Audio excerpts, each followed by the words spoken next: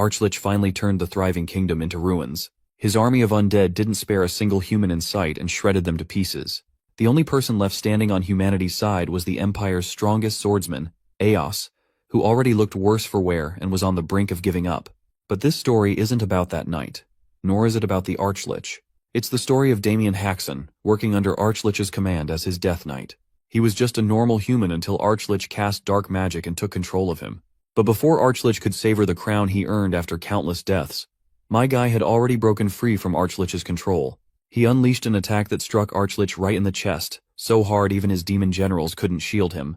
Damien Haxon had finally moved with his own will, much to Archlich's shock, who had erased Damien's consciousness completely. But as fate would have it, Archlich was never able to fully factory reset our boy's mind. Some part of his soul and mind stayed intact, dormant in his head, watching his own body out of control. Under Archlich's command, his demon generals launched an attack on Damien, only to get obliterated by a single strike from him. In a last-ditch effort, Archlich played his trump card and summoned God knows how many undead. The entire horde charged toward Damien, aiming to claim his life. But once again, all it took was a single hand gesture to incinerate the undead into smithereens. Seeing this, Archlich could tell his end was near. He had unintentionally created a monster so peerless it could rival the gods themselves. To save his own skin, which Archlich didn't really have, he started smoothing things over with mere words. Deep in mind, even if he failed to sway Damien with talk, he planned to transfer his soul into another vessel. I don't think Damien was going to let this bastard off the hook, at least not after losing the people he loved. To kill this sack of bones, Damien went so far as to create a technique that severs souls themselves. At first, Archlich refused to believe such a technique existed. Still, he tried to make a run for it before it was too late. But it was already too late, because my guy had finally unleashed his final strike, hitting Archlich squarely in the chest. At first, nothing happened, much to this bony head's relief, convinced the technique was just a bluff. But he soon learned it wasn't. Some painful magic mojo took hold, and he exploded right there, leaving only his empty skull behind. Even that remaining skull was crushed to bits by Damien. With his revenge complete, Damien lost the will to live. He literally killed his own family while under that bastard's control. He brutally slaughtered them, while some part of him helplessly watched his loved ones die. The only way he could reunite with those he killed was after death. With that in mind, he took his own life. But it wasn't the end. His prayers were heard, and he opened his eyes again. The person in front of him waking up is his sweet older sister. Bro thinks he is in heaven, watching his sister, though the unusual thing is that she looks way younger. She overhears him calling her younger and is flattered right on the spot. For a moment, she thinks he is trying to get on her good side, just so she can save him from their father's scolding. Being the good sister she is, she agrees to save his ass in desperate times. She eventually runs off to the mansion, not before telling him to get inside since it will soon start raining. Damien takes note of the mansion standing tall right in front of him, the same mansion he had burned down to ashes. He is clueless about what is happening. The closest thing to describe his condition is that he is dreaming. Or maybe everything he had endured in the past was just a big dream, and he has finally woken up in reality. But he is sure he will find out soon enough. He grabs a tree branch off the ground and stands in front of a giant rock to unleash his knightly prowess he had while he was acting as Death Knight. He takes his stance, and with the help of his past teachings, he pokes the hard rock with that mere tree branch. For a second, nothing happens. Then the giant rock shatters into bits and pieces, confirming that what he went through in the past wasn't just a vivid dream. This realization cracks him up, causing him to pull a classic light Yagami laughing pose. He slumps down after laughing so hard, the weight of realization sinking in. What he is witnessing isn't a mere dream, nor was his past experience just a dream. He has returned to the past, a realization that hits him deeply. Let's have a little background on Damien's life at his current age. As far as Damien could recall, he was a clown who always brought shame to the family name with his antics. His father was always there to remind him how pathetic and loser-like a son he was, someone who only contributed by tarnishing the family's name. His antics only brought misery to the people around him. He stomped all over his family's future and even made sure their household's properties got confiscated. Because of his talent for bringing shame and ruin, his father kicked him out. Among all the family members, the only person who still saw Damien in a positive light was his older sister. He never understood why she was always so supportive and concerned, even though he ruined her life by destroying her engagement. Before he left, she offered him some money to ease his journey. He hesitated, but eventually snatched the sack of money and ran away as fast as he could, because he could barely look at her without getting embarrassed. After running away from the family, he finally realized how wrong and cursed his existence really was. The shame and guilt gnawed at him, causing him to have profound Back in the present, Damien sits on his knees, racking his brain, trying to figure out what triggered his regression. Sure, he wanted to apologize to the rest of his family, but to think his prayers were actually heard, that he really came back to the past is kind of insane. Only a divine miracle could explain this. He looks down at his trembling hands, still shaking from the recoil of the technique he just executed. The technique is called wave breaking, a move that amplifies the impact of a blow several-fold. He learned it after defeating the knight known as the Castle Wall Destroyer. Suddenly, a familiar voice grabs his attention, a concerned servant calling out to him. The guy is clearly here with urgent news. Otherwise, he wouldn't be dragging his heavy body all the way out here in a full sprint. Damien knows he's from the household staff, but for the life of him can't recall his name. Then the name finally surfaces in his mind. Perhaps he is Victor. Victor confirms his name and immediately questions why his young master is still loitering out here, even though Lady Louise personally came to fetch him. According to the servant, the patriarch is boiling with rage right now. Damien, meanwhile, has no freaking clue what he even did to piss his father off this much. But we're about to find out. Back at the Hoxton Viscounty, the patriarch's furious and thunderous voice echoes through the mansion. The man is so pissed that he tries to strike Damien on the spot with an improvised swing. Luckily, Damien dodges just in time, thanks to his honed skills as a knight. Just then, his mother and sister rush in and arrive in the nick of time, grabbing hold of the patriarch before he actually shreds Damien to pieces. Turns out, our boy got kicked out of a bar for causing a massive commotion, once again staining the family name. The whole town is already talking about how the Hoxton heir is a good-for-nothing troublemaker. If it weren't for the mother and daughter duo, the old man probably would have cracked Damien's skull open right there. They're both trying to smack some sense into the furious father. Meanwhile, Damien is having a moment of reflection. He can't even remember the last time he got scolded like this. But now that it's happening, weirdly enough, he feels alive. Let's do some quick introductions. The angry old man is Paul Deesburn Haxon, the mother is Merlita Haxon, and the sister, his sweet saving grace, is Louise Haxon. It might be chaotic out here, but Damien missed this so damn much in his past life. Tears start leaking from his eyes, totally uninvited. The family stares in disbelief. Their son crying like this? That's seriously unheard of. Even Deesburn simmers down a bit. Before delivering punishment, he gives his son a chance to explain himself. But Damien's got nothing. No excuses, no deflections. Well, this response comes out as a shocker to his father. As far as his family is concerned, Damien is the guy who used to weasel his way out of everything with lame excuses. But now, he owns up to everything. He admits he brought disgrace to the Hoxton name. It's all his fault, and he's not ashamed to say it. Deesburn lets out a long sigh. This isn't how things usually go. Still, he's not sure if a bit of sincerity his son is showing is enough to let him go off the hook. With all due respect, Damien says he's ready to make up for what he did. He's willing to do whatever it takes to fix the damage and salvage the family's honor. And once he's done that, he's ready to face any punishment his father sees fit. The declaration leaves his family stunned. He sounds like a completely different person. The father even wonders if the boy hit his head or something. Scene cuts to Merchant City landwork. Victor and Damien are sneaking toward the pub. The servant is visibly tense, full of apprehension. He's not sure this is a good idea. There are rumors that the pub is backed by a syndicate. If that's true, things could get ugly. But Damien, who was once a fearless death knight, just walks past his servant, casually giving him permission to head back if he's that scared. Victor, ever the loyal servant, shakes his head. He's duty-bound and isn't about to leave his master, especially not because of fear. Damien reassures him that they are only here to talk to the pub owner and sincerely apologize for the mess he caused last time. He just wants to make things right. As he walks, he hopes everything goes as smoothly as he's picturing in his head. He doesn't know how or why he came back to the past. But if some god really gave him a second shot at life, he's not about to waste it. If he wants to break the curse of always ruining his family's future, he has to start taking bold steps. Once he stands in front of the pub's gate, two thugs immediately take notice. They recognize the face and respond cockily and aggressively. Damien can't remember them clearly as it's been so long, but they do look familiar. Without getting aggressive himself, he keeps his tone calm.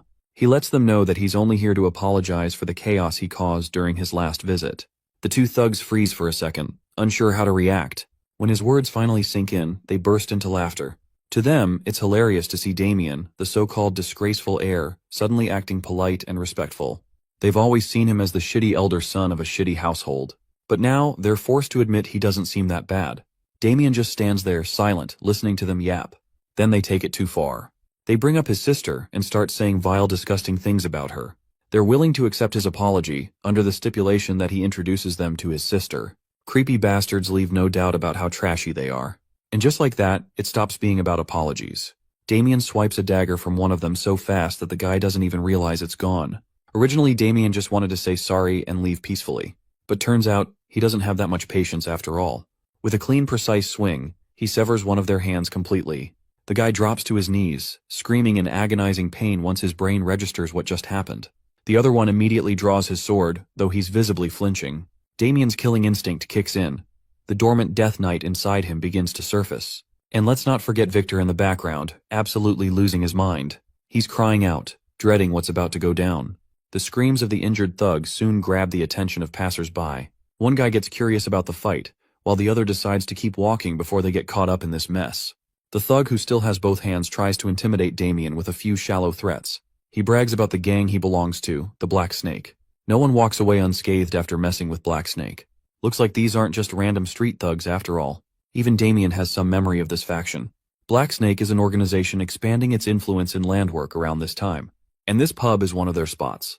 When Damien complained about their overpriced food back in the day, the only thing he got in the feedback was a brutal beating. Not just beaten, they humiliated him in front of everyone there. Now that he thinks about it, he's the one who actually deserves an apology, not the other way around. Back to the fight, the thug makes it clear that being a noble won't save Damien from the consequences he's about to face. He finally lunges with his sword at full strength. Damien just takes a step back, trips the thug over his feet and lets the bastard eat dirt. Before he can even finish coughing and get up, Damien's already on him with his dagger. The bastard should be grateful he's only about to lose a leg. If it weren't for his family, wiping these guys off the face of the world wouldn't be hard. With that threat clear, Damien slices off the thug's leg, making him double over in pain. More thugs show up, drawn by the screams. They also seem to be a little shaken seeing the brutality that unfolded there. Only one of the thugs is courageous enough to stand right at the front, while the others hide behind him. He demands to know which organization Damien belongs to, and where he's from.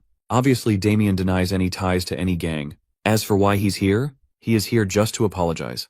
Though after thinking it over, he figures he should be the one getting an apology. He also has a complaint for the pub owner. This sassy dude isn't willing to entertain Damien's requests. All they want is his identity. Since he's not telling, they fear they'll have to make him speak. The leader orders his goons to charge. The brainless thugs rush at Damien, unaware of what's coming. Damien doesn't even feel like wasting time on these small fries. He takes a deep breath and zips past them with sonic speed, slicing off hands that were never meant to wield swords against him. One dash later, 3 guys are down. Damien is seriously rocked, while the leader of the thugs is absolutely shocked, though that quick dash took a little toll on his young and fragile body. Still, he's got enough strength left to finish off the guy in front of him, and he's ready. The bastard tries to beg for mercy, offering an apology if Damien's willing to forgive. But it's clear this whiny little bitch isn't getting any mercy, at least not until Damien claims one of his limbs. The scene quickly shifts inside the pub, which is brimming with life. But the mood changes fast when everyone notices the whiny guy standing petrified near the entrance. Poor bastard couldn't outrun his doom. As his body falls to one side, Damien stands there, all eyes on him. He wipes blood from his cheek while the customers, who were enjoying their drinks seconds ago, scatter for their lives. Good thing that unnecessary nuisance left right away, leaving Damien alone to settle his score with the pub owner. The owner stands above in the corridor, furious about the noise. More than anything, he's mad there's no guard in sight. This bar owner looks like some goofy character straight out of One Piece. His name's Anderson Holm. Damien only adds salt to the wound by casually revealing he already took down the guards Anderson's talking about. The weight of the situation finally sinks into Anderson's mind. It's unbelievable that someone defeated members of Black Snake. He demands Damien explain why he's causing such a mess and disrupting his business. And more importantly, who he even is. Damien introduces himself without hesitation. He clears the air. He never meant to cause trouble. All he wants is a sincere apology from the owner. The place is way overpriced, and he's already filed a complaint before. The only feedback he got was a humiliating beating and being thrown out like a dog. Everyone misunderstood him and assumed he was the troublemaker.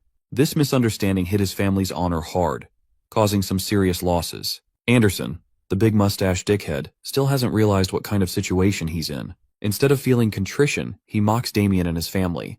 He's heard the Haxon Viscounty has no honor left anyway, which is something this clown finds quite laughable. What's even funnier is that Damien actually expected him to apologize. Seems like my guy had already been expecting this exact response out of this bastard. Initially, he was planning to spare this bastard once he had apologized sincerely. But now, he's got the perfect excuse to exact a juicy revenge he's been craving. He won't forgive this bastard talking trash about his family. In a split second, Damien maneuvers so fast he reaches the bastard standing on the first floor. With the dagger aimed straight, he's ready to yank this bastard's innards out. But it seems like our boy got carried away and let his guard down. Some guy rushes in, bringing a heavy sword down on Damien, knocking him back to the ground floor. The strength behind the blow is insane. The mysterious guy's name is Ted, someone Anderson's been waiting for to intervene. Damien admits this guy's got serious grit. With the strength he's packing, this gets our guy wondering how someone like Ted ended up working at such a third-rate place. Now he's very curious to learn why a knight of this caliber is even here at all. Let's talk about the knights for a moment. The glorious warriors of honor walk the path of martial arts throughout their lives. There's a hierarchy for them, starting off as a trainee and then an apprentice knight. Finally, they become an official knight when their skill level allows for it. The official knights are recognized as warriors capable of utilizing aura, to the point that they're mountain-level warriors, capable of cutting down dozens of creatures ahead of them. They can even cut through castle walls without breaking sweat. In other words, the knights of this story are pretty damn strong. So strong in fact that they're considered as transcendent beings. That's actually the reason why the bar owner is out here giggling like a lunatic, because he's damn certain of his victory. Even though Ted is an apprentice knight, he swears allegiance to the leader of the Black Snake organization. With Ted's involvement, the bar owner is confident that our boy won't be able to leave this place in one piece. And yes, the one piece is real. Damien stands on business, confidently questioning Ted's rank. He can finally understand why he felt a hint of aura in their previous clash. But his revelation just now astonishes Ted, who can't believe that someone as insignificant as our boy was able to sense his aura, even when he did his best to conceal it. Thinking about it for a minute, Damien pieces together the reason why Ted even bothers working in a shitty place like this. He thinks that Ted wasn't considered good enough to become an official knight, and was tossed out from the ranks, leaving him no place to go. The verbal assault has already chipped the knight's armor, while the bar owner tries to calm him down by addressing payment.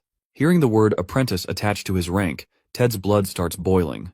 Pissed as hell, he bursts with incredible speed to slice down the arrogant noble's mouth, in an effort to punish him for being disrespectful. But without fearing for a thing, our boy simply stands there as Ted's blade is about to slice him down. He evades the heavy strike at the very last second, which means if he hadn't dodged the attack, the enraged apprentice knight would have sliced him in half. Preparing himself for a second attack, the apprentice knight unleashes his swings at Damien. While our boy is dodging without much difficulty, he's starting to grasp on his opponent's skill. From the looks of it, Ted doesn't appear to be an average apprentice knight, demonstrated by his sword ability and precise swings. Bursting with fury, the apprentice knight unleashes a wide slash, which is easily evaded by the young master.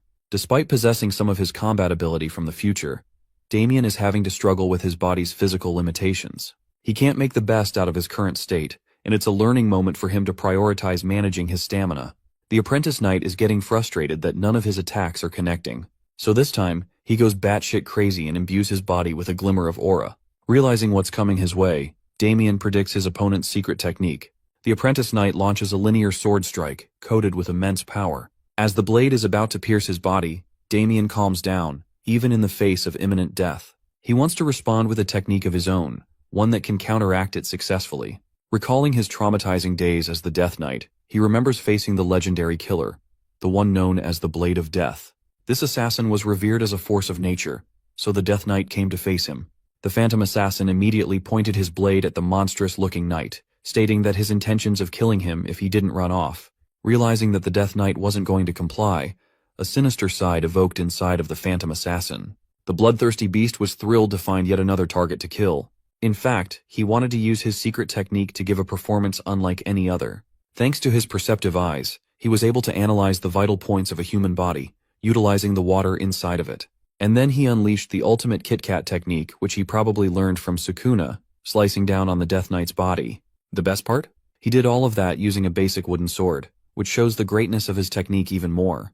The Death Knight's torn body rested on the ground, while the phantom assassin celebrated his victory. Little did he know that the Death Knight wasn't going to die that easy. In fact, when he turned around, he saw doom. The creature's body was linking back together, his flesh and organs forming back into one central piece, even after being cut in half. Yup, that's because the Death Knight whipped out the anti-Kit Kat technique from the Heian era. With his body fully reformed, the phantom assassin began to realize that he fucked up by targeting an undead monster. Here's the icing on the cake. After experiencing the same technique used on his body, Damien instantly learned it and was able to use his perceptive eyes to target the phantom assassin's vital points. Without even being able to comprehend what was going on, the Death Knight slaughtered the assassin by giving him the same treatment. Instant karma, and he did it without a sword too. The maniacal assassin experienced excruciating pain, all the while being unable to comprehend how someone was able to copy his secret technique. And that leads us back to the present.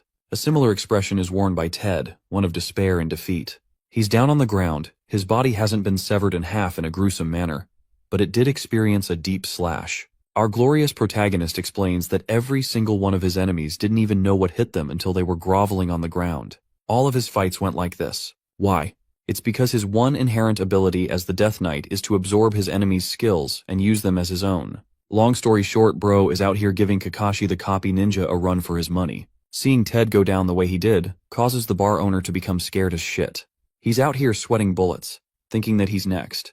Bro's got that desperate Vegeta face going on. Seconds later, he's kneeling in front of our boy and apologizing for bringing dishonor to the Haxenvi County. But it doesn't end there. He also offers a serious amount of gold as a consolation for any trouble caused. Damien is out here celebrating on the inside. He only came here for a simple apology, but he's getting easy money too. He decides to let the matter slide and glances at his servant Victor, who quietly observed the whole scene unfold. The servant quickly comes to collect the amount, questioning his own senses after what happened. He saw how the young master dismantled the knight with a crazy technique at the last second. It doesn't make sense to him how the young master suddenly obtained powerful techniques. In the next scene, they're leaving the bar. Victor comments on how he's never had to carry so much money before.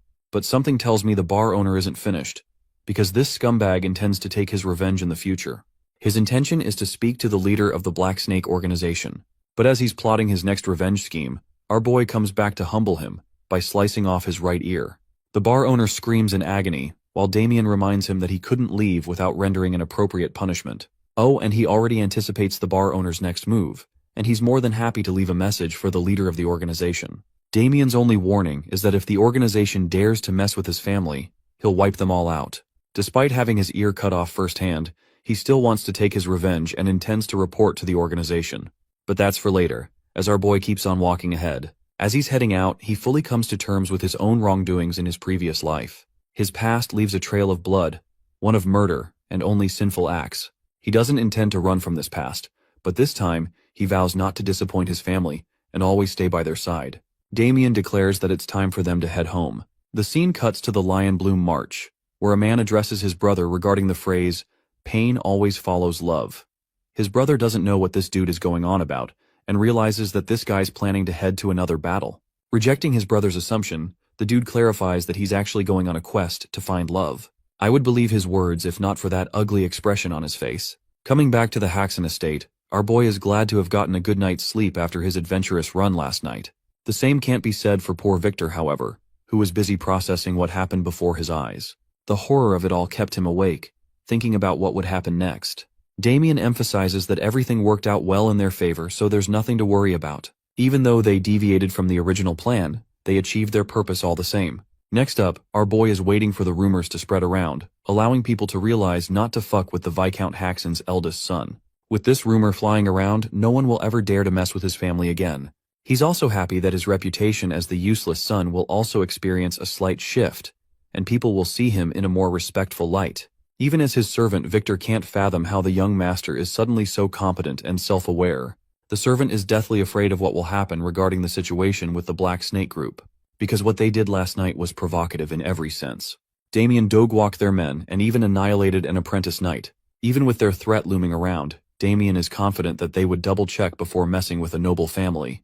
And if they're stupid enough to try, he'll beat them black and blue. This alleviates some of Victor's concerns, and he comments on our boy's exceptional sword skills that he shouldn't even have, which makes him question when the young master became so capable in sword fighting. Of course, our boy quickly turns away because he really doesn't have an explanation for it. Damien tells him that he trains every now and then. Speaking of Damien, his father is out here channeling the speeds of Barry Allen, the Flash. Bro is pissed that his son was gone all day yesterday. What's more, he's scared that the kid must have caused even more trouble again. Showing no signs of fear, Damien urges his father to calm down, because he handled everything and rectified his previous mistake. He then tells Victor to reveal their prized possession. The glimmering gold coins seduce his parents very quickly. It's the easiest way to make them happy. The young master informs them of his travels to the same tavern, and how he cleared up a certain misunderstanding, a miscalculation that they did, and because of that, They gave him consolation money for their mistake. I just love how he omitted the part where he cut off like 20 hands and plucked off the bar owner's ear.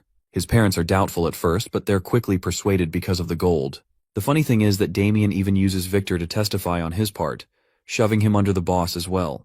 In the end, Victor agrees with everything the young master said, which adds more weight to his words and helps his family's trust in him. Damien's parents are happy, while Victor is out here realizing that he's got a Gaslighter Pro Max as his young master. The scene quickly cuts to our boy sprinting in the fields in order to test his stamina. After a little while, he's already exhausted and dying for breath. This makes Damien understand his own limitations, and he has to deal with his shitty body at once, or he'll be at a huge disadvantage. Pulling out a purple gem from his pocket, he's lucky to have acquired a little something that's going to help him in the short run. Before leaving the tavern, the bar owner included this tonic in his list of treasures. A creation of Alchemy Academy, it allows a significant increase in one's stamina and energy. Damien found himself surprised to hear the Academy's name. They specialize in making these types of potions and tonics, and they're so good that their value is equal to a gemstone. All the good for this young master, who got his hands on it for free. At present, he quickly gulps down the tonic, and in mere seconds, experiences a jolt of electrifying energy brewing inside of him. The effects are working right away. He crushes the vial, reflecting that his most important goal right now is to build up his body back to the way it was. To become the unstoppable Death Knight. The Pookie Archlich Dorgo is bound to unleash his army of the undead, ravaging the world to ashes. Damien has to make sure to prevent that dark future from happening, no matter what. That's why he's hell-bent on regaining his powers. It's the only way he'll be able to protect what's dear to him, his family's safety and happiness. Pumped for another run, he bolts off, declaring that he'll kill the Archlich, and this time he'll make sure Dorgo stays down. That very night, the scene cuts to the Tower of the Black Snake Group. The grunting fatso is disappointed in the Apprentice Knight's defeat, especially since they spent a fortune hiring him. Ted's condition is really bad, so much so that even the underlings think they should get him treated. But off-brand Kim Jong-un over here is ruthless, and orders Ted to be thrown into the dumpster. Meet the boss of the Black Snake Group, Cedric Walker, who apparently doesn't believe in second chances and wants Ted to be disposed of right away. After all, they can just buy another one in his place. Mustering all of his strength, the Apprentice Knight takes a stand and comments on how disappointing this ending is. Cedric turns around, surprised to see the knight still capable of holding his ground. He actually offers Ted a second chance if he gets treated, but based on how he was about to dispose of him only a minute ago, the Apprentice Knight is so pissed off that he lunges at him with his blade. But despite his desperate attempt to kill the organization's leader, he is stopped by a shadow tendril, which quickly chains him and renders him harmless. The person responsible appears and prefers killing the Apprentice Knight as part of their contract. Cedric is more than happy to see how their newest hire will perform. The helpless knight can only shout complaints. The mage ends up chanting a command, unleashing demonic creatures from the dark upon the helpless knight. Before the knight can even comprehend what's going on, he meets his bone-chilling demise. Despite him begging for mercy, the 5 demonic beasts devour each of his limbs as well as his head, ripping his body apart as his screams reach the ceiling. By the end, the only thing that's left of Ted is a miserable foot. Bro probably got the worst death I've seen in a while. Cedric is disgusted, but at the same time quite impressed. He accepts the mage into his group and requests for cleaner deaths from now on. The mage is happy to hear that and awaits his next target. The leader of the organization expresses the recent incident, which included a noble who messed with their members. However, Cedric isn't going to be stopping. All he cares about is for Damien to suffer an agonizing and gruesome death, and he's even willing to increase the pay for it. Cedric pays the mage his commission in advance. The dark mage is more than happy to take up this task and execute it with success. Panting in exhaustion, our boy continues his epic training arc. He's out here doing squats with a heavy load on each side, helping him become overall muscular and amp up his stamina. This training regimen is doing wonders for him. But strangely enough, the past few days have been far too quiet, almost as if disaster is right around the corner. He was fully expecting the Black Snake organization to come and shoot him down by now. As he's about to drink from his bottle, he senses the presence of 2 assassins nearby. Realizing that they're the scumbags of the organization, our boy zaps in with incredible speed to pin them down. To his utter shock, the dude he ends up attacking isn't an enemy, but actually Abel, his nerdy brother. Bro immediately releases him, causing his younger brother to flop to the ground. Abel is awestruck by his older brother's incredible strength, and he was fully expecting to get his head popped just now. It's a good thing that didn't happen. Damien apologizes and offers him a hand, sharing that it was never his intent to treat him like this. Instead of accepting his older brother's apology, the nerdy brother reveals that he learned about Damien's situation at the bar, and how he got an apology out of the owner. However, from what he's heard, he knows that a fight broke out, and that dozens of people were injured. Abel accuses his older brother of lying to his own family. Instead of deceiving him, Damien actually confirms the facts as the cold hard truth. Abel jumps in his face in shock, questioning how the hell his brother was able to face off so many people. It doesn't make sense unless he hired Agent 47 or something. Even though Damien fully accepts that he's the one who did everything, Abel still isn't convinced. The only thing he cares about is that his older brother doesn't go around dishonoring their family's reputation. They're already sick and tired of cleaning the troubles he's caused in the past. Fully understanding his little brother's annoyance, Damien pats him on the head, reflecting that his little brother has a pure heart and has always wanted the best for his family. That's why he doesn't find himself annoyed at his attitude. In fact, he smiles at Abel, stating that there's nothing for them to worry about anymore. Their meeting is interrupted by Victor, who comes in panting to deliver some shockingly bad news. His sudden announcement causes both of the young masters to grow alert. In the next scene, they quickly dash into the family estate and burst open the door, only to find his parents sitting opposite to a certain man. This is the same dude from earlier, who wanted to go on his quest for love or whatever the heck he means. Seeing Damien arrive so quickly, the arrogant man expresses his innocent intentions of sharing what happened at the banquet hall. Meet Erwin Lionbloom, the evil and beta version of Erwin from Attack on Titan. Unfortunately, he shares some terrible ties with our protagonist. To understand what happened between them, we'll have to go back to the past. At the banquet hall, he and Erwin had a little beef. Apparently Damien was offended by something, while the calm and collected Erwin only riled him further. The drunk troublemaker reminded everyone that Erwin insulted his sister and spoke badly about him, so he has every right to take offense. Then again, Erwin smartly took advantage of our boy's drunk state, and pinned the blame on that.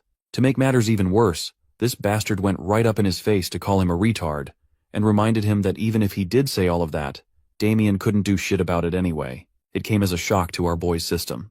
At the time, he made the biggest mistake he could possibly make in that situation. He chose physical violence and punched the bastard away.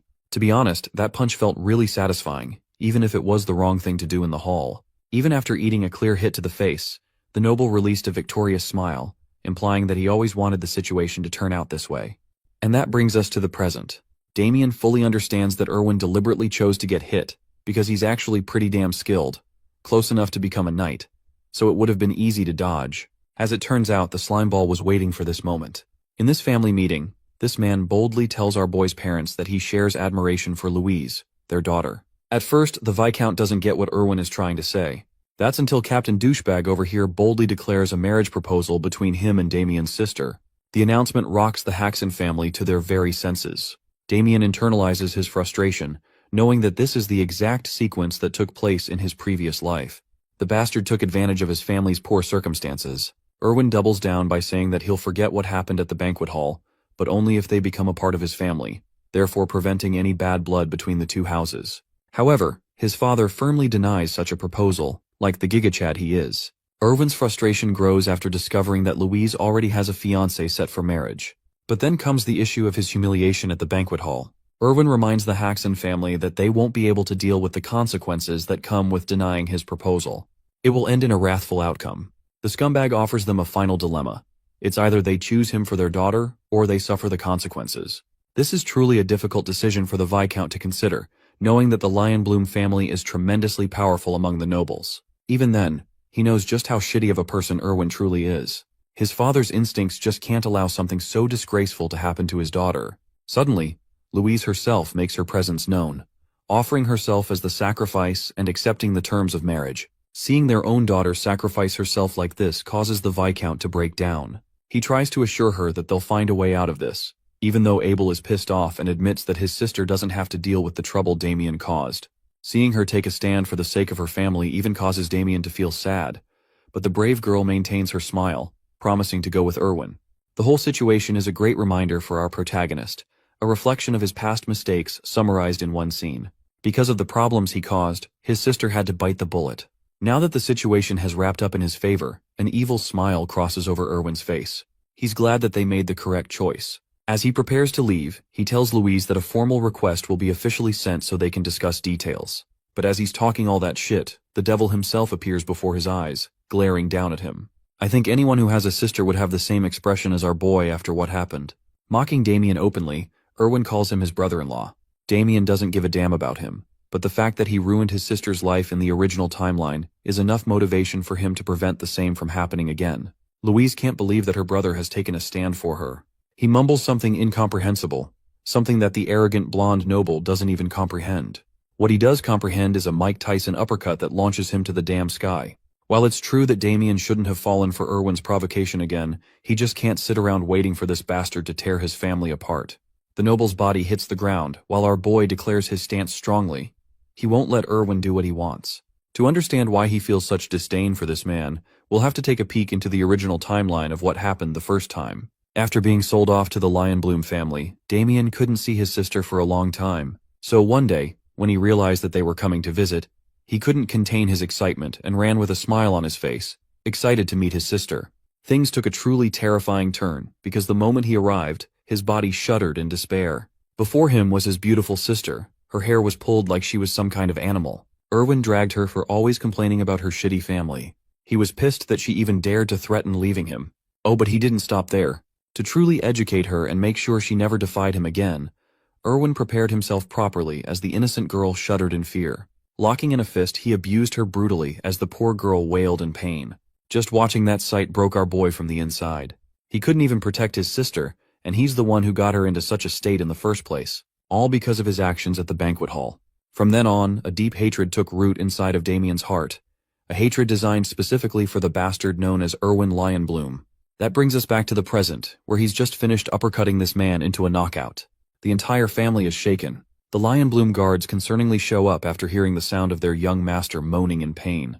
At once, they unsheath their weapons to seize the person responsible for hurting the young master. Damien gave them one look and realized that they're his escort guards. Speaking of the bastard, Erwin snickers like the little pest he is and gets back up. He's done being bitch-slapped twice in the face by now. Taking the situation to violent means, he clenches his sword, while the Haxon family stares in horror. Finally revealing his true nature, Erwin unsheathes his blade, questioning if his brother-in-law is looking for a quick death. To prevent the situation from turning into a bloodbath, his escort guards quickly step in to handle the situation for him, since it could lead to a bad impression of him. But this time, the enraged bastard doesn't listen to reason, and demands that his guards move. When one of the escort guards resists the order, Erwin literally punches him into the nearest wall. I genuinely took him for a weakling, but damn, he really is close to the skill of a knight. Chillingly reminding his guards to move, Erwin glares at them with contempt. Abel and Louise are quivering for their brother's sake, while the Lionbloom young master strides forward to deal with Damien for good. He wonders how the Haxon family will resolve this situation, especially when they've made it worse tenfold. Sensing real danger for her brother's life, Louise understands that Damien will be hurt. She forcibly steps in to resolve everything. But this time, our boy defends her. No longer will she become the sacrifice. This time Damien, her older brother, will handle the situation, as he gives her a look of assurance that everything is all right. It's time for an official one-on-one duel. Hearing the word duel astonishes the Lionbloom young master. Damien makes his offer clear, stating that he'll do anything Erwin asks of him if he is defeated in the duel. But if our boy wins, everything that happened up to this point will be forgotten from both sides. Interestingly, Erwin doesn't want to accept the conditions for the duel, because he already got what he wanted out of Louise. She already signed an approval from her side. Instead of backing down, Damien takes a smart approach by challenging Erwin's ego, stating that he's a coward for backing out of a duel. Basically, bro said no balls to a good argument. The funniest thing is that it actually works. Erwin considers accepting the duel simply because he thinks he'll mop the floor with Damien in a real battle, finding this as the perfect opportunity to crush Damien forever and then steal his sister from him. The sadistic bastard points his blade and accepts the duel. In the next scene, Damien's mother is really worried and wants to intervene, but seeing their son confidently step in like that, the Viscount thinks that Damien must have a plan behind his back. That's why they have to let their hopes rest in his hands. Unfortunately for them, Abel knows just how despairing this situation truly is. He is the only person here who fully understands Erwin's skills, comparing him to an official knight. So from that perspective, this is a losing battle right from the beginning. The arrogant young master wants to kick the battle into motion, but he's stunned that his opponent isn't even interested in using a sword. Damien assures him that he'll be alright. In order to fully humiliate the guy, bro brings out his trusty fork. Ah yes, the ultimate fork sword. The only weapon that can compare to the ultimate stick of destruction. Seeing the damn fork in his hand, Erwin is at a loss for words while Damien's family is out here dying on the inside, questioning what the actual flip he's going to do with that. Erwin straight up laughs in his face, finding it reasonable to assume that his opponent has already accepted defeat. He thinks Damien's gone crazy out of terror. With full confidence, Erwin lunges into the fight, intending to cut him down. But to his utter shock, the first swing misses Damien, who evaded casually. To complicate his attack pattern, Erwin launched multiple swings, unleashing his technique, the fierce roaring lion sword. Bro's got his own Susanoo over here. Anyway, the destructive blow is all smoke and mirrors, because by the end of the attack our boy's feet are still firmly planted on the ground. He's deflected every single strike. Even the escort guards are at a loss for words, not knowing if their young master is playing around or if his opponent is really that good. To deconstruct what happened, we take a look at Erwin's point of view. In that brief time window from when the technique launched, our boy danced around each of his swings, without even getting hit once. As for Damien, he's glad that his physical training has been paying off. Thanks to his increased stamina, he can now keep up with fast movements without gassing himself out. Need I remind you guys that he's doing all of this with just a damn fork? But also, he has gained an understanding of the Lionbloom family's swordsmanship thus far. Here's the neat part. In the original timeline, the Death Knight Damien actually faced off against the eldest son of the Lionbloom family, Yahello Lionbloom, and this guy was a force to be reckoned with. Compared to that, his little brother is disappointing and much weaker. That's why the current Damien isn't having any trouble facing him. Erwin's blood boils as he sends off waves of aura, refusing to accept that it was skill that allowed Damien to dodge his techniques. Unfortunately, the invoking of aura is dangerous for anyone to deal with, so our boy is faced with yet another puzzle. How will he avoid this? Erwin Lionbloom races at incredible speeds to jump right in front of the target, ready to deal a killing blow. In this delicate moment, Damien considers and selects the Sword Saint technique from his list of techniques, and decides to use it. A proper clash breaks out, except Erwin's world breaks into pieces when he sees a mere fork blocking his sword, and even overpowering it to some extent. He can't even fathom what's going on. Before can even process the situation, he is struck with our boy's secret move, the countless Thunder Shadow revelations. Using that move, the ultimate fork of destruction flings the sword away with ease. It's Erwin's ultimate fall, as Damien hastens to end the fight with a fork in hand. The fork stabs the arrogant noble in the neck, ending the battle. Every single person in his family gasps in horror. You guys might be thinking that a fork was used as a murder weapon just now, but it turns out that our boy is quite generous. He only poked Erwin's neck, as if to warn him that he could have done more. Even after receiving a tiny stab, this dude starts freaking out like a little bitch. Of course, in his heart, Damien really would have wanted to kill him and erase the disease from the world. But he knows that he must choose his family's side this time and let this situation slide. So he concludes the duel, declaring himself as the clear winner, and asking if little Erwin over here has any issues with that conclusion. Shuddering like a puppy, the arrogant noble has been reduced to a harmless doll. Damien straight up tells this dude to get lost as the scene comes to an end. If you guys think the way Damien handled that humiliation was satisfying, then like the video and show your support. After the duel, the family shares a quiet breakfast the next day. Having finished his meal, our boy gets up to leave for his training. With him gone, the family sulks in sadness. Particularly, the boy's mother is curious and wonders when they'll talk to Damien about what happened. Speaking of which, Abel is out here having a system reset. Dude is in a permanent state of shock, unable to comprehend how his brother suddenly became so goddamn powerful. Even his parents are concerned. The Viscount breaks silence, emphasizing that it wouldn't be right to force their son for an answer. He thinks the right decision here is to let the boy reveal the truth when he feels the time is right. I really like that they're not forcing him here. Such a nice touch. Apart from that, his father is visibly shaken. Though he's curious about his son, the look of death he sees in Damien's eyes intimidates him to the point he doesn't want to confront him about anything. Even though Damien is his flesh and blood, that boy has become a lot more intimidating than before. Shifting the perspective to our boy's side, he's out here taking inspiration from Rock Lee, arming his body with heavy weight to train for endurance. As he's about to head out, Louise catches up to her brother. She's the first person from his family who wants to talk about what happened the other day. While she's struggling to form her words, our boy realizes his mistake and immediately lowers his head, apologizing for the trouble he caused and how he forced her to be in a vulnerable position. While he's ranting on and on about his apology, his sister stops him, offering her sincerest gratitude. He really did stand up for her, and she feared for her life, even though she didn't show her fear in front of Erwin. It's thanks to her brother that she avoided such a miserable fate. Hearing her admit that makes Damien very happy to have made a difference. Knowing that her brother stepped up for her cause, to save her bravely, is the reason she's so grateful for him. In a warm moment while receiving her gratitude, Damien offers his own. A sister shows her love for her brother, and a brother returns it back with interest. He's thankful for everything she's done for him this far. Before Louise can comprehend what he means by that, he prepares to leave. As he's leaving, she offers him a sword to take with him. It's actually their father's most prized possession, his favorite item. To show love for his son, the Viscount gifted him the blade so that Damien could use it in his training. The boy is shocked to hear such consideration from his father, while Louise reveals that even though their father can be tough on the outside, he loves Damien a lot. Funnily enough, she does her father's impression to remind dear old Damien never to use a fork again because it's disgraceful for the family. Damien's pretty damn convinced by her impression and unsheathes the blade, finding himself impressed by what he sees. He's in his father's debt. Hilariously, when we go back to his father's sword collection, we get to see that this man has a whole bunch of swords at his disposal. He's just complaining for no reason at all.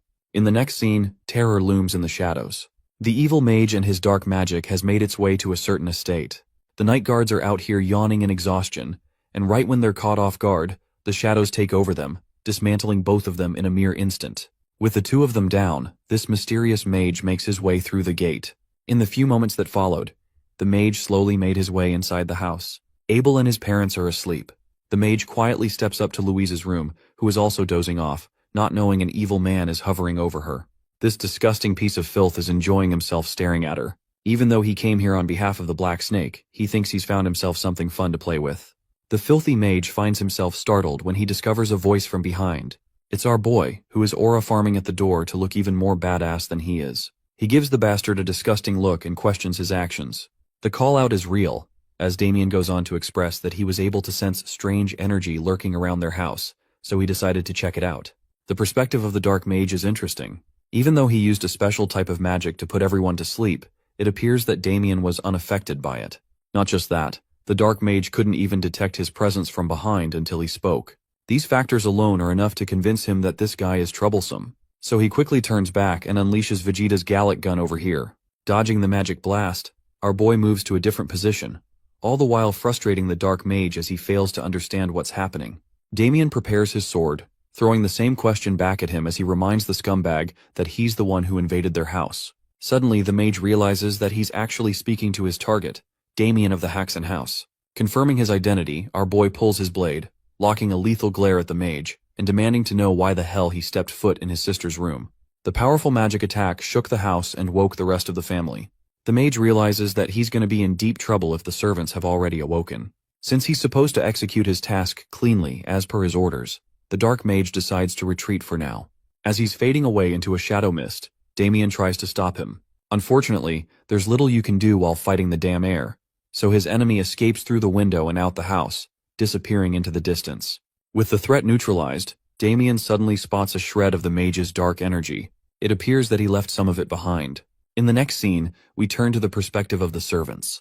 They've just discovered the horrific sight of the Viscount's most treasured horse. If word gets out, the Viscount will raise hell. It's also strange because the horse was doing just fine the other day. As the servants are mumbling in horror, Damien comes up to shock them with his sudden entry, expressing his own concerns. The young master's sudden arrival scares them, but he assures them that there's no need for any of them to panic, as he isn't here to hold either one of them responsible. All he cares about is for him to take a personal look, so he orders them to leave the site. Now that he's alone, Damien inspects the condition of the horse. Turns out that the same shadow trail of energy is somehow connected to this dead horse. From the looks of it, he's confirmed the presence of dark mana based on the terrifying energy signature. This also confirms his suspicions that the man he faced last night is actually a dark mage who practices such mana. Now Damien understands that his family still doesn't know what happened. In fact, he has no intention of revealing anything as it will only create chaos and worry.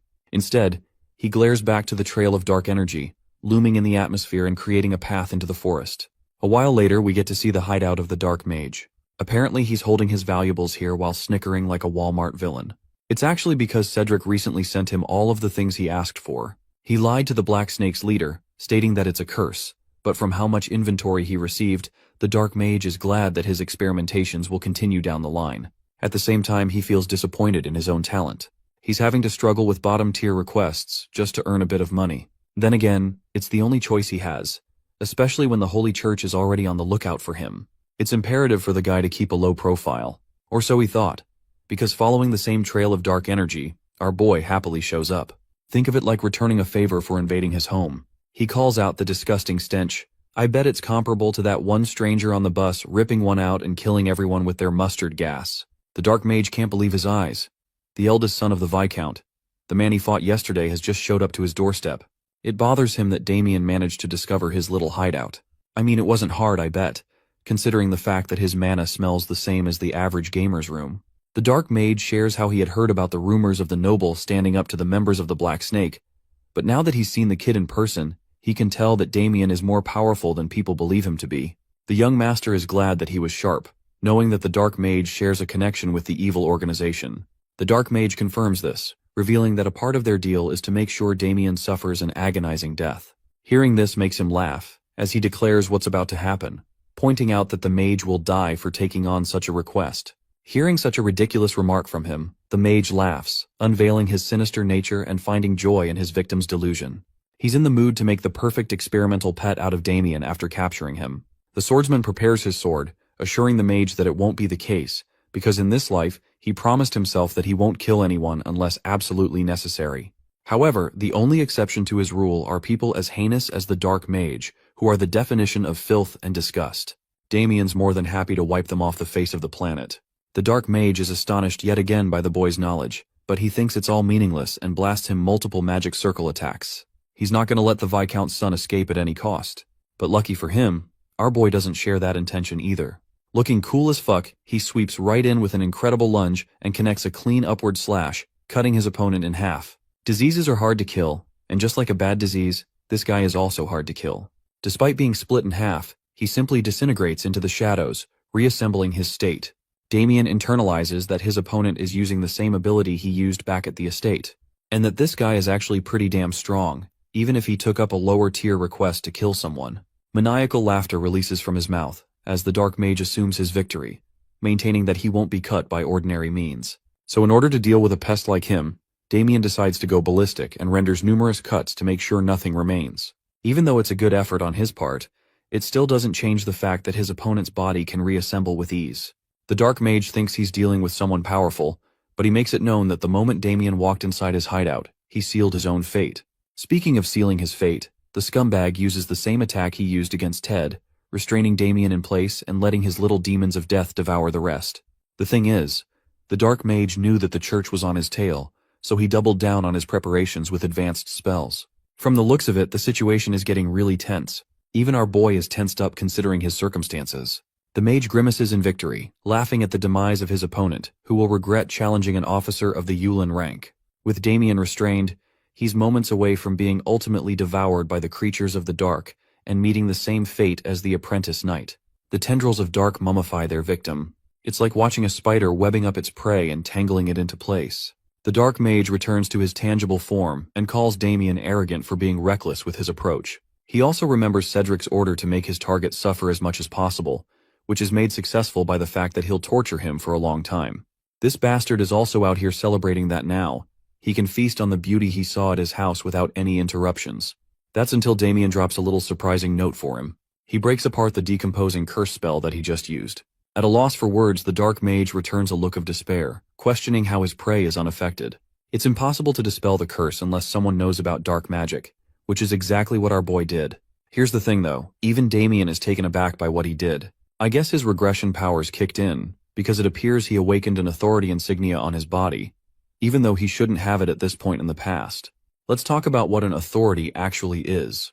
In this world, it's known as the power of a god being gifted to mortals. In this case, Dorgo favored his Death Knight so much that he infused the strongest magic and binded it into him. Even after giving him indestructible magic and power, Dorgo was left unsatisfied. He wanted more out of his Death Knight, the ultimate servant and the sword of evil. Hence, he decided to slit his own hand, unleashing a part of his dark power, turning the Death Knight into an ultimate weapon.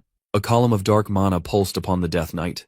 Dorgo forced his authority upon him, and with a final hand sign, he imbued all of it into Damien's body, carving an insignia on his hand. That evil power ripped his body apart, giving him a world of pain unlike any other. By the end of the process, the Death Knight had transcended into a realm of becoming unstoppable. This Gigachad received the authority of God and became a force to be reckoned with. Side note, all of a sudden, I'm starting to realize why Dorgo got his ass nuked. Bro literally turned his Death Knight into a mini nuclear weapon and thought things were gonna be fine. Back to the present, Damien remembers the mark of the authority of greed. It's his power as the Death Knight resurfacing again. Before he's able to process it fully, another magic blast comes his way, which he quickly evades. The Dark Mage raises an immediate question for him. Just how the hell was he able to survive his decomposition spell? Being a good sport, Damien funnily says that he had a trump card and that's why. The most convincing explanation is actually the power of plot armor, and the author makes sure to slide that part in. Back to the battle, Damien has now gained an understanding of his opponent and his connection to Yulan. This Yulan is actually another organization, an even more sinister one that practices assassination using dark magic. Compared to them, the Black Snake is nothing. It's not a surprise that this guy is actually pretty damn skilled. The Dark Mage assesses the situation too, internalizing that he can't let this battle drag on for any longer, especially when his opponent is unpredictable. Even though he wanted to save his ultimate weapon for the church, he thinks it's an appropriate time to whip out the good stuff.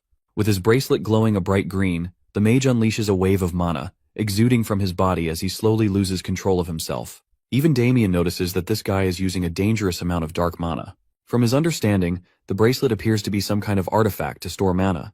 Well, things go from 0 to 100 really quick when this guy uses his full power. He summons an illusory beast that I don't even know how to describe. Let's call him the Ugly Five Eyes. Having lost control, the Dark Mage roars the demise for his opponent and declares Damien will burn in hellfire. The creature of destruction fully swarms in and connects against our boy's body. With a direct hit like that, the Dark Mage once again assumes his victory.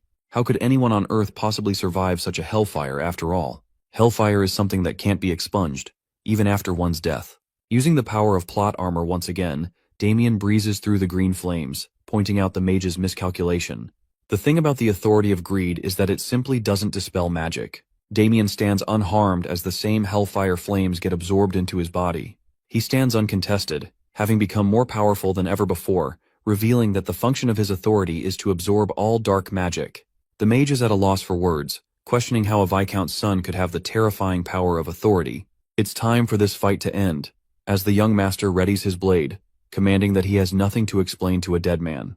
But on the inside, Damien is genuinely pissed off that he has to rely on his dark powers to win a battle. At the same time, he doesn't have much choice but to invoke the techniques of the Death Knight in order to win this fight. The Dark Mage is at a loss for words when he sees the aura blade. The sword is coated in a black aura, and it's not just any sword technique either. It's something only achievable by a warrior of the Swordmaster rank.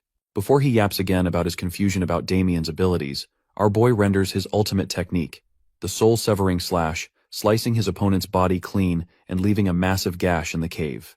The place crumbles after being devastated by his blade, while Damien glares at his victim. The strike is so powerful that it tears through the Dark Mage and slices the mountain behind him.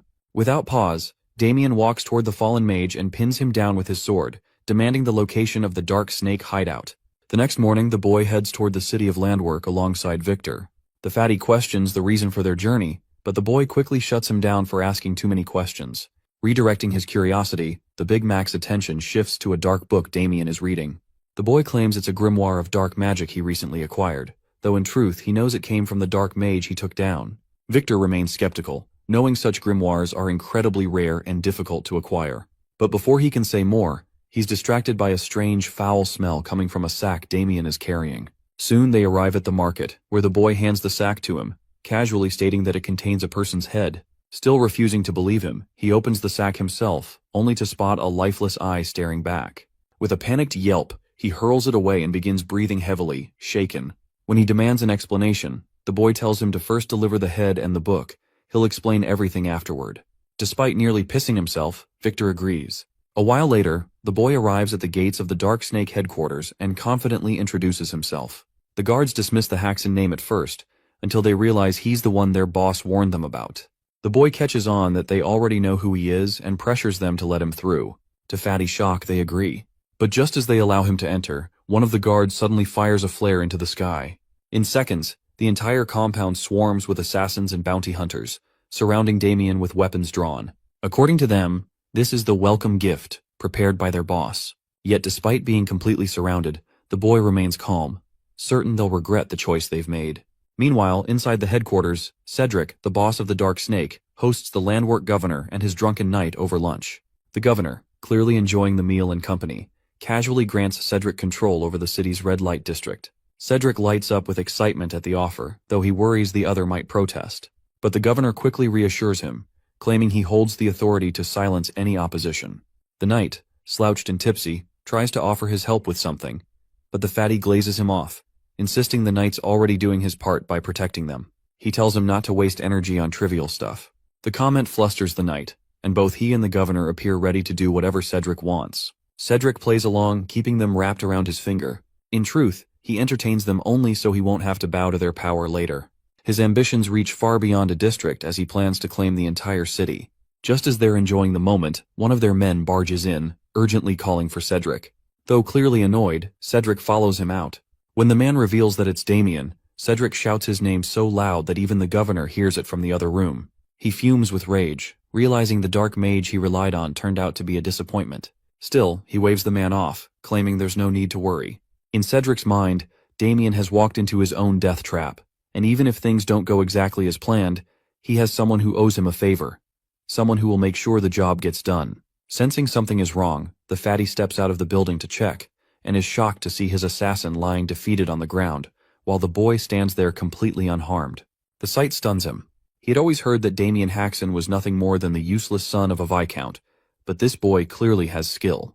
The realization makes him wonder if Damien was also the one who took down his dark mages. Panic sets in, and he rushes back inside, hoping to get reinforcements. Outside, the mage fires a blazing fireball at Damien using their staff. To their shock, he counters it with his sword, channeling his countless thunder technique to deflect and hurl the attacks back at them. The rebounding blasts explode in fiery bursts, reducing the mages to scorched corpses. It seems all of them are taken out, until Damien suddenly senses something approaching from behind. He turns just in time to narrowly dodge a devastating sword strike. The blow crashes into the ground, sending up a violent shockwave. Though he avoids the direct hit, Damien can feel the overwhelming aura. It's so intense it even singes the ends of his hair. As the dust clears, a knight radiating deadly intent stands before him. The sheer pressure tells Damien this man might be a formally ranked knight. Soon more soldiers arrive and surround him. The sight stuns Damien as it's clear these aren't just mercenaries. They're official troops, the ones responsible for maintaining public order in the city. He immediately understands what that means. Moments later, the governor bursts onto the scene, shouting accusations at the boy for disrupting the peace in the heart of the city. Cedric stands smugly at his side as the governor publicly declares that Damien will be punished, not only for targeting a respected businessman like Cedric, Big Cap, but for attacking and killing his employees.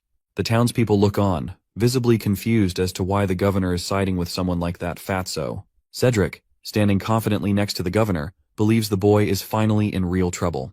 But Damien doesn't flinch. He recognizes Cedric as the leader of the Black Snake, and calls him out with sharp, unwavering eyes. Damien suspected the Black Snake leader has some connections, but this level of influence is downright absurd. He openly calls out the governor for supporting someone like that double cheeseburger of a man. The governor, unfazed, demands that he surrender. But the boy refuses, insisting he's committed no crime. Growing impatient, the governor orders his knight, Robert, to handle the situation. Responding to the command, Robert steps forward and tells Damien to submit to arrest. But to his surprise, there's not a flicker of fear in the boy's eyes. Taking this as arrogance, the knight swings his sword in a flash. Damien narrowly dodges, and the strike crashes into the ground, sending rubble flying. Though he's provoked the knight, Damien knows this won't be an easy fight, not at this level.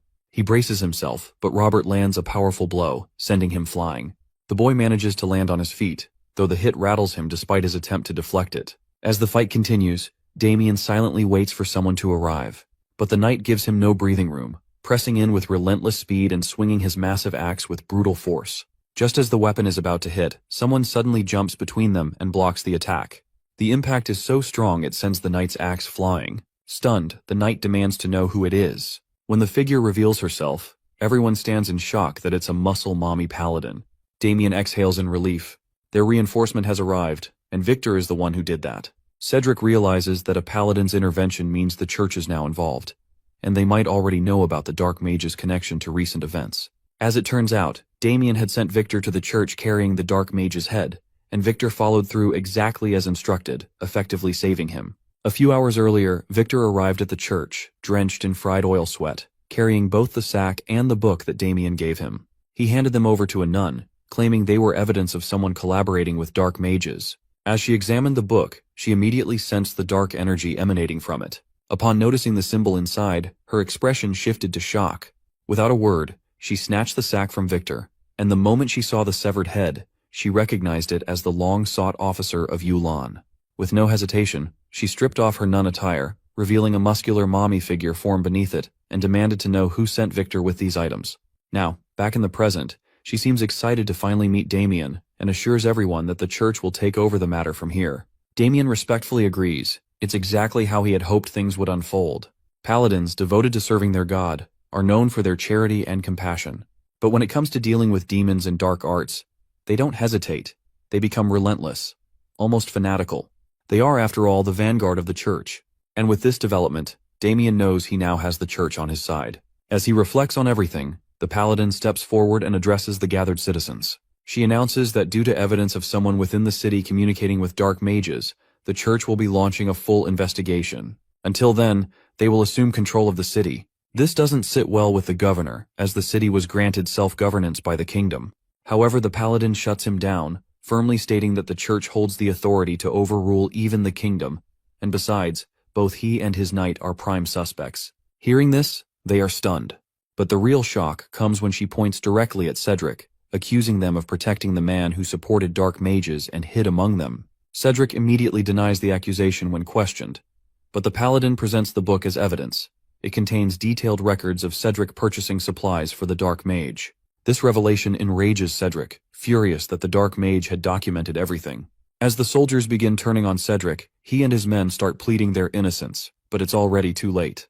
The paladin orders them to be taken into custody for investigation. As they are led away, the governor spots Damien and realizes he was behind all of this. He's now torn between anger and fear, unsure of what the church might do to him next. Meanwhile, Cedric makes one last attempt to escape justice.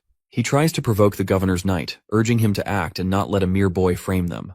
The knight pauses, thinking for a moment, and then, to everyone's shock, breaks free from the church guards and charges directly at the paladin, hoping to take her down and flee.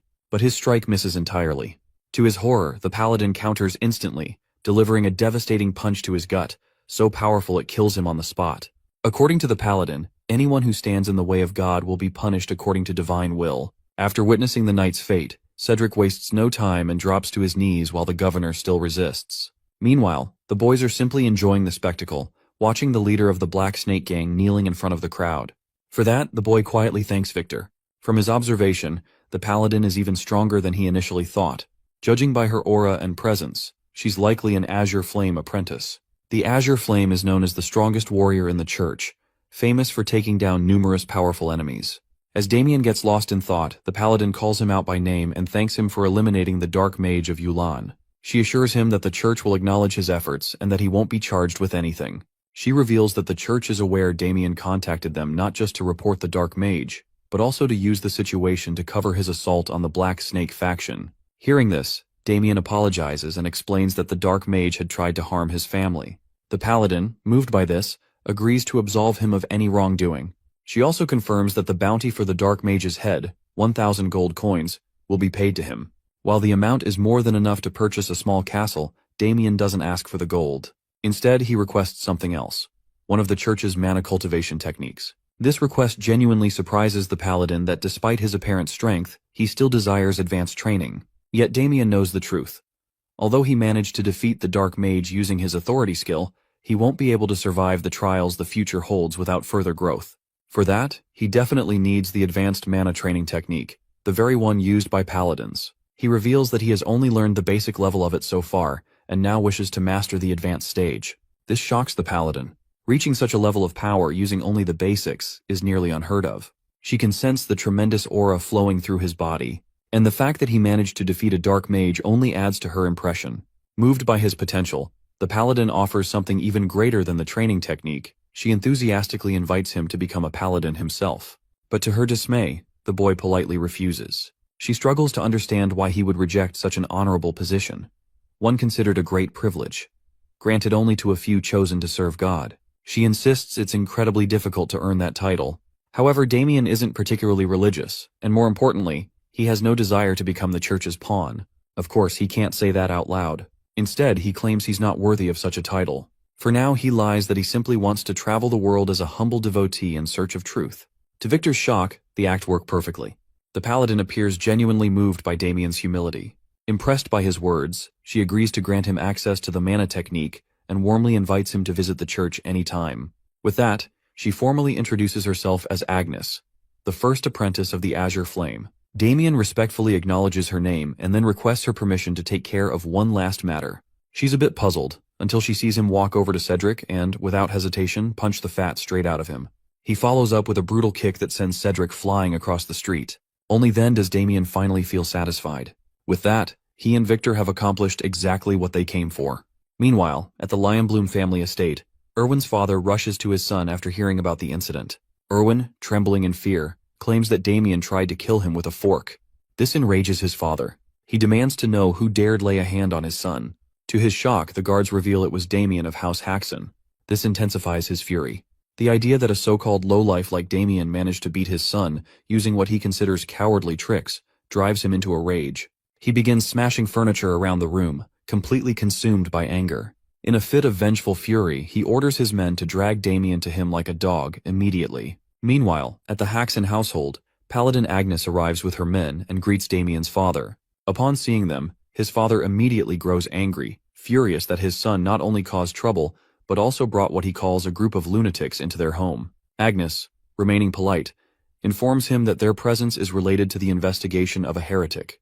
Despite his irritation, his father grows visibly concerned about whether their house can accommodate 4 additional guests. However, his house somehow expands magically when she offers some gold. Later, as Damien's parents retreat to their room, Agnes thanks Damien for allowing them to stay. Internally, he never expected her to make such a request. To his surprise, she has another one.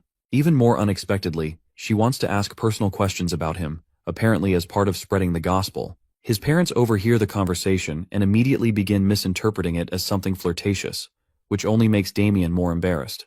Eventually, Agnes gets to the point. She hands over the mana training technique he requested and, in addition, gives him a matching sword technique, explaining that both complement each other perfectly. These 2 books, a destructive sword style and an advanced energy cultivation method, are unlike anything Damien has seen, even in his previous life. As he begins skimming through one of the books, Agnes starts yapping about how difficult it was to acquire them. She continues talking, making sure he knows she went out of her way to help. She even reveals that after reporting everything to her master, the Azure Flame himself expressed interest in Damien joining the Paladins. With that, she once again invites him to join their order. But our boy, as always, declines. Agnes doesn't press further. She simply smiles, offers her help if he ever needs anything, and then leaves. Watching her go, Damien grows uneasy, as one thing becomes clear. She's a true fanatic. Elsewhere, inside the ruined cave of the Dark Mage, church investigators carefully examine the remains. One of them appears visibly shocked as he still can't believe that a kid like Damien managed to defeat a mage trained in dark magic. The other investigator shares the same doubt, but points out that Lady Agnes hasn't raised any concerns about it. Still, the situation troubles both of them. As they discuss, Agnes herself arrives and addresses their concerns directly. She acknowledges that their skepticism is understandable, but insists she's confident Damien is telling the truth. One of the investigators argues that they still can't grasp how he did it. In response, Agnes reveals that they already heard the full account from Damien himself. She explains that on the day his servant delivered the severed head, she also had her doubts about his abilities. That's why she stayed behind and secretly observed him when he was later ambushed by assassins. To her surprise, Damien completely overwhelmed them. What shocked her the most was seeing him deflect a fireball with nothing but his sword. Hearing that, both investigators are in disbelief. However, Agnes explains that she's heard of warriors who, upon reaching a certain level, can deflect magic attacks with raw skill and aura control. One of the investigators speculates that Damien might be a swordmaster, but Agnes remains unsure, though she firmly believes he's at least a gifted warrior. She also reveals that after Yulan's defeat, she considered taking Damien with her to meet her master, believing he could be a valuable asset to the church. With that, she firmly orders them to stop doubting and focus on their work. Outside the Haxon estate, an official knight of House Lionbloom arrives, leading 2 apprentice knights behind him. He confirms the location, and one of the younger knights nods in acknowledgement. The leader then repeats their mission, to arrest Damien of House Haxon. According to him, it should be an easy task, but he makes it clear that he intends to make them suffer. For him, this is personal revenge for Erwin's humiliation. Just as he speaks, he notices an oldie barely on 1 HP walk by. He calls out to him, asking if he's from Viscount Haxon's household. When the old man confirms, the knight, without hesitation, cuts him down in a flash. Wait, what did Gramps even do? F's in the chat. The knight thinks it's disrespectful for a mere servant not to bow before the lion crest. Meanwhile, the apprentice knight quietly realizes that the old man might have been blind. But the commander doesn't care. Without a hint of remorse, he orders his men to drag Damien out of the estate and to kill everyone else once they're inside. Upon receiving the command, the knights charge forward, heading straight toward Victor, who's casually standing at the front gate. busy cleaning. Deep in the forest, Lady Agnes's team stands together, casually chatting. Agnes explains that the site ended up collapsing, which made it harder to gather as much intel as they'd hoped. Still, she assures them it's fine since everyone did a solid job. But then, out of nowhere, something catches their eyes. Something that stops them dead in their tracks. Upon a rock sits a lone figure, calmly manifesting magic in the most mesmerizing way. Their jaws drop as they watch, stunned. Agnes stares in disbelief, wondering what on earth is happening and how he's even doing it. She finds the whole thing remarkable, even though she has no clue what kind of technique it is. In her mind, she starts piecing things together. That destructive energy technique she handed to Damien must be a cultivation method, and if taken to its highest level, it supposedly allows the user to absorb surrounding mana freely. What shocks her most is that he's reached such a height in just a matter of hours. As Damien snaps out of his focused state, he looks down to see 3 wide-eyed onlookers, Agnes and her team, staring up at him like curious baboons. Agnes can't hold herself back. She bolts straight to him. Damien, calm and casual, glances her way and asks if they're done with their investigation. Right then, Damien's feeling pretty good about the book in his hands, fully absorbed in its contents. Agnes, watching him closely, can't help but notice the impressive progress he's made. It hits him that Agnes wasn't exaggerating when she talked about how rare this book really is. It's the real deal. Hard to get and even harder to master. As a swordsman in his past life, traditional sword techniques don't hold much meaning for him anymore. But this cultivation method is a game changer. Something truly useful, even for someone like him. Come to think of it, the destructive energy technique was specifically designed to compensate for the insane mana drain caused by the destructive sword technique. Thankfully, it's built differently. It collects mana way faster than most other techniques, and can even temporarily pull in external mana from the surroundings. That alone makes it a powerful asset, especially for someone like Damien who needs fuel for high-level combat without burning out. Lady Agnes and Damien catch themselves locking eyes, and for a brief moment, everything seems to pause. The snow-white beauty blushes softly, while the weirdo himself breaks the silence, casually pointing out that it's already dinner time. He suggests they head back together, but out of nowhere, Damien suddenly senses a sharp wave of bloodlust. His instincts scream that the vermin is here. Without wasting a second, he tells Agnes that he's got an urgent errand to take care of and that he'll head out first. He kindly tells her to return at her own pace. Agnes is left stunned, watching him disappear with unbelievable speed, especially considering he used such a small amount of mana. She realizes then, he must be controlling it with incredible precision. Agnes quietly wonders just how far Damien's limits really go. Meanwhile, back at House Haxon, things have taken a violent turn. Knight Lavender is mercilessly beating Victor, landing a gut-wrenching punch straight to his stomach. Victor collapses, begging for mercy, but the knight isn't finished. He keeps cursing Victor with every hit, while Garrick and Ulpus stand by, enjoying the cruel display like it's entertainment. Victor cries out in pain, but it does nothing to move them. That's when Viscount Paul suddenly rushes onto the scene, demanding the knights hold their horses. Garrick instantly recognizes him. It's Paul Haxon, the Viscount himself. Paul hurries to Victor's side, catching him in his arms as the poor guy lies unconscious, bruised and battered. With fury boiling in his eyes, the old man demands to know what kind of knights assault civilians like this, especially when their estate has already done worse to House Lionbloom, and what Victor did is nothing in comparison.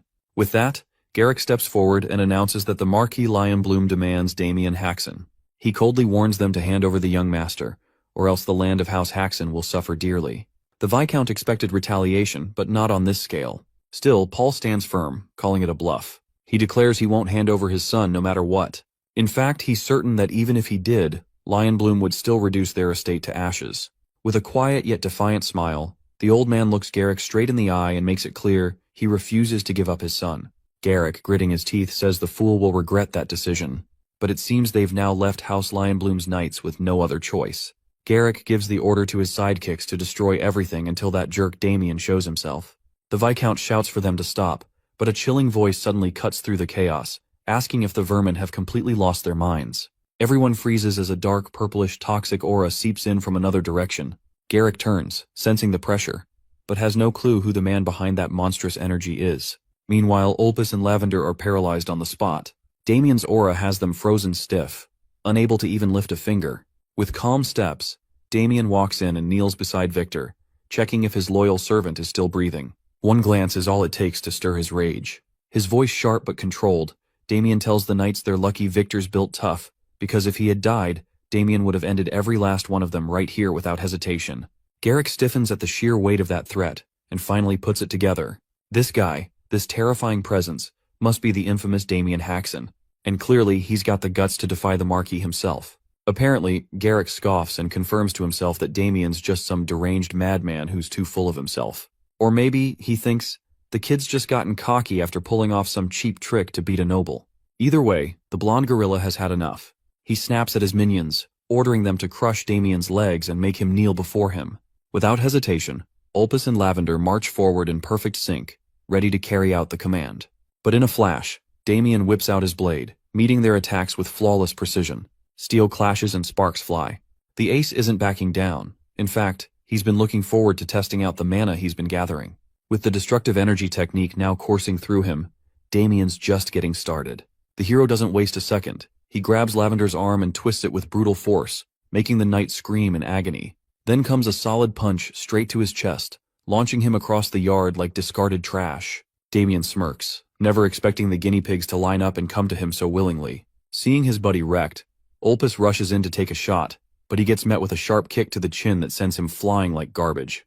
Damien's not holding back. He's out here, ready to use his abilities to the fullest.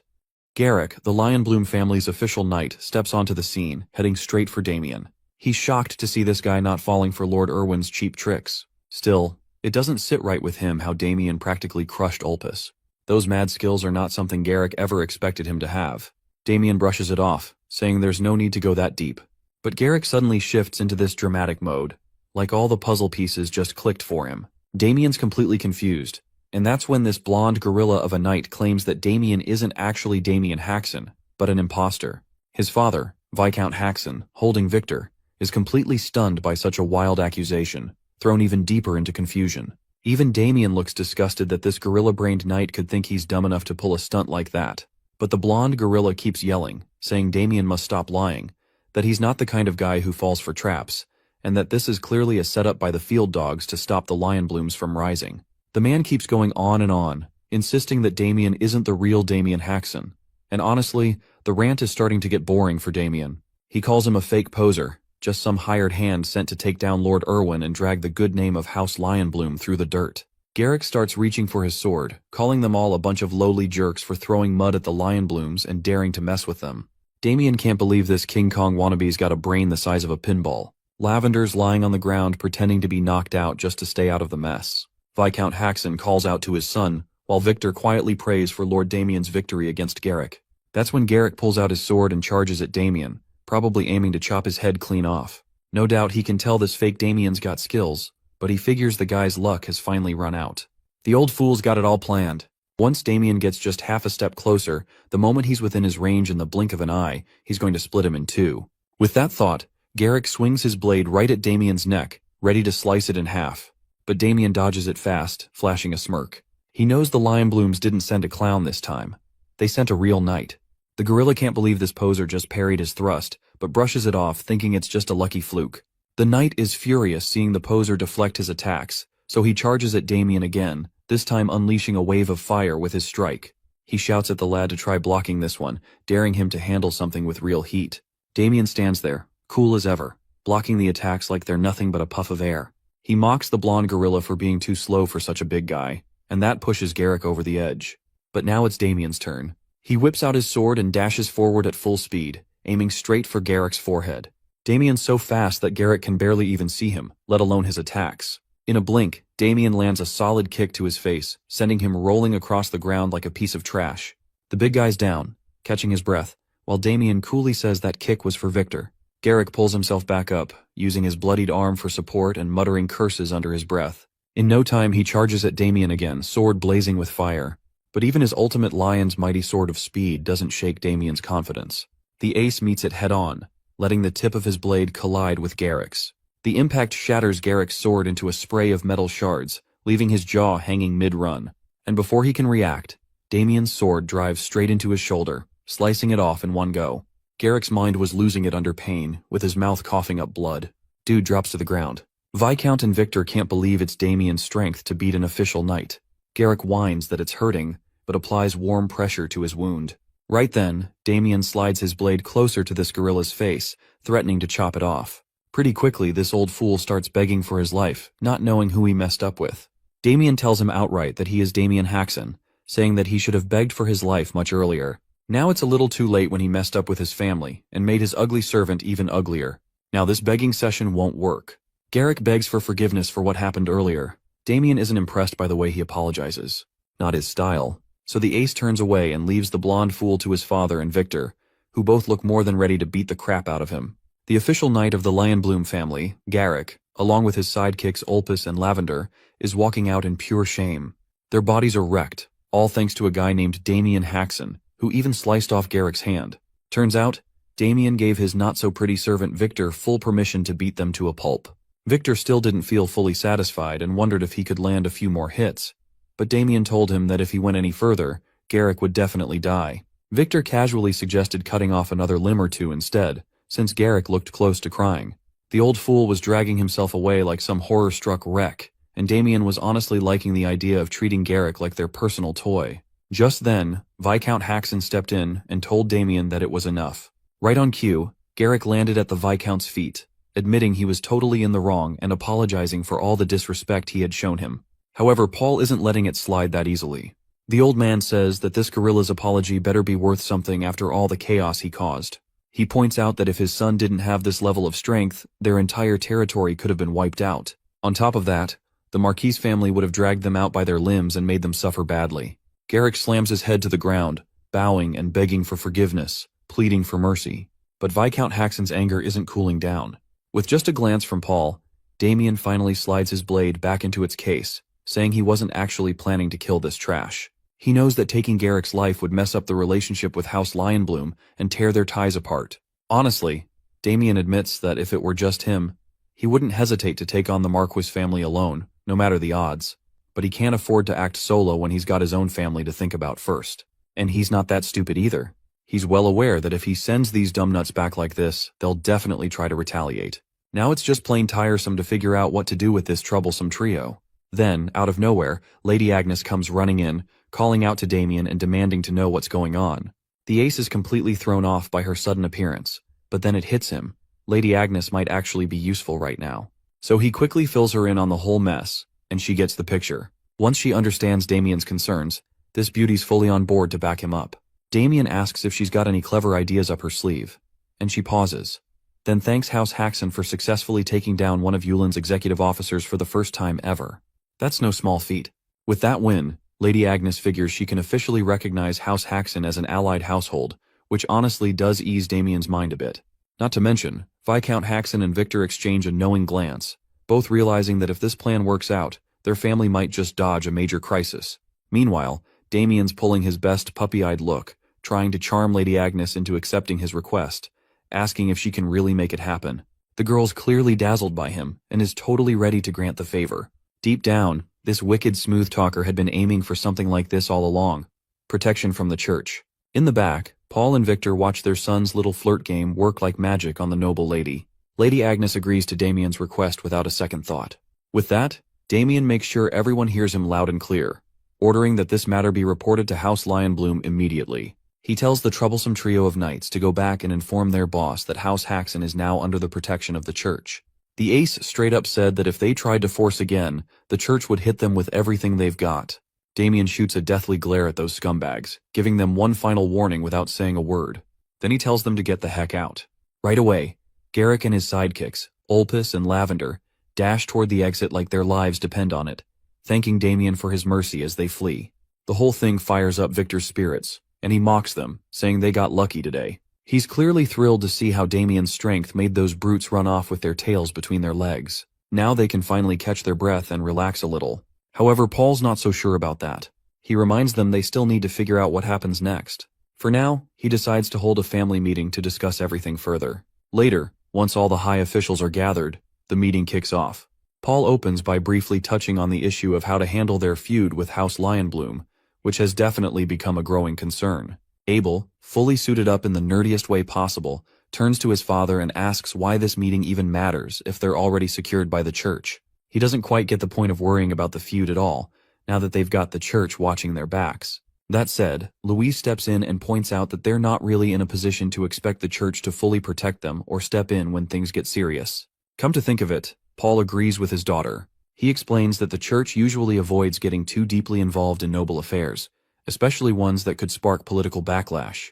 Besides, the true power of the Lionbloom family doesn't just come from their military strength, it runs much deeper than that.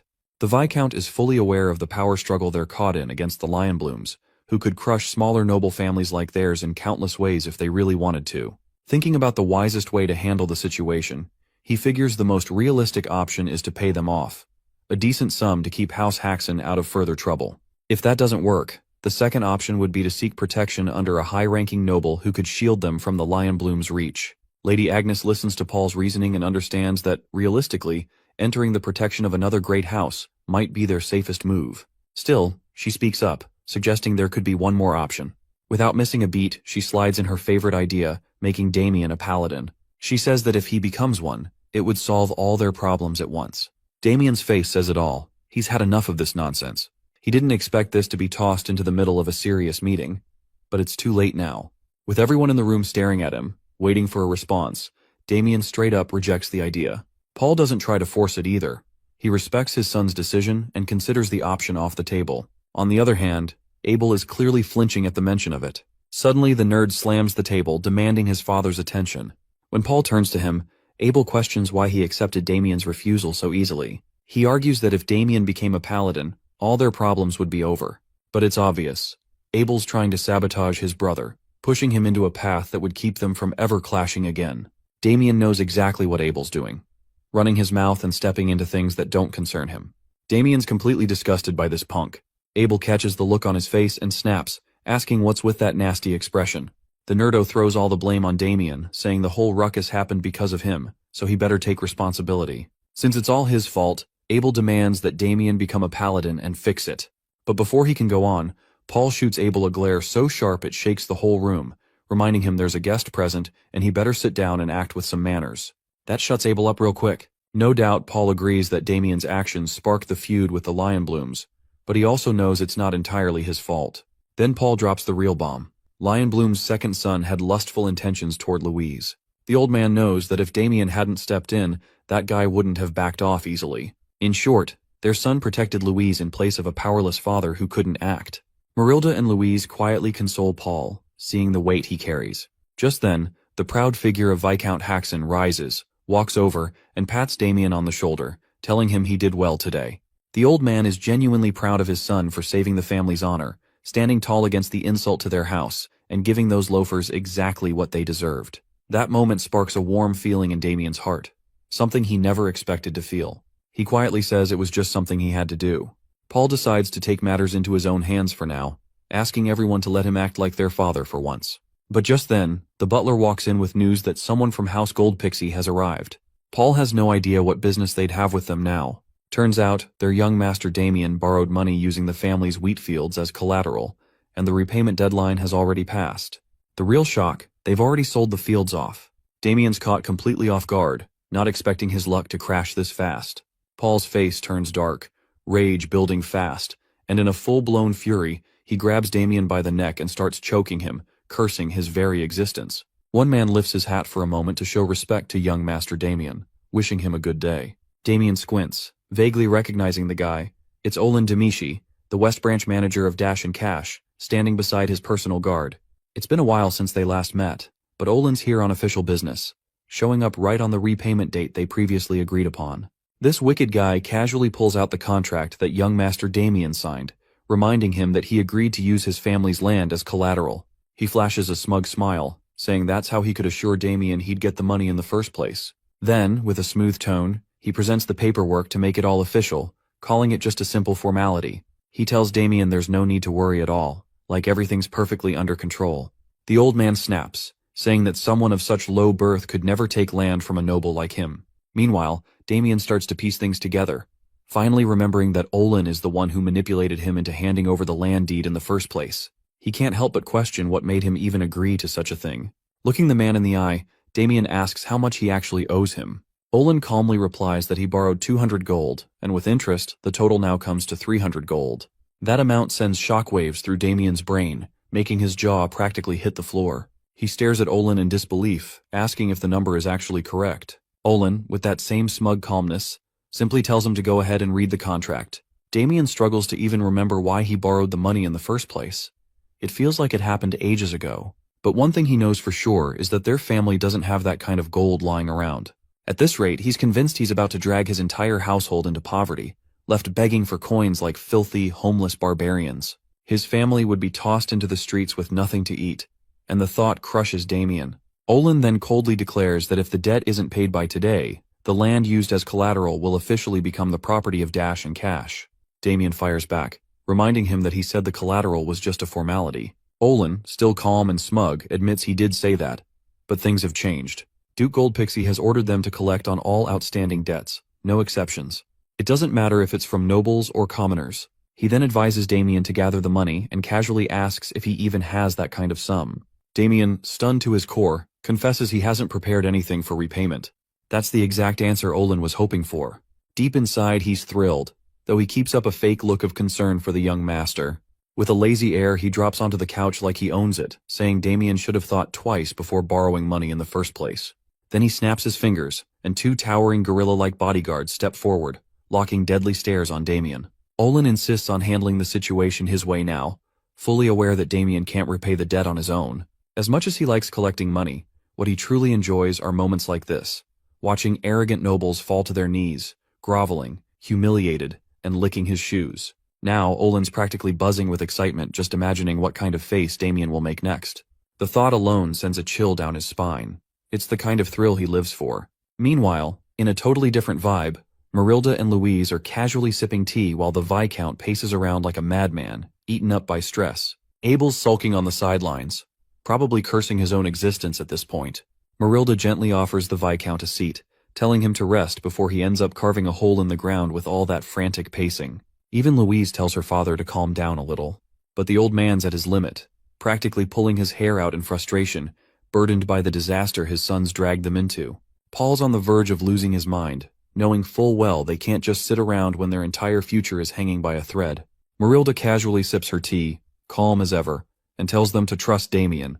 He took the matter into his own hands, and all they can do now is wait. Even Louise backs him up, saying Damien's never let them down whenever he stepped forward.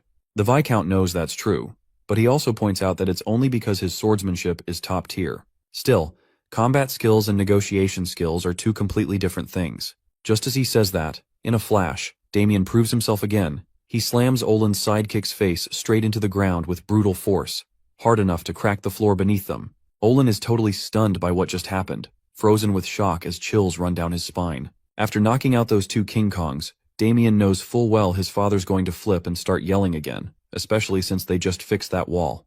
The remaining bodyguard doesn't waste time, drawing his blade and lunging at Damien with a curse, clearly aiming to slice his head off. But Damien doesn't flinch. He smoothly catches the guy mid-strike, grabbing him by the throat and choking him right there. He glares, insulted that some scumbag dared to draw a weapon on a noble, calmly calling it self-defense. Now that he's got a valid excuse, Damien turns to Olin with a nasty smirk, making the man squirm. As Damien steps closer, he tells him to loosen up his legs, and Olin obeys like a frightened puppy. Damien drops the aggression for a second and speaks civilly, saying he can't make the payment right now. Olin, completely rattled, has no issue with that anymore. Then Damien grips his shoulder tightly, leaning in and saying he'd like to pay in another way. Olin feels a cold sweat forming, the chill in his spine growing worse, terrified of what's coming next. The next day, Abel gloomily tells his father that violence won over justice, and that truth alone breaks his heart. Meanwhile, Marilda and Louise warmly chat with Damien, reminding him to eat well on his trip and take care. On his knees, Abel looks up to the sky, asking God why, but Paul shuts him down, telling the nerdo to cheer for his brother instead of crying like a baby. Even so, the Viscount has second thoughts, wondering if their plan will actually work out in the end. Lady Agnes, standing nearby, says it's a pity they have to part ways now. Damien thanks her sincerely for everything she's done.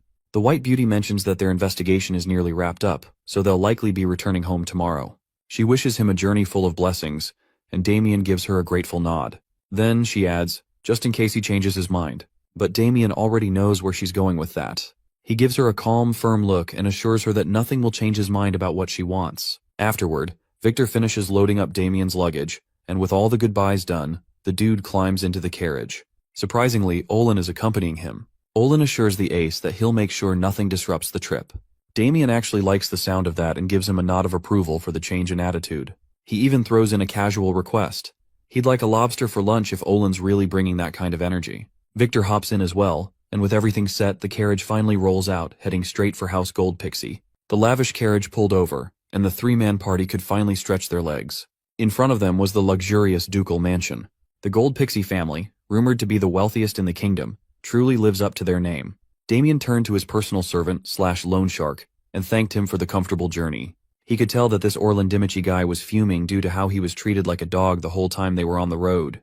With a phony smile, he wished the young noble well while cursing him to the depths of hell inwardly. With confident strides, it's time to put Damien's next move into action. He was directly escorted to request an audience with the wealthy sovereign. Adam Gold Pixie, the Duke of Apple Kingdom, examined the brat from the Hoxton family with discerning eyes. Of course, our boy behaved formally and politely like a proper noble would. Without wasting any more time, the Duke asked the young man his reason for this sudden visit. Damien frankly confessed that he borrowed money from the dukedom's loan company, and the date of repayment was fast approaching. He also disclosed that he does not have the money to pay the debt off. With that in mind, he wanted to propose another way to settle the bill. Instead of paying in cash, he wanted to pay by representing the Gold Pixie dukedom to defeat the Lionbloom family once and for all. The Duke seemed intrigued, while his inner circle was taken aback. Adam Gold Pixie chortled at the sudden proposal. It sounds like the young man did his homework and came to him after hearing some rumors. Well, within the Apple Kingdom, the hottest gossip circulating around is the recent development in the border between the Lionbloom Marquisate and the Gold Pixie dukedom. A large gold mine was recently discovered, making it a point of contention. The two families have been rivals for a long time now. The discovery of riches is the breaking point. Now, they are preparing for a duel between low-class knights to settle the generational beef and determine the ownership of the mine. In Damien's past life, the outcome was quite a definitive one.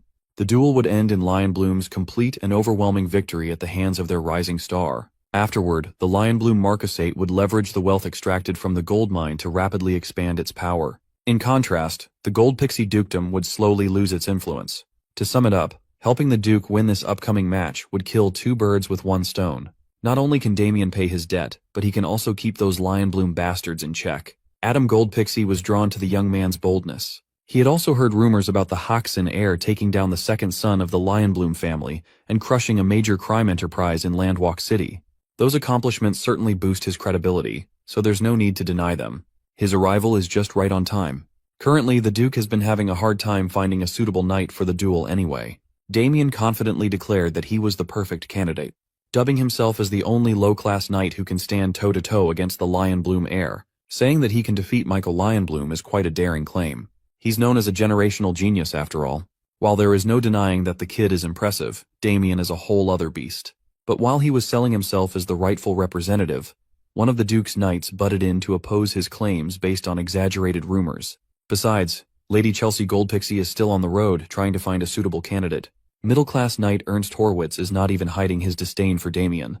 It has been a month since the Grand Duchess Chelsea ventured out to find a knight that could cut down Michael Lionbloom. Her supporters are confident that she will pull it off.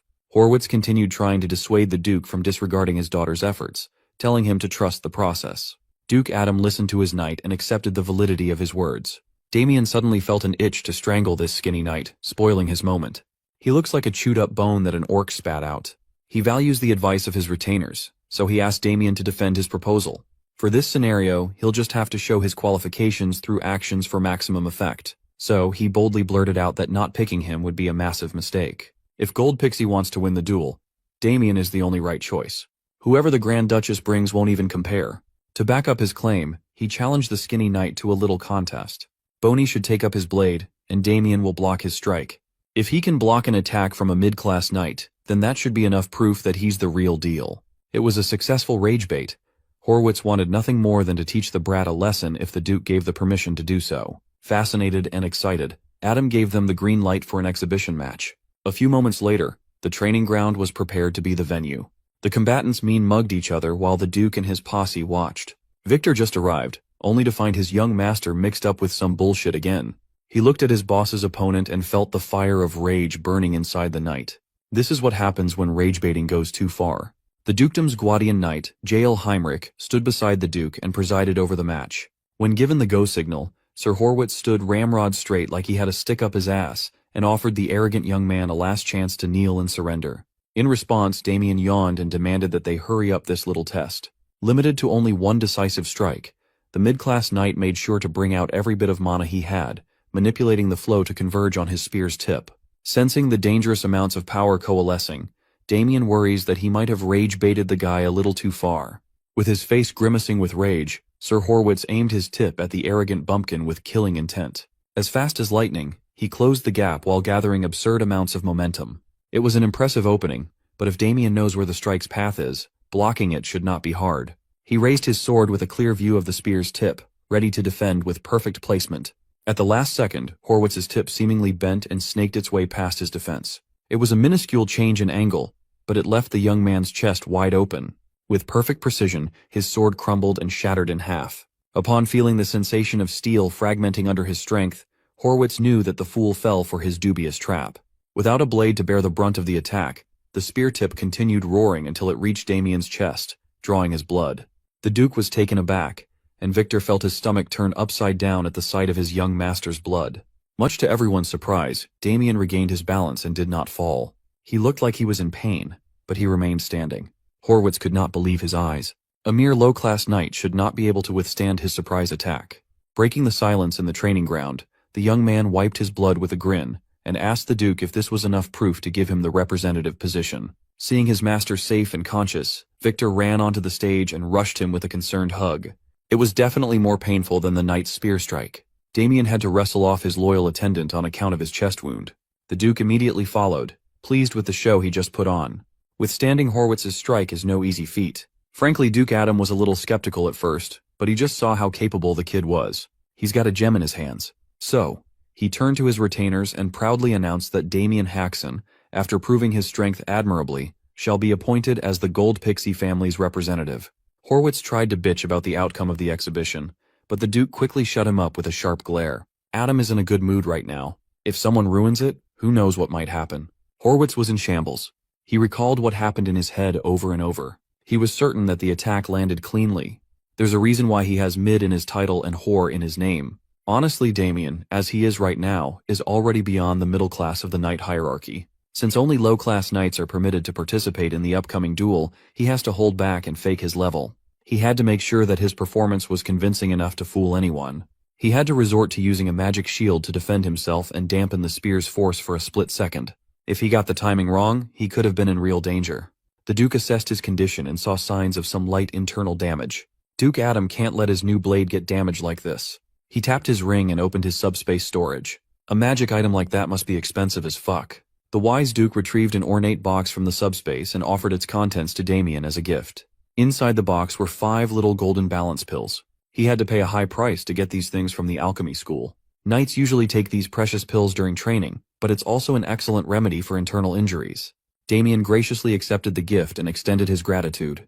With that, the Duke cemented their new working relationship. The young Baron's plan is progressing smoothly. The next day came. Damien spent the night in one of the mansion's lavish rooms. Today he came to check out the training facilities. He was quite surprised at the efficacy of the balance pills. His internal injuries from yesterday practically healed overnight. He didn't have time to look around yesterday, but as expected of the Duke's household, they have top-notch training equipment everywhere. Coming to this place was the right call. Now, he gets to train using some good shit. While he was admiring the weapon rack, someone with a squeaky voice called his name in an arrogant tone. He looked ahead to see a shorty that had to stand on top of a platform just to reach the same height as him. When asked what's up, some douchebag named Pavel Vermond, a low-class knight of Gold Pixie dukedom, flashily introduced himself. As for the 2 goons behind him, they are his sworn brothers. These 3 were also selected to participate in the upcoming match against the Lion Blooms. Pavel claimed that they were out training in the field yesterday, so they were not around to witness the shit show. He claimed that if they had been there, they would have stepped in and easily dispatched Damien instead of getting Sir Horwitz involved. Pavel sees the duel with Lionbloom as a matter of honor for their house. Now they can only hope that an outsider's mediocre skills won't drag the team down. With that being said, Shorty warned Damien never to interrupt their intense training. He quietly walked away since he preferred training on his own anyway. In addition, he's quite curious about the level of skill his teammates possess. Now is a chance to see them in action. After quickly getting into their positions, Pavel gave his brothers the go signal with a loud harumph. Leading the 3 stooges, Pavel Vermond gets into his flag-style, immovable king technique. He looked like he was holding in his piss. On the opposing corner, the lanky one performed his secret technique, Vermilion Bird Ascension, though it would be more fitting to call it an awkward chicken jump. The 2 bumped wooden swords with little to no impact. They looked deathly serious, for this was their 987th duel. For a bunch of noobs with such weak-ass techniques, they seem to think that they are the main characters. After breaking off the shitty stalemate, Pavel grabbed the chance to wave his sword around randomly in hopes of landing one strike against his buddy. Lanky had to matrix dodge his way out of the chaotically sweeping sword. As soon as the wild swings died down, he grabbed the opportunity to turn the table. With all his might, he struck down with his wooden blade and landed a clean hit on Pavel's head with his eyes closed. When he opened his eyes, he was in awe of brother Pavel's genius planning. Lanky got it into his head that Shorty somehow saw through his attack and blocked it with his forehead. Look at this dude, bleeding and crying in pain. He's definitely a mastermind. They broke off and gave their respects to each other. Pavel tried his best to stay conscious while insisting that this round was a draw. Afterward, Fatty walked up the stage for his turn at a spar, and Pavel stammered that he just needed to take a little break first. There is only a month left until the duel, and they somehow think that this type of training will make them strong enough to sweep through the Lion Bloom Knights to protect the honor of the Duke's house. They raised their puny little wooden swords and shouted corny "They're all for one for all" chant. At this rate, these three are on track to being humiliated by Lion Bloom Knights. Off to the side, Damien quietly watched with a continuously worsening dark expression. He was so focused on securing his spot as a representative that he did not take his would-be teammates into account. Now, he's feeling a sense of impending doom upon seeing the clowns he has to share a stage with. He might have been as strong as an actual god in his past life. He served as the blade that brought the entire world to ruin. Yet these three idiots make him feel completely powerless. In his office, the Duke is in high spirits after securing a pretty good proxy for the duel. He's laughing at what just transpired with his guardian knight and the young pup last night. After the trial with Sir Horwitz, Duke Adam called Damien up to his room to offer the tutelage of Jael Heinrich himself. But the young man politely refused, insisting on training by himself. A night had passed since then, and the Duke still couldn't hold his laughter. Damien Haxon is quite an amusing fellow. Being his most trusted aide, he asked the Guardian Knight for an honest evaluation of Damien. Sir Heinrich stoically rated the young man highly. He was the only one who saw the kid use mana for a split second to block Horwitz's spear. Not anyone can just pull that off with that much control. As for their chances to defeat Michael Lionbloom, it's still hard to tell with certainty. Since 3 duelists will be selected to participate, the first team to win 2 rounds will take the match. Even if Damien Haxon wins his bout, it's not a guarantee to win it all. To get the dub, the rest of their local knights must perform well too. That is why they are training under Sebastian Vincenzo, a middle-class knight. The Duke thinks that there is no need to worry, given Sebastian's capabilities. But if you ask Damien, he would tell you that the local knights are a hopeless bunch. He's been watching them fool around and call it training. They are incredibly stupid. Their stamina is hot garbage. They practice swordsmanship with all style and no substance. They have no drip and no hose. With great reluctance, he has no other choice but to step in to prevent a stain on his record. So, he called the 3 stooges over. While he was putting on handicap weights in his arms and legs, he challenged them to a spar. With a cocky grin, Pavel the Shorty praised his guts for challenging them even after seeing their impeccable skills. He volunteered to go first, and Damien looked at Shorty like he's a dumbass. He cannot afford to waste time by whipping them one by one. It would be best if they just came at him all at once while he's wearing Rock Lee weights. Of course, the challenge hurt the pride of the 3 stooges. To demonstrate their stupidity even further, they tossed their wooden swords away, thinking they could pummel Damien with their bare hands. Even though it's against the chivalry code, the 3 jumped into action with a synchronized attack. With angry fists a few inches away from him, Damien was not in the least bit threatened. 5 minutes later, Pavel woke up discombobulated. He's lying on the floor while staring at the ceiling. Getting from his daze, he racked his brain, trying to remember what the hell just happened. A few meters from him were Lanky and Fatty, who were still sleeping like babies. As Damien thought, this group was simply pathetic in combat. By his side, Victor is stressed over his young master, which causes another scene. The last thing Pavel remembers was jumping into action alongside his boys, launching a multi-angle attack. After forcing himself to remember what transpired afterwards, he recalled bits and pieces of what happened. First, Damien nonchalantly moved his head out of Fatty's attack. Then, he let Lanky hit nothing but air, leading to a loss of balance. With 2 quick chops to the back of their necks, he dropped the goons to the mat without much trouble. Since the side characters are out for the count, the delusional Shorty was literally left in the air. He braced himself for impact, trying to sneak a punch in, but was clobbered on the chin instead. Just to add salt to the already wounded pride, Damien followed up with another brutal strike. He unleashed a barrage of attacks like he was juggling a noob on a fighting game, breaking and dislocating every bone in Pavel's little body. It was then that his mind broke and blacked out everything. The outsider really overpowered the pride and joy of the dukedom's knight order. What kind of monster can do that at the low-class night level without even breaking a drop of sweat? After whipping them up to shape, Damien had essentially beaten the three to complete submission. When asked who their instructor was, Pavel stuttered the name of Sir Sebastian Vincenzo.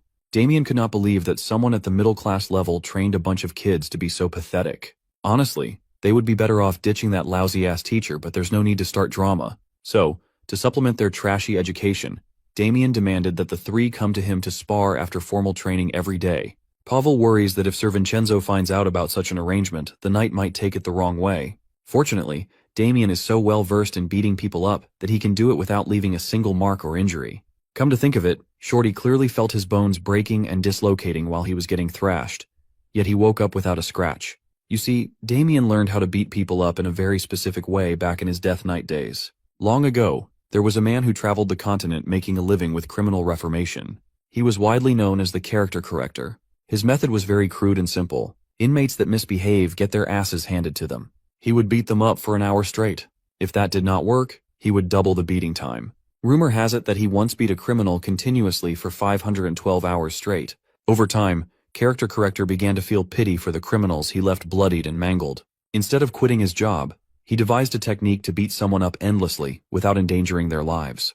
With countless hours of practice on these poor criminals, he had reached mastery over the bizarre technique. He called the state Amsa or My Kill. It's just one of the many techniques that Damien picked up in his past life. Inflicting unbearable pain without leaving a single scratch is quite useful in times like these. Today, he made the Three Stooges face the fact that they are just pathetic worms. But there's no need to worry. They have a whole month to turn worms into something else. Within that time frame, Damien will make sure that they become something useful. The Three Stooges felt a very painful month coming their way. Before they could get back to today's training, the Duke's personal attendant interrupted with urgency. He came running to inform Damien that he was being summoned by Duke Adam. Well, his presence has been requested since the Grand Duchess Chelsea Goldpixie returned. Straight out of her long travels, she paid respects to her father. The Grand Duchess bent her knee with a strapping knight alongside her. There was no one more pleased to see her return than Sir Horwitz. Even though he was humiliated yesterday, Lady Chelsea has arrived to correct what's wrong. Duke Adam welcomed her with indifference and asked if the man behind her is the knight she chose to enter into the upcoming duel. With a confident and sly smile, she presented the hulking warrior. At first glance, the Duke didn't seem impressed. In fact, he looked sus. The man stood up, displaying his tall frame. With a roaring voice, he introduced himself as Guillaume Blackwing, also known as the Wild Beast. Some of the Duke's retainers recognized the name. The Wild Beast is the famed Free Knight. Combat nerds across the kingdom have heard tales of what happened when he took part in the Aclinant Kingdom's conflict. In one battle, Guillaume was credited with wiping out every opposing low-class knight. The streets are saying that there's no match for him at his level. Even the Duke had heard tales about the Wild Beast and his exploits. He was granted the nickname for a reason. For that, Duke Adam's interest was piqued. Lady Chelsea proudly announced that Sir Guillaume had already pledged loyalty to her name and had agreed to participate in the upcoming duel. She is extremely confident that this man would be the answer to their Michael Lionbloom problem. In terms of reputation alone, Sir Guillaume could be considered a bigger name. If Michael Lionbloom is still in the making, the Wild Beast is already complete. While this would have been great news a few days ago, Sir Guillaume's arrival is a bit of a headache now. Lady Chelsea did not like seeing her father hesitate at all. To explain, Duke Adam introduced the young man he picked for the job as Goldpixie's representative. Sir Damien Haxon arrived just in time to aura farm and stunt on everyone. Of course, Lady Chelsea did not like this breaking news at all. She's been on the road for a whole month, working her ass off to give the dukedom a shot at winning, only to find out that the position was already filled without her knowledge. Looking unhinged, she asked Daddy to just change the representative to her pick so they could square this mistake away. The Duke maintained a neutral stance and swore to keep the suggestion in mind. With Daddy not backing her up right away, Lady Chelsea threw a tantrum. She's never even heard of the name Damien Haxon before. She thinks it's only natural to choose someone with a great deal of accomplishments under his belt over a nobody. Damien does not like being treated like some background extra. On the other hand, Sir Guillaume Blackwing is looking at him with palpable mockery. For some reason, the young man picked up a really bad vibe from the Wild Beast. The Duke listened to his daughter's ravings and calmly defended the young man he appointed. He brought up the fact that Sir Damien was skilled enough to withstand a full-powered blow from Horwitz. Being reminded of what transpired shook the toothpick knight. Lady Chelsea finally dropped all formalities and called out her daddy for always looking for the perfect excuse to undermine her abilities. Chelsea started babbling about the Duke's treatment of his family, and Adam warned her to watch her tongue in front of the guests. Preventing herself from crossing the line, the Grand Duchess excused her behavior, citing the fatigue from long-distance travel clouding her judgment. Everyone in the room could see and feel that the father and daughter had some deep-seated issues between them. Declaring the meeting over, the Duke dismissed everyone and promised to consult his retainers before coming up with a final decision on who would get the job. Out of nowhere, Sir Guillaume erupted with a boisterous laugh. He dropped all formalities and asserted that there is no point in deciding with just words. Offended by such brutish words against the Duke, Guardian Knight Heinrich almost drew his blade right then and there. The wild beast continued by saying that the strongest one should naturally represent the Gold Pixie Dukedom. They can just keep it simple and find that out right now. Lady Chelsea reprimanded her knight for speaking out of turn when she specifically told him to stay quiet. Knowing that the brute's words have some truth to them, the Duke asked Damien what he thinks of the veiled challenge.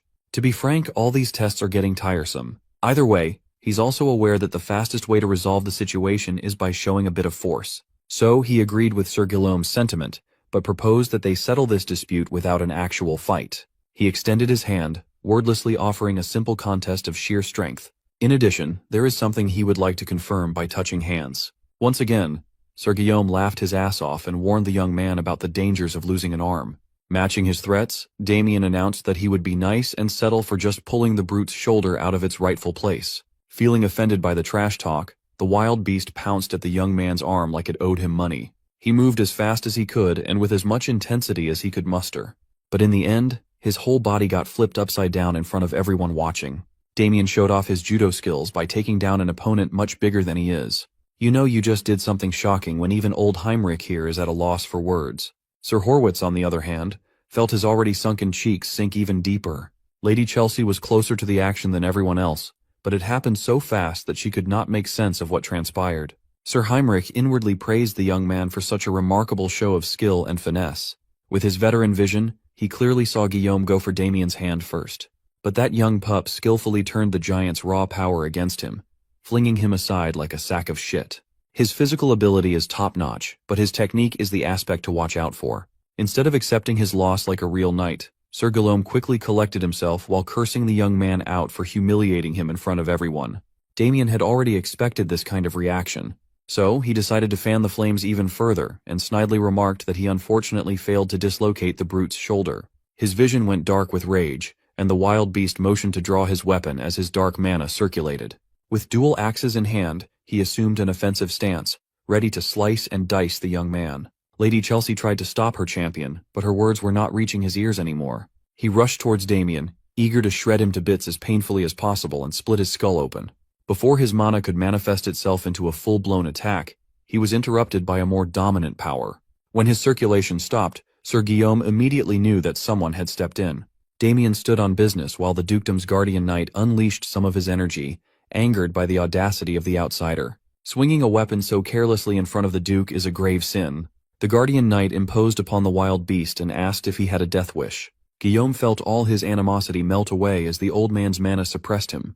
Damien was quite impressed with the pressure that the old knight could muster just from a basic aura release. No wonder he's a high-class knight. Out of respect for Lady Chelsea's dignity, the guardian knight would overlook this disrespect once. Still, he left a warning that this will be the last time the brute can act so callously.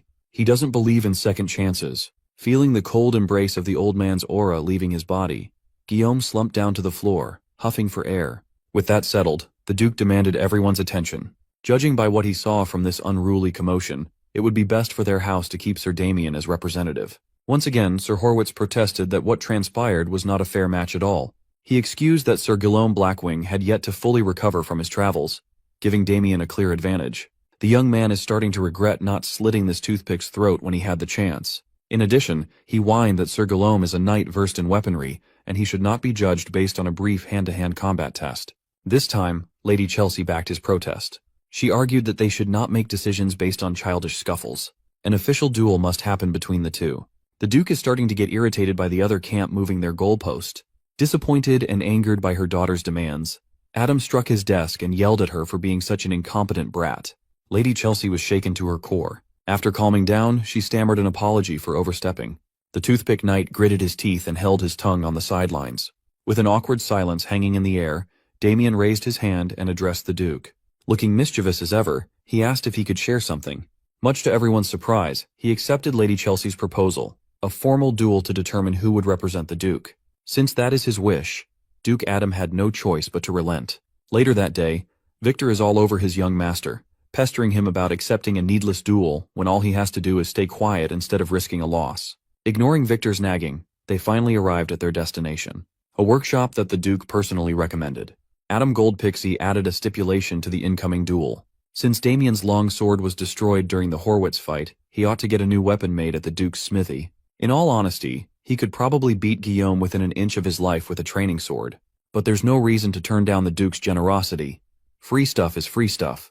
When they entered the workshop, Victor relayed Duke Goldpixie's orders and asked him to collect a blade for the young master. Since the smithy was already notified in advance, they were invited to the arsenal.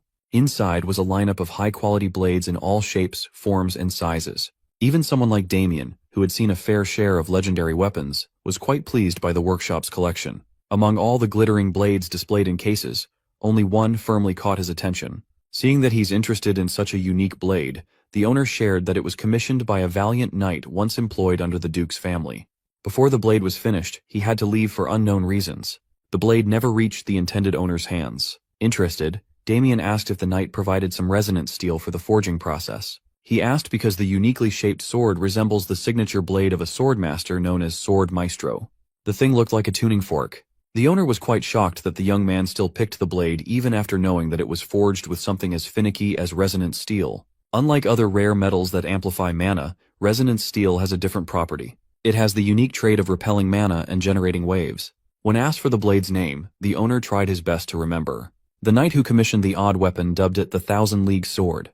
With that, Damien easily secured a brand new weapon that could amplify his power. As they were walking out of the workshop, someone approached them in the streets. Flanked by armed guards, the personal maid of Lady Chelsea, Rebecca, politely introduced herself. She relayed that the Grand Duchess wished to speak with Damien. It would be nice if he would spare the lady a moment to talk. Of course, Damien had no reason to accept such a sussy invitation. However, Rebecca insisted that the Grand Duchess holds more cards than one might expect. Maybe a conversation would do him good. That Chelsea girl will probably try to win him over with all kinds of persuasion. Since Damien has a few things he wants to confirm, he decided to play along. So, Rebecca led the way, and they eventually arrived at a restaurant personally run by the Grand Duchess. It's a high-end place that only accepts reservations from nobles. Rebecca emphasized that this meeting is important enough for Lady Chelsea to clear the entire place for the whole day, just so they can talk in private. The sussy maid opened an ornate gate and urged the young man to enter. The Grand Duchess is waiting inside. Admittedly, he was quite curious as to what kind of offer this lady would make to get him out of the picture. As soon as he entered the private room, his senses were assaulted by a hypnotic scent. Lady Chelsea poured herself a glass of wine with a single hourglass sitting on the table. With a bewitching smile, she invited Damien to sit with her. A single whiff of that pink stuff in the air, and I know some of you would have folded like a lawn chair on the spot. Even after noticing the sketchiness of this meeting, he sat his ass down and directly asked what she wants. Instead of talking about business right away, she asserted that they share a meal first. Not one to waste his time, he demanded that she lay her offer down on the table right away. Since he insisted, she relented. Lady Chelsea only has one request. Of course, that would be for Damien to step down as the family's representative. He accused the lady of not trusting in her champion's chances of winning against him, but she calmly explained that she has complete confidence with regards to Sir Guillaume coming out on top. It's just that she wants to save the man's strength for the real duel with the Marquisate house. It would truly be troublesome if he got injured from some meaningless duel, wouldn't it? For the sake of negotiating, Damien asked what he would gain by accepting such a big request. Lady Chelsea simply answered that he could name his price. Anything he wants is on the table. She only sees him as a countryside noble who would be happy with money, fame, or other materialistic stuff. This girl doesn't even bother hiding her arrogance and judgment. Still playing along, Damien argued that he could just get all those things from the Duke himself. She relented that while that might look like a good route to go down on now, isn't it better to be in good graces with the future Duke instead? Throughout their conversation, Chelsea's eyes kept darting down to the hourglass. She relayed her offer. If Damien wants to take it, he should go and talk to the Duke about backing out right away. As soon as the last grain of hourglass sand fell, the bewitching air intensified, and she ordered the young man to step down as the family's representative. Damien felt a wave of warmth and stimulation wash all over his body. Instead of falling prey to the blatant attempt at putting him under a spell, he definitively refused the offer. Expecting her sneaky maneuver to work, Lady Chelsea was confused that her demand was being denied by a bumpkin noble. Damien enjoyed seeing the spoiled brat squirm in her seat as she panicked at the allure scent's failure. The moment he entered the room, he recognized the black magic that induced false affection wafting in the air. It is commonly used to manipulate a target at will. Thankfully, he retained all his black magic knowledge from his previous life. That enchantment incense is quite hard to miss when you know what you're looking for. Based on the size of the room and the scent's concentration, anyone would become a slave within an hour of exposure. Thanks to the authority of greed, Damien simply absorbed everything without being affected. Deciding to have a little fun, he pressed the spoiled Duchess about her odd reaction to his refusal. She stumbled over her words and doubled down on giving him everything he wanted. Done with his fun, Damien turned his back and walked away. He doesn't need anything from this brat. She couldn't possibly give him what he's seeking in the first place. Desperate to keep the discussion open, she asked what this thing he's fighting for really is. Considering everything Damien has gone through, the only thing he desires is happiness for his family. His answer confused the bratty Duchess. She simply can't relate to someone who loves their family. Finally, he warned her to get Guillaume Blackwing ready and primed for the upcoming duel if he wants to survive. Pursing her lips, Lady Chelsea decided to take off the incentives and resorted to threats instead. Since he values his family so much, she flipped the script and alluded to doing something very unkind to Damien's family if he doesn't play ball. She swore to send people to absolutely crush the Hoxton household, completely erasing the insignificant family off the map. Before she could get every word of her ultimatum out of her rotten mouth, Lady Chelsea felt a tight grip suffocating her neck, nearly crushing her windpipe as her body hit the table. Even in such a perilous position, she still acted high and mighty, insulted that a country bumpkin dared to lay a hand on her. She demanded to be released, but she made the stupid move of threatening a former Death Knight's family. Hearing the commotion in the room, Lady Chelsea's guards rushed in. They swiftly drew their weapons, ready to cut down the boy who dared to endanger their Duchess. Damien controlled his anger and tossed the filthy witch away. In the blink of an eye, he grabbed a knife from the table, took the guards by surprise, and slit their throats in one fell swoop. The guards took a second to notice that something was wrong as the slits on their necks started bleeding. As they panicked and clutched their lethal wounds, Damien walked towards the exit. He only sliced their carotids lightly. If they apply some potion to the wounds in time, they should survive. As for this waste of space, Chelsea Goldpixie, nothing would please Damien more than severing her head here and now, but he will choose to restrain himself. Resorting to run-of-the-mill violence would be far too merciful a punishment for her stupidity. He would rather be around to see how horrible things will get for her in the very near future, instead of being an emotional executioner. While she was trying to catch her breath and the guards slowly bled out, her maid, Rebecca, entered the room. She quickly attended to her boss, making sure that she was all right. This girl must be deaf. She did not hear all the foreshadowing Damien had just dropped. She's focused on getting her bloody revenge instead. At the top of her lungs, she yelled the name Mustang Fury. Such a badass name belongs to this pale dumpling man. I was expecting an assassin or some shit. Lady Chelsea chewed out Mustang for what happened. She was promised that the allure scent would be immutable, but it did not work for Damien Haxon. Mustang reckoned that the kid must be one of those people with a natural resistance to black magic. The Grand Duchess has a zero-tolerance policy for excuses. She slapped the dog shit out of Mustang for putting her in such a humiliating position. As for Guillaume Blackwing, he was last seen at the tavern, claiming that he needed to cool off after everything that happened today. Hearing that her champion is getting drunk the night before a pivotal duel exasperated Chelsea even more. For one last time, she asked Mustang if their beast would win against that Hoxton kid. Of course, Mustang Fury vouched for Guillaume. That guy is Yulan's pride after all. There has never been a knight more gifted for black magic than that man. Mustang asks the lady for a little more patience. Yulan is working hard behind the scenes to give her the gold pixie dukedom. As usual, she threatened to kill Mustang and everyone in Yulan if they failed to deliver on their promise. This girl has no other moves, bro. While she was blatantly discussing a collusion with a heretical organization, Damien was listening just up on the roof. Even while eavesdropping, this dude has to aura farm. After this, Damien heads to the training room. He sits in a cross-legged position to meditate while Victor is busy snoring. Damien doesn't believe that he would run into Yulan again so soon. He already has his suspicions that Chelsea was involved with the dark mages. This tells him that the energy he felt when Guillermo was standing in front of him is dark magic. Damien starts tapping his new sword, creating sound waves from it. Instead of going to the Duke to explain the situation to him, Damien thinks of showing it to him directly. The following morning, Guillermo arrives at the arena, totally confident that he has the win in the bag. Pabel and his brothers are there to watch the fight. They ask Pabel who he thinks will win the fight. Pabel says, considering their reputation, he thinks Guillermo will win. When he says this, his brothers immediately start to rejoice because they will finally be free of Damien, because he has really done a lot for them in just 2 days. Damien has been beating them up, and they even conclude that he is having fun with it at this point. Pabel lets his brothers know that he would be happy if Damien also loses, but he doesn't think there is any reality where he loses to Guillermo. Damien steps into the arena, looking casual as usual. Guillermo tries to act tough, telling Damien that he is impressed that he didn't run away. Damien taunts him, telling him that he is blabbing nonsense. Adam finally arrives on stage and he reminds them that whoever wins will be given the position to represent the family in the duel against the Gold Pixies. Adam hopes that everyone will accept whatever the outcome is, and by this, he is indirectly speaking to Chelsea. Deep down, Chelsea is confident that Guillermo will win the battle. Adam raises his handkerchief and he starts the duel. Guillermo whips out his 2 axes. He starts spinning them aggressively, telling Damien that he has made a huge mistake in accepting the duel. He is prepared to show Damien why he is called the Wild Beast. He rushes toward Damien, but before he reaches Damien, Damien taps his sword just as he has practiced. With this, he creates a sound wave that hits Guillermo. The effect of the wave sends him flying backwards. Guillermo angrily asks Damien what he just did to him. The same way Guillermo is shocked is the same way everyone else watching can't comprehend the unusual technique that Damien is using. Guillermo is pissed, and he claims that Damien is using a weird sorcery technique. He rushes toward Damien again, but Damien doesn't move from where he is. He just continues tapping his sword to create the sound waves one after the other. This continues hitting Guillermo in his insides. Before he knows it, he is already panting from the excessive breakdown of waves splitting his insides. The waves soon reach his brain, causing him to start vomiting black substance. Guillermo still has enough strength in him to call Damien the B word.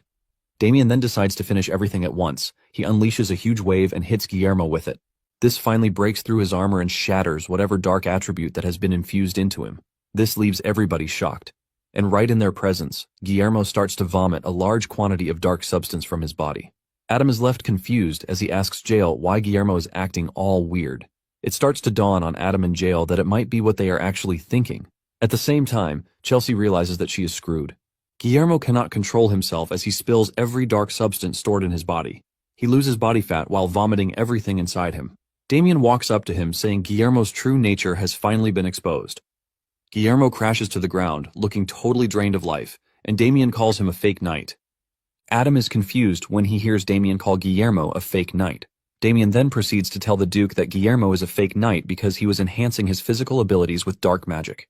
Everyone present at the arena is taken aback when Damien makes mention of dark magic. One of the butlers knows that they are done for if the church finds out that they are involved with dark magic. Adam then asks Damien if he already knew about Guillermo's true identity before the match, and he says yes. Damien apologizes for not telling him beforehand. However, he lets the Duke know that he didn't want to tell him because he wanted to figure out who the real culprit was. The Duke is shocked to hear this, and he becomes even more curious about the whole thing. Damien lets Adam know that dark mages have infiltrated the Duke's house. He then drops the bombshell saying the person working with them is Chelsea. Chelsea freezes up when she hears her name coming from Damien's mouth. Chelsea tries to defend herself, telling her father that she has no idea what Damien is saying. Adam holds his head in his palm, looking all disgusted. He has always suspected this, but didn't want to believe it. Adam is pissed that Chelsea brought the dark mages into his house. Enraged, Adam tells the soldiers to arrest Chelsea and all of her accomplices. He orders that they be locked in the prison until they figure out who they really are. Chelsea still tries to argue her case, telling her father that she has been framed. Two of the soldiers grab Guillermo in his weak state and disgustingly drag him off the arena. Two soldiers approach Chelsea, and she realizes that everything will be exposed if she is captured. Chelsea then screams at her accomplices among the knights, telling them to protect her. They all rush at the soldiers to take them down and try to get Chelsea out of there. Adam realizes that things are already getting out of hand, and he tells Jael to apprehend his daughter. Jael acknowledges the order and swings into action. Jael steps onto the arena and urges the knights protecting Chelsea to step aside. Jael's aura overwhelms the entire arena as his eyes glow. The knights realize that they lack the capability to actually deal with Jael. Even though they know that they are not capable, they still scream at Chelsea, telling her to run away while they hold Jael off. Jael finally unleashes his sword, letting the knights know that they have taken the very wrong turn. Jael swings his sword, and just the aura from it cuts through the knights, leaving destructive damage in its wake. Chelsea barely manages to survive the swing, but the knights protecting her have been sliced in half by Jael. At this point, Chelsea screams out in horror as she sees the scary image of Jael walking toward her as she sits in a pool of blood. Chelsea starts crying, telling Jael to stay away from her. Chelsea then turns to Ernst, begging him to save her. Ernst then makes the tough decision of jumping between Jael and Chelsea. Damien sees this and realizes that Ernst is basically asking for death at this point. Before Jael does anything, he acknowledges every good thing that Ernst has done for the growth of the house. He adds that Adam considers Ernst a valuable person, But Jael lets him know that if he insists on protecting Chelsea, he will have no choice but to execute him. Jael's aura swirls like a scary wave while telling Ernst what will come of him if he doesn't back down. Ernst finally comes to his senses, and he realizes that he is asking for death. He drops his weapon and falls to his knees, giving the soldiers the opportunity to grab Chelsea. Chelsea still tries to convince her father that she is innocent, but Adam tells her to shut her mouth while calling her a worthless piece of trash. Adam lets her know that her actions might come back to bite the family. Adam is pissed that Chelsea has managed to drag the entire household into the mud. Adam stares at Chelsea in a very disgusting way while letting her know that the greatest mistake he made was making Chelsea a part of his life. Tears run down Chelsea's face when she hears this, and she starts screaming at her father that she has nothing to do with everything that is happening. Adam then tells the guards that he is done hearing her annoying voice. He orders the guards to silence her and remove her from his sight. The guards do as told, and they cover Chelsea's mouth before she is dragged away from the scene. Damien can only smile as he has finally taken out one more enemy from the board. A few days after the match, the soldiers are working on the captured knights by inflicting pain on them so that they can confess everything that they know. One of the knights reveals that he fell for Chelsea's suggestion after smelling a strange scent. Jael finally realizes that Chelsea has been expanding her influence in the Duke's household with the help of the Dark Mages. Jael is utterly disappointed, and he wonders why Chelsea will do such a thing. Chelsea is also in her cell, and she has been tortured too. Chelsea blames her father for everything that happened. All she wanted while growing up was to be acknowledged by her father. However, no matter what she does, Adam doesn't seem to be satisfied. Even when she brought him flowers, he threw them away while staring at her like a piece of trash. Chelsea never understood why her father looked at her with such cold eyes. While crying in her cell, a servant brings food for her. Chelsea doesn't hesitate before taking the food. She starts eating to fuel her determination since she is not ready to die like trash. She is ready to do everything within her power to survive. While she is busy eating, the servant is staring at her with a scary expression. On the other hand, Damien learns from Victor that Adam is looking for him. Damien then heads to Adam's chambers. Adam pours them a cup of wine to drink.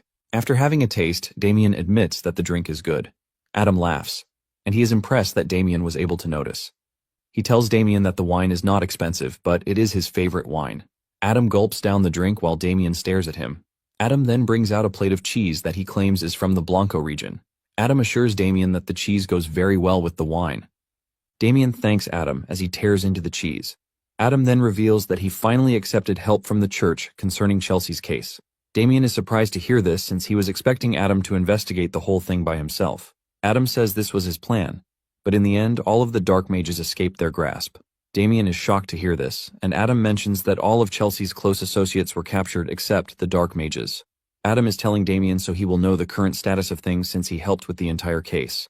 Damien is disappointed that not a single mage was captured, and he starts wishing he had gotten involved in the whole thing. Adam then reveals that he is no longer involved with tracking down the Dark Mages, as he has left the responsibility to the church. Damien then asks Adam if Chelsea said anything about the identity of the Dark Mages, and Adam says she refused to say anything. Adam mentions that Chelsea's lips remain tight even though they have tortured her over and over again. Adam admits that she is a tough girl. Adam then confesses that Chelsea was never the way she is. Adam then narrates the story about Chelsea's background. Apparently, her mother was a commoner. Adam was out hunting when he was still very young, and this is when he met her. Something happened between them, and in no time, she became pregnant. Adam couldn't believe that a one-time thing with her would make her get pregnant for him. After this, Adam doesn't want to accept the fact that a commoner has his blood running through them. This was why he chased Chelsea and her mother away when they came to him. Later on, Adam got curious about Chelsea and he made inquiries. This was when he learned that Chelsea's mother had already died of the plague, but Chelsea survived. Adam then brought Chelsea into the household. After narrating the story to Damien, Adam wonders why he even brought Chelsea into his household in the first place. Damien then subtly tells Adam that he might have done it because Chelsea was family to him. The mention of family strikes something in Adam, and he starts wondering if Chelsea really wanted to become a member of the family. It then dawns on Adam that Chelsea doing everything that she has done is a way for him to acknowledge her. Adam is disappointed because Chelsea could have just lived a normal, noble woman's life. Adam realizes that he is saying too much and figures out that it is the effect of the wine. Adam apologizes for dumping his life story on Damien. Just then, a butler runs into the room, telling Adam that something bad has happened. Adam hears this and fears the worst. It turns out that the guards arrived in Chelsea's cell to find her swinging from the ceiling. 4 days after Chelsea's death, everything pointed to the fact that she sent herself to the afterlife. Since she is dead, the investigations into her accomplices also came to an end. As punishment for dragging her family through mud, her grave was made plain. Damien knows that the crisis that struck the Gold Pixie Duchy seems to have ended at the present moment, but he is confident that it is not the end. Damien is confident that Yulan will not give up. Damien is lost in his thoughts until his annoying servant calls him back to reality. Apparently, Victor was complaining about how Damien arranges his dirty laundry without considering who is washing them. Later on, Ernst is seen drinking himself to a stupor in the middle of the street. He is mourning Chelsea's death by drowning himself in alcohol. He soon crashes to the ground while thinking about Chelsea. Apparently, he has been Chelsea's personal guard since she was little. They have always spent time together. He listened to all of her stories about how she wants to win her father's trust by giving him flowers. She plucked flowers from the field where her parents met, aiming to make her father happy with them. But this was the flower that her father threw away like trash. Ernst is heartbroken that he couldn't protect her beloved Chelsea. To punish himself, he starts hitting himself, regretting why he didn't die alongside Chelsea. Ernst is in the middle of his depressing moment when Rebecca shows up. She approaches Ernst, looking all bright, but the moment Ernst spots her, he attacks her. He grabs her by the neck, asking her why she is so brave to show herself. Ernst blames Rebecca for what happened to Chelsea. Rebecca is choking while trying to calm Ernst down.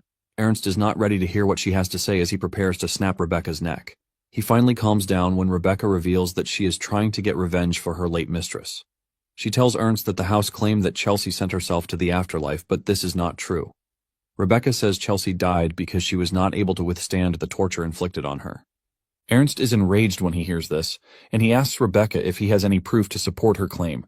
Rebecca reminds Ernst that Chelsea is not the kind of person to terminate herself.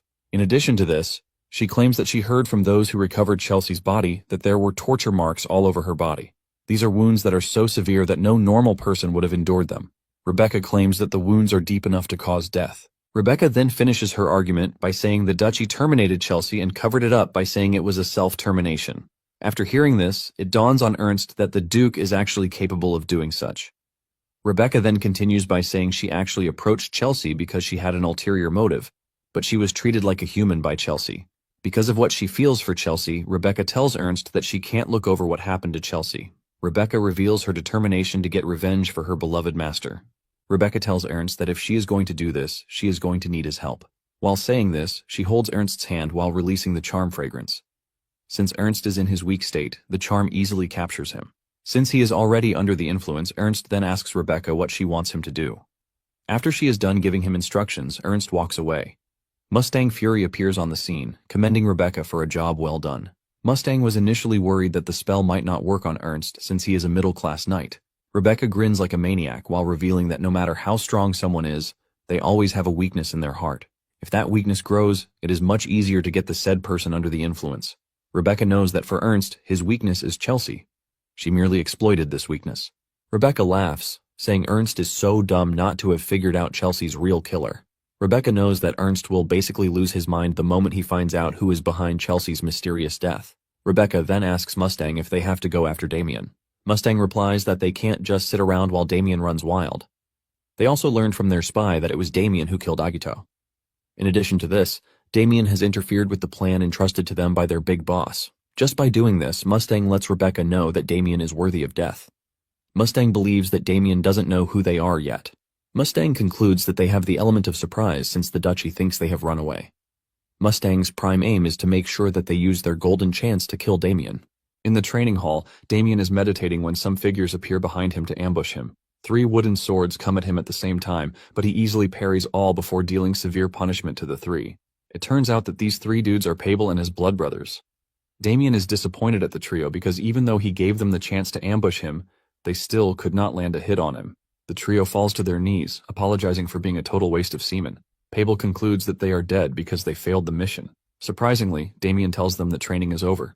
This shocks the trio, who are forced to ask again. Damien then subtly demands to know if they are still interested in training more, but the trio quickly says no. Pabel wonders why Damien is not beating the crap out of them like he usually does. Damien lets them know that he is dismissing them so that they can rest. Since the match against the Leon Blooms is in 2 days, Damien believes that it is appropriate for them to rest.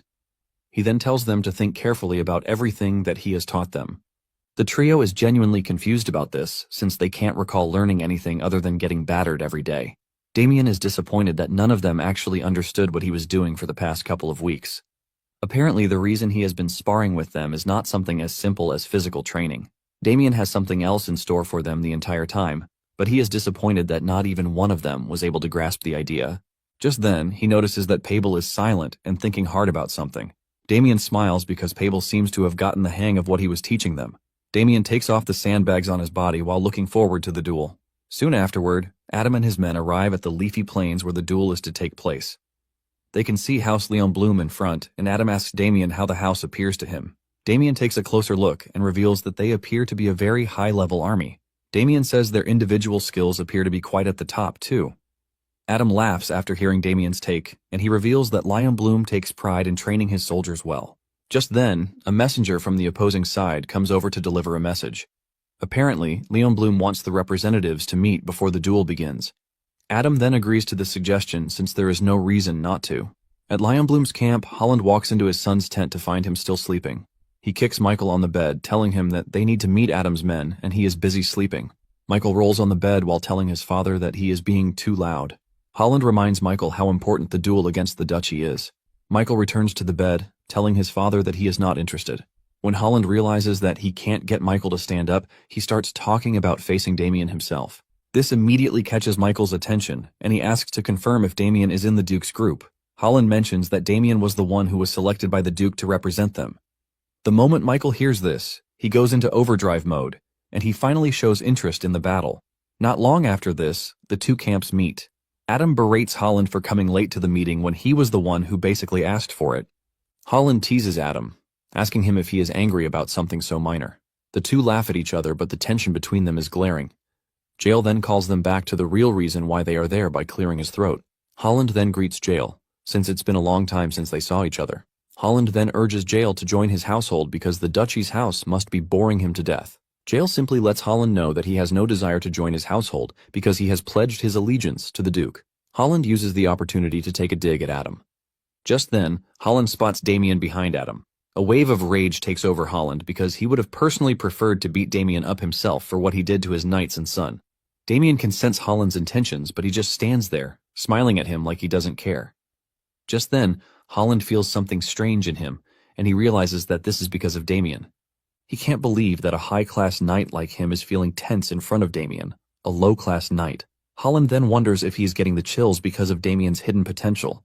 But he admits one truth, and that is the fact that Damien might actually be at the same level as his son, Michael. Suddenly, Michael gets triggered by Damien's presence, and he angrily reaches for his sword without even thinking twice. He takes a pose and aims directly for Damien, while Damien remains unfazed. Thankfully, Holland is able to caution his son, telling him to drop his weapon. Michael finally returns to his senses, leaving him stunned because he didn't even realize that he had pulled his weapon. Jael berates Michael for pulling his weapon in front of the Duke. Adam reminds Michael and his father that it is a grave sin for someone to pull a weapon against a noble. Holland tries to justify the situation, saying his son drew his sword because of his desire to win. However, Adam lets him know that he is not ready to overlook it. He asks Holland how he plans to pay for his son's mistake. Holland realizes that everything has become complicated, all thanks to Michael reacting without even realizing it. Holland understands that Michael must have seen Damien as a wild beast that needs to be taken down. Adam decides to ride on the opportunity very well. He tells Holland that he would have suggested they cancel the duel, but he would not. Holland already knows that Adam is not the type to let things go without gaining something from it. Just as he expected, Adam tells Holland that he would like to add a few more terms to the duel. After hearing the terms presented by Adam, Holland groans but has no choice but to accept the terms. With this, Holland and Michael start going back to their camp. Damien is impressed with what Adam just did because he used the situation to get more things on his side. Adam then stares at Damien, saying it is quite strange for Michael to have drawn his sword at Damien. Damien plays dumb, telling Adam that he has no idea why Michael behaved the way he did. Damien is surprised and impressed at the same time that Michael has awakened his sixth sense at such a young age. Damien is already looking forward to the duel as he considers it to be one that holds promises. On the other hand, Holland asked his son why he drew his sword. He mentions that he could have put their family in danger. Michael then asks his father if he saw Damien's reaction. Apparently, Damien knew he was going to draw his sword, but he just stood there, smiling like he didn't care. Michael is excited because he has never met an opponent like Damien before. Michael's face lights up in joy as he says Damien might be the opponent that will finally give him what he wants. Holland finally realizes that Michael has been so bored with fighting weak boys, which is why he is so hyped at the opportunity of fighting Damien. Michael then asks his father if there is anything they can do because he had to accept some terms that are not great because of what he did. Holland is not worried about this as he tells his son not to worry himself because their victory is certain. Soon afterward, they prepare to begin the first match. The referee tells the dual representative from both sides to step forward. Since it is the first match, and it is important to gain momentum for the team, Adam asks Damien who they should send out first. Damien is about to make his recommendation when Sebastian Vincenzo shows up on the scene. Vincenzo reminds everyone that he is the person in charge of training the knights. Since this is his role, he thinks he should be capable of recommending someone far more suitable than Damien could. Damien is surprised because this is the first time he will be seeing the so-called Vincenzo. He realizes that Vincenzo is such a loser since he is the one training Pablo and his trash brothers. Damien figures out that Vincenzo is worried that he might steal the spotlight from him. Damien decides to step back and allow the dude to have his moment. Damien then tells Adam to allow Vincenzo to recommend the first knight. Adam then tells Vincenzo to recommend a knight of his choice. Surprisingly, Sebastian Vincenzo nominates his son, Fabian Vincenzo, as the first dual knight. Sebastian is confident that his son will win the first match and gain Adam's favor. Adam is impressed that Vincenzo nominated his own son, whom he has heard great things about. Adam genuinely hopes that the kid wins. Lion Bloom then presents their own representative, a chubby, ugly dude called Ronald. As the duel begins, Fabian excitedly announces his name and demands Ronald's name and house. Ronald replies that he is Ronald and he has no family or house. The moment Fabian hears this, he realizes that he is about to fight a commoner. His blood starts boiling as he prepares to teach Ronald a huge lesson. Ronald doesn't seem to care so much, as he tells Fabian that he is like the rest of the nobles, who like running their mouths. This is enough to get Fabian to attack, and he charges at Ronald with a blue aura swirling around him. Fabian tries to cut Ronald down, but he easily dodges the strike. Since he had lost balance while trying to take Ronald down, it gave Ronald the chance to easily launch a counterattack. Ronald continues teasing Fabian with no stress while calling him a pathetic loser. Fabian lets his emotions run wild, and he tries catching Ronald again, but this time Ronald catches him off guard and cuts off his hand. Fabian's face lights up in shock as his arm flies off right in front of him. Even Adam is stunned as he sees his knight's arm fall off. Vincenzo holds his head in pain, realizing what he just put his son into. Ronald mocks Fabian, telling him not to act all mighty and big in his presence. He then uses the famous word, telling Fabian that he is fired. Fabian rolls on the floor in pain while Holland smiles, as this is the beginning of his victory. Fabian is stretchered off the battle stage while he cries for help. Damien already expected that Fabian was weak, but he never thought it was up to that extent. Adam is frustrated when he sees this since he wasn't expecting the Lion Blooms to be cutting off people's arms when the deal was just to win matches. Adam then calls Damien, asking him what they need to do. Since they have lost the first match, Adam suggests that it would be nice for Damien to join the fight, but Damien points out that it is not the right time yet. He mentions that if he steps out for the second match, and Michael ends up coming out for the third, that means they are going to lose either way. Damien then assures Adam that he has someone to recommend for the second match. Adam is surprised to hear this, and he asks Damien who it is. Just as expected, it turns out to be Pablo. Pablo almost loses his mind when Damien picks him as the second representative. Damien then tells him to remember the training he received while he was getting trashed by him. Pablo is still worried, but Damien assures him that he is going to win. His blood brothers also cheer him on, telling him how much they believe in him. Adam is skeptical about Damien's suggestion since Pablo has never been one to stand out, but Damien assures the Duke that Pablo will definitely win. He says he has given Pablo special training just for the duel. Before Pablo steps onto the stage, he almost breaks down from fever while his friends attend to him. He finally gets into the arena, and he finds himself facing off against a scary knight, Huey Selection. Just by staring at Huey, Pablo can easily sense that he is far stronger than him. The guy is so strong and confident that he thought he would be facing off against Damien. Since Damien is not his opponent, he decides to finish the duel pretty quickly. He aims his weapon at Pablo and dashes toward him.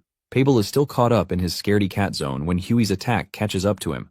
Just as the sword is about to touch him, Pablo finds himself instinctively blocking the attack.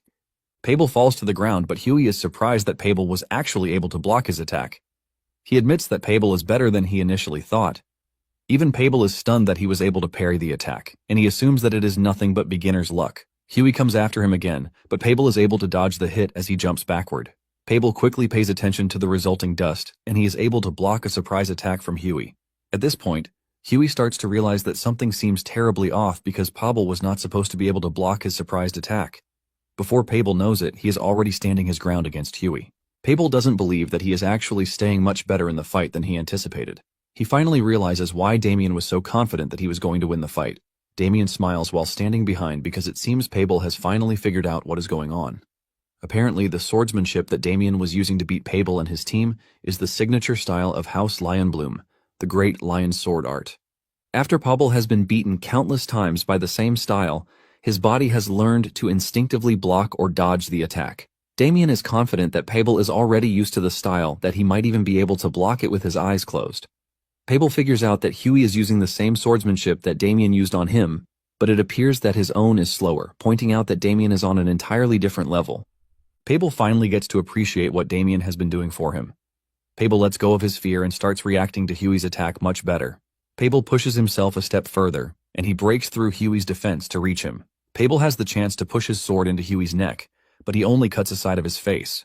Everyone is shocked by the impossible feat that they just witnessed. Huey falls on his butt, and Pabel holds a sword to his neck, and the referee declares him the winner. Pabel's friends roar in excitement as Pabel claims victory for House Gold Pixie. Even Michael is surprised that Huey is stronger, but for some reason, he still lost. For the last and final battle, Michael steps onto the stage, and this leaves the Duke worried since he knows what Michael is capable of. Damien and Michael walk to the front, and Damien mentions that he is excited to be going up against Michael. Michael also smiles, saying he has been waiting for someone like Damien. Michael considers Damien an equal who can easily give him the fight that he needs. Damien scoffs when he hears Michael regard him as his equal. Michael pulls his sword, urging Damien not to disappoint him in the duel. A few minutes before Michael stepped forward to fight Damien, Huey was asking for death from Holland for disgracing the family. However, Holland tells him to get back on his feet, because it was not his fault that he lost. Holland could clearly see that Huey was stronger, but things didn't go his way. Nonetheless, Holland is not worried because victory is certain as long as Michael does his best. Holland tells Huey that he is free to leave, although Holland feels something is wrong.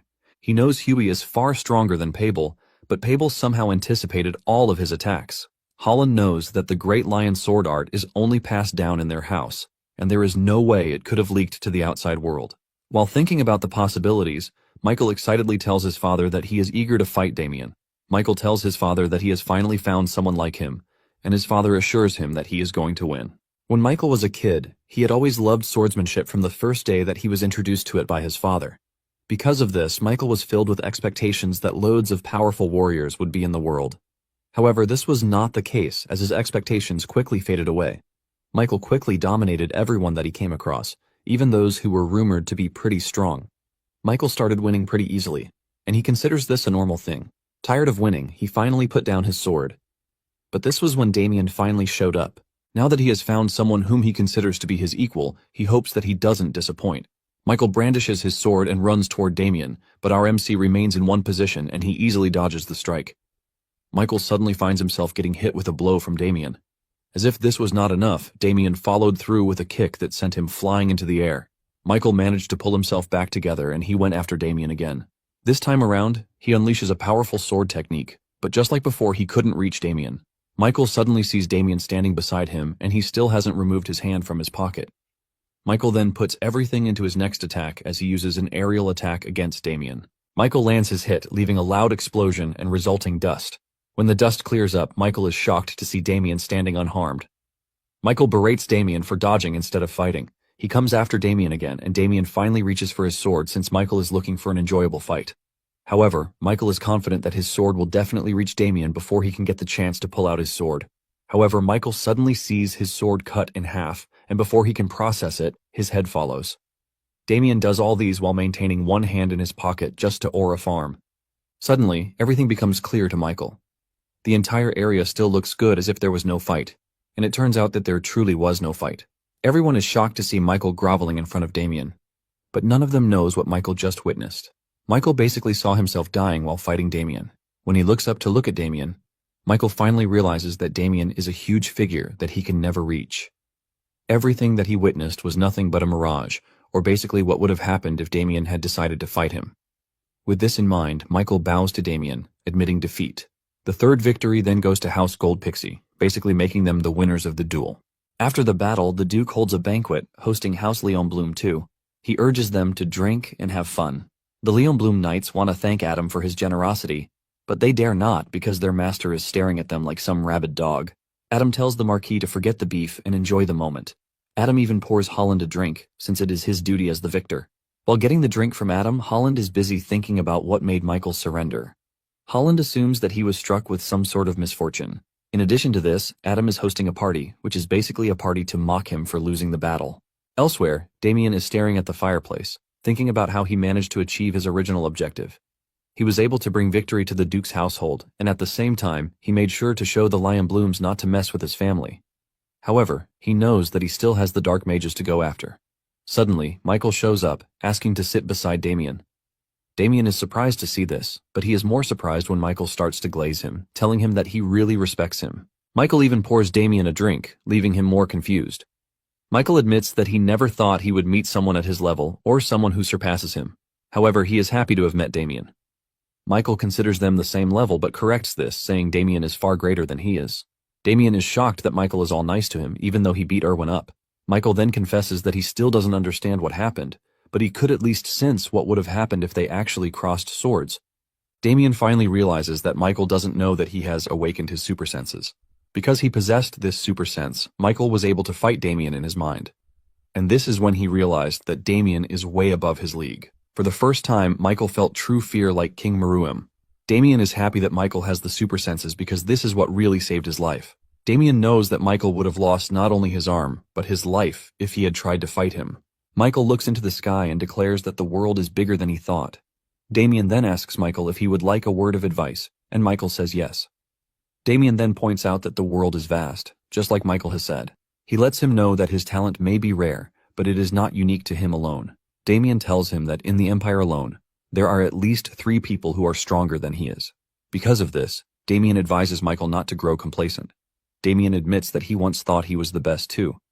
However, his arrogance was crushed when he was defeated by Dorgo. Michael then asks Damien if he is still living with the mentality that there is someone stronger than him. Damien quickly clears the air, telling Michael that he is currently the strongest. Michael tries to argue with him, but Damien just tells him that he is trying to tell him not to get complacent until he is as strong as him. Michael takes the advice to heart, assuring Damien that he will always remember it. Just then, Adam and Holland walk up to them. Adam is impressed that the two are already getting closer. The two bow to the Duke, asking him why he has come to see them. Adam tells the boys that he is done talking to Holland, which is why he came to see them. Apparently, before the duel, Adam and Holland had agreed that Holland would grant Damien access to the Marquis's vault if he came out victorious. However, Holland was being stingy, and Adam had to persuade him to another arrangement. Holland is pissed at the entire thing because he clearly cannot forgive Damien for what he did to Erwin. However, he has no choice but to let his anger pass for the meantime. Holland then apologizes to Damien for sending knights to his home as a show of force. Damien can sense that Holland is not being sincere with his apology because he left out the Erwin part. Holland then reveals that he cannot open the vault to Damien, but in return, he has something else to give him. It turns out to be a ring imbued with spatial magic, which was crafted in the White Tower. The ring can store up to 100 kilograms of items. Damien is impressed when he sees this because it's a dimensional artifact, which is worth at least a small castle. Damien doesn't like the fact that Holland is straying away from the actual deal, but he decides to just let it pass. Damien takes the ring and thanks Holland for it. Holland lets Damien know that he is ready to give him something else if he wants, but he can't open the vault for him. Since the Marquis household still has many fine weapons, Damien starts thinking of what to pick. Suddenly, it dawns on him that there is something he wants, which should be in the Lionbloom household at the moment. Damien then tells Holland that he would like a bow. Holland considers this a weird and unexpected ask. Damien then reveals that he needs the bow because he is planning to marry off his younger brother Abel. Abel is at the estate having fun when he suddenly feels a chill run down his spine. After they return from the duel, Damien informs the Duke that he is ready to leave. The Duke is surprised that Damien is already heading back to his estate. Adam lets Damien know that a banquet is being prepared for him, and he suggests that he wait till after the banquet. Damien tells Adam that he has been away from his family for too long already, which is why he needs to go back. Since Damien is insisting, Adam decides to bend to his wishes, but urges him to wait till the next day so that he can organize escorts for him. Damien is surprised when the Duke mentions escorts, and the Duke admits that Damien is strong, but at the same time, he is trying to keep him safe because he might run into bandits on his way home. Damien knows fully well that he doesn't need escorts, but since the Duke is offering, he doesn't want to throw away his goodwill. Damien accepts the Duke's offer and he thanks him for everything so far. Soon afterward, Damien and Victor leave the Gold Pixie estate and they start heading back home. They are assigned 2 escorts by the Duke, but Victor is the only one walking since he is the damned servant. Victor reveals his relief that they are finally going home, since the incident that Damien caused has been resolved. Damien stares at him intently, telling him to say what is on his mind, but Victor quickly looks away. Victor then mentions how comfortable the journey was when they were coming rather than now that he has to walk. He still takes a dig at his master because he is on a horse. Damien realizes that Victor has actually gotten a bit fatter, and he plans to whip him back into shape once they return to the estate. Once the sun starts to set, the knights inform Damien that they are going to set up camp. Damien gives them the go-ahead to do so. Momentarily, they set up the camp and Victor prepares grilled meat for them. He serves his master, and he calls on the knights who are standing watch to come join them. The knights appreciate the gesture but tell Victor that they will be eating separately later. Just then, Damien remembers his parting moment with Pabel and his brothers. Pabel was in tears while holding Damien, telling him not to leave just yet. Damien starts to wonder why Pabel and his brothers are acting so clingy all of a sudden. Pabel lets Damien know that he has opened his eyes to a new level of strength, and because of this, he thanks him. Damien assured Pabel that he also worked hard, and the dude assured him that they would never forget the lessons that he gave them. With a very respectable gesture, the trio bows their heads to Damien, holding him high as their master. Now in the present, they hear a rustle in the woods, and one of the knights offers to go check it out. Damien tries telling him not to worry, but he just cannot abandon his duty. Suddenly, a spear imbued with dark magic comes flying toward the knight, sending him toward a tree and impaling him right there. Panic ensues immediately after this happens.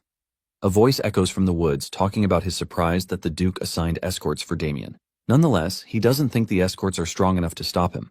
The man behind the voice finally emerges, and he turns out to be Ernst, who is now under the influence of the dark mages. He looks totally terrifying, and the second knight asks him why he is doing what he is doing. At the same time, Mustang and Rebecca appear behind Ernst, and they release the charm fragrance from their bodies. This moves toward Damien and his subordinates. The second knight falls under the influence since he is a low-level knight, but Damien remains unaffected. The moment Damien realizes that Victor will also fall, he knocks him out cold to prevent this. Rebecca then controls the knight, telling him to spin his own head.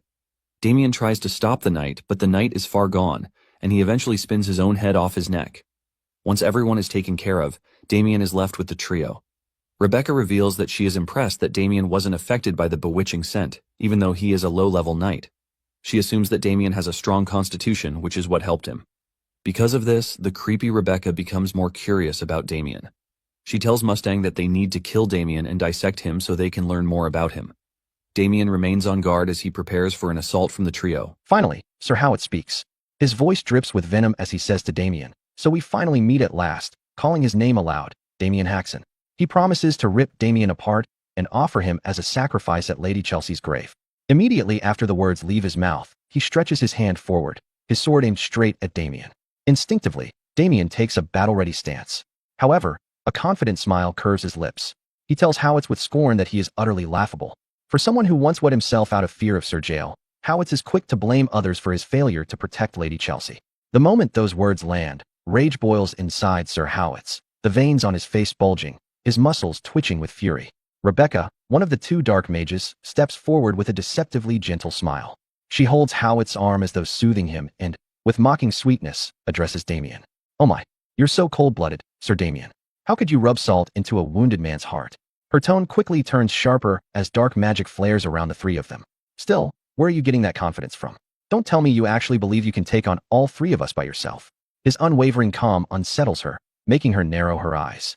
She warns him that she doubts he even knows who they really are. But before she can finish, Damien cuts her short with a smirk. He describes them perfectly, down to the last detail. "You're dark mages of Yulon, and at least on the rank of executives, right?" The accuracy of his words freezes her in shock. Her mouth falls open, her eyes widening. She stutters, unable to form her response. The other dark mage is no less stunned, both of them staring at Damien as though he has pierced their very disguise. Rebecca finally finds her voice and stammers out, "How? Do you know that?" Damien only acts more nonchalant. He casually sticks a finger in his ear and says, "I've got pretty sharp ears." As Sir Howitz raises his spear, pouring more mana into it, the dark mages regain their composure and scoff at Damien's arrogance.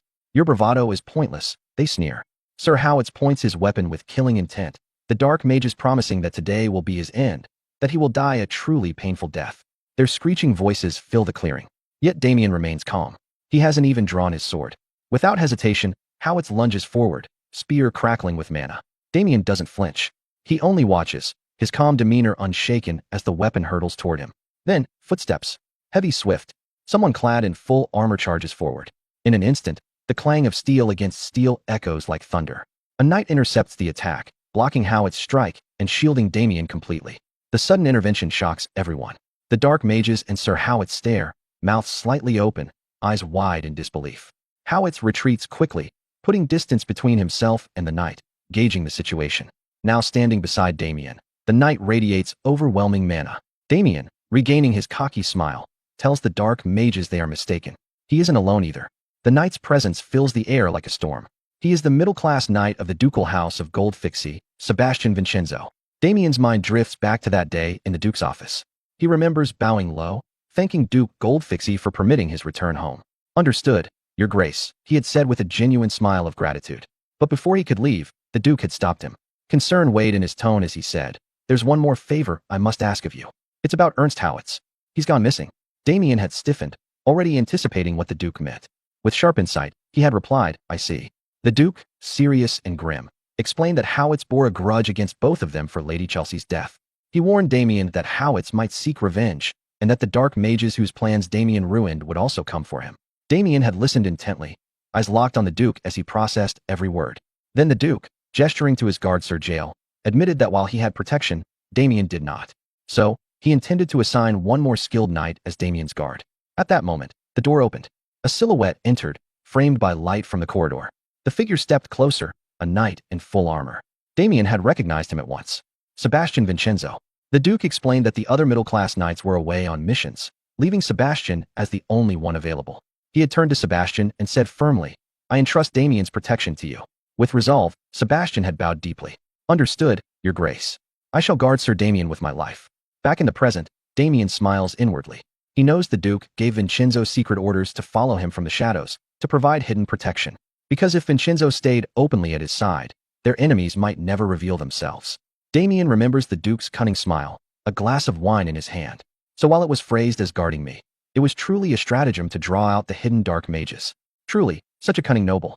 Howitz, assessing the situation, twists his lips into a rage-filled grin. He greets Sebastian with mocking familiarity. "It's been a while, Sir Sebastian." Sebastian, unflinching, demands to know why Howitz is here. Howitz answers without hesitation, "I have decided not to let a single person connected to Lady Chelsea's death live." Sebastian frowns in confusion and scolds him. "What nonsense is this? Lady Chelsea took her own life." The words ignite Howitz's fury. His eyes burn red as he roars, "No one's fault. Don't spout such nonsense." His voice shakes the forest as he shouts. He insists that Lady Chelsea was steadfast, unyielding, a woman who would never have committed suicide. Dark magic stirs violently within him, wrapping around his body, consuming his mind. He screams that the Duke must have killed her, that she must have died under cruel interrogation. The dark mages watch, smiling with relief as Howitz is overtaken.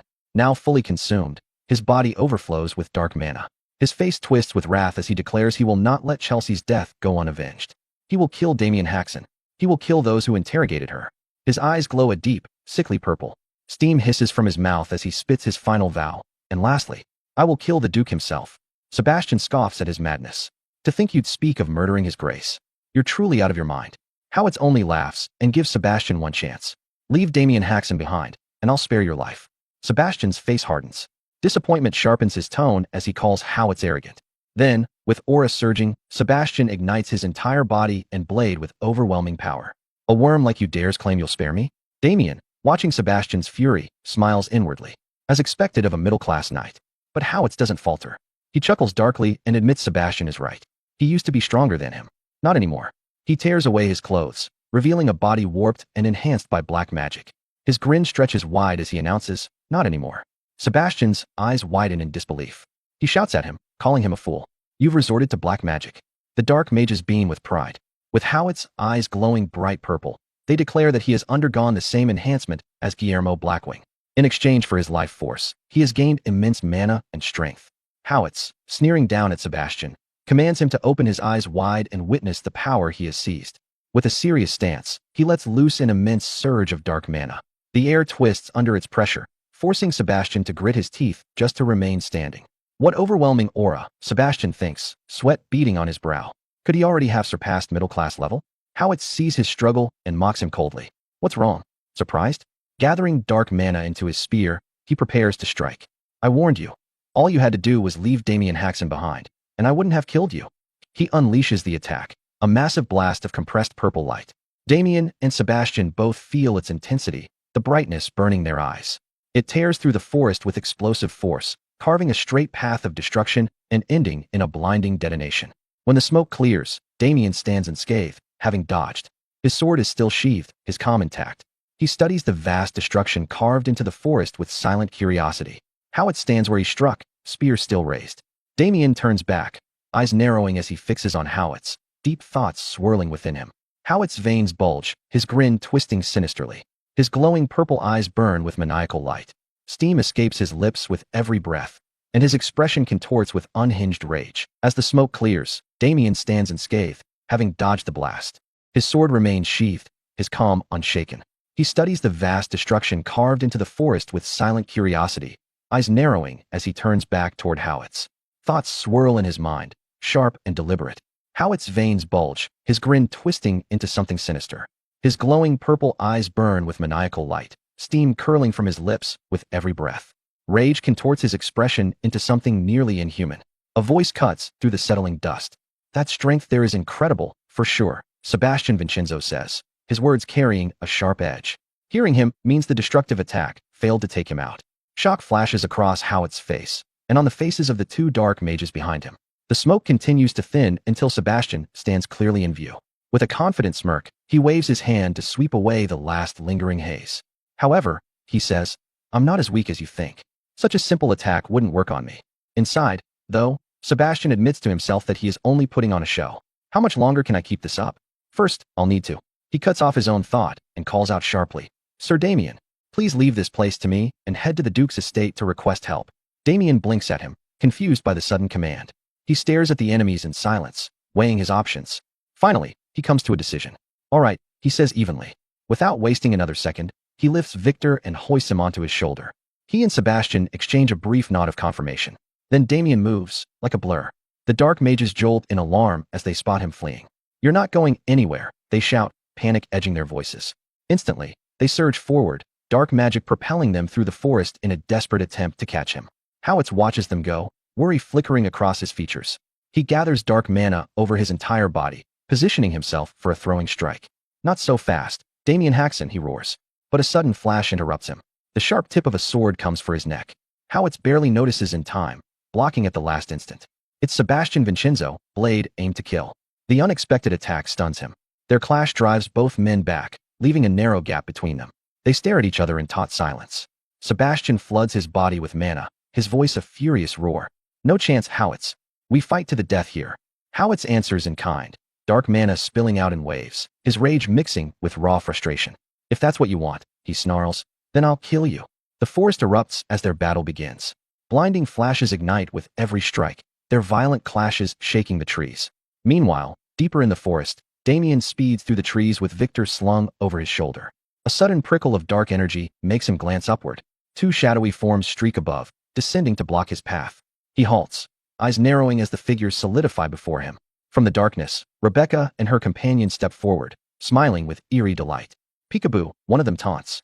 The dark mage laughs cruelly. You should have run away by yourself. Did you really think you could carry that fat ass with you too? For you to even try, you must be looking down on us. Damien regards them with a blank, unreadable face. He doesn't say a word. Then, unexpectedly, a faint smile spreads across his lips. He exhales a long, relieved sigh. No, he says calmly. You're the fools here. He moves to a nearby tree and gently sets Victor down, an excited glint in his eyes. What? The dark mage asks, confused. Straightening, Damien steps away from Victor and toward the two mages. I only lured you away, he says, because I couldn't fight properly with Sir Vincenzo watching. He stretches his arms, his voice carrying a deadly calm. So let's finish this quickly. I need to kill you both, and then rescue Sir Vincenzo. Their eyes widen in disbelief.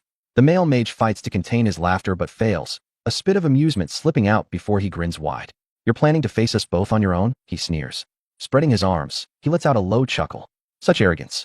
Rebecca, step back for a moment. Yes, Captain, she replies, retreating. Purple light flares from his body. Magic circles bloom on both wrists, his head blazing with purple flame as dark mana pours over him in a violent surge. His muscles swell, hair shifting wildly as his shirt tears apart. His entire body transforms, becoming something monstrous and inhuman. Moments later, a towering figure stands before Damien, its shadow engulfing the space around him. Tentacles writhe from its back. The creature opens its mouth, razor-sharp teeth glinting as dark energy churns around it. Now, it says, voice echoing unnaturally. Let me properly introduce ourselves. It steps forward, its monstrous form fully revealed. I am Yulan's captain, Mustang Fury, it declares. And this here is my vice captain, Rebecca. Damien looks up at the towering abomination, his face utterly calm. I expected officers, he thinks, but they're far greater figures than I imagined. Still, he exhales softly and says aloud, seeing how you've transformed your body through black magic. You must be of the Frenzy faction.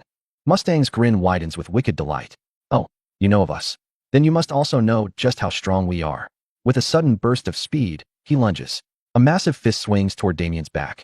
Damien senses the attack in time and pivots, raising his arms in a guarded stance. The punch connects with explosive force, sending Damien hurtling through the forest.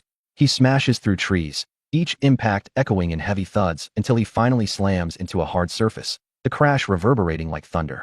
Mustang whistles in dark amusement. To think you could withstand that. Damien pushes himself upright, haggard but standing. He rolls his shoulder, the one he used to absorb the punch. Mustang readies his fist again, eyes narrowing. I guess the rumors weren't exaggerated, seeing as you're still standing. But as he looks closer, he notices something unsettling. Damien appears completely unharmed. The young man stands steady, silently gauging his opponent's strength. Not only is his destructive power immense, Damien thinks he's fast, too. Based on his physical abilities alone, he's at least above middle class. Mustang attacks again, tentacles whipping through the forest in a storm of destruction. Trees splinter and shatter under the relentless assault as Damien darts and weaves, narrowly evading each strike. But after a relentless barrage, Damien's back collides with a tree. He freezes, eyes sliding to the side in surprise. Gotcha! Mustang growls, charging forward with a devastating punch. As the massive fist closes in, Damien's eyes flash. Time itself seems to slow. Within that frozen instant, his hand moves with serene precision, gently redirecting Mustang's fist.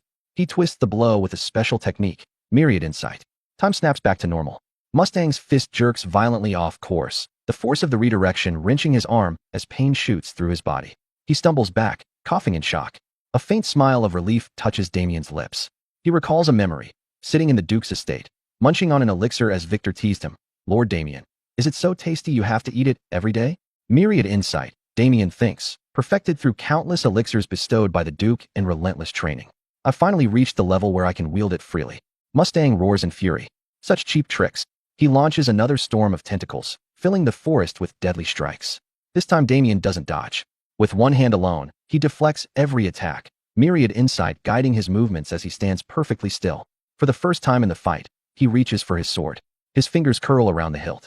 In a blur too fast to follow, he draws and strikes. Clean, precise cuts flash across Mustang's body. The draw and the cuts happen in the same breath, too swift for the eye to register. Damien's foot touches the ground. He stands motionless, sword in hand. A heartbeat later, deep slices bloom across Mustang's body. Blood sprays. His neck bears a half-severed gash. His eyes go cold as his butchered body collapses piece by piece. Damien turns away, swinging his sword to fling the blood from its blade.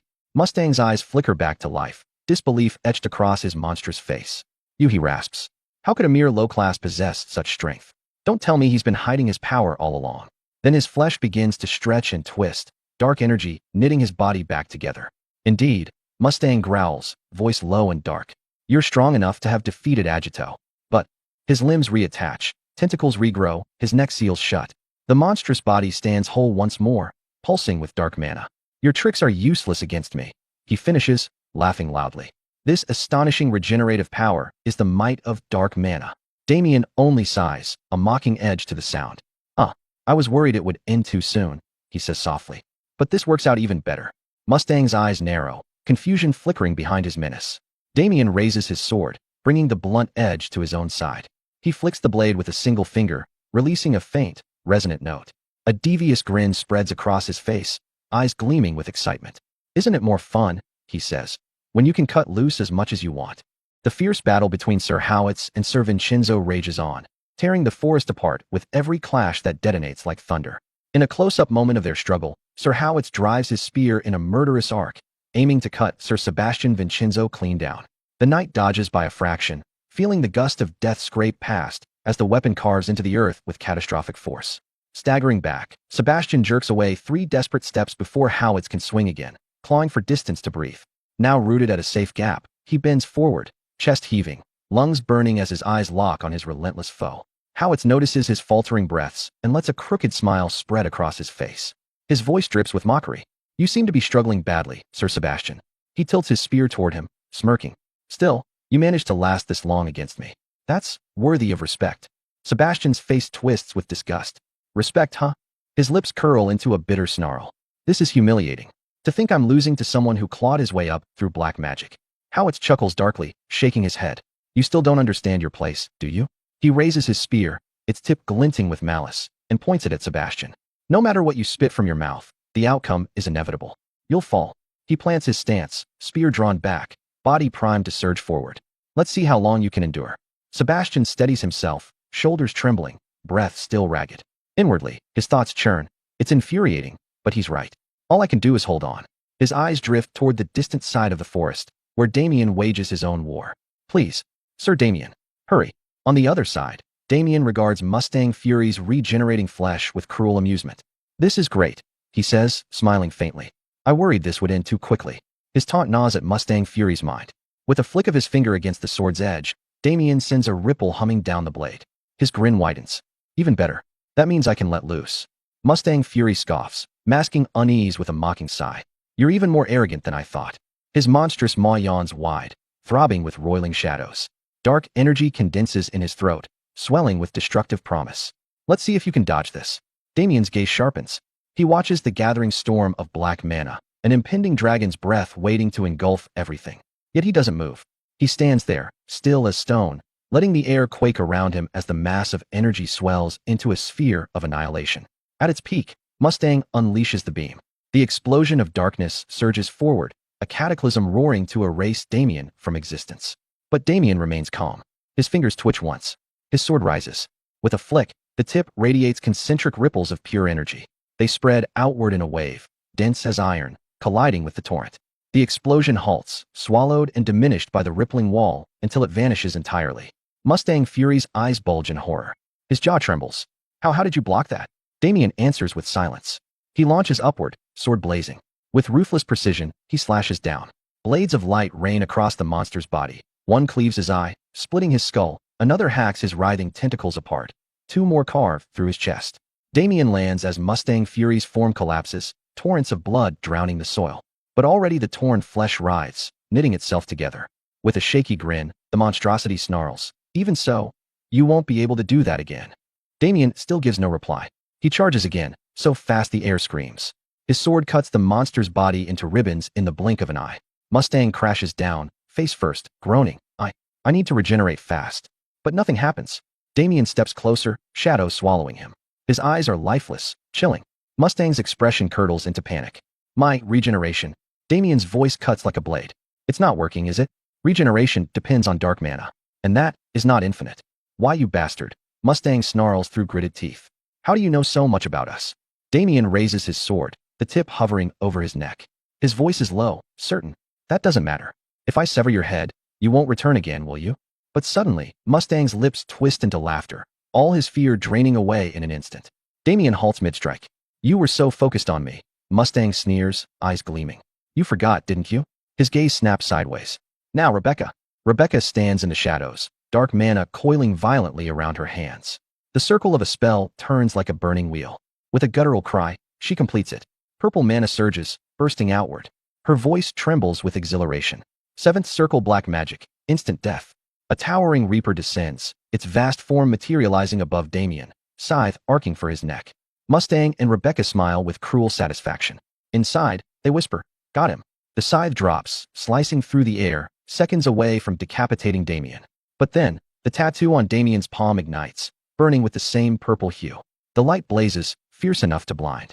The reaper recoils, its form sizzling. It shrieks, body convulsing as the brilliance consumes it, until it writhes into nothing, erased by the glow.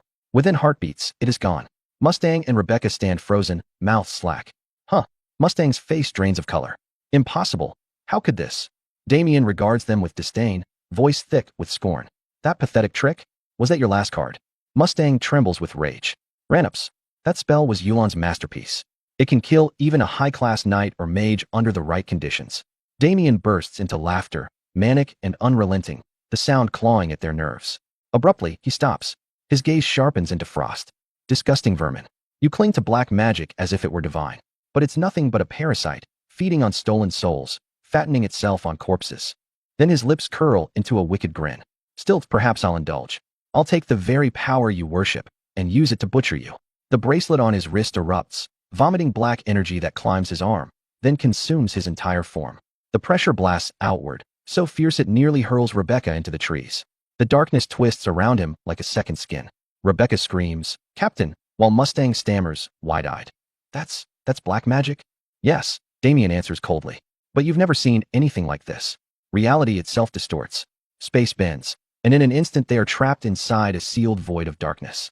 His voice echoes everywhere at once. Ninth circle black magic. Pitch darkness. A single finger, coated in black mana, tethers him to the sphere. Inside, Rebecca clutches Mustang, trembling. Mustang's voice cracks, almost childlike in terror. Ninth circle? That's impossible.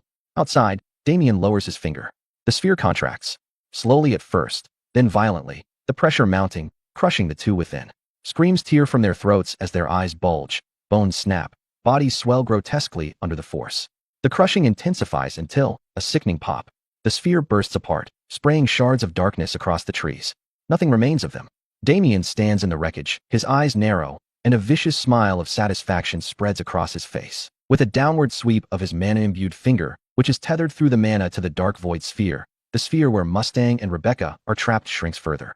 Inside, Rebecca and Mustang gasp and strain, their faces twisting with agony as they are being pressed into an impossible density. As the sphere compresses, Rebecca's and Mustang's bodies swell with unbearable pressure, their eyes, veins, and muscles bulging grotesquely inside of the void. Then a loud pop sound shatters the silence as the sphere explodes, splashing dark energy mixed with their blood everywhere. The dark, volatile remnants of their existence mist the air. Damien then smiles with cold, dead eyes, a look of utter satisfaction as the vibrant purple blood sprays around him. Drops of the spray splash onto Victor's hands and body. Just then, Victor wakes up yawning, his mind sluggish. He blinks around, mumbling and asking where he is, while Damien stares at him, noticing something. Damien then points to his own face in a gesture to show Victor that something is on his face. Victor, still nauseous and disoriented, rubs his face with both hands, unknowingly smearing the dark, sticky blood that sprayed on him. He answers Damien, his voice thick with confusion, asking what's wrong with his face. He pulls his hands away to look at them. He sees the blood. For a moment, his nauseousness and grogginess mask reality, and he doesn't register what he's seeing. But the next second, still staring at his blood-covered palm, the horrific truth hits him. A scream tears from his throat. Blood. He is consumed by raw terror. The sudden, brutal terror makes him almost instantly lose consciousness again as he collapses back to the ground, muttering with a sleepy, defeatist voice, "I never would have thought that this is how I die after following Sir Damien around." This pitiful surrender leaves Damien utterly dumbfounded. Damien, looking at the unconscious Victor, stays confused. He then tries to explain himself, stammering, his cold facade cracking slightly. "No, I was going to tell you that the dark mage's blood got on you." But he goes speechless as Victor is already deeply passed out. Damien, looking at the pool of blood and sheathing his sword with a sharp shank, remembers and sighs aloud with annoyance. "I almost forgot to ask those Yulon guys about Dorgo before I killed them." Extending his hand forward toward the pool of blood, dark, oily mana begins pouring out of his bracelet as he says, his voice grim, "I didn't want to use this method, but it can't be helped." The dark mana from his bracelet snakes out and connects with the pool of blood. A violent effect ripples through the blood. It begins to spin and violently bubble as the dark mana digs into it, extracting the essence of the dead. Suddenly, two dark orbs covered in churning, dark magic begin to bulge out from the pool of blood. As the orbs shudder and rise above the blood, a faint, ghostly voice is heard from each, one screaming a muffled terror and the other letting out a raw, constant grunting moan. Damien, with absolute control, guides these orbs of souls through his dark magic, making them float towards him. As the orbs reach his front, they twitch and flicker, terrified of Damien's presence. He states, his voice low and dangerous, "I'll have to get the information I couldn't when they were alive through their summoned souls." So he calls to them, the single word, "Hey," feeling like a massive threat. The two balls vibrate violently in silence. Damien then extends his hand as if to grab them. With a sinister glare that promises excruciating pain, he tells them to spill everything they know. On the other side of the forest, Sir Vincenzo still struggles, gasping for air in his fight against Sir Ernst Howitz, when he is struck with a crushing, bone-jarring blow to the chest. The force sends him flying like a ragdoll all the way until his back slams against a thick tree, snapping it in half with a deafening crack. After crashing against the tree, Vincenzo's body goes limp, losing balance. His chest plate shatters into useless fragments from the devastating strike Howitz landed on him, and he also suffers severe internal injuries, which force him to cough up a gout of bright blood. His loss of balance almost makes him fall, but a fierce will rejects defeat. He refuses, stomping one armored foot to the ground with a grunt, barely regaining a trembling balance. As he continues to force himself to remain standing, his whole body shakes violently from sheer exhaustion and the waves of agonizing pain that flood his nerves. But the effort is too much. His defiance fails. He finally gives up and falls heavily onto the ground, collapsing into a fit of pain-racked coughing. Meanwhile, Howitz stands tall in all his dark, intimidating glory as he walks with a slow, majestic confidence toward him.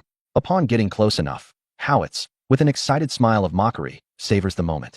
He says to the broken knight, "This is the end of the road, Sir Sebastian Vincenzo." He tells him, his voice dripping with condescension, "I'll make it quick for you." Sir Sebastian Vincenzo, panting as he tries desperately to draw a steady breath, grunts inwardly as he thinks, "Is this truly it?" His spirit refuses to break. He vows not to let Howitz reach his grace the Duke of the Gold Pixie Estate. "Even if I die, I'll bring Howitz down with myself." But suddenly, a calm, cold voice breaks the tension, telling Sir Vincenzo that he's impressed by how long he held out against his foe. This makes Vincenzo's eyes snap open. He turns his head immediately to see who it is. The person is Sir Damien, who walks calmly towards the two as they both stare at him in quiet astonishment. Suddenly, Howitz's eyes gleam with manic excitement as he sees Damien, roaring and calling him a bastard, and telling him, his voice thick with murderous glee, "I was already planning to find and kill you, but you walked right into your own grave." Damien then holds the two flickering souls in ball form out in front of him, and with a slow, sarcastic smile, asks Howitz if he truly means that, and tells him, "We'll see about that." Focusing on the souls, he thinks inwardly, one more step from Howitz, and he'll be the one to die. Sir Howitz then snarls, grinding his teeth hard in furious anger at Damien's cold provocation, and tells him, "I don't know where your confidence is coming from, but that's enough talk." He then charges straight at Damien, his spear aimed and dark mana swirling violently around it, shouting to Damien that it's time he dies, while Damien stays absolutely still, unmoving. As Howitz's spear reaches mere inches away from Damien's face, a faint, utterly confident smile plays on Damien's lips.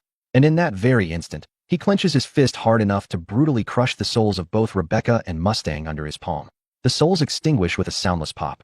All of a sudden, Sir Howitz's spear halts mid-attack, stopping completely less than an inch away from gouging Damien's eyes. Then, Howitz, in shock, his entire body beginning to violently tremble with uncontrolled vibration, struggles to form a word. He manages to choke out to Damien, "How is this happening?" But Damien just continues to look on at him with that terrifying, serene smile. Sir Sebastian Vincenzo, from where he sits, clutching his life-threatening wounds, stares in stunned, disbelieving silence at the impossible scene before him. Damien now opens his clenched fist, letting out the residual dark energy left from the pulverized souls. As the dark magic disperses, Sir Howitz's mouth opens wide in a loud, primal roar of agony that forces all the dark magic stored within his body to violently disperse with the sound. As the dark magic is being dispelled, the black crystals used for his body modification embedded directly on his skull also begin to crack and shatter. And just after a few agonizing seconds, almost all of the dark magic stored in his body is violently ripped out, reducing his once muscular, imposing body to a frail, bony structure. Now staring at Damien, his eyes burning with hate, he musters all the strength he can and spits out the word, "bastard." So, with his skinny, trembling body, he begins to drag himself towards Damien, hoping to inflict any harm he has left as he continues to hiss that he'll kill him. But Damien doesn't move an inch and just lets him come. And just before his hands could touch Damien's boots, his full body collapses with a sickening thump to the ground in front of Damien, who looks down at him with grim excitement. Then, with a sigh, Damien clicks his tongue in mild irritation and thinks inwardly, "That foolish man. He's sure Howitz wasn't aware of it. If the soul of the dark mage controlling a person is destroyed, all the spells they cast disappear along with it." So he looks down at the helpless Howitz, trembling and defeated on the ground in front of him. Sir Sebastian Vincenzo finally speaks, his voice raspy, asking Damien what this horrifying sight is. Damien had almost forgotten about his injured companion. Damien then looks at him and tells him, it looks similar to Guillermo, and that it's probably a side effect of the dark mana leaving his body so quickly. And Sir Sebastian, laboriously trying to rise from the ground with his aching body, having no other explanation in mind that makes sense, agrees with Damien that it seems that way. Then he asks Damien, his tone serious, what happened to the dark mages? But Damien just ignores the question and goes straight to help him up, offering a steadying arm, making Sir Vincenzo look at him in genuine surprise. So with an excited smile, Damien tells him that they should return to the Duke's estate. He promises to explain everything on the way. Gold Pixie Ducal Estate. From inside, Duke Gold Pixie speaks with certainty, his voice firm, saying that it's just as he thought. Inside, the person is Duke Gold Pixie himself. Walking towards Sir Sebastian, he offers a thankful nod. Now holding Sir Sebastian Vincenzo's shoulder with genuine gratitude, he thanks him for having protected Sir Damien well, just as he asked. But Vincenzo replies to his lord, shaking his head, that it's not that at all, telling him that it's thanks to Sir Damien that he's still alive. So the Duke looks away from him and into Damien, his expression softening, saying that Vincenzo is right. Now fully facing Damien, he says that this means he fully owes him his gratitude as well.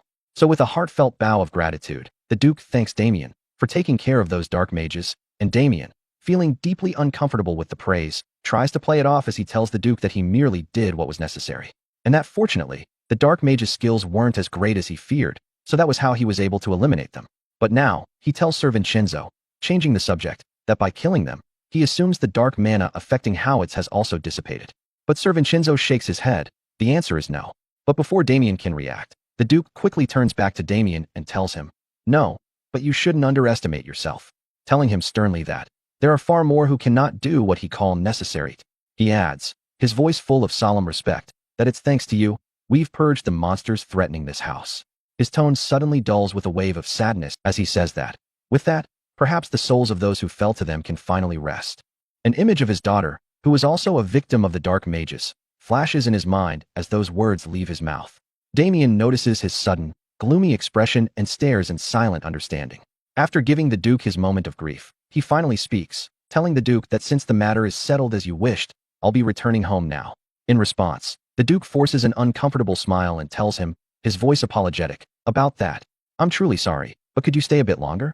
Telling him that there's someone he absolutely must meet. This leaves Damien staring, completely clueless, as he asks, repeating the words, his brow furrowed. Someone I must meet?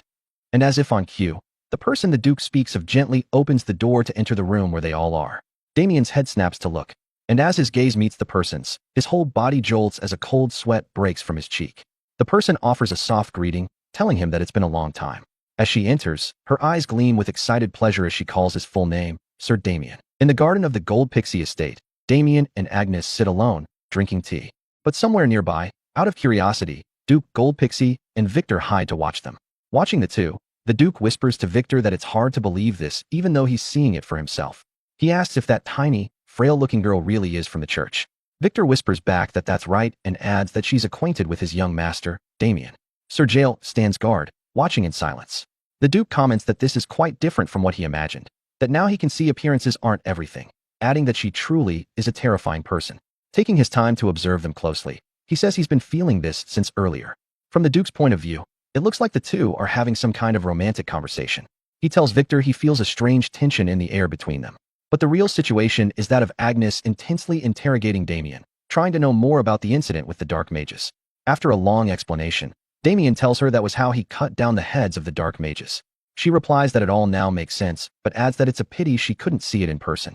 Now that the tension is lifted, she jokes that it seems he's got quite the history with dark mages. Damien tries to play it off with an uneasy chuckle. Lifting his cup to drink, Damien stares curiously at her and says he knows she's here as an investigator from the church, but wasn't expecting to meet her again so soon. Agnes's face turns red as she blushes and replies that she volunteered for this after hearing he'd be here. This makes Damien freeze with an awkward laugh while she stares at him with glowing eyes. She suddenly remembers and asks if he found out which group the dark mages belonged to before he killed them. About to answer, Damien pauses, thinking that if he tells her the truth, this could get complicated. He decides to make something up. He tells her he didn't get any information on that, and adds that since they weren't particularly powerful, they might not belong to any group. Hearing this, Agnes lowers her head with a resigned sigh and says she understands, adding that she was wondering if they could have been from Yulon. Damien, now curious because of her Yulon comment, calls her Lady Agnes and says it looks like she's been pursuing Yulon for quite some time. So he asks if she doesn't mind. Why? Feeling uneasy, she grabs her cup with both hands, using it to steady herself. Still with a lowered gaze, she says that, to be precise, she's after a particular dark mage who was once associated with Yulon. Damien asks who this person might be. Just the thought of him makes her bite her lip tightly as dread fills her. She says the person is a murderer infamous for slaughtering thousands. With the image of the man in her head, she tells Damien that the person is a monster known as Corpse Play. Hearing the name jolts Damien because he knows who that is. He repeats it, asking if that's correct. She says yes, adding that she's sure he must have heard the name before. She speaks with a clenched fist, veins bulging, her mana already seeping from her hand. Her anger toward corpse play is clear as her mana covers her body. Trying to bottle up her emotion, she says no one knows corpse play's real name. With a flashback of a burning city in her mind, she says that strange title became infamous after a certain event. Her memory shifts to that past as she explains that one day, a noble's territory was completely overturned by the undead overnight. By the time the knights arrived and exterminated the creatures, they found something horrifying in the center of the town square, a grotesque structure made entirely from the corpses and entrails of the townspeople. Across it was written, in bloody flesh letters, "Corpse Play." After explaining, she covers her mouth to keep from vomiting at the memory of that terrible event. She grows even angrier as she remembers that the demon committed the massacre solely to announce his name to the world. Damien watches her body tremble in anger and disgust, and thinks that even now, her reason for chasing Yulon isn't entirely clear. Yet he wonders what this strange emotion he senses from her is. With his eyes still fixed on her, he concludes that he can't tell her this, but he already knows the real name of Corpse Play. Remembering his time as the Death Knight before regression, he recalls that in the distant future, Corpse Play gains the trust of Dorgo, the Grand Lich, and rises to the rank of Legion Commander. His undead army stands on the front lines, brutally slaughtering millions of humans.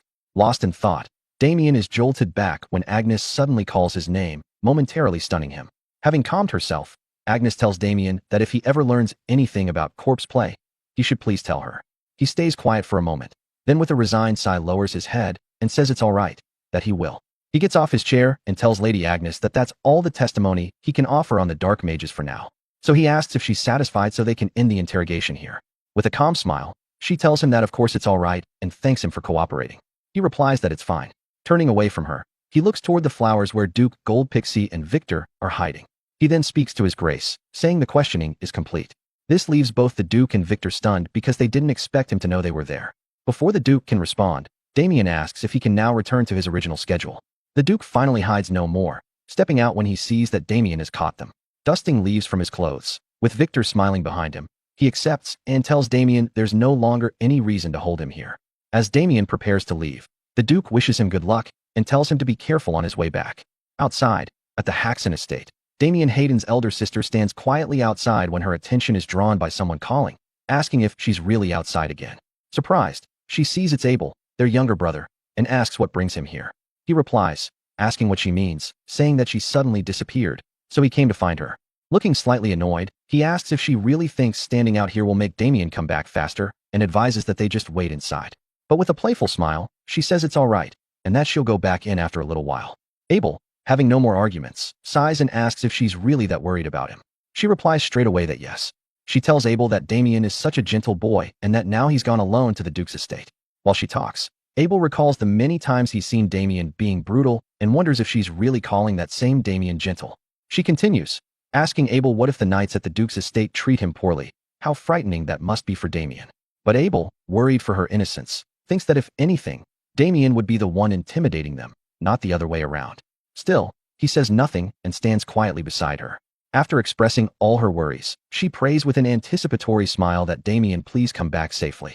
As if on cue, her eyes suddenly widen as she spots something in the distance. She stands frozen, making Abel worry and call out to her.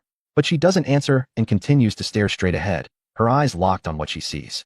As the silhouettes of two people appear in the far distance, she speaks in a confused tone, asking if that could be. Upon getting closer, one of them raises a hand, waving. Now close enough to be heard and seen, it's Damien and Victor.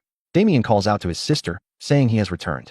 Seeing him, a hearty smile lights up her face as she wipes the little tears of joy from her eyes. Viscount Paul Haxon stands outside with his wife, Marilda Haxon, staring in disbelief at the many gifts laid before them. He asks if the Duke really gave them all of this. Damien Haxon, still presenting the gifts with a proud smile, replies that yes, the Duke gave them these as he was leaving. He turns, still smiling, and reaches for something among the pile. With that same proud composure, he says the first is for his father. He hands him a book and points to a cart filled with books and other items, telling him that he got everything at the bookstore in the duchy, and that they even have some that are trending in the capital. His father stares, stunned at first, his voice shaking as he asks if Damien really means it. Then, receiving the gifts, he bursts into joyful praise, recognizing Lady Delphinel's new poetry collection and Viscount Dalek's newest novel, exclaiming in awe as he calls out to the heavens in disbelief. Damien then turns to his mother, calling her attention warmly. He tells her that this next one is hers. She stands frozen, both stunned and eager. Damien presents her a beautiful wardrobe crafted with precision, and she instantly blushes in delight, identifying it at once as cedar wood. Her joy deepens as she notices the table beside it, made of rosewood, both fine and elegant, her admiration spilling over. Now focusing on his elder sister Louise, Damien says that her gift is over there. She asks, full of anticipation, if he really got her something too. Abel, his younger brother, remains quiet but visibly impressed, while Damien, smiling with pride, affirms that of course he did. He then presents her a grand piano, a truly exquisite piece. It is a piano handcrafted by artisan Berkeley himself, one of His Grace the Duke's personal treasures, now given to Damien. Louise's face flushes red with astonishment as she breathes out in pure amazement. In a rush of emotion, she throws her arms around him, thanking him joyfully. Damien, still smiling proudly, tells her the soldiers will help carry it inside as she continues to praise him, rubbing his head and celebrating him like the cherished brother he is. Leaving her to admire her piano, Damien turns toward his younger brother Abel, who quickly looks away in embarrassment. Damien clears his throat and asks what's wrong. Abel glances back and asks what he means. Damien looks at him curiously and asks why he looks like that. Abel, feigning indifference with a mock expression, retorts that there's nothing wrong with his face, that he always looks like this. With a playfully teasing glare, Damien asks if he's sure he isn't sulking just because his big brother didn't get him a gift. Abel, caught off guard, stammers and insists that he doesn't care about that at all. Without another word, Damien simply raises his right hand, showing the spatial storage ring on his finger. The air before him ripples open, revealing a pocket of space. Abel's eyes widen as he stares at the strange sight, asking what that even is. Damien explains proudly that it's a spatial storage pocket, a space he can keep his things in and carry around. He raises his left hand and reaches into the space. When his hand comes back out, it's holding a bow. He tells Abel that as for his gift, this is something he got just for him. Abel stares at it nervously, unsure what to say. Closing the spatial space with ease, Damien smiles and leans close to whisper in his brother's ear, asking if Lady Copperhead wouldn't love it if Abel gave this to her. He advises him to keep it and give it to her when the time is right. Abel's face instantly turns bright red. Damien exhales proudly, satisfied with himself, saying that since his little brother wants to get married, it's only right for his big brother to lend a hand. Abel shakes his head, waving his hands nervously, asking what on earth he's even saying. Damien, still teasing, asks why, and whether he doesn't like Lady Copperhead. Abel's protests falter, and though he tries to deny it, he soon gives up. Lowering his head, he admits quietly that Lady Olivia doesn't even know who he is. Damien hums, thinking for a moment, then smiles with confidence. He tells Abel not to worry about that as his big brother, he has a plan. Abel, shyly curious, asks what he means. With a hand on his chin, Damien explains that when he was at the Duke's estate, he heard that the Copperhead family will soon host a martial tournament to celebrate the lady's birthday. He says Abel will join that tournament and use it as a chance to approach her. Abel blinks in surprise, asking if a martial tournament isn't a contest for knights to display their swordsmanship. Damien affirms that it is. Abel grows more confused, reminding him that he can't fight at all. Damien, unfazed, tells him not to worry about that part. Pointing to himself with his thumb, he grins. Abel stares at him, puzzled. Damien, still pointing toward himself, smiles confidently and says he's going to take Abel's place in the tournament. A few days later, on a night in the small town of Rivercross, the sound of laughter and clinking mugs fills a tavern lined with barrels of ale. Around one table, a few knights sit drinking and talking loudly. One leans forward, asking if they haven't heard about the martial tournament being hosted by the Copperhead family. Another replies that he has, adding that the prize is massive, and that one might even win the lady's favor. A third joins in, saying that they say she's unbelievably beautiful, and maybe he should give it a try. The others burst into laughter at that, one telling him not to embarrass himself because he'll just get his ass handed to him. The man grumbles and tells them to shut up. Then, remembering something, one of them says that Viscount Haxon's oldest son is joining too. He pauses, trying to recall the name, before saying it, Damien Haxon. At a nearby table, two people, a man and a woman, hear the name and go quiet, listening in silence. The first knight continues, saying there's a rumor that Damien Haxon defeated Lionbloom's heir without even drawing his sword. Another scoffs, saying there's no way that's true, that it's impossible he beat the Lionbloom prodigy. The first smirks, saying that's not all, and adds that they say Damien is as handsome as he is. The others stare at him blankly, one of them thinking he might just kill him for saying that. Suddenly, a loud burst of laughter comes from the other table. The woman laughs uncontrollably, pointing toward the knights while looking at the man beside her. She asks him if he just heard that, and the man, Jackson, finishes his drink slowly, smiling smugly with his eyes half closed. He says what a joke. The knight who had called himself handsome gets up angrily and strides toward them, demanding to know what they just said. He glares at Jackson and asks if he just laughed at Rivercross's most handsome knight. His friend tries to calm him, but Jackson ignores them. The woman, still with that playful smile, explains that they misunderstood, that she and her companion weren't talking about him, but about Damien Haxon. Jackson sits silently, as if waiting for something. The knight insists that she shouldn't try to talk her way out of it, that he heard everything. Before he can finish his words, Jackson rises from his seat and, with an icy tone, asks if the man is flirting with his fiancée right now. The knight, bewildered, asks what nonsense he's talking about. Jackson presses, asking again if he isn't talking to her right now. The knight starts to shout back in confusion, but before he can finish, Jackson's fist crashes straight into his mouth. Teeth shatter, blood splatters, and the knight is sent flying backward with violent force. The tavern goes silent as Jackson, radiating fury, glares at the remaining two knights and calls them bastards for daring to flirt with Jackson Cutter's fiancée. One draws his sword in panic, asking what the hell he's talking about, while the other draws his in anger, yelling that he dares provoke him and his squire, declaring that Jackson is dead meat. Jackson only sighs, disappointed, calling them arrogant fools who clearly don't know who he is. They charge toward him, shouting to know who the hell he's supposed to be. Jackson remains calm, drawing his sword with steady precision. The fight erupts instantly. The lady sits still, calm, and almost bored, as the sound of steel and screams fills the tavern. She yawns as blood splatters nearby, stretching lazily while one knight crashes to the floor not far from her, missing teeth and bleeding heavily. Moments later, both knights lie beaten and broken. The lady begins clapping slowly as Jackson walks toward one of the fallen men. He stomps his foot hard on the ground, squats before the half-conscious knight, and points to himself with a smile, asking if the man still doesn't recognize him. The knight groans weakly, asking who the hell he is. Jackson's smile fades. He slams his fist again into the knight's face, breaking more teeth and drawing more blood. Annoyed, Jackson stands and calls the lady by name, Sophia, asking if she can believe this. Sophia walks toward him carefully, stepping around the bodies. Jackson sweeps his hair back, grinning, asking if these idiots seriously think that pathetic Damien Haxon is more famous than Jackson Cutter, the Ogre Slayer. Low-class knight, estimated, title, Ogre Slayer, Jackson Cutter. Sophia hugs him from behind, smiling faintly. She tells him that's not it, kicking one of the unconscious knights as she adds that these idiots just don't know any better. Still holding him from behind, her smile fades as anger brews within. In her thoughts, she curses Damien, remembering how he was a complete nobody until recently. Yet somehow, he became a celebrity overnight.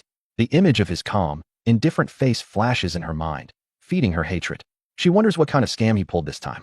Damien Haxon's former fiancée, Sophia Russell. Outside the Haxon Viscounty estate, the entire Haxon family stands gathered in front of the gate to see Damien and Abel off.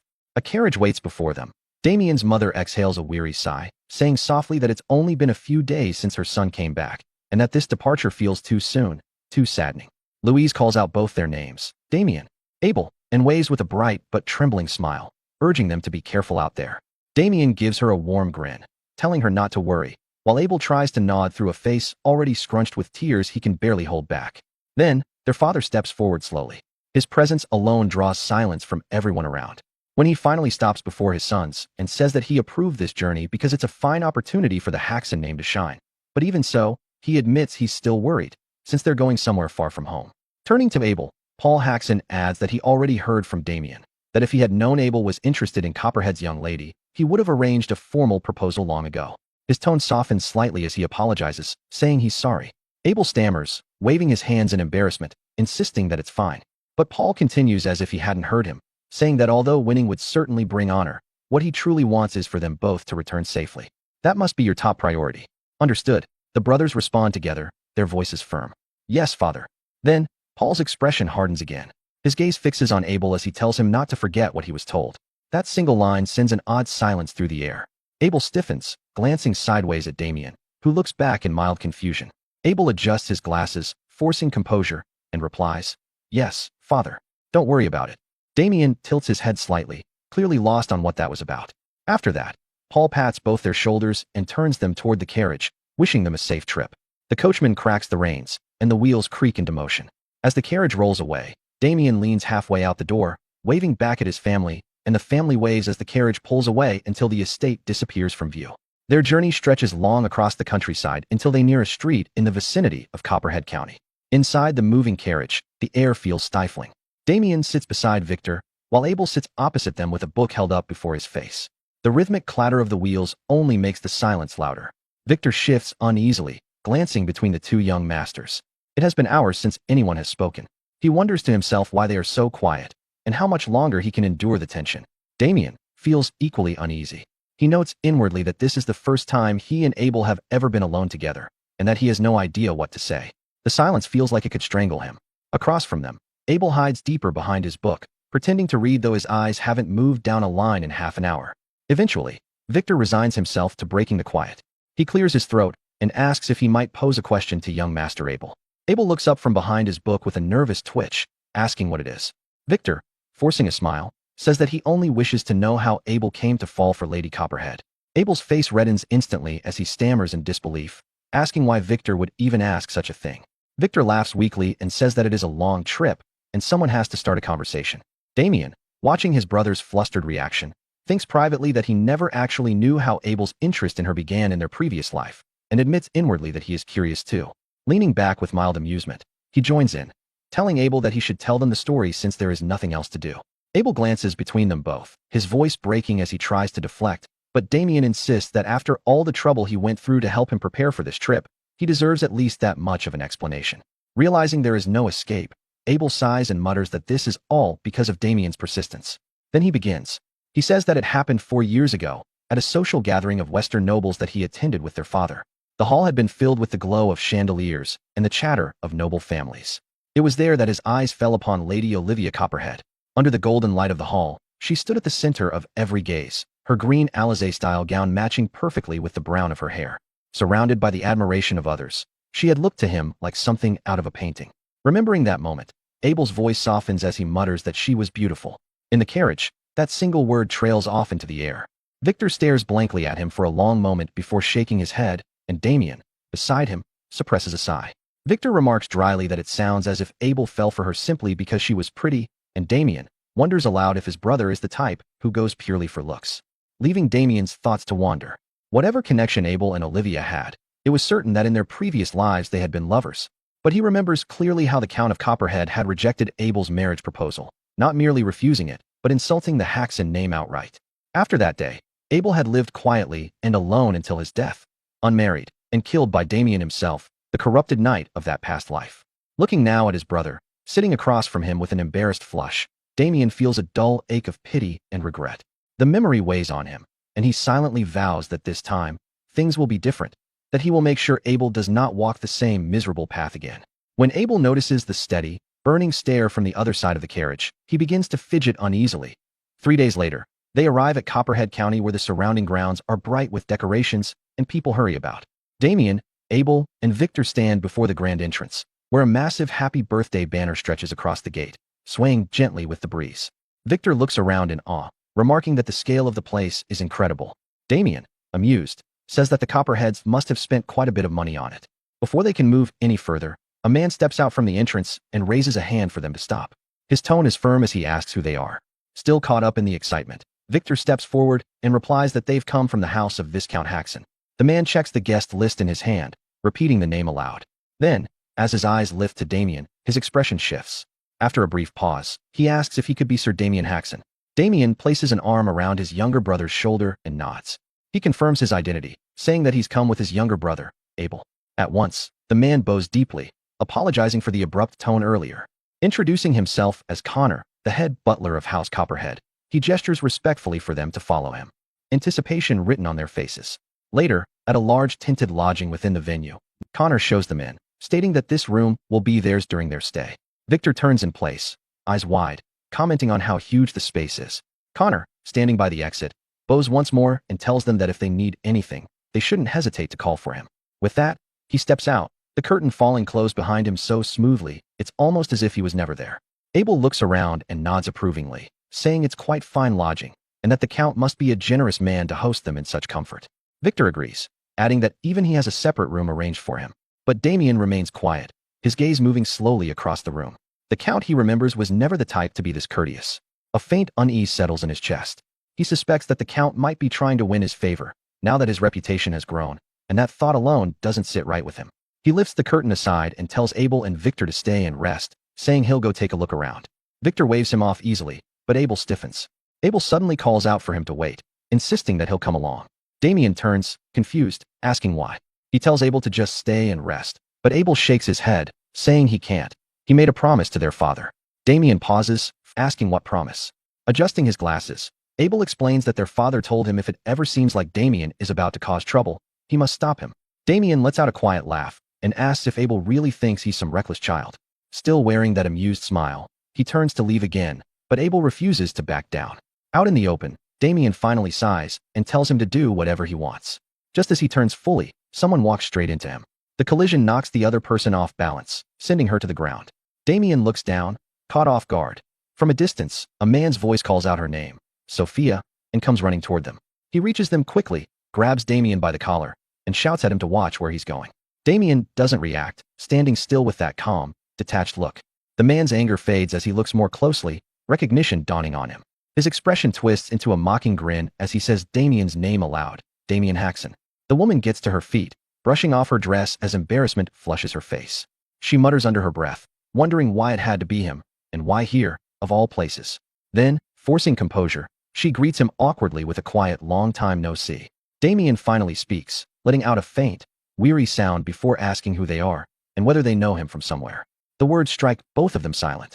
Because the woman before him is none other than Sophia Russell, his former fiancée, and the man now holding his collar is her current betrothed, Jackson Cutter. Damien slightly parts his lips, his tone low as he remarks that though. His eyes narrow, studying the two before him as he asks who they are and whether they know him. The question itself is enough to make Jackson's face twist with irritation, while Sophia stiffens, disbelief flashing across her eyes. Feeling humiliated, Sophia bites her lip. A flood of anger rises in her chest as she wonders what in the world is wrong with Damien. If he is actually acting as though he doesn't know them at all. Damien's hand suddenly grips Jackson's arm, prying his own shirt free from the man's hold. His voice remains steady as he tells Jackson to let go first, that afterward they can talk it out. Just then, Abel and Victor step out from the tent. Abel calls out to ask what the matter is, while Victor follows, his own voice more formal as he calls out, young Master Damien, demanding to know what's going on. Abel takes one look at the people standing before Damien, about to greet them, until recognition stops the words dead in his throat. Victor, too, upon recognizing them, clenches his jaw and mutters a faint, uneasy sound. Abel turns toward the woman, his voice tight as he calls her name. Sophia. Damien glances at his brother, curious, asking if Abel knows her. Abel stares at him, dumbfounded, before saying the name again, as though the reminder alone should be enough. Sophia. With her cheeks flushed from embarrassment, Sophia averts her gaze. Abel reminds Damien that Sophia was once his fiancée. Damien looks back at the pair, his expression unreadable, his eyes fixed on Jackson with detached curiosity. Jackson meets his gaze with a glare, barely containing his anger. Then, as Damien continues to stare, the echoes of a memory forcing their way back. He remembers being dragged out by security guards, under the rain soaked and desperate, shouting Sophia's name again and again, pleading for her to talk to him, begging her not to do this. He remembers calling out that she couldn't just leave him like this. And then another voice had called out from the porch, someone asking who Damien was. He remembers that too. Jackson stood there that night, one arm around Sophia's waist as she told him that Damien was the ex-fiancé she had mentioned before. Jackson's reply came sharp and dismissive, saying he remembered that Damien was that good for nothing. The words had pierced deeper than fists. Damien had stammered in disbelief, asking what Jackson had just said. When the guards let him go, he stood drenched, his eyes locked on Sophia as he called to her again. He had asked who the man beside her was, demanding to know how she could end the engagement so one-sidedly. His voice broke as he said it must be false, that it had to be. Sophia had only sighed. She had spoken his full name, Damien Haxon, and asked if he still didn't understand the situation. Holding on to Jackson, she explained coldly that their engagement had only ever been because of their grandfather's promise, but that all of that was already in the past. She asked him if he really thought anything she said wasn't true. The rain mixed with tears on his face as she went on, asking if he thought it made sense at all. She reminded him that she was Sophia Russell. Her words cut deeper with each syllable as she questioned how a good-for-nothing from a small noble house could ever be compatible with her. He had sobbed through the rain, asking how she could say such things. Jackson had then led her away, telling Damien he'd let him go quietly out of respect for Sophia. Sophia had chuckled at that, remarking that the good-for-nothing was so embarrassing. Jackson told Damien not to appear before them again, his arm wrapped casually around her. As they walked off together, smiling like new lovers, he had told Damien that if he understood, he should get lost. Damien had stood alone in the rain, his head bowed, his chest hollowed out. Then his trembling hands had clenched tight. Rage overtook heartbreak. He'd charged forward, shouting, determined to at least land a blow. Jackson hadn't even turned at first. Hearing Damien's rush and recognizing the sound, he had sighed. Then his fist had lashed out like a blur, striking Damien squarely across the face. Punches had fallen like rain. Damien had hit the ground hard, coughing up blood, the world spinning. Still, Jackson had stepped closer, grabbed his collar, and mocked him, saying he'd tried to show mercy, but Damien didn't know his place. Calling him filth, he'd grinned, then beaten him until the world blurred white. And even then, Damien's gaze had found Sophia. She had stood there, arms folded, silent. The image lingers still when Damien returns to the present, his eyes narrowing slightly. It had been raining that day too, when he was beaten to a pulp and dumped like trash. Now, Jackson calls out to Sophia, asking if she's all right, checking that she isn't hurt. She answers that she's fine. Damien watches the pair in silence, his anger carefully contained. Deep down, though, the fury hasn't faded. Even after all this time, he's still furious. Sophia scoffs, her tone sharp as she says she sees now. He must be embarrassed about what happened back then, pretending to be calm and collected. Damien frowns faintly, uncertain what she means. She continues, accusing him of acting like he doesn't know her, saying he hasn't changed at all, that he's still just as pathetic. Jackson lets out a mocking laugh, wide and loud, asking if that's what all this is about. He says he thought maybe Damien had become someone important and was trying to cut ties. Then a flicker of mischief enters his eyes, a cruel idea taking root. He straightens his expression and stretches out his hand, saying he hadn't thought he'd ever see Damien again, but that it was good to see him. Damien studies him in silence, then asks what kind of act this is supposed to be. Jackson feigns confusion, saying there's no act, that he only wants to shake hands since he's happy to see him. Inside, though, Jackson's thoughts twist darkly. He mocks Damien inwardly, thinking the fool must believe himself famous now. He decides he'll teach him a lesson he won't forget. Damien looks at the extended hand for a moment longer, his expression unreadable. Then he lets out a short, quiet chuckle and agrees, saying that if this is what Jackson wants, so be it. Jackson's grin widens, his aura shifting as he prepares to strike. For a heartbeat, he's triumphant, until he finds himself suddenly lifted off the ground, Damien's cold eyes locked on him. Sophia gasps, horror seizing her as she sees Jackson's body hanging in the air. The air grows heavy with killing intent. Damien's eyes burn cold and bright. A second later, he slams Jackson down with brutal force, the impact cracking through the dirt. With a falsely clumsy smile, Damien apologizes lightly, saying he couldn't control his strength. Inside, his darker voice laughs, admitting he'd wanted to beat Jackson anyway and thanking him for the opportunity, calling him a bastard in silence. Sophia, shocked by the display, covers her mouth and calls Jackson's name, her voice trembling. Jackson's hand twitches on the ground, then his body jerks upright. Blood drips from his nose, but rage drowns out the pain. Sophia's relief flickers back to life as she sees him rise. Laughing low and dangerous, Jackson grips the hilt of his sword. Abel, seeing it, tenses with sudden panic. Mana surges from Jackson as he begins to draw the blade, shouting furiously and calling Damien a son of a bitch. But Damien only laughs softly, tilting his head as though amused, and points at Jackson's face, teasing that whoever bleeds first loses. Abel's eyes go wide. Sweat runs down his temple as he stammers Damien's name. Before Jackson can move further, a voice cuts through the tension, a deep, commanding tone telling him to stop. The authority in it freezes Jackson mid-motion. He turns, sees who it is, and his voice falters as he calls the man master. The figure approaches, each step exuding oppressive dark energy. His tone is calm yet deathly as he says it's remarkable that Damien, the useless brat, has become this strong in such a short time. Damien remains composed, though his gaze sharpens. He hadn't expected Jackson to have someone like this behind him. Still, with measured confidence, he asks whether this man knows him too, scoffing lightly under his breath. Inwardly, he acknowledges the power emanating from the stranger. It's formidable, at least mid-class level. The man stops before them, his eyes narrowing on Damien as he asks just how strong he's become. Then he turns to Jackson, telling him that if he's done fooling around, they're leaving. Jackson bristles, shouting that the bastard hit his face, but the man's glare silences him before the words finish leaving his mouth. Without another glance, the man orders him to follow. Jackson clicks his tongue, sheaths his sword, and mutters in frustration, damning it all. As he turns away, he sends Damien a final, venomous thought, just wait and see. Damien watches them retreat, his voice light and teasing as he wonders aloud what's wrong with them, if they're really just going to leave like that. The man halts mid-stride, turns his head slightly, and says his name, Jacques Noir. He tells Damien to remember it. Then he continues walking, leaving only the echo of his dark aura behind. Abel, Victor, and Damien stand quietly as the group disappears into the distance, Jacques Noir's final words lingering that they will meet again soon enough. Damien's gaze follows them, his lips curling into a faint, curious smile. He repeats the name under his breath, Jacques Noir, telling himself to remember it well. Then, as something fierce stirs behind his eyes, a grin spreads across his face. Victor and Abel exchange wary looks, sensing what's coming. Damien, his mind already ignited by the memory of that name, murmurs that somehow, he has a feeling something interesting is about to happen. Later, elsewhere at the camping grounds for Lady Olivia's birthday, Jackson tears into their tent, calling for his master. His master stays still, removing his hat with an unhurried motion, and Jackson's frustration surges. He demands to know why he was stopped, insisting he could have handled that bastard with ease. But before his breath even settles, his master swivels sharply and clamps a hand around Jackson's throat. Air vanishes from Jackson's lungs. The shock slams through him. He never saw it coming. He coughs, choking as his master hoists him off the ground. His legs thrash, searching for balance, for breath, for anything. His master's gaze carries the chill of a winter corpse. Jackson trembles under that stare as his master reminds him, quietly, dangerously, that he had already warned him not to draw attention here, not to make noise. Then he asks if his words mean nothing to Jackson. Jackson's face drains of color as he forces out a strangled apology, his voice barely audible. His master studies him with a stillness sharper than a blade. Then a short, derisive sound escapes him, and he releases Jackson without ceremony.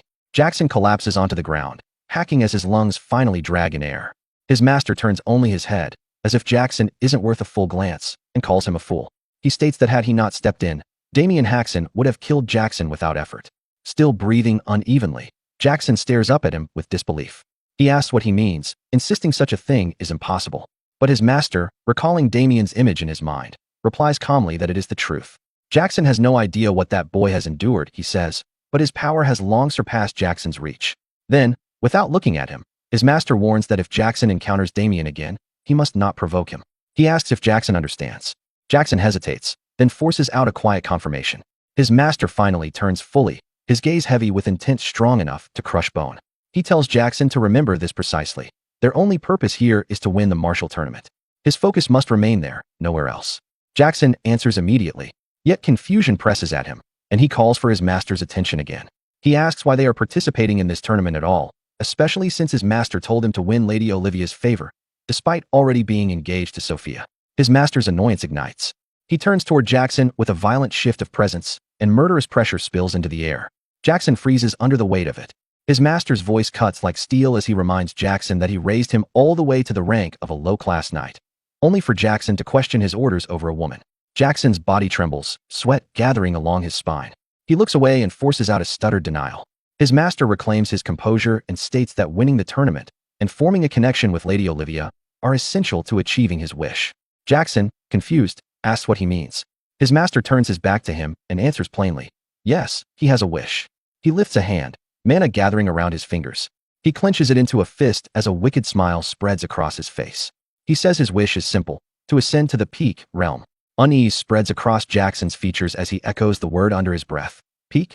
His master sets his hat back onto his head and steps toward the exit, passing Jackson without looking. He says he will gather information on Count Copperhead and the other participants. Jackson is to focus solely on preparing for the tournament. Jackson nods nervously, giving another shaky yes, master. The moment he steps outside, Sophia notices him leaving the tent. Her curious stare follows him. Then she bursts inside, excitement in her steps, calling Jackson's name. He turns at the sound. Reaching him, she takes one look at his neck and hurries closer, worry rising in her face as she asks what happened, asking if he's all right. Jackson, relieved and warmed by her presence, smiles and assures her he's fine, calling her name with affection. As he hugs her, fury coils inside him. He curses his master in silence, calling him a wretched old man and thinking that if he wants something done, he could at least explain properly. He wonders, irritated, what winning the tournament has to do with reaching the peak master realm. Then anger glints behind his eyes. He vows that once he surpasses the middle-class rank, he'll show that bastard exactly who he's dealing with. Later, near the tournament grounds outside the large arena, people gather in restless crowds. Some glare towards someone approaching, whispering sharply to each other, asking if that isn't him. Another confirms it, saying he looks as vicious as the rumors claim. They click their tongues in distaste. That someone is Damian Haxon. He walks forward with unshaken confidence, smiling lightly despite the murmurs. Victor and Abel flank him nervously. Victor leans closer, voice low, calling him young master, and saying he's become quite the celebrity. Many seem to recognize him. Damian only grins wider, amused, saying it seems so. A heavy drum booms across the arena, silencing the crowd. From the observation post, someone clears his throat and announces that today they celebrate his daughter's birthday with a grand event. Count Chester Copperhead, host of the tournament, thanks the distinguished guests for coming. Abel barely hears him. His attention is locked entirely onto Lady Olivia. The Count's words fade to nothing as Abel takes in her beauty. The young woman beside the Count is his daughter, Olivia Copperhead. The Count continues with pride, announcing that the bravest knights of the Western Apple Kingdom have gathered. The winner will gain fame not only in the West, but across all regions. Damien looks up, excitement thrumming through him. It's finally beginning. The Count adds that along with glory, the champion will receive a worthy reward. Sophia leans toward Jackson, asking if Lady Olivia is prettier than her. Jackson scoffs lightly and tells her no one would say such nonsense. The Count announces that the tournament will last 2 days, divided into team and individual events. He assures them healing magicians are ready, so injuries need not hold back their full strength. While he speaks, Jackson's master stands at the edge of the arena, silently observing. The Count announces the first match will begin in 2 hours and tells the knights to prepare. He ends with arms spread wide, saying he looks forward to witnessing their valor. The crowd erupts in cheers. Damien folds his arms with a satisfied smile. Abel watches anxiously. Victor stares in awe. Damien steps away, then pauses to wave back at Abel and Victor. He tells them he'll see them later. Victor answers with urgency, calling him young master, asking him to be careful. Abel simply nods. Hours before the match, while waiting with his daughter, the Count eyes Olivia suspiciously. She shoots him a resentful side glance. He tells her the event is for her sake and asks if she can at least pretend to be pleased. She turns her glare sharper, asking if he truly believes this is for her. She reminds him she never asked for any of this. She turns away and says he arranged this only to flaunt their family's prestige, and she would never be interested. Her words strike him. His jaw tightens, a curse nearly escaping, but he restrains himself. He exhales and turns toward the arena. With a dismissive scoff, he tells her that even if she isn't interested, the crowd certainly is, and she should watch. Once the match begins, he says, they'll all be cheering. The first event, Team Battle, Monster Hunt. Time arrives. The people chant for their favorite contestants, Andrew Graydon, Gerda Vaughn, names echoing around the arena. Damien stands at the center with hardened focus. Abel and Victor shout his name excitedly. Jackson stands not far from him, staring with bitterness. He clicks his tongue inwardly, annoyed he ended up in the same group as Damien. From above, Sophia's voice cuts through the noise as she cheers for Jackson. He turns quickly, smiling up at her. He declares that with the first event being a monster hunt, this suits him perfectly. Inside, he vows he'll make everyone remember his name after this. He blows Sophia a kiss with a confident gleam in his eyes. The knights ready themselves as a massive gate rises. The moment the creatures emerge, silence falls, shock filling every face. Sweat beads across foreheads. 2 massive, violent trolls thunder into view, rushing the knights with brutal momentum. Terror cracks the moment. Someone shouts holy shit, identifying the creatures immediately, trolls. A knight tries to command the others to stay together and face it head on, but before the words leave him fully, a troll crushes him into a smear of blood. The spray erupts across the arena. A warm drop lands on Damien's cheek. He inhales slowly, and a twisted smile lifts his mouth. He wipes off the blood, murmuring to himself that he didn't expect that. He looks up toward Count Copperhead with dark amusement, noting that the Count seems to enjoy dangerous hobbies. Even as the trolls charge straight for him from the front, he doesn't lose that smile. His gaze stays fixed upward, watching Count Chester Copperhead revel in the chaos with disturbing delight, almost trembling with pleasure. The man, frozen in fear, only stares as the troll barrels toward him. In the next heartbeat, the creature drives him from head to ground with overwhelming force, the impact bursting him into a violent spray of blood that fans across the arena. A single warm drop flicks on a Damien's cheek. The crowd recoils as one, breath catching, throats tightening in collective disbelief at the horror unfolding before them. Blood continues to arc outward, and a streak lands directly across a noble woman's eyes, the metallic scent hitting her before the wetness registers. Terror floods her face and she erupts into a shrill, shaking scream while the men beside her try to restrain her and wipe the crimson from her lashes. Panic fractures the stance. Scattered voices tremble through the chaos, some stuttering out whether that really is a troll, others repeating with growing desperation that it is a troll. Several fixate on the crushed knight, blurting out broken questions about what in the hell is happening and if he is actually dead. Lady Olivia, watching from her seat, lifts a hand to her mouth as grief and revulsion swell in her eyes. Her father beside her clicks his tongue, displeasure tightening his expression as he mutters that a knight dying so easily is pathetic. Olivia wipes her tears, hears him clearly, and turns toward him with heat rising through her chest. She calls him father and demands to know what he was thinking, how he could release a troll for something that is supposed to be a simple match. He only lets out a dismissive breath and waves off her distress, insisting there is no need for such fuss. They must do this to weed out chaff, he tells her, so a true winner can emerge. His indifference stings her raw and she draws breath to argue again, but the crowd explodes with cheers for someone named Andrew Graydon, their roaring voices rolling through the arena with wild exhilaration. Count Copperhead's eyes narrow with dark satisfaction as he gestures toward the sound, urging his daughter to look. The audience always wants something thrilling and stimulating, he says, watching the battle below as if lecturing her. The more intense the spectacle, the better. Then he asks if she knows why. Down in the arena, Jackson Cutter darts low in a precise slide beneath the troll, leaving a clean slice across its massive leg, still crouched in the motion of the cut. He tilts his head toward the crowd, attempting to strike a bold, gleaming pose. Count Copperhead answers his own question. Someone else risks their life while the spectators sit safely above. The troll bellows, rage vibrating through its chest. But even as its roar rips through the air, its torn flesh quivers and knits itself together in a grotesque, crawling motion. Jackson's expression hardens.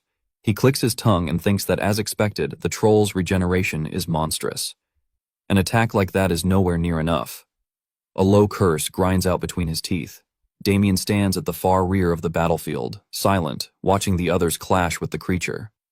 As his thoughts deepen, he recalls the strange waiver they forced him to sign before the match and mutters inwardly that it makes sense now. Of course, they would pull something this reckless. One of the trolls, driven into fury, heaves both arms upward and smashes down toward the ground. Beneath it is Jackson, who jerks backward with sharp breath, clawing at his throat, thinking that fighting such a monster alone would even push him into disadvantage. Still retreating, he thinks that with someone supporting him, his odds of victory would be more than enough.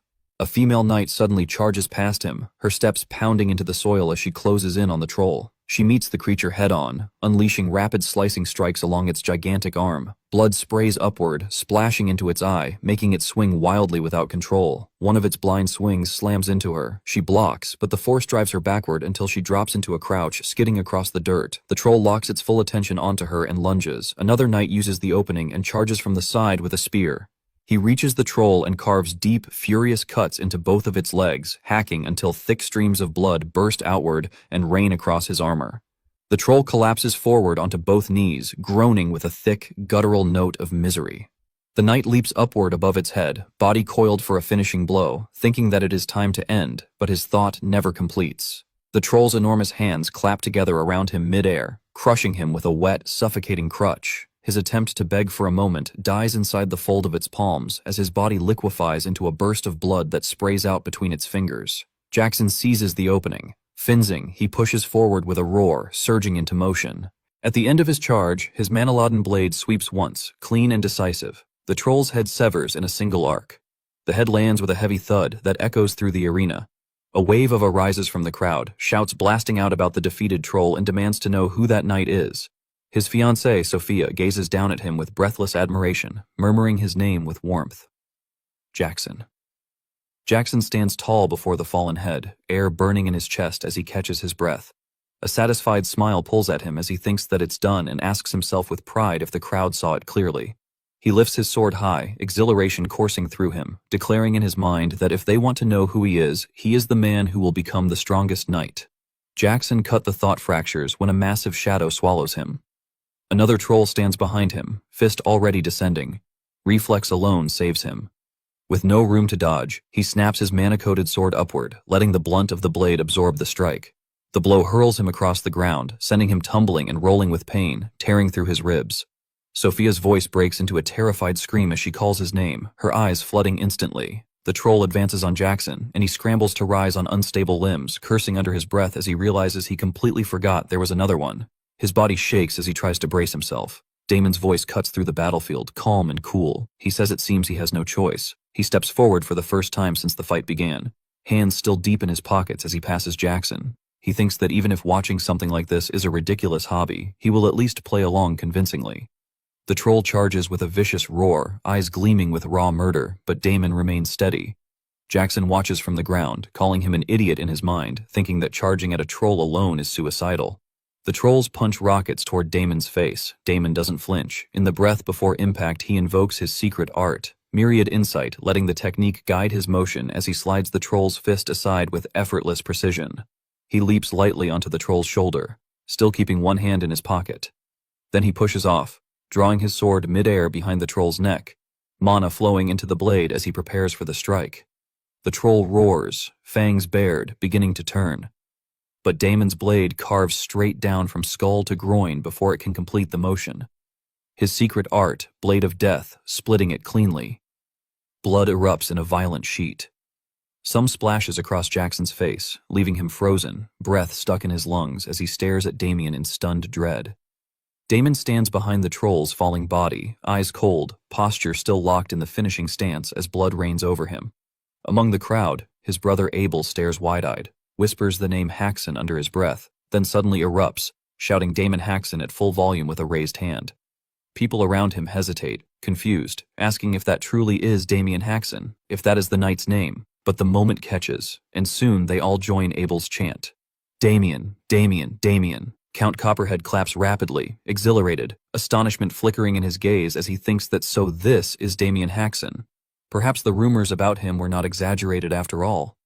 Damon clicks his tongue, flicks his blade once to rid it of blood. The spray hits Jackson again, sharp and deliberate feeling, leaving him stung with annoyance and disbelief. Turning away, Damon opens his subspace and drops the sword inside without looking back. He asks aloud why anyone would struggle against a troll of all things.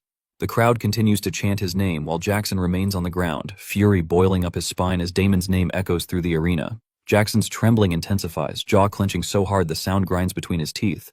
Beautiful melodies hum through the Copperhead estate this evening, their softness gliding along polished floors and gilded pillars. Inside the banquet hall, noble ladies stare with flustered fascination. They whisper sharply among themselves. "Oh my, he looks even more handsome up close." "I agree," is the one beside him, his younger brother. The two of them are quite handsome. They're all fixed entirely on Damien and Abel. As the brothers walk in with poised steps, dressed with care and wearing bold, composed smiles, Abel, far less confident, leans closer while checking his attire in a nervous fidget. He wonders when Damon had the time to prepare clothes so elegant. Damon answers with a steady smile, picturing the storefront in his mind. He tells Abel that there is a famous clothing shop in Landwork called Moonlight Wave, and that he bought it there. Abel stutters at the name, startled, admitting that it looks extremely expensive. Grateful now, his voice softens as he thanks Damon, truly appreciative. Damien, still steady and confident, assures him not to worry about it. As they continue onward, the ladies abandon whispering entirely and speak aloud in open excitement. "So that's Damon Haxon, huh?" He's so manly, and some giggle lightly, declaring him so handsome that he will be their top pick from today onward. But suddenly someone crushes a wine glass with a bare fist. The sharp crack draws the ladies' attention in fearful silence. They scatter quickly, leaving Jackson standing there with his fist clenched, cursing under his breath that he cannot listen to this nonsense anymore. Sophia stays beside him, unbothered, her gaze locked elsewhere. Still glaring at Damien, Jackson grumbles, demanding why anyone would recognize that loser when they don't even recognize him. His jaw tightens as the memory of their battle with the trolls flashes through his mind. Damon speaking down to him, humiliating him. He turns to Sophia for agreement, but she remains silent, eyes focused ahead, lost in the thought of Damon Haxon with a faint flush warming her cheeks. She isn't hearing Jackson at all. Her gaze stays fixed on Damon's face as he moves through the hall, radiant in the candlelit glow, and she wonders privately if he has always been that handsome.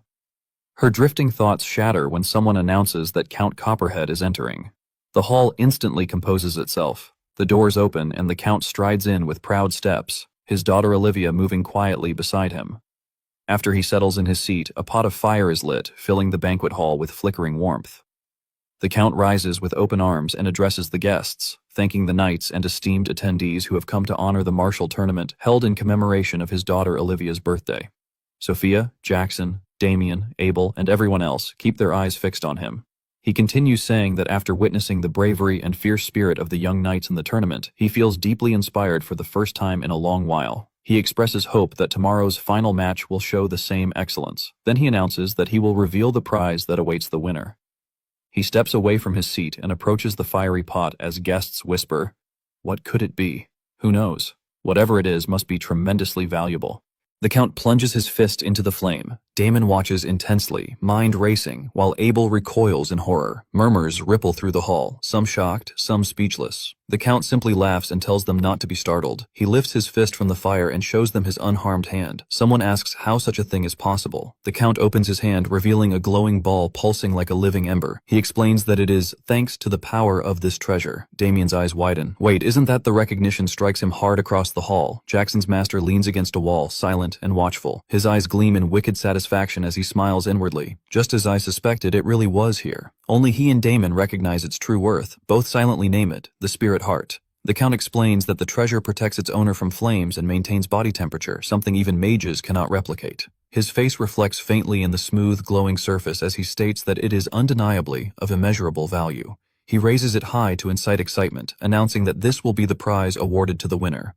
The hall bursts into awe. What an incredible prize. Damon watches with a growing smile, thinking that using the spirit heart as a simple tournament reward shows they clearly do not understand its true worth. He admits inwardly that he wasn't interested in the prize at all, but now it is tempting.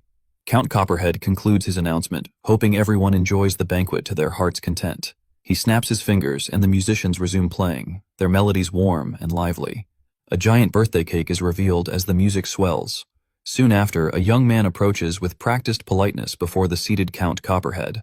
He bows deeply and thinks that it is an honor to meet the Count as he introduces himself as friends of House Nason. The Count's eyes narrow with mild curiosity. A realization hits him as he recognizes the family name, House Nason. He recalls sharply that the region is famous for its delicious apples, and he asks if it is not so. Still bowed, France replies that his house is honored to be known by the Count. With a small box opened on his palm, he says respectfully that to celebrate the young lady's birthday, he has prepared a modest gift. The Count releases an amused "oh." While Olivia remains untouched by the moment, her expression flat. France presents his gift, explaining that it is a cosmetic crafted by alchemists of the Mishu school using spirit powder. He recalls the rumor that even an old woman's skin becomes like a newborn's with this. Dissatisfied, the Count clicks his tongue inwardly at the mediocrity of the offering, thinking that it truly is a modest gift. But he outwardly gives a slight laugh and thanks France. Before France can withdraw, another youth steps in and shoulders him aside, insisting that the Count allow him to greet him as well. He introduces himself as Charlie from House San. The Count recognizes the name and repeats it with slight interest. Charlie affirms proudly, saying that he too has prepared a gift for the young lady. Holding a slim tube, he explains that inside rests a necklace made from a 7-color crystal, a rare jewel said to drop only once after slaying 100 golems in rocky regions. At first, the Count acts impressed, echoing the words, "a 7-color crystal," and Charlie responds eagerly with confirmation. But the Count then remarks that the Copperhead storage is full of such items. Pointing his thumb casually to the side, he instructs both Charlie and France that their gifts may be handed to the steward. Below, Damon watches with calm confidence, thinking as expected the competition to win the young lady's favor has already begun. But with a Count as wealthy as Count Copperhead, ordinary gifts will never suffice. Next, Jackson steps before the Count, bowing low and offering his greetings. He introduces himself as Jackson Cutter. The name brings only confusion to the Count. Curious, the Count repeats it, and Jackson confirms it with forced steadiness, announcing that he is known as the Ogre Slayer, only for the Count to respond bluntly that he has never heard of him, demanding to know what it is he wants. The words sting sharply, but Jackson buries his annoyance and states that he has prepared a gift for the Count. The Count asks, mildly surprised, if the gift is for him. Jackson reveals it with a flourish, declaring that it is the elixir of condensed vitality. He explains that with a single sip of this legendary potion, one can go an entire day without fatigue. The Count's interest ignites, and he releases a long, pleased "oh." Jackson, behind his composed expression, grins viciously inwardly. His master entrusted him with the priceless elixir to give specifically to the Count, and he thinks triumphantly that targeting the Count instead of the young lady was a cunning choice. The Count receives the elixir himself, staring at it with genuine astonishment. He calls Olivia to look, thinking aloud that it is not bad. Olivia, indifferent, does not even turn her eyes fully toward him, and murmurs that she supposes so, at least for him. Down in the hall, Damon turns to Abel and calls his name, telling him that their turn approaches and that he should prepare himself. Abel startles, his confidence wavering, and responds shakily that he understands. Above, Count Copperhead tells Jackson that the gift is very good and that he will remember Jackson's name. Still bowed, Jackson declares that the honor is his, chuckling inwardly at the success. Everything worked perfectly. Moments later, Jackson and Damien cross paths on the stairs, Jackson descending and Damon ascending. They pass one another without a word. Jackson glances back, studying Damien with deep suspicion, while Damon remains focused on the Count above, thinking that although the attempt was decent, Jackson still failed to win the young lady's favor. The Count brightens instantly upon seeing Damien. He calls out that surely this is Sir Damon Haxon and praises Damon's feats earlier in the team battle competition as truly impressive. Damien and Abel bow respectfully. Damien states that he is honored, but the Count insists that the honor is his, declaring that Damon's reputation has been spreading rapidly. Damon smiles with tempered confidence, telling him that it is nothing but empty praise, and the Count laughs, calling him modest. Observing Olivia, Damon notes inwardly that she shows no interest whatsoever in the banquet held for her sake, and her tastes appear far more difficult than expected. But glancing subtly toward his anxious brother Abel, he reassures himself that Abel need not worry. When she sees their gift, surely even she will react. Composed and confident, Damon addresses the Count and announces that he and his brother have prepared a gift for the young lady. The Count lights up, eager and curious to see what someone of Damon's caliber has brought. Damon affirms and opens his spatial space. The Count recognizes it instantly with amused approval, noting aloud that it is a spatial magic tool. Damien reaches inside and begins to draw out a wooden item. For the first time, Olivia's attention sharpens. She turns slightly, curiosity stirring.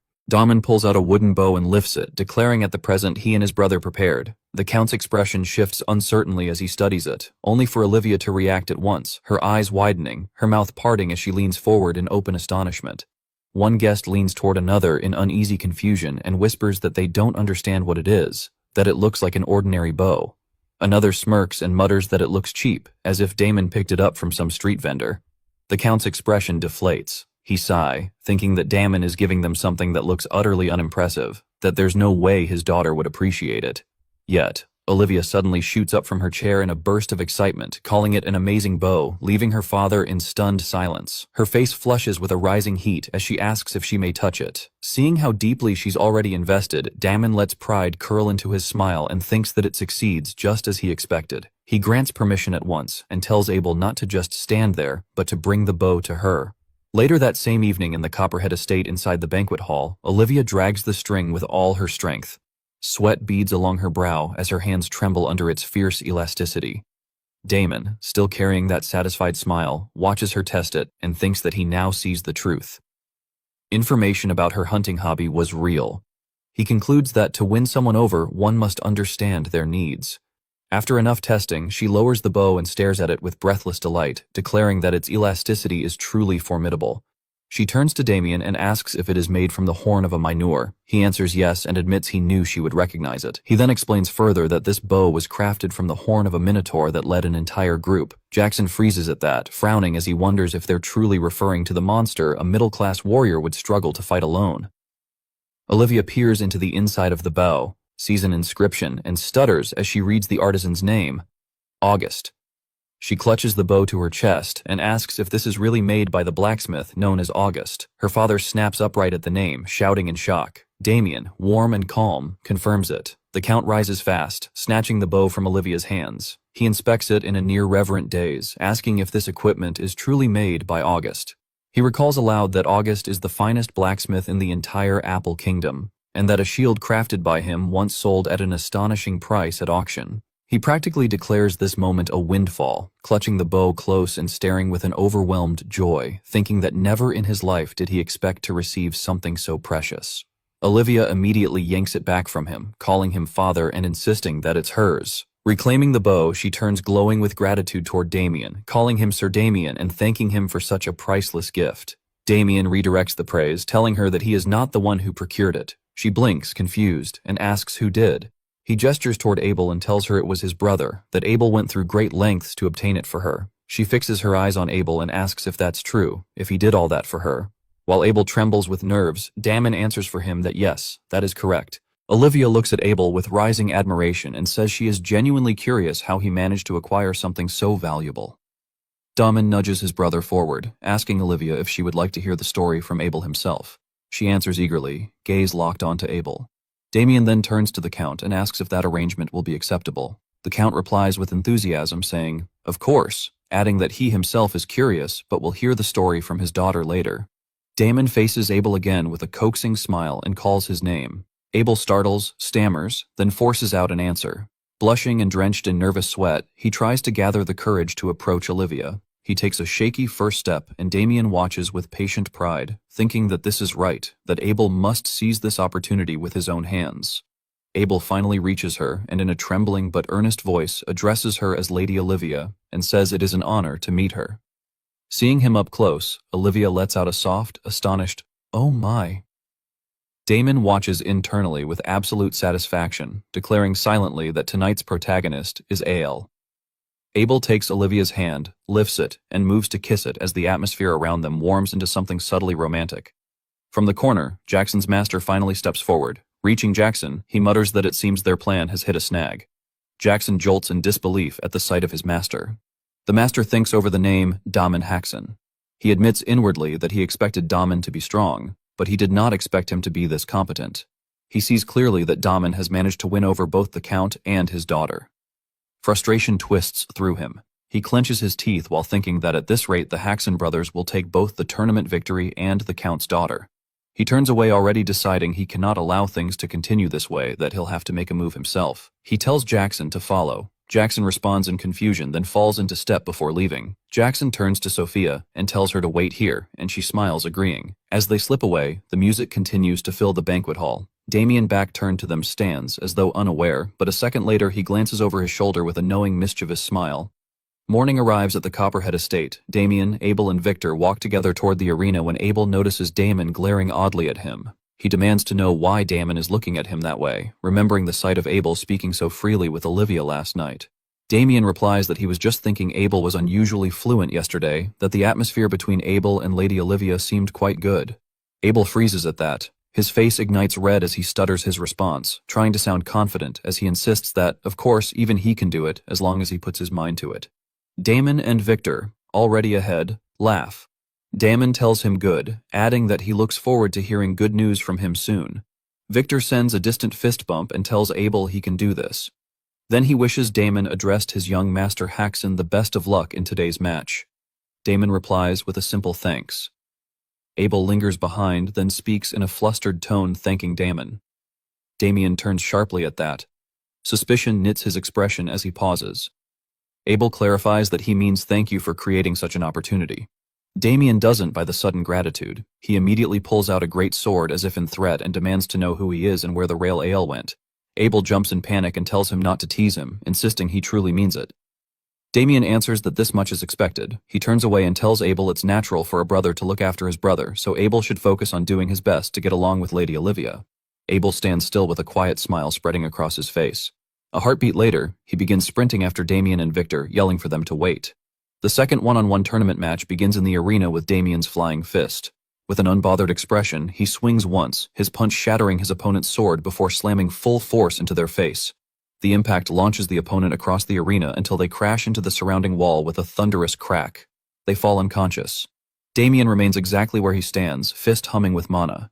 Abel, Victor, and the crowd erupt into wild cheers, chanting Damon's name and repeating his growing fame. The match ends. Damon hacks and advances to the finals.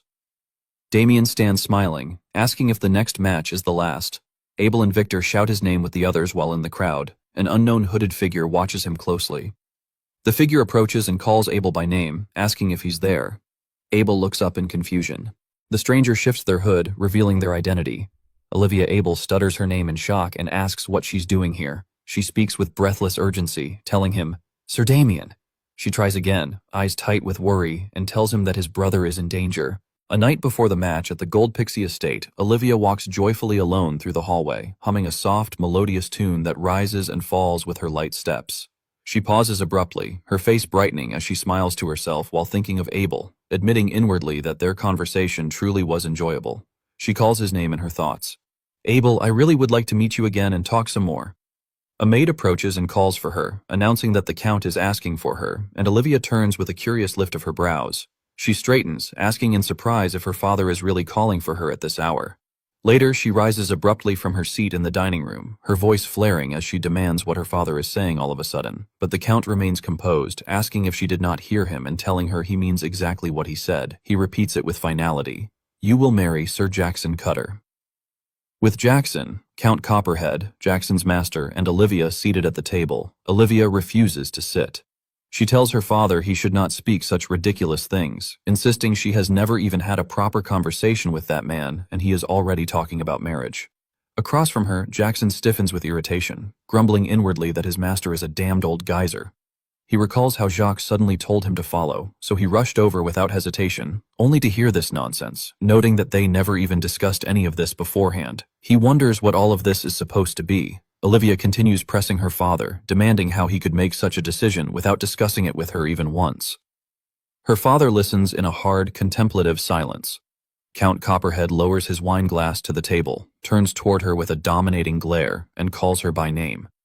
He tells her not to delude herself, reminding her she is the eldest daughter of the house and that marriage is not something she is free to decide. It is a matter he, as head of the family, must judge and decide.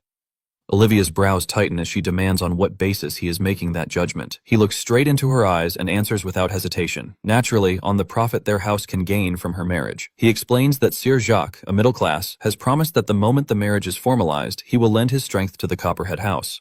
He tells her she understands what that means.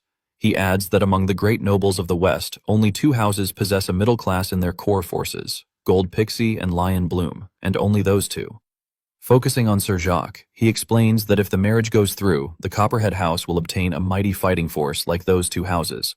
Not only that, Jacques has promised to provide weapon techniques and mana cultivation methods for their knights, the very ones a masterclass uses. Jackson almost jolts from his seat at that, fury surging through him because Jacques has never taught those techniques to him, his own disciple. Olivia feels her arguments collapsing around her and breathes out a frustrated sigh, glaring at her father. She forces herself back into her chair and mutters that he is going to sell her off for the benefit of the house. He shoots her an irritated glare, calling her a brat and telling her to watch her tongue. Sir Jacques finally speaks, asking whether the proposal will be accepted. Count Copperhead thinks for a moment and says the conditions are satisfactory, but there is one small problem. Jacques then asked what that problem would be. The Count stares and states that Jackson is a completely unknown knight who has never made a name for himself, and after the trouble of hosting a tournament, taking in a nameless knight as their son-in-law would tarnish the Copperhead family's honor. He clears his throat. Jacques considers this, noting inwardly that in short, it means Jackson is unfit in status. He tells the Count not to worry, asserting that in tomorrow's match, his disciple will be the one who wins. The Count's expression tightens with uncertainty, and he asks if Jacques is sure. With Damen Hacken present, he states, "It will not be easy." Jacques remains calm and says it is possible, adding that as long as the Count offers just a little help. The Count looks curious and warns that he cannot offer unreasonable assistance. A grin begins to form on Jacques' face as he says it is simple. With a smile steeped in devious plotting, he tells the Count all he must do is not interfere, even if Damen Hacken dies. His words crash into the room like a cold wind, silencing everyone as they stare at him in stunned disbelief. Olivia instantly turns to her father to protest, but the words catch in her throat as she sees him actually considering it. Her voice breaks into a trembling father. After a long, heavy moment, the Count lifts his glass and swirls the wine. He drinks and speaks a quiet "very well." Olivia stares at him with burning, helpless anger, her fist trembling as she clenches them on the table, powerless to stop any of it. Back in the present, Olivia stands before Damien and Abel with a strained, apologetic expression. After recounting everything to Sir Damen Hacken, she tells him she is truly sorry and admits she could not stop her father with her own strength.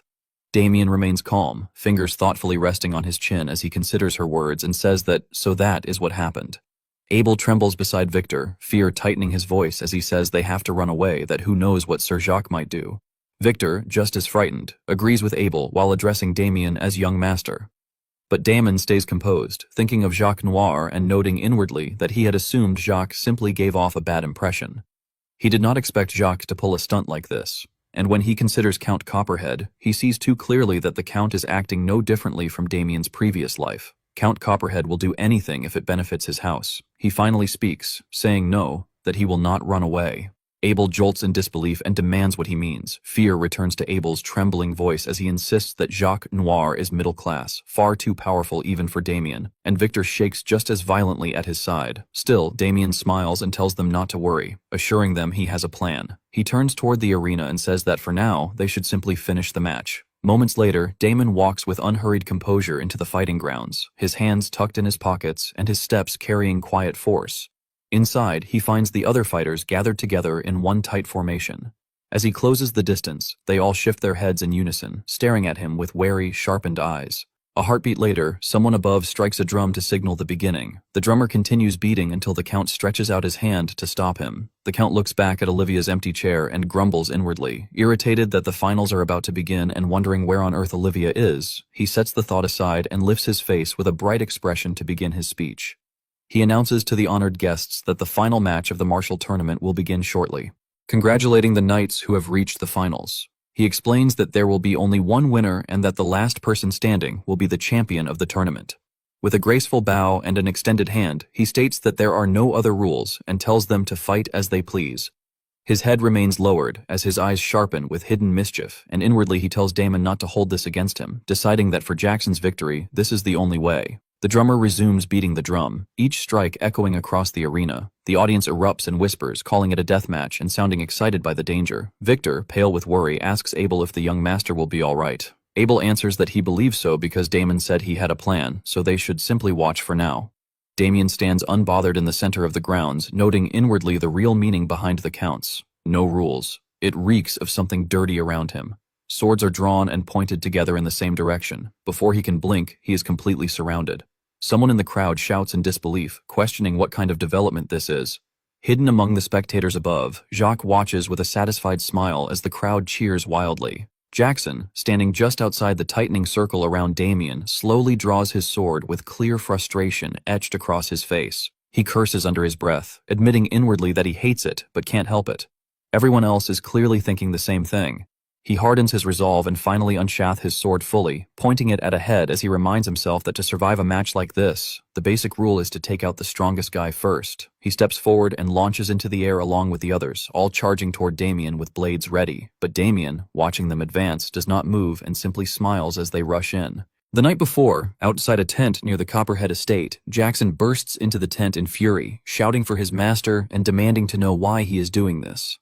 Jacques removes his hat without sparing him a glance, completely unbothered, and Jackson's anger spills over as he yells about marriage, demanding how Jacques could suggest something like that without even asking him first. In the next instant, Jacques turns sharply and drives a straight kick into Jackson's gut. The blow folds Jackson over, forcing a painful cough from his lungs as he crashes to the ground. While Jackson crouches there hacking and gasping, Jacques glares down at him with cold contempt and orders him to shut his mouth. He tells Jackson that if he had been skillful enough, he would never have needed to make such a suggestion to the Count in the first place. As Jackson trembles in pain, Jacques continues saying there would have been no need for him to waste his time and knowledge at all. Jackson cursing his master inwardly through the agony, calling him a pos bastard. Jacques' glare hardens further as he tells Jackson that if he understands, then he should shut up and do exactly as he is told. Jackson slowly pushes himself up from the ground, his body shaking as he clutches his stomach. He stammers that he already has Sophia. Jacques turns his head slightly, speaking without emotion as he tells Jackson to throw Sophia away, declaring she is of no use anymore. Jackson freezes, stuttering in disbelief as he asks what his master is saying. Using telekinesis, Jacques lifts a cup from atop a barrel behind him and draws it into his hand, as he explains that the only reason he allowed Jackson to date Sophia Russell was to secure support from House Russell. Facing Jackson now, cup in hand, he states that thanks to that relationship, he was able to obtain the swordsmanship manual he needed, as well as the elixir Jackson will require when he rises to low class. Jackson straightens fully, still clutching his gut, as Jacques raises the cup toward his lips and smiles faintly. He says that House Russell no longer has anything to offer, and that it is time to gain support from a new house. Jackson asks unwillingly if that new house is House Copperhead, questioning whether this is just another attempt to use them as he did House Russell. Jacques answers calmly that it is not just their support he wants. He intends to use this marriage to rule over their house entirely. Jackson is stunned, stammering as he asks why Jacques would go that far. Jacques responds coolly, asking whether he has not already told him why. He drinks from the cup and states flatly that this is for the sake of his long-awaited wish. Jackson continues to resist, begging just this once, pleading with his master to think it over one more time, insisting that he truly loves Sophia. Jacques pauses, looks down at him, and calls him an idiot. He asks Jackson whether he still does not understand. He explains Sophia's nature without mercy, stating that she is the kind of woman who dumped her former fiancé, Damon Haxon, simply because he was not good enough and chose Jackson instead. That means Jackson can be thrown away just as easily. He asks if Jackson did not see it himself. The moment Damon Haxon started doing a little better, her attitude flipped instantly. Memories of those moments flash through Jackson's mind, stealing his voice. He tries to object, stammering that it is not like that, but the words die in his throat. Jacques then produces a ring and tells Jackson to take it. Jackson looks up at it, eyes widening as he asks what the ring is. With a cold gaze, Jacques tells him it is a ring that raises power beyond its limits. Jackson jolts in shock, eyes blown wide in disbelief. Jacques steps closer and tells him that tomorrow he will use the ring exactly as instructed and fight Damon Haxon. And when Damon Haxon loses his mind and goes on a rampage, Jackson is to pretend an accident happened and kill him. Jackson stands frozen, staring at his master, cursing inwardly as he realizes Jacques is not someone who will ever listen. He agrees silently to pretend to follow these orders for now. Reaching out, he takes the ring from his master's palm, adding inwardly that while he is at it, he will get rid of that Izor Damien too. Holding the ring, Jackson stares at it for a long moment before forcing the words out that he understands. The day of the match, Sophia sits among the audience, cheering loudly for Jackson, chanting his name over and over as she urges him to win. Jackson hears her voice and frowns, thinking that she should just wait. Today, he will kill Damien and prove it. He finishes drawing his sword and faces Damien squarely. The next instant, Jackson launches into the air along with the other fighters, swords poised for devastating strikes. As he thinks that he will show Sophia, he is the man who suits her better. All swords come crashing down at Damien from different angles, each blade carving a different arc through the air. Damien remains smiling, and with barely any movement at all, he slips between the strikes, dodging every blow without even taking a single step.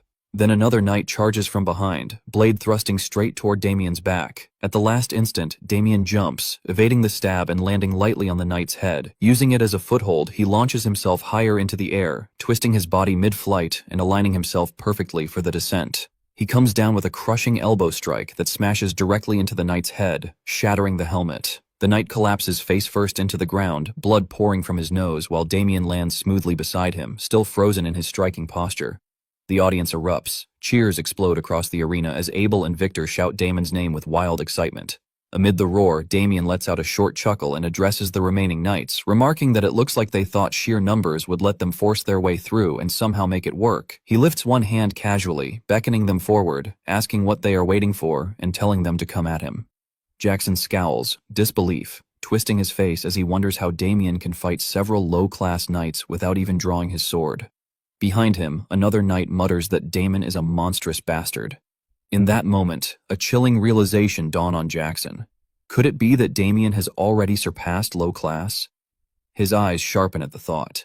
The female knight bursts forward from behind Jackson, Mana coating her blade as she shouts that she will show Damon the swordsmanship of House Alter. Her charge snaps Jackson out of his thoughts. At the same time, another knight rushes in from behind Damien, sword raised high as he bellows for the glory of House Saint Troller. Seeing both attacks converge, Damien finally draws his sword from his subspace ring. He scoffs at them, expression flat, remarking that ganging up on someone while talking about house and glory is ridiculous. They strike together, the man from the left, the woman from the right, but before their blades can reach him, Damon's sword flashes. His strike is faster than their movements, and he meets both blades head-on, batting them away. He activates his secret art, Myriad Insight Parry. A sharp ripple of sound erupts at the points of impact. The force twists violently through both weapons, wrenching the knight's hands at unnatural angles and making them scream in pain. Damien does not stop. Without changing expression, he raises his sword again. In a single follow-up strike, he disarms them both, knocking their swords free and sending the female knight flying through the air. The two remain standing only barely, bodies shaking as they clutch their ruined hands. Damien tells them calmly that they all signed the agreement. Didn't they? Then he says then and moves. In a single flash, he vanishes, leaving behind only the cutting light of his sword. He reappears at the end of his strike, poised and still as the knights behind him collapse one after another, felled by the same blow. He tells them to consider meeting him an unfortunate accident. The arena explodes into deafening cheers. Damien's name is chanted again and again, and Abel, caught in the frenzy, looks nearly unhinged as he proudly tells the stranger beside him that Damon is his brother. From above, Count Copperhead stares in shock, managing only a stunned what, while Jacques frowns deeply, irritation and calculation swirling behind his eyes. Damon turns toward Jackson with a casual smile, jolting him. He remarks that it looks like Jackson is the only one left, and asks if he is not coming.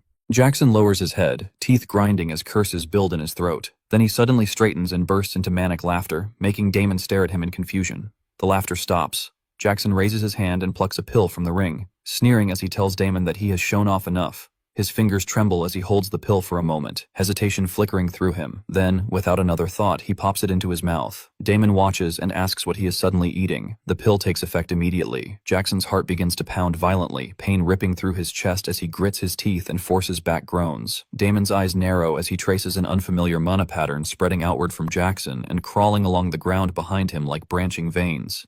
Damon turns fully, following the flow of mana as it reaches one of the fallen knights and seeps into his body.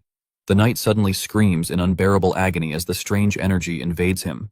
The mana spreads further, infecting not just one body, but all of the fallen knights at once, leaving Damon frozen in stunned confusion.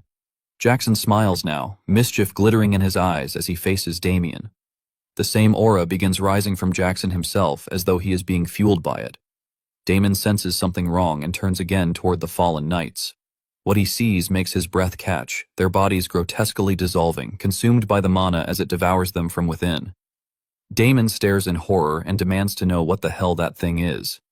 Jackson grins wide as he lets out a low chuckle and tells Damon that this is what is called a mana rampage. In Damien's mind, the definition surfaces clearly. A mana rampage is a phenomenon in which the mana inside the body breaks free of its owner's control and runs wild. When it occurs, there is not only a massive loss of mana, but the body itself can suffer severe damage, often leaving the victim crippled. After that inner recollection settles, Damon speaks coldly, his gaze fixed on Jackson as he asks whether this is the power of the gem Jackson just swallowed. Jackson takes his first step forward and answers yes, declaring that it is the trump card his master gave him. As he continues walking closer, he explains that it is an object that triggers a mana rampage in everyone near him. Grinning with mounting excitement, he tells Damon that he should not have run his mouth this whole time. Closing the distance completely, Jackson leans in until his face is inches from Damien's, still grinning as he tells him that now he has to crawl on the ground like the worm he is. He spits the insult out, calling Damien a piece of... He stands there directly in front of him, energy pouring from his body like thick fog, swallowing the space around them both. Time passes, but nothing happens. Damien remains standing, unmoving, not even twitching. Then Damon lets out a muffled sound as though he has been holding back laughter for far too long. In the next second, he bursts into uncontrollable laughter, slapping his face with his palm as the sound echoes wildly through the arena. Abruptly, the laughter stops. Damon lowers his hand, revealing eyes gleaming with mocking malice. The symbol on his hand, one that nullifies all dark magic used against him, glows faintly. He calls Jackson a low-life piece of and says that he more or less expected this. Then he asks if this is really all Jackson could come up with, remarking that Jackson has been getting help from black magic. Jackson snaps back in furious denial, shouting that it is not black magic and demanding to know what Damon is talking about. He yells again, asking more importantly how Damon is still fine. But before the question can finish forming, Damon drives a brutal kick straight into Jackson's gut. The impact is devastating. Jackson instantly coughs, his eyes going blank as the force launches him backward. Damon holds his leg extended, smiling calmly as Jackson slams into the ground, bouncing 3 times before crashing violently into the arena wall. The impact sends another wave of agony through Jackson's body, forcing a hoarse grunt from his throat. From the stance, Sophia screams his name in panic. Jackson finally slides down the wall and collapses onto the ground with a dull thud, groaning helplessly. Damon steps forward and looks down at him, telling him that it is a shame. His expression sharpens into grim excitement, eyes shining with cold malice as he finishes the thought, but that kind of thing does not work on him. Jacques looks down from the audience seats in sting fury, his face twisting as his thoughts stutter in disbelief. What just happened? The ring's power should have activated. His gaze locks onto Damien below as the crowd erupts in cheers and unease crawls up his spine. Don't tell me a mana rampage doesn't work on Damien. Down in the arena, Damon feels the sharp weight of Jacques stare from afar. He scoffs inwardly, realizing that Jacques nor has teamed up with the Count to get rid of him and has even used his own disciple to do it. But then a realization strikes. Wait. A calculating smile forms as he considers that if he uses this opportunity well, he might be able to make all those bastards eat at once. That thought is cut short as Jackson suddenly appears in front of him, rage contorting his face as he brings his sword down in a furious man-imbued downward strike meant to crush him. Damon sidesteps effortlessly, the blade slamming into the ground and pulverizing it. Jackson whirls instantly to follow up, but Damon jerks back just as cleanly, creating distance in the same heartbeat. Jackson plants his feet and takes a battle-ready stance, mana flooding over his body and sword as fury pours from him. He screams that Damien is a son of A and declares that since it has come to this, he will kill him with his true strength. He launches forward, exploding off the ground in a violent charge. Damon clicks his tongue, smiling faintly as he brings his sword forward and tells Jackson to remember his place. Damon's blade begins to hum, rippling waves of mana surging along its edge. He swings upward in a clean arc, sending those waves blasting outward in a wide spread. The attack strikes Jackson before he can close the distance, ripping the sword from his grip and halting him instantly. Jackson screams in searing agony as the mana waves engulf him, light flaring blindingly. And in the next second, a massive explosion tears through the arena with a thunderous roar, the ground trembling violently beneath everyone's feet. Panic erupts in the stands as dust, smoke, and debris surge upward. Spectators scream, shielding their eyes, shouting in confusion as they demand to know what is happening. Jackson crashes down onto both knees. He clamps a hand over his mouth, gagging as if about to vomit while dark mana begins leaking slowly from his body. Then suddenly he throws his head back as a torrent of black energy bursts violently from his mouth. The audience freezes in horror, every familiar face staring with eyes wide and mouth agape. Jackson collapses face first onto the ground, unconscious. Damien stands calmly looking up as the dark energy floats through the air like thick fog spreading across the arena. The atmosphere grows heavy, suffocating, and ominous. Someone in the crowd feels it and shouts in dread that this ominous black energy is definitely, and then voices erupt all at once. Beat black magic. The Count jolts in sheer terror, fists clenching as panic spreads through the crowd. Shouts erupt everywhere, questioning how a knight could be using black magic and whether this should be reported to the church.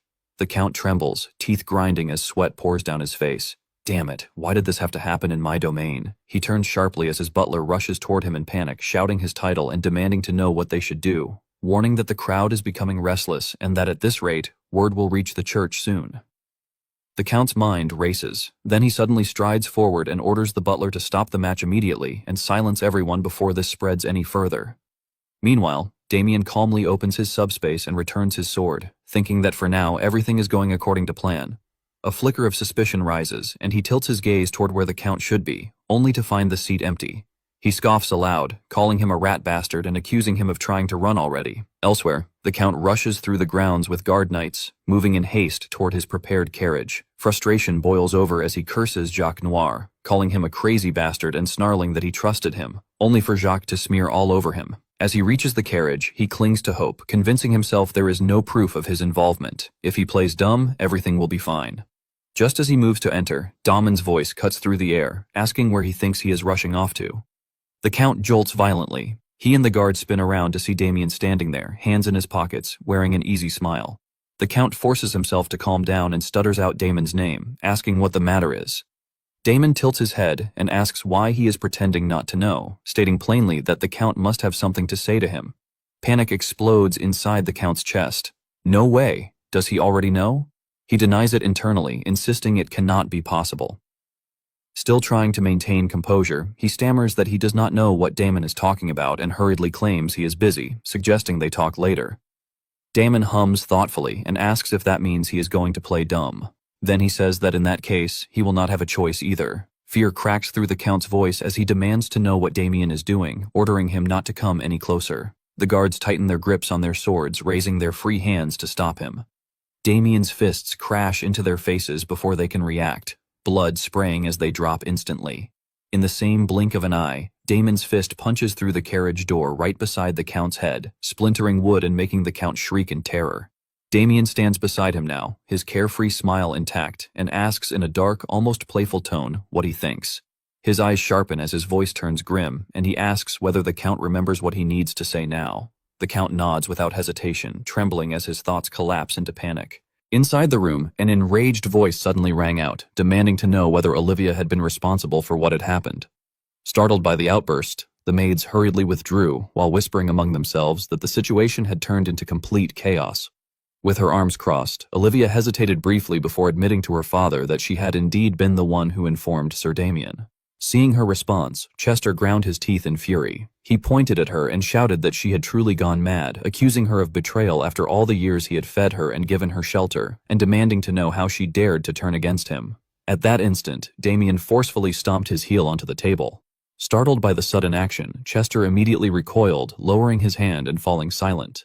Fixing him with a sharp glare, Damien warned him coldly that he was still in the middle of speaking. Sweating profusely, Chester stammered that he understood and hesitantly asked how far the matter had progressed.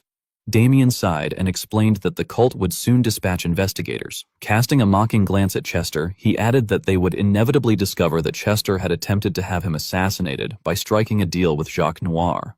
He pressed further, asking what Chester thought would happen if the cult learned of this, especially considering that he had even resorted to the cult's most forbidden art, black magic. Panicking, Chester hurriedly protested that he truly had not known Jacques would go so far as to use black magic, insisting that he had never imagined such a thing.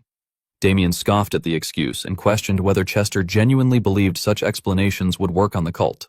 Desperate, Chester begged Sir Damien for forgiveness, admitting his wrongdoing and pleading not to be reported to the cult. After reflecting for a moment, Damien replied indifferently that even if he said nothing, Jackson Cutter would expose everything regardless. He then reminded Chester of the horrific tortures inflicted by the Inquisitors and asked whether he had heard of them. At those words, Chester's face drained of all color. Damien narrowed his eyes slightly before straightening up and proposing an alternative solution. He stated that he had certain connections within the cult and that protecting a single count would not be particularly difficult. Shocked, Chester asked whether that was truly possible. Damien gave a faint smile and replied that there were, however, several conditions. Eagerly, Chester urged him to name them, swearing that he would agree to anything within his power. Damien calmly began by stating that, first, Chester must permit the relationship between his younger brother Abel and Lady Olivia. Wide-eyed, Chester replied that such a condition was easy and agreed immediately. Damien then pointed his thumb toward himself and declared that, second, Chester must officially declare him the victor of the martial tournament. Chester responded in astonishment that such a matter went without saying and asked whether those conditions were sufficient. Damien paused briefly before adding that there was a third condition. At that moment, Olivia unexpectedly interjected, stating that as compensation for the incident, Chester must pay 300 gold to the Haxon Viscounty. Hearing this, Chester cried out in shock at the sum. Damien glanced at Olivia in surprise, thinking to himself that this had not been discussed with him. Then, turning back to Chester with visible enthusiasm, he remarked that it was an excellent suggestion and proposed adding it as well. Clenching his fists in resentment, Chester grudgingly agreed. Olivia then continued, adding that there was one final condition. Immediately, Chester snapped irritably, demanding to know why she kept butting in and what else she wanted now. With firm resolve, Olivia declared that before the end of the year, Chester must transfer half of the territory to her. Damien was momentarily taken aback, silently questioning what he had just heard. Chester frowned deeply and asked her to repeat herself, then slammed his hand on the table and shouted furiously, accusing Olivia of utter madness and questioning why she was the one constantly laying down conditions. Coldly, Olivia replied that she was the witness who had seen the entire affair unfold from beginning to end. Left speechless for a moment, Chester accused her of trying to fleece her own father. Without hesitation, Olivia affirmed that this was exactly her intention, stating that she would take her share and leave the suffocating family behind. Stunned beyond belief, Chester could only stammer in shock. Olivia continued calmly, declaring that he had used her as nothing more than a tool her entire life, and that this time she would use him as her tool instead. Grinding his teeth in blind rage, Chester could only sputter that she dared to go this far. Damien was momentarily stunned and reflected inwardly that he had never anticipated things escalating to such an extent, realizing that Olivia was far more terrifying than he had expected. At the same time, he could not help but worry about whether Abel would truly be all right. Olivia then gently turned toward him and inquired whether there were any further conditions. Damien responded warmly that the current terms were already more than sufficient. After that, Olivia cast an indifferent glance at Chester and stated that if her father had no objections, she would take his silence as consent. Upon hearing this, Chester trembled with rage, yet in the end, there was nothing he could do but endure it. Several days later, a piercing scream suddenly rang out. Startled by the sound, Chester's face turned pale with panic. Damien calmly placed a hand on Chester's shoulder and said that he would now reveal the truth. Speaking in a gentle tone, he declared that Count Copperhead, who was present there, was innocent. At the same time, Chester forced a grin, echoing the claim. Thomas, the second-rank holy knight of the cult, frowned as he stroked his chin and expressed confusion, saying that they had already obtained a confession from the criminal, Jackson Cutter, who had admitted to conspiring with the Count to target Damien's life. Hearing this, Chester hurriedly defended himself, insisting that the alleged conspiracy was nothing but a lie. He explained that he had merely told them not to interfere with the outcome of Damien's duel and claimed that he had no idea what those men had truly intended to do. Damien pressed down on Chester's shoulder as he affirmed that this was correct. He went on to explain that, on the contrary, the Count had secretly sought him out to warn him of the danger and had even advised him to avoid the match, as the Count himself did not know what those men might attempt. Thomas, still doubtful, asked whether that was truly the case. Damien smiled amiably and replied that it was, adding that if the Count had genuinely intended to kill him, there would have been no reason for such a warning. He then prompted the Count to confirm this. Breaking into a cold sweat, Chester affirmed that it was indeed so. He claimed that after meeting those men, he had grown uneasy and had secretly gone to find Damien, adding that had he known beforehand about the black magic, he would have stopped them himself. Thomas murmured skeptically, expressing uncertainty. At that moment, Damien adopted a solemn and benevolent expression and implored Thomas to believe him, swearing before the name of God that there was not a shred of falsehood in either his words or the Count's. Seeing this, Chester could only let out a helpless, awkward smile. Moved by the scene, Thomas's eyes filled with tears as he addressed Damien emotionally, saying that Damien's words must surely be true. He clasped his hands together and muttered that there was no way their devout Damien, who enjoyed Lady Agnes's absolute trust, could ever speak falsehoods. Hearing this, Damien merely laughed it off awkwardly, inwardly repeating the phrase, absolute trust. Thomas then announced that the case would be concluded with the Count cleared of all charges. At those words, Chester felt a wave of relief wash over him and thought weakly to himself that he had survived. Damien placed a hand on his shoulder and remarked that this was truly fortunate for him. Leaning in closer, Damien whispered that he had kept his promise, and now it was the Count's turn to keep his own.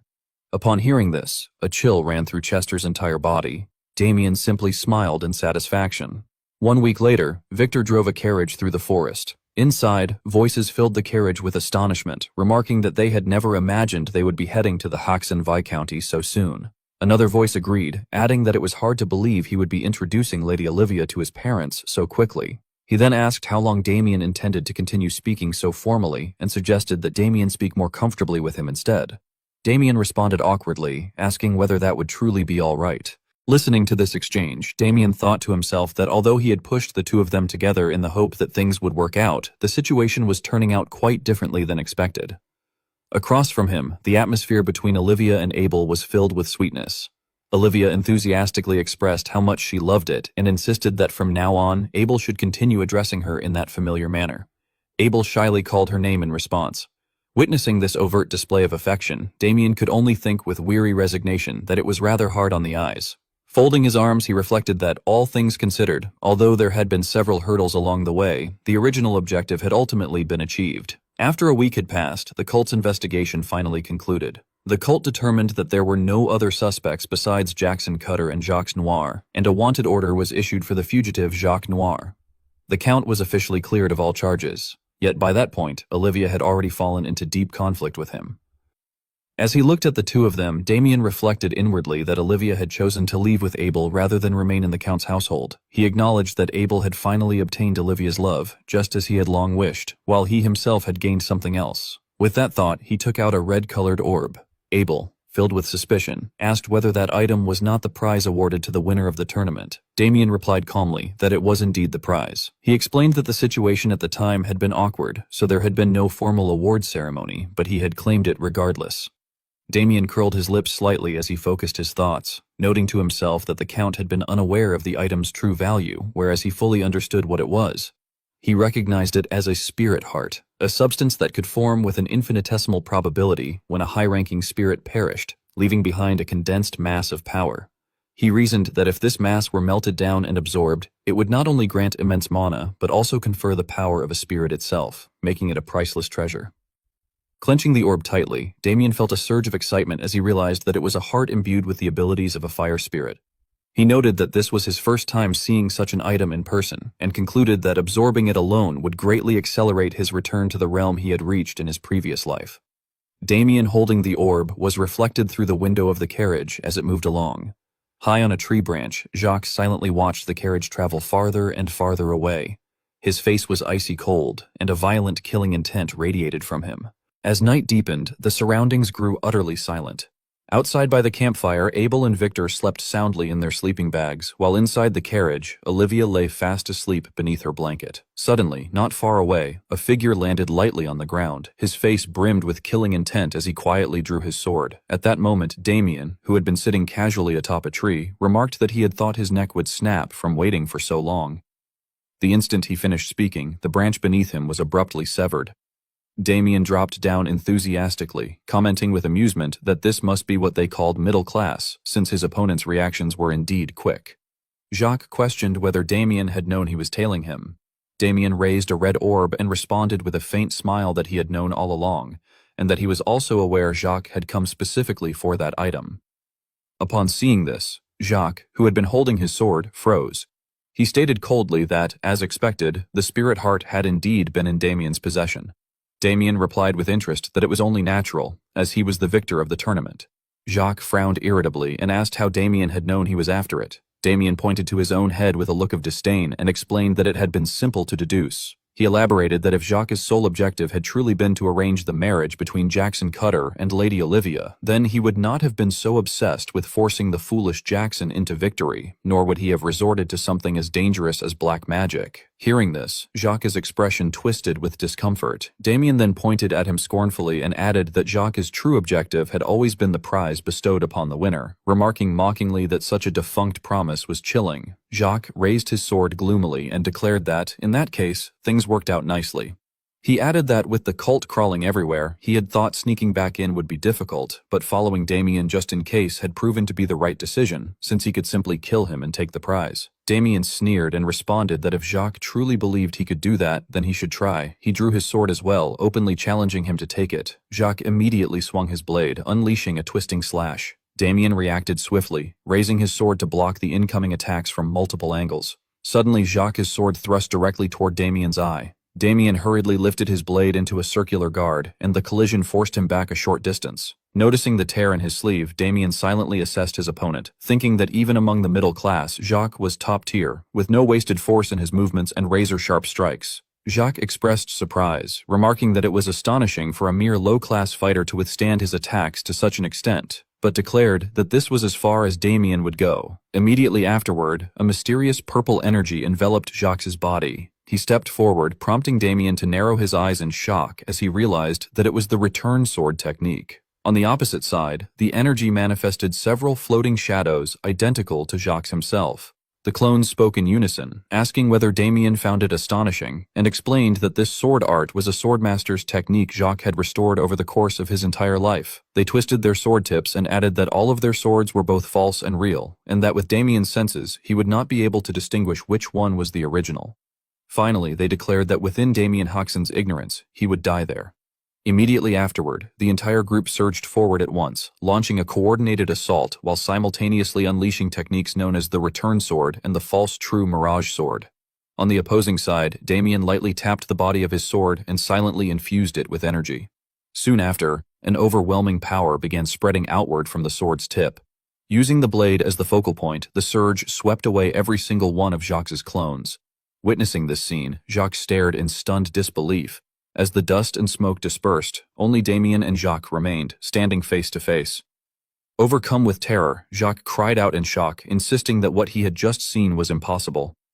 Deep within his heart, he frantically realized that this was the very technique that had once blocked Jackson's blade. Damien then mocked him coldly, remarking that Jacques was making an absurd amount of noise over something as trivial as a simple sword art. Hearing this, Jacques ground his teeth in fury.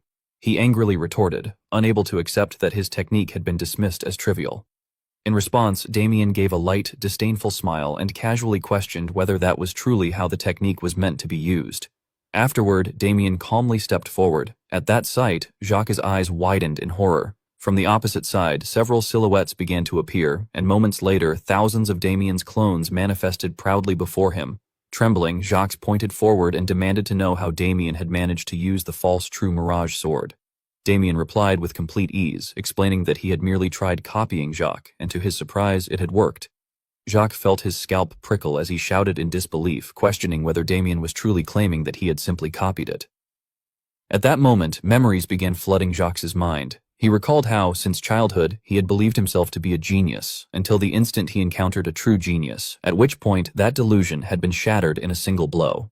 As these thoughts surfaced, Jacques clutched his chest in agony. In disbelief, he exclaimed that this could not be happening, and demanded to know how Damien could defeat him so effortlessly. Damien merely glanced upward indifferently and gave a non-committal response. That single reaction made Jacques feel as though his heart had stopped for a brief moment. Damien then continued, stating once again that he had simply done it, and that it had worked. After reflecting on everything, Jacques sank into despair. He realized that he had never been a true genius, only someone slightly more gifted than others. He concluded that this was likely when everything had begun. In order to compensate for his lack of talent and catch up to those labeled as geniuses, he had scoured everywhere for elixirs and master-level techniques. If it meant becoming stronger, he had been willing to stop at nothing. After more than 10 arduous years, he had finally managed to reach the middle class. Thinking this far, Jacques clenched his sword hilt unwillingly. With bloodshot eyes, he angrily questioned how the techniques he had barely mastered after a lifetime of struggle could be dismissed so casually as something Damien had merely copied. Standing opposite him, Damien completely ignored the accusation. He lazily waved the sword in his hand and complained that the whole thing had been a waste of mana. Seeing that, Jacques erupted in uncontrollable rage and began screaming hysterically. He cursed Damien madly, shouting with all his remaining strength. In response, Damien calmly walked past him and casually swung his blade, cleanly severing Jacques' neck in a single motion. With indifference, Damien muttered that he had no idea what Jacques was rambling about, adding that according to Jacques' own standards, he had merely imitated what already existed. Concluding that he should go get some sleep, Damien walked away, his figure gradually disappearing into the distance. Damien casually swept his sword through, and Jacques was utterly shocked as his head was severed from his neck. Damien spoke in a light, indifferent tone, remarking that he had no idea what Jacques was talking about, and that there was no point in wasting time on such a pathetic story. Damien's back gradually disappeared into the distance, and he tiredly muttered that he would just go to sleep. Suddenly, Damien halted his steps. He turned back with a provocative smirk and added that if one defeated an enemy, they should farm them. Under the moonlight that illuminated the entire night sky, Damien calmly wondered aloud whether there might be anything useful to gain. 1 month later, at a mansion, Olivia was carrying a wash basin while wiping the sweat from her forehead, letting out a sigh of relief. Seeing this, the maids hurried over in a fluster, insisting that she should leave such chores to them and reassuring her that it was their responsibility. Olivia responded calmly that it was fine and that she could handle that much on her own. From a distance, another voice called out, telling her to leave it to them and go rest. Upon seeing who it was, Olivia responded in surprise, addressing the person as her mother. She then gently asked where her mother was going. Her mother replied kindly that she had heard the stablemaster Silence's wife was pregnant and that she intended to stop by. Hearing this, Olivia exclaimed excitedly that it was wonderful news and suggested that they bring food that would be good for her health. Her mother happily agreed, saying it was a good idea, and asked whether Olivia would come along as well. Olivia smiled and replied that she would like that very much. The two continued chatting cheerfully, with Olivia mentioning that she had noticed the previous day that the windmill blades were quite worn and suggesting that it would be good to repair them before winter arrived. Her mother responded thoughtfully, agreeing and saying they should tell Olivia's father about it later. From inside, near the window, Paul and Damien stood quietly watching the scene. Paul remarked with appreciation that thanks to Olivia, managing the territory had become much easier. Damien agreed, adding that the servants were grateful for how carefully Paul oversaw everything. Recalling the moment when he and his wife had first stared at Olivia in astonishment, Paul spoke nostalgically, saying that she adapted very quickly. He reflected that when they first met, he had been truly surprised that a count's daughter had personally come with half of her family's territory and declared that she would marry Abel. As he spoke, the image of Olivia smiling warmly as she greeted everyone surfaced in his mind. Paul then spoke softly, saying that in just 1 month, she had naturally become part of their family and that she truly was someone remarkable. He stroked his chin with a sinister smile and added that thanks to Olivia, they had crushed the pride of those who used to look down on their family at social gatherings, calling her a true blessing. Seeing this, Damien could only give a helpless, awkward smile. Paul then spoke up again and called Damien's name, and Damien immediately replied in a serious tone that he was listening, addressing him as his father. With his hands clasped behind his back, Paul suggested that Damien should start looking for a partner as well. Damien froze and exclaimed in disbelief, wondering why this was being brought up so suddenly. Paul reached out, grabbed the curtain, and yanked it open, revealing a board filled with information. He enthusiastically explained that it was not sudden at all, saying that Damien had become quite famous lately, so matchmaking offers were pouring in, and urged him to take a look at the list. He even asked what kind of style his son liked. Damien was left speechless and thought to himself that he had wondered why his father had called him over that morning, realizing that this must have been the reason. Hesitantly, he apologized and said that marriage still felt too early for him. Paul immediately retorted in confusion, questioning what kind of foolish talk that was. He shook his head and insisted that there were marriages that happened too late, but never ones that happened too early. He went on at length, emphasizing that above all, a man needed to settle down to gain stability. He reminisced about his own youth, saying that he had rejected countless noble ladies and chosen Damien's mother instead, before clearing his throat and concluding that Damien should meet a good person soon as well. He added that if Damien's younger brother got married while Damien remained single, it would not look good in the eyes of others. Faced with this, Damien could only remain silent, forcing a stiff smile. Suddenly, Paul called out Damien's name in irritation. At that moment, Damien smashed through the window and flew outside, thinking that the holidays were still far away. Stopping at a spot not far from the mansion, Damien wiped the sweat from his face and let out a sigh, saying that he could not believe his father had suddenly brought that up. He scoffed bitterly at the thought of himself getting married, then sighed again and reflected that he had never even dreamed of something like that. His expression darkened slightly. He rose onto the tips of his toes and stared at the dark stain on the ground, thinking that worrying about such things was itself a luxury for someone like him. The image of his past life as a death knight surfaced in his mind. Back then, he had slaughtered countless people, his sword soaked in blood. His thoughts began to flow, acknowledging that even if it had not been by his own will and had been done under Dorgo's control, the fact remained that he had killed someone's children, siblings, and parents with his own hands. For a murderer like himself, he believed there was no way he deserved such happiness. With hatred, Damien clenched his teeth and made a firm vow in his heart that more than anything else, he needed to grow stronger as soon as possible, and that killing Dorgo came first. At that instant, a book appeared in his hands. He flipped through its pages while murmuring to himself that it was the Baolseong Jigwang medicine, also known as the Felling Nature Madness drug, a new monocultivation method discovered after defeating Jacques Noir. He noted that unlike typical methods where one sat still and absorbed mana, this was a unique technique that allowed mana absorption even while moving the body. Although its principles were complex and it had the drawback of absorbing only a small amount of mana, he thought that if he combined it with existing cultivation methods, he might be able to create something quite effective. Damien silently calculated further, thinking that if he could properly absorb the heart of the spirit on top of that, he could definitely grow stronger at an incredible speed in a short amount of time. Tugging at his arm, he wondered whether he should stretch his body a bit after such a long time. Suddenly, a voice called out to him. Damien paused slightly when he heard it. Victor came running over in a panic, calling him young master and reporting that a guest had arrived. Damien felt suspicious and wondered how they had known he was there. He then turned his head and questioned what kind of guest it was, frowning as he sensed that this felt like a bad development. Back at the mansion, the door to the room opened slightly as Damien and Victor stepped inside quietly. The other party greeted Damien softly, saying it had been a while. Damien sighed inwardly, thinking that this was exactly what he had expected. Agnes stood up in a hurry and apologized for coming so suddenly. Damien responded awkwardly, then leaned close to Victor and whispered that next time he should just say he was not there, leaving Victor looking back at him in confusion.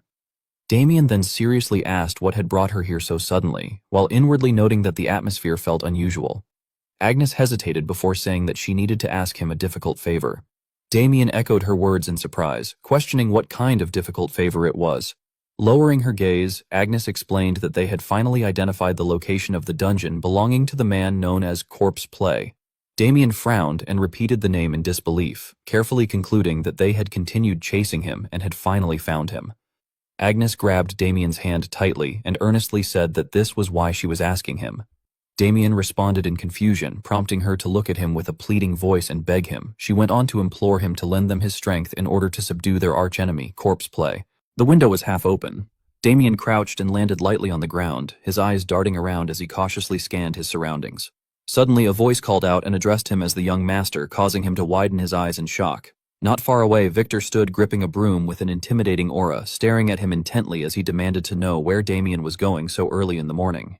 Feeling uneasy, Damien averted his gaze and awkwardly explained that he was merely heading out for some early morning exercise. Victor immediately rejected the excuse, accusing him of lying and stating that he was clearly sneaking out because of Lady Agnes's request. He questioned whether Damien was truly planning to join such a dangerous subjugation squad. Damien, seeing no point in denying it, calmly admitted that Victor was right. Victor hesitated before earnestly pleading with him, saying that he truly wished Damien would not go this time. Although he acknowledged Damien's skills, he added that a necromancer's dungeon was notoriously dangerous, and above all, the Viscount would never grant his permission. Damien remained silent for a moment, then stroked his chin and agreed that his father would indeed never allow it. With a light, evasive smile, he explained that this was precisely why he was sneaking out and suggested that Victor pretend he had seen nothing. Victor cried out in frustration, calling him young master as he rushed forward and raised his broom to block the way. He insisted that he could not allow Damien to go and declared that he would never send him into a place that was practically a death trap, adding that Damien absolutely could not. Before he could finish speaking, he was struck hard on the back of the neck and collapsed unconscious. Lifting Victor's limp body, Damien casually remarked that Victor was surprisingly heavy and teased that he should lose some weight. After placing him against a nearby wall and seeing him foaming slightly at the mouth, Damien brushed off his hands and reassured him that there was no need to worry, stating confidently that he would not be taken down by something like Corpse Play. With a sinister smile, he added that this was the perfect opportunity to cut off one of Porgo's limbs, and that he could not afford to miss it. Waving cheerfully as he prepared to leave, he told Victor to make sure to put in a good word with his father for him. Several hours later, a woman extended her hand and greeted Damien, introducing herself as Margata, a second-class paladin of the Order of the Burning One, and saying that it was nice to meet him. Damien, observing her, silently noted how enormous she was. He responded politely, returning the greeting and introducing himself as Damien Haxon. As their handshake proved unexpectedly powerful, he reflected that a second-class paladin possessed skill comparable to a middle-class combatant, and that the aura she radiated was far from ordinary. Margata spoke amicably, admitting that this might sound rude, but she had not expected Damien to actually show up, especially considering that the dungeon had been created by corpse play. Zeke chimed in, explaining that he could not exactly refuse Sir Agnes's request and that, moreover, he harbored a considerable grudge against necromancers. Hearing this, Margata leaned closer to Agnes and teased her, saying that she had been worried since Agnes knew nothing about men, but it seemed she had chosen well after all. Agnes, flustered, protested shyly and told her senior to stop speaking nonsense and to simply give Sir Damien that. Margata calmly drew her sword, clicking her tongue as she remarked that it was a bit of a waste, but that it could not be helped. She held it out toward Damien and told him to take it. Damien accepted it blankly and asked what it was. As he gently drew the blade from its sheath and saw it shine with a dazzling light, his eyes widened in astonishment. Margata smiled and explained that it was a holy sword. Staring at the blade in a daze, Damien reflected that a holy sword was a weapon forged from rare metal, tempered countless times by dwarven masters and infused with divine power by priests over many years, and that simply holding it made all his fatigue seem to melt away. Delighted, he commented that, as expected, it was incredible. Margata laughed heartily and explained that Agnes had begged their master to allow her to take it, saying that if Damien was joining the subjugation, she had to give him a proper reward. Hearing this, Agnes lowered her head shyly. Margata continued, noting that even so, it was rare to lend a holy sword to an outsider so easily, before adding teasingly that their junior disciple was completely head over heels for Sir Damien. Before she could even finish speaking, Agnes delivered several affectionate kicks to her in quick succession. Blushing deeply, Agnes told her in a hushed voice that she had already warned her to stop talking nonsense. Seeing this, Margata burst into loud laughter and remarked that she had better stop before Agnes truly became angry. She then casually added that although the item was not top tier, it was still priceless and advised Sir Damien to make good use of it. Hearing this, Damien responded with sincere gratitude.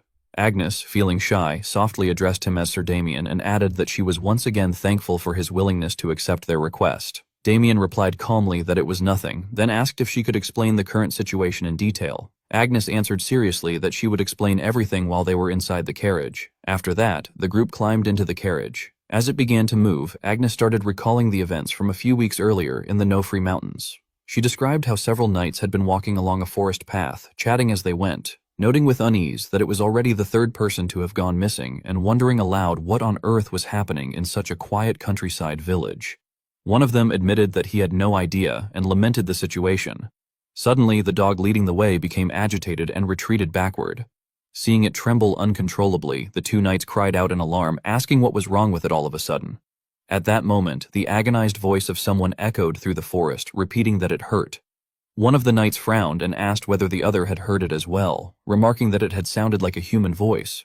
The groaning continued, repeating that it hurt, and at the same time, a massive dark silhouette slowly emerged from the opposite direction. The knights stared in shock, barely able to react. As they heard the creature utter broken, ominous words about playing with corpses, both knights began to tremble in terror. When they saw that its body bore the anguished faces of many people, the two screamed in sheer horror. After their screams rang out, a flock of crows flapped their wings and took flight. As the carriage continued onward in the present, someone explained that the dungeon's location had been identified by local soldiers who had been searching for the missing farmers. Damien stroked his chin thoughtfully, feeling that something about the situation was suspicious. He analyzed that for corpse play to lose their test subjects so easily, especially when they had never left any trail before, did not make sense. Margata agreed with his assessment, saying that even headquarters suspected it might be a trap.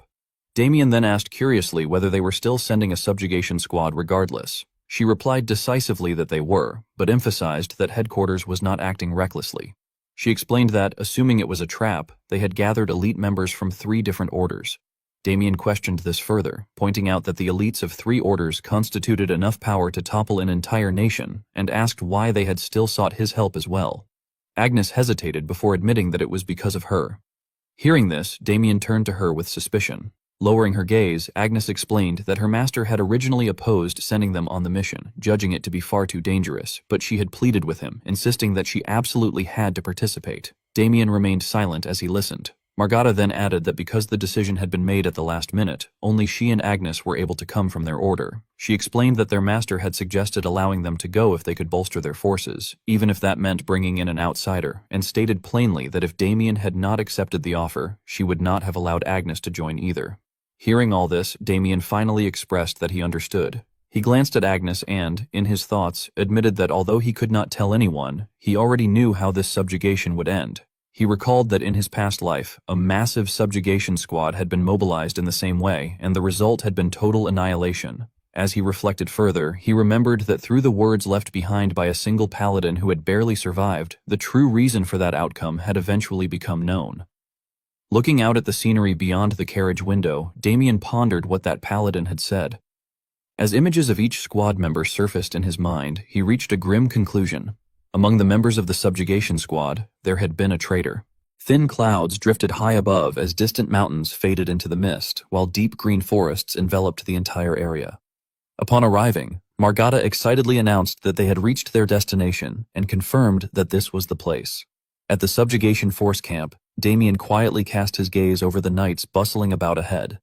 As he observed each of their expressions, he thoughtfully noted to himself that they appeared relatively well-trained. After looking around for a while, he further assessed that there were quite a few paladins who seemed to be only at a low-class level. Soon after, his thoughts grew heavier as he reflected that the Order had clearly gone all out for this subjugation. At that moment, Margata loudly called out to Damien, urging him to come over. Damien immediately acknowledged her and proceeded to follow the two of them with long strides. After entering a tent, Margata cheerfully greeted the people inside, remarking that they had already arrived and expressing her pleasure at seeing them again after such a long time. Gamal, a second-class paladin of the Swirling Blizzard Order, crossed his arms and voiced his dissatisfaction, complaining that Margata was late yet again. Dionisio, a third-class paladin of the same order, hesitantly tried to intervene and calm the situation. Margata sat down and laughed reassuringly, explaining that she had made a quick stop and joking that she would not be late next time. Gamal responded with deep suspicion, dismissing it as the same old excuse and expressing doubt over whether she even intended to keep her vow. Margata laughed loudly in response, teasing Gamal by saying that his bad temper was the real problem and warning him that constantly scowling like that would give him wrinkles on his forehead. Gamal, clearly irritated, retorted that instead of apologizing, she was spouting nonsense, which was exactly what he expected from members of the Scorchers, whom he described as ignorant and rude as always. Hearing this, Margata grew visibly angry and sternly warned him to watch his mouth. She declared that while he could insult her personally as much as he liked, she would not tolerate any disrespect toward her sect. Gamal angrily fired back, questioning whether he had said anything wrong and arguing that if her sect's teachings were truly respectable, she would not be behaving in such a manner. Margata continued to provoke him, remarking that although Black Snow had been thoroughly defeated by her master, it was petty for Gamal to still hold a grudge over it. Enraged, Gamal slammed the table and shouted in protest, demanding to know exactly when his master had ever been beaten so badly. Witnessing the heated argument, Damien asked in confusion who that man was. Agnes leaned in and quietly explained that it was Gamal, a disciple of Black Snow and a second-class paladin of the Swirling Blizzard Order. Upon hearing this, Damien responded calmly that he understood. Meanwhile, Margata puckered her lips and mockingly stated that regardless of anything else, the fact remained that Black Snow had lost to her master. Gamal furiously shouted back that his master had only been exhausted at the time due to completing a crucial mission. Seeing that neither side was willing to back down, Damien helplessly thought to himself that the two sects clearly did not get along at all. Just then, another person stepped forward to mediate, asking everyone to stop fighting. Sanus, a second-class paladin of the Dazzling Agony Order, spoke in a gentle tone, advising them not to waste their anger on each other and stating that such rage should be saved for tearing apart the filthy black mages hiding in the dungeon. Margata turned toward him and warmly welcomed him, remarking that it had been a long time since they last met. On the other side, Agnes quietly introduced him to Damien, explaining that the man was Sir Sanus, a disciple of Radiance and a member of the Dazzling Agony Order. Sanus sat down and asked curiously who the gentleman over there was, remarking that the man did not look like a paladin to him. Damien, noticing this, merely returned the stare with an indifferent expression. Margata then looked at him and introduced him, explaining that he was Sir Damien Haxon. Gamal froze in shock and exclaimed in disbelief, asking whether this was the knight who had taken down a Uran executive. Sanus, equally astonished, asked if this was the same Damien Haxon who had fought two black mages at once. Margata responded enthusiastically, saying that it was impressive, and proudly added that Agnes herself had personally recruited him, joking that although she had thought Agnes was clueless, she turned out to be quite the man-charmer, laughing afterward. Hearing this, Agnes became embarrassed and hurriedly protested, calling out to her senior sister. Suddenly, someone raised a hand and asked them to wait a moment. Dionisio reacted in surprise and questioned whether they were saying that an outside force was being added to the subjugation team. Margata immediately explained that Damien was not just some outsider, stating that Sir Damien had made significant contributions to the order and had therefore been designated as an associate. Upon hearing this, the man frowned in disdain and remarked that this meant Damien was just a mercenary after all. Agnes showed clear displeasure at this remark. Gamal then spoke calmly, saying that his junior had a point and questioning whether it was dangerous to recklessly accept an outsider into such a critical operation. Agnes clenched her fists and angrily demanded to know what he meant by dangerous. With his arms crossed, Gamal replied that an outsider might have ulterior motives, adding that black mages had been known to plant spies within the order before. As soon as he finished speaking, the atmosphere instantly grew tense. Margata slammed her fist down on the table and angrily shouted at Gamal to watch his mouth, warning him that he was crossing the line. Seeing this, Damien reflected silently to himself, noting that Gamal was simply being cautious. Sanis then calmly expressed his own opinion, apologizing but saying that he agreed with Gamal, as adding an unverified force did indeed seem risky. Margata frowned and asked whether even Sanus felt the same way. Gamal then coolly addressed Damien directly and asked if he could ask him something. He explained that the paladins had joined the force to purge heretics and prove God's greatness, and asked what Damien's reason was for joining the subjugation. Damien fell silent, thinking to himself that he needed to answer carefully if he wanted to gain their trust, wondering what he should say. He then hesitantly began to respond, saying that as for the reason, before he could finish, someone suddenly burst in and shouted urgent news, reporting that the scouts had encountered a flesh golem halfway up the mountain. Upon hearing this, everyone's expressions turned to shock. Elsewhere, the face of a child was seen screaming and crying in despair, calling out for their mother and asking where she was. A bald knight muttered a curse under his breath in frustration. The monster continued to howl gloomily, repeatedly calling for its mother, saying that it was dark, that it hurt terribly, and begging for help. The knight cried out in horror, wondering how such a horrific creature could even exist. Suddenly, a stream of blue energy lashed directly into the monster's body. It recoiled and snarled, screaming that it hurt and demanding to know why they were tormenting them, warning them not to touch it. The knight froze in fear at the sight. At that very moment, the monster struck him and sent him flying, screaming that it would kill him. The knight cried out in agony. Just then, Margata appeared and blocked the attack, shouting for him to pull himself together. Gamal rushed forward and shouted urgently, telling Margata to look ahead. In front of them, the monster's body released an eerie blue miasma that spread everywhere, withering grass and plants alike. Margata cried out in shock that it was poison and ordered everyone to shield their bodies with holy power. The others quickly complied. Gamal cursed loudly, saying that it was too strong and that they needed to focus on defense until the attack ended. When he noticed Damien standing in front of him, Gamal reacted in confusion. Everyone stared in shock and cried out Damien's name, unable to believe that he was pushing back such potent poison using only his aura. As Damien stepped forward, the monster growled and asked whether he was going to hurt them too, repeatedly telling him to stay back. Immediately afterward, it opened its mouth and spewed thousands of poisonous needles straight toward Damien. Seeing this, Damien calmly stepped forward. At the exact moment the monster raised its fist to strike, Damien lifted his sword and stabbed straight through its hand. He then coldly asked whether this was the reason they wanted to know why he was there. Under Gamal's stunned gaze, Damien continued, explaining that Agido, that damned black mage, had cursed his family's estate and attempted to slaughter every last one of them. He stated that after experiencing something like that at the hands of a black mage, killing just one of them was not enough to satisfy him. As he spoke, Damien drove his blade even deeper, piercing straight into the monster's core. Watching the monster's hand freeze in place, Damien continued, declaring that until every single one of those black mages was dead, he would not stop. Upon hearing this, Gamal's face filled with terror. Damien then cleaved the monster apart and added coldly that he would never stop. In a chamber filled with skulls and human corpses hanging from iron chains, Delrant sat silently before an enormous mirror. At that moment, someone approached and shouted at him, demanding to know why he had exposed their position and pointing out that the Order's holy knights were camped right outside. Another person also raised his voice, accusing him of planning to sever their last lifeline with his own hands when only the three of them remained in Euron. Ignoring their fury, Delrant remained seated and mockingly replied that he was merely carrying out his master's command.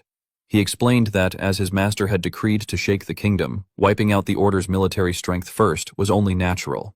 The man with the scar over his eye angrily questioned him again, asking whether he was going to continue with this nonsense about him and whether he even remembered the last time that person had responded. Hearing that, Delrant turned his head and glared at him in warning, asking if he was mocking his master and wondering aloud whether his master would be pleased if he fashioned a flesh golem out of a dark mage. The scarred man hesitated and clenched his teeth, while the man with teal hair stammered nervously, asking what Delrant was talking about. Suddenly, a shadow appeared and grabbed both of their heads before slamming them straight into the ground. Delrant calmly ordered that the procedure would begin immediately and instructed Kite to take the scarred man to the sealing chamber, asking if he understood. Kite remained silent, grabbed the scarred man by the hair, and dragged his body away. Staring intently at a glowing purple sphere, Delrant excitedly declared that this time he must craft a true masterpiece worthy of satisfying his master, adding that the corpse of an exceptional holy knight would surely earn his master's response once more. Afterward, he manipulated the monster from the previous battle using invisible threads, forcing it to rise again.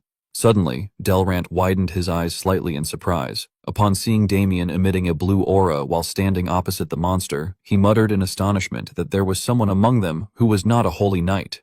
Shortly after, the image of Damien's sword piercing the monster's core appeared within the sphere. Observing this scene, Delrant exclaimed in disbelief, marveling that Damien had located and pierced the core in a single strike. He expressed astonishment that someone who was not even a holy knight had dismantled the trial he had prepared so easily. He then raised his trembling hand and embraced his face in excitement, wondering what exquisite material Damien was. Waving his hand enthusiastically, he declared that he wished to be granted a moment, promising that he would certainly capture and forge the finest material imaginable. Gazing at Damien's image reflected in the mirror, he proclaimed excitedly that Damien would become the greatest masterpiece of his life. The next day, in the middle of a forest, Gamal stood atop a large rock and instructed everyone to listen carefully. Leaning on his spear, he seriously stated that if they were to succeed in the subjugation, each of them had to fulfill their role and duty without fail. Gamal then outlined the plan, explaining that he would lead the charge while the blended snowstorm division would carve open a path. He continued by stating that the burners division would remain at the rear to brace for any ambush from behind, while the blinding pain division would advance in the center by supporting both front and rear using their divine authority. Witnessing this, Damien silently reflected that it was a solid deployment which made excellent use of each sect's distinct authority, and he found it impressive. Agnes clenched her hand and bitterly remarked that it was unfortunate she had been assigned to rear support, insisting that she should have been at the vanguard executing heretics. Suddenly, someone stepped forward and declared that he would clear out the minor enemies and open the way. Recognizing him, Agnes called out in surprise upon seeing Dionisio. Dionisio extended his hand and urged her to conserve her strength for the greater battle. He then turned to Damien, placing his hand over his chest and praising Damien's performance from the previous day as truly remarkable. Damien politely responded that Dionisio was flattering him. However, Dionisio warned that although everyone seemed to acknowledge Damien after that display, he was not entirely convinced. Damien internally remarked that Dionysio's gaze was unnecessarily wary. Dionisio frowned and cautioned that an outsider would always remain an outsider, adding that he intended to observe Damien until the very end. Hearing this, Damien lowered his eyes indifferently and replied that he would keep that in mind. Agnes, dissatisfied with the exchange, ordered Dionisio to stop his idle chatter and return to his position. The two of them continued arguing, with Dionisio insisting that he was only worried about her, while Agnes criticized him for remaining immature no matter how much time passed. Watching the scene, Damien smiled faintly and thought that before capturing the corpse puppeteer, hunting down the traitor within the order might prove amusing. While considering this, he turned and gently asked Agnes whether they should depart to hunt the corpse puppeteer. Seeing her expression darken, Damien further wondered whether they would also uncover the reason behind Agnes's boundless hatred. Sometime later, a creature was seen trapped within layers of blue ice, its distorted face screaming. At that moment, Dionisio and Gamal swiftly charged forward, swinging their spears and slicing the creature's body apart inside the frozen mass. The two of them continued their assault, carving the monster into numerous pieces. Watching snowflakes drift gently downward, Damien extended his hand and absent-mindedly reflected that no matter how many times he witnessed it, the power remained fascinating. As a snowflake landed on his palm, he quietly concluded that even he could not replicate such an ability, acknowledging the divine authority of the order. Damien silently recalled that each sect's authority carried its own distinct nature, and that he had once clashed fiercely with the 5 saints who stood at its pinnacle. At that moment, Sanus skipped over and leaned close, asking what he thought and remarking that Blended Snowstorm was among the strongest sects within the order. She cast him a meaningful glance and added that, although their pride was somewhat excessive, they were perhaps overcompensating because they were conscious of his feat the day before and the suspicion that had surrounded him. Damien responded leisurely that he did not particularly mind. Sanus then continued mockingly, commenting on how cleanly they killed in order to show mercy to the creations of filthy heretics, and remarked that if it had been her, she would have torn out their entrails one by one and minced them before ending them. Hearing this, Damien cautiously thought that such behavior was to be expected of the disciple of Radiance, the most fanatical among the 5 saints, and that even this one was unhinged. Sanus then calmly reflected that when she had witnessed his skill the day before, along with the look in his eyes, she had known with certainty that his hatred for dark mages was genuine. She brightened with excitement and added that their blinding pain sect always welcomed those as sacred and powerful as he was. Damien, breaking into a cold sweat, wondered in alarm whether she was implying what he feared. Sanus, visibly thrilled, asked whether he would consider devoting himself to their sect. Damien stood firm as a wall and replied that he must decline. Sanus, disappointed, asked why he would not, arguing that as one of their holy knights he would become the most faithful servant of the glorious god. Hearing this, Damien cast his eyes aside and sighed in weary frustration, thinking about how many more times he would have to endure this same pattern when dealing with holy knights. Sanus continued by claiming that, above all, even his insufficient mana capacity would be resolved. Upon hearing this, Damien's expression filled with astonishment, and he pondered that an increase in mana capacity was admittedly tempting. Resting her chin on her hand, Sanus attempted to entice him further by explaining that holy knights could be granted divine power according to the depth of their faith, and that each time they executed a filthy heretic, the merciful god bestowed divine power upon them. She then asked whether that did not sound enticing.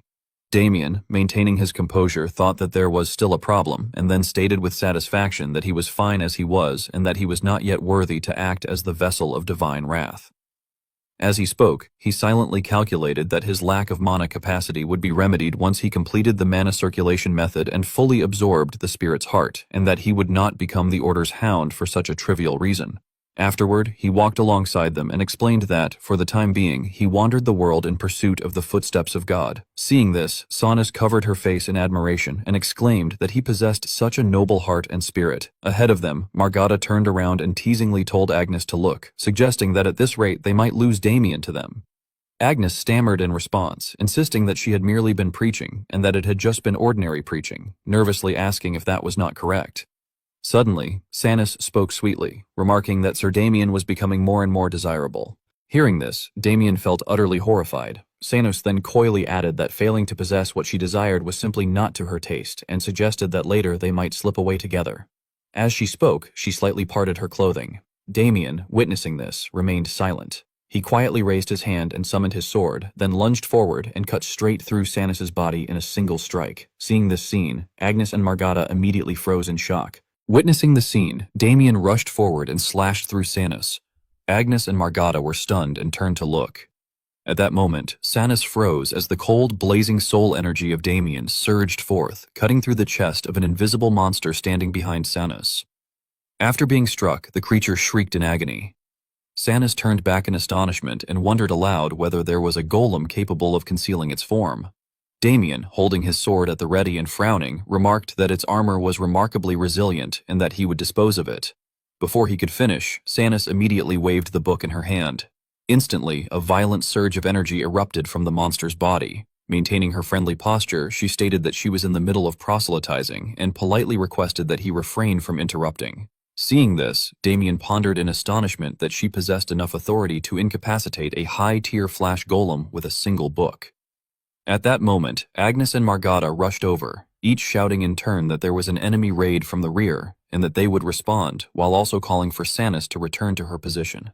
Hearing this, both Damien and Sanus looked back in surprise. After subduing the monsters, Sanus leisurely remarked that it was a pity and suggested that they make time again on another occasion. Not far away, Agnes kept staring intently at them. Meanwhile, Sanus enthusiastically raised 3 fingers and mentioned that they also offered a 3-month intensive scripture program for outsiders. Damien politely declined. However, under Agnes's gaze, the atmosphere surrounding the two seemed tinged with a pink hue, causing her to purse her lips bitterly. At the same time, Margada landed and asked with concern whether Sir Damien was unharmed. He calmly replied that he was fine, and that he would lend his assistance as well. Margada then placed her hands on her hips, looked ahead, and insisted that they should leave it to her. Simultaneously, Agnes slowly stepped forward to the opposite side. Observing her overwhelming presence, Margada casually remarked that they needed to lower the blood pressure at their estate after all. Stopping before the group of monsters, Agnes slowly gathered blue energy into both fists. The monsters were visibly shaken. Watching this, Damien calmly reflected that she had been the foremost disciple of the Azure Flame. Shortly afterward, with her eyes shining brightly, Agnes clenched her fists and charged forward. Blue energy erupted around her arms, forming a sharp slash that cut through the monsters. Their eyes rolled back, and several of their heads were severed from their necks. Blue flames engulfed and incinerated their bodies. Gazing at Agnes standing amid the blue radiance, her slender figure filled with strength, Damien thought to himself that among the 5 great saints, if Luminance had been the most vexing opponent, then the Azure Flame had been the strongest. Not long after, the cave returned to its original quiet state. Gamal suggested that they sweep each entrance together, but before he could finish, Margada immediately objected that it was far too inefficient. Sanus agreed and added that they should divide the forces and proceed accordingly. Watching them continue to debate, Damien remarked in boredom that the discussion was dragging on. Seeing this, Agnes gently suggested that since it might take a while, she would fetch some food. At that moment, someone approached and stated that it would not be necessary. Agnes and Damien immediately turned to look. Dionisio presented what he was holding and gently explained that he had already prepared his sister's meal. Agnes accepted it and politely thanked him. Turning to Damien, Dionisio, wearing a displeased expression, coldly suggested that Sir Damien should take one as well. Damien responded half-heartedly with his thanks. After handing over the food, Dionisio hurriedly turned and left, but not before casting a sharp, resentful glance at the two of them. Meanwhile, Agnes earnestly reminded Damien that a great battle awaited and urged him to make sure he ate properly. Hearing this, Damien asked whether she meant corpse revelry. She answered firmly that she did and stated that they had come all this way to kill him. Watching Agnes bite into the meat in anger, Damien fell silent in thought for a moment before curiously asking why she was so fixated on corpse revelry. Agnes widened her eyes in surprise and, flustered, remarked that he asked about personal matters so casually and commented on how indifferent he was, even questioning whether he was a capital T type.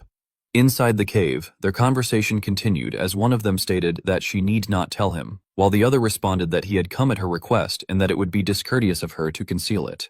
Agnes then gently asked whether she had previously spoken about the village ravaged by corpse revelry. Damien nodded and replied that he remembered and that every resident had been slain.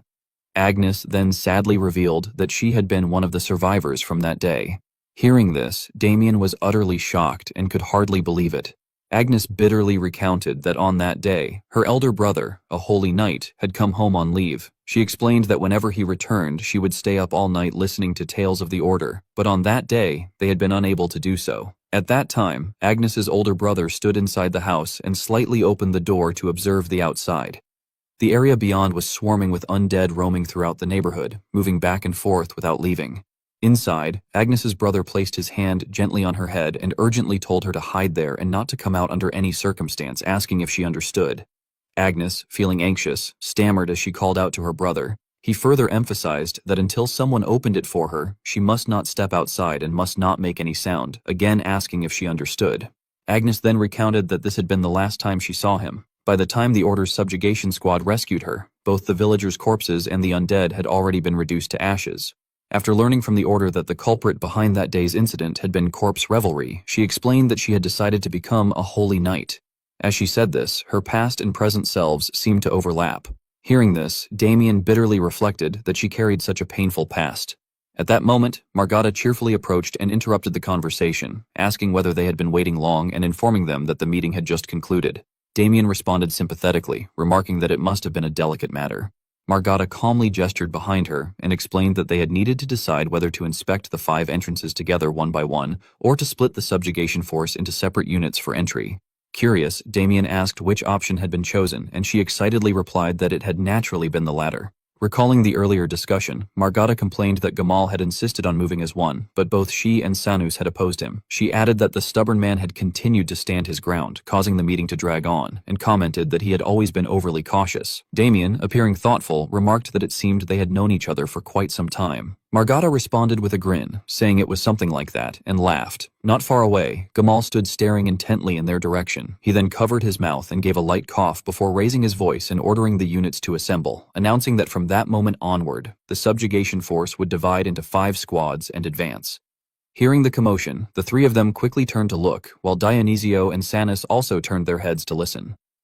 Planting his spear firmly, Gamal loudly instructed that each unit was to break through at maximum speed and merge with any squad that fell behind, declaring that this day would finally be Uran's last.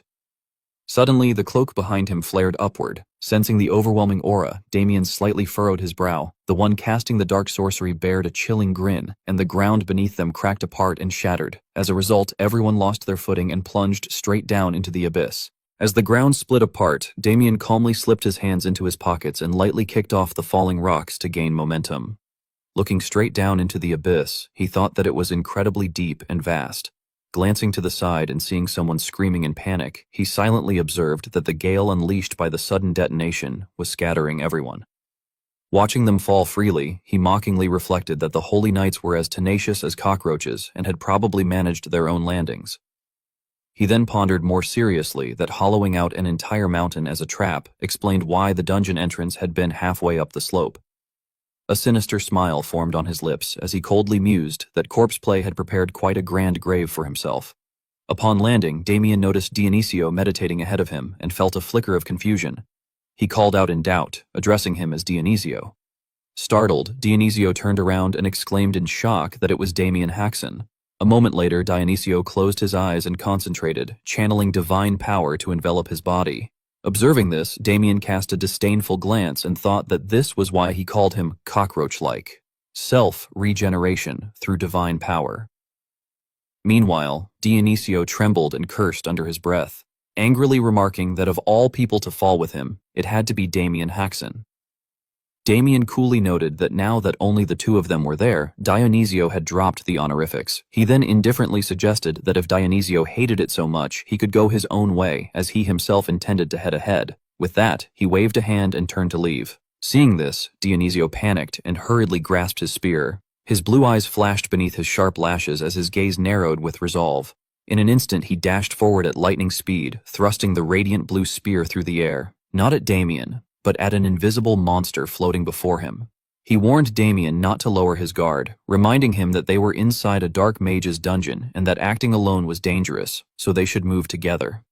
Damien lowered his eyelids slightly and leisurely reflected that he had allowed Dionisio to be because he had been curious how he would act, never expecting him to move for his sake. With faint curiosity, he asked whether Dionisio had not hated him. Dionisio immediately turned his face away, hoisting the spear onto his shoulder, and proudly admitted that he did hate him. However, he declared that if Damien died, Agnes would be heartbroken, so he intended to keep him alive. Taken aback, Damien followed behind and teasingly remarked that Dionisio must fancy Dame Agnes. At that tone, Dionisio jolted, his face flushing red as he shouted for him to shut up, telling him to stop spouting nonsense and just follow. Turning away, he muttered through clenched teeth that he honestly could not stand him. Watching him, Damien silently thought that, for some reason, Dionisio overlapped with that bastard Abel. Suddenly sensing something, Damien's expression turned grave. Above Dionisio's head, a terrifying red-eyed head materialized. Dionisio froze in cold sweat. Just as a punch descended, Damien swiftly pulled him back. Stunned, Dionisio stammered in shock, asking what that was. As the dust cleared and a silhouette emerged, Dionisio hesitantly wondered whether it was human. Damien immediately denied it, telling him to look closely, explaining that it was one of Corpse Play's creations. Frowning as he stared at it, he thought that the more effort its creator had poured into crafting a flesh golem, the more human-like he had made it. A humanoid flesh golem, what Corpse Play had called his masterpieces. When it lunged forward, Dionisio rushed ahead with his spear, expressing disgust and proclaiming that he would purify it with the power of God. He thrust forward in fury, but the ice coating his spear shattered the moment it pierced the creature's body. Watching it continue its frenzied charge, he gasped as he realized that his divine power was dispersing. In the next instant, its punch struck him squarely, sending him crashing back into a rock wall. Falling heavily to the ground, Dionisio forced himself up, trembling as he realized in disbelief that his divine power was not working. Hearing this, Damien stared blankly and exclaimed in shock. Refusing to accept it, he stepped forward and summoned his sword, gripping it tightly before launching himself ahead and delivering a powerful slash down the monster's body. Glimpsing the core within, Damien coldly remarked that corpseplay must have already known from this point in time. Fixing his gaze on the orb, he recognized it as a magic artifact and declared inwardly that he knew the son of a bitch who had made it, Dorgo. Snatching the orb out, he heard the monster shriek. Annoyed, he glared upward and ruthlessly swung his sword from multiple directions, crushing its body into pieces. Seeing Damien's blood-soaked hand clutching the orb, Dionisio shrank back, his face paling as sweat poured down. After a moment of silence, Damien tossed the orb toward him and told him to take it. Confused, Dionisio asked what it was. Damien coldly instructed him to have the order examine it, explaining that it would reveal why his divine power had scattered.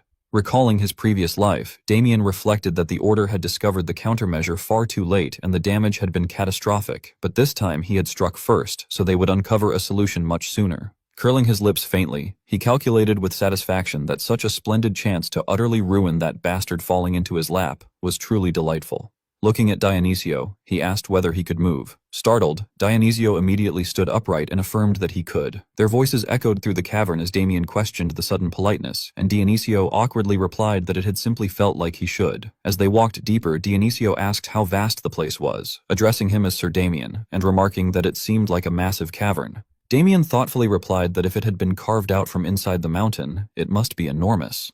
At that moment, a delicate voice called out playfully. Both of them turned toward the sound. Across from them, Sanus waved cheerfully, asking whether they were both alive and remarking how glad she was to see them again in one piece. Dionisio stared in shock, while Damien calmly addressed her as Lady Sanus, noting that she had made it safely.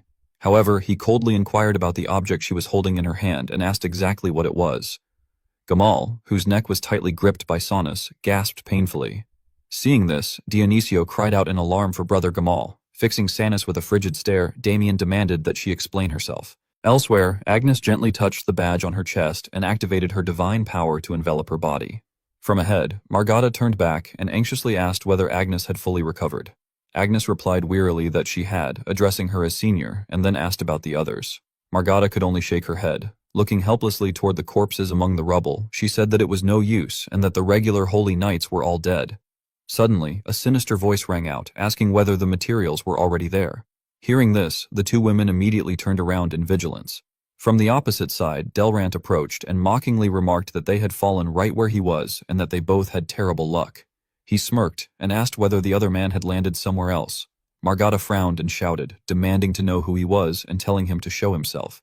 Delrant sneered and retorted that asking who he was hurt his feelings, adding that they had come there to kill him, hadn't they? At that, Margada raised her voice in suspicion and asked whether that meant he was... He craftily introduced himself, confirming that he was the one they called playing dead, and expressing pleasure at meeting his new materials. Agnes gritted her teeth in fury, her eyes nearly blazing. Back on the other side, Dionisio cried out in alarm when he saw Gamal being strangled, calling out to Senior Gamal. Meanwhile, Damien stared coldly at Sanus and asked her to explain what was going on. She raised an eyebrow indifferently and stated that Sir Gamal had been ambushing their sect members while they were scattered, so she had taken him down. Dionisio immediately stepped forward and insisted that it was impossible, asking why his senior would ever do such a thing. Sanus replied coolly that she had no idea, adding that a traitor in a hellhole like that was cliché. Dionisio hurriedly insisted that it was a misunderstanding. Sanus provocatively asked whether Sir Dionisio was in on it as well. He quickly denied it and urged that if they did not believe them, they should arrest them and take them to the order's trial. Damien, glancing aside, thought that something was not right. He then coldly pointed out that 2 second-class holy knights, both middle-class level, had attacked him at once, yet the place was not a total wreck. He added that compared to Gamal, Sanus looked far too fine. Observing that her body bore no injuries or signs of grime, he narrowed his eyes and firmly declared that the real traitor was her, Sanus. She responded with an embarrassed yet sly smile, and admitted that she supposed she could not fool him. Dionisio demanded to know what she was talking about. Without hesitation, she suddenly turned and punched him straight in the face, sending him crashing into a rock behind him. After striking him, she calmly remarked that it should be obvious she was ambushing them like this. Releasing her grip from Gamal's neck, she added lightly that he and Sir Gamal were both so weak and that weaklings like them should not represent the Order's main sect. Raising both hands in a fanatical gesture, she declared that dazzling pain should be the true face of the Order. Damien asked what she planned to do once she became the leading sect. She replied disdainfully that the current Order had grown too soft and mocked the so-called heretic Inquisition as a joke. With a sinister sway, she added that heretics deserved nothing but summary execution, and that they would fix the order and restore the glory of the old days. Damien waved the hand holding his sword and asked whether she would kill her own comrades for that. She calmly answered that of course not. The subjugation team had simply died in battle inside the dungeon, which would naturally make their sect the heart of the order since they were the only ones left with real power. As soon as she finished speaking, her subordinates summoned their weapons and advanced. Damien readied his stance and frowned, thinking that it was all complete nonsense, and that even her so-called grand betrayal had ended in total annihilation in his past life. At that moment, two of them rushed forward, swinging an axe and a shield at him. Seizing the opening between them, he swiftly unleashed Crushing Wave, slashing forward with his sword and defeating both at once.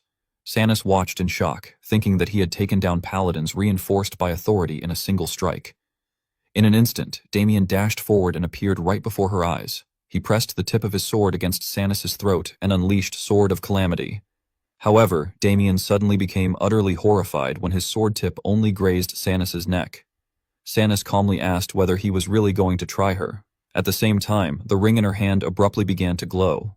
She swung it in a wide arc, launching a direct attack at Damien. In that instant, he hurriedly leapt into the air to evade. Nevertheless, the stone wall behind him shattered immediately upon taking the blow. Frowning, Damien thought to himself that it was a defense capable of blocking his Sword of Calamity, and that it possessed lethal attack power as well. Sanus then calmly asked how much he knew about the authority of Dazzling Pain, explaining that their authority was enhancement. She stated that it boosted physical stats, the density of objects, and even a weapon's sharpness, and that they could enhance almost any concept. The ring in her hand quickly sprouted a sharp blade. With clear excitement, she continued by saying that as one reached higher levels, one could stack the effects and use them more frequently, and asked whether he had known that. Waving her weapon enthusiastically, she added that she could go up to 30 times. While dodging Sanus's relentless attacks, Damien reflected inwardly that he was aware of it, as he had previously fought Radiance, one of the 5 great saints. He recalled that back then, Radiance had crushed thousands of undead simply by using 100 times gravity. As she continued attacking, Sanus remarked that she had heard Sir Damien possessed a special technique for deflecting incoming magic, and questioned why he was only dodging.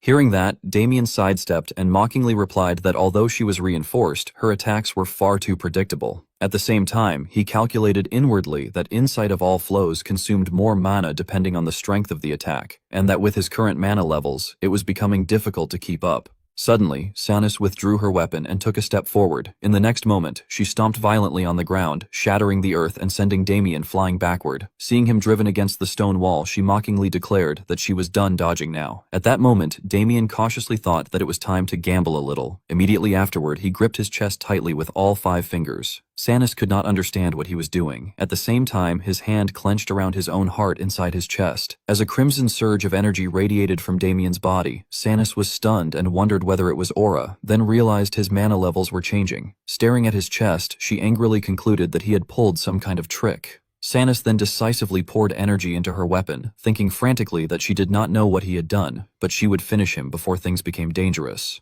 Just as her attack was about to strike, Damien curled his lips into a faint smirk. He released his sword and activated Insight of all flows, causing Sanus's attack to veer off to the side. Seizing the opportunity, he drove a powerful kick straight into her. Under the astonished gazes of Gamal and Dionisio, Sanus was sent flying backward by Damien's kick. Maintaining his composed stance, he stated that if he could not cut her, he would simply have to get a little rougher. Pale and bewildered, Sanus observed that his mana was suddenly spiking and questioned how that was possible. On the other side, Damien unleashed his surging energy and fury and declared that it was time for a beating. He clutched his left chest in pain and thought with relief that it was fortunate the heart had been absorbed in time. John stared in astonishment as he saw him take his own heart out of his chest, realizing that it was the spirit heart, and he explained that he had originally intended to melt it down and consume it slowly, but if he had been even a little later, it could have been dangerous. With an overwhelming pressure radiating from him, he stepped forward and declared that since his mana problem had been resolved, it was time to deal with the traitor. Anus stood frozen, staring blankly at him, and in the next instant, Damien closed the distance and drove a powerful punch into his abdomen. Observing the situation, Agnes frowned and began gathering power in her hand. Gritting her teeth, she muttered in disbelief that the corpse puppeteer's combat power far exceeded what the Holy Church could even imagine, especially that human-shaped flesh golem. A moment earlier, someone had shouted at the corpse puppeteer, declaring in the name of God that he would be purged. Kite and the others launched their attack, but he created a barrier that blocked it. Agnes realized something was wrong and stammered that divine power was not working. Before they could react further, he kicked back, sending the two girls flying. Struggling to regain her balance, she glared at him and exclaimed that it was impossible. Kite continued his assault, and Agnes called out to her senior, but the latter, consumed by anger, rushed forward to fight him hand to hand. Even so, she shouted for Agnes to run and get reinforcements. Corpseplay, who had been watching from the side, laughed in amusement and remarked that they were trying to run as if he would allow that to happen. Monsters suddenly appeared behind Agnes, and she trembled in shock, wondering when they had been surrounded. Corpseplay reassured her calmly that he would not kill her, explaining that the more valuable the sample was, the more important it was to stitch it up while it was still alive. Her face darkened with fear as she realized the danger, and more importantly, she saw that her senior had already been defeated by Kite. She concluded in despair that divine power did not work on him at all. Corpseplay laughed slyly to himself, marveling that it was truly nullifying divine power and thinking it was insane, just as expected of the artifact he had created. He then asked Agnes whether they should take her to the sewing room. Agnes slammed her hand onto the ground, releasing a surge of blue energy, and wondered bitterly if this was how it would end, with her enemy right in front of her. Trembling, she cursed that it was happening just when she had finally found her brother's killer. Corpseplay responded with interest, asking whether she considered him an enemy and remarking that they seemed to have some kind of connection, though he wondered where, since he had killed so many. Agnes shouted that it was Palmer Village, the one he had crushed for fun. His voice grew even more twisted as he recalled Palmer Village, the one he had wiped out completely, and asked if she had relatives there. Agnes, shaking with rage, declared that she was a survivor from that village and demanded to know why he had done it and for what reason, saying that because of him, the villagers and her brother, who had been a paladin, had died. Hearing this, Corpseplay was momentarily speechless before becoming even more delighted. He laughed loudly, calling it a masterpiece, and confirmed that there had indeed been a paladin in Palmer Village who had put up serious resistance, adding that he had been the best material. Agnes stared at him in shock, questioning what he meant by material. Corpseplay cheerfully explained that he did not kill people carelessly, but cut off the good parts first and then revived them as undead. As he turned away, he casually asked whether she wanted to say hello.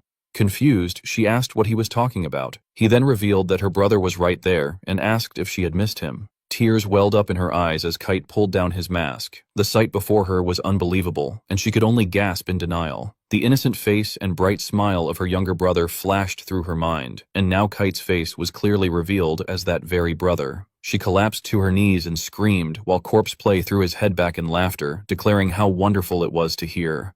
He reminisced about that day, saying that watching Kite struggle alone had been so impressive that even God must have been moved, bestowing a mark upon him. He added that he had almost lost every flesh golem he had brought that day, and asked if she wanted to know how he had solved that problem. At that moment, a voice interrupted, saying that was enough. Dionisio turned around to see a gigantic monster standing behind him, which demanded that if he wanted the remaining villagers to live, he should surrender. The villagers cried out desperately for help, and a woman tied to a pillar screamed, begging to be saved. Unable to hold back his tears, energy began to gather in his hand, while Corpseplay sat leisurely watching the spectacle unfold with a bizarre smile. He commented that, just as he had thought, Kite had been top-grade material. Returning to the present, Corpseplay held Kite's face and praised him as a masterpiece among masterpieces, addressing him as her big brother and wondering what he should do with her, whether he should make sibling flesh golems or perhaps fuse her with Kite, musing over the dilemma. He then pointed at Agnes and ordered his monsters to bring her to him as they began moving toward her. However, Agnes seemed to undergo a transformation. Through tears, she declared that she would never forgive the corpse puppeteer and demanded that he give her brother back. A tremendous power erupted, enveloping her entire body as a blinding light illuminated the entire cave, followed by a deafening explosion. A cross-shaped mark appeared on her forehead as she awakened her hidden power. Corpseplay stared in astonishment and breathed out in awe, calling upon God before tearfully expressing his sincere gratitude for granting him yet another piece of the finest material. The narration explained that stigmata was a state in which a person received immense favor from a god and was granted overwhelming power, and that Agnes had now obtained that formidable strength. Agnes frowned and declared that Corpseplay was the one person she would never forgive. Corpseplay laughed with excitement and said that it sounded fun, asking if they should begin the second round of interviews for his masterpiece.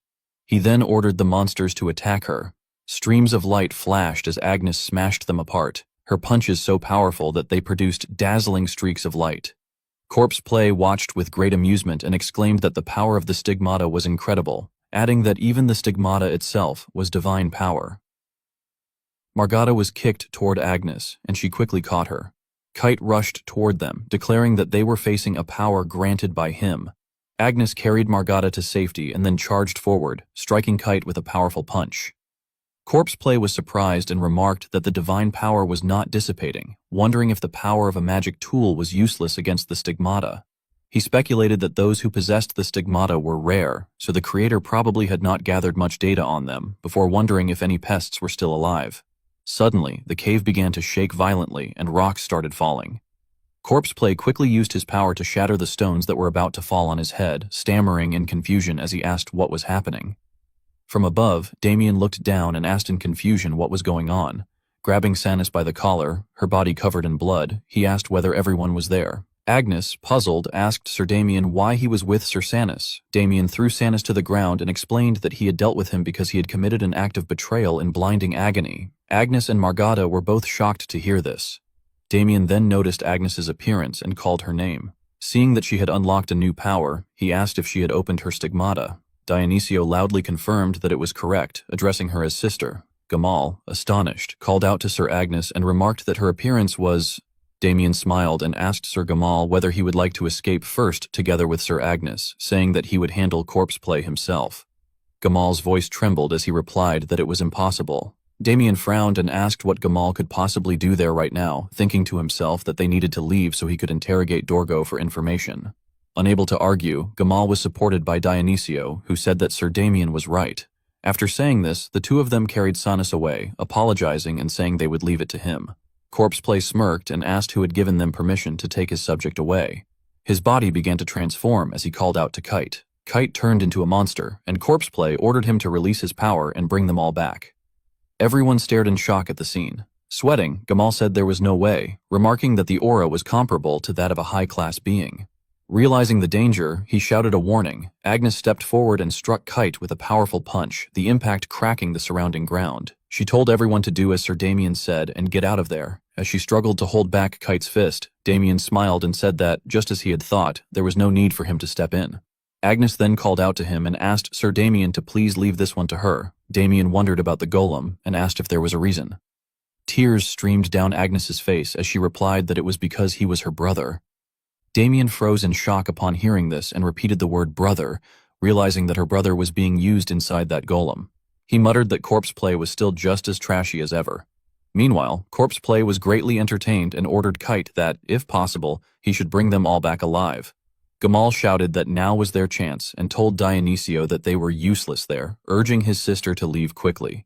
Seeing them escape, Corpse Play became furious and demanded to know where they thought they were going without his permission, complaining that he did not have many flash golems left. He crushed an egg with a human mouth, and from the mouth of the egg, a horse emerged. He then ordered Kite to take responsibility and drag those two to the sewing room, especially that guy no matter what.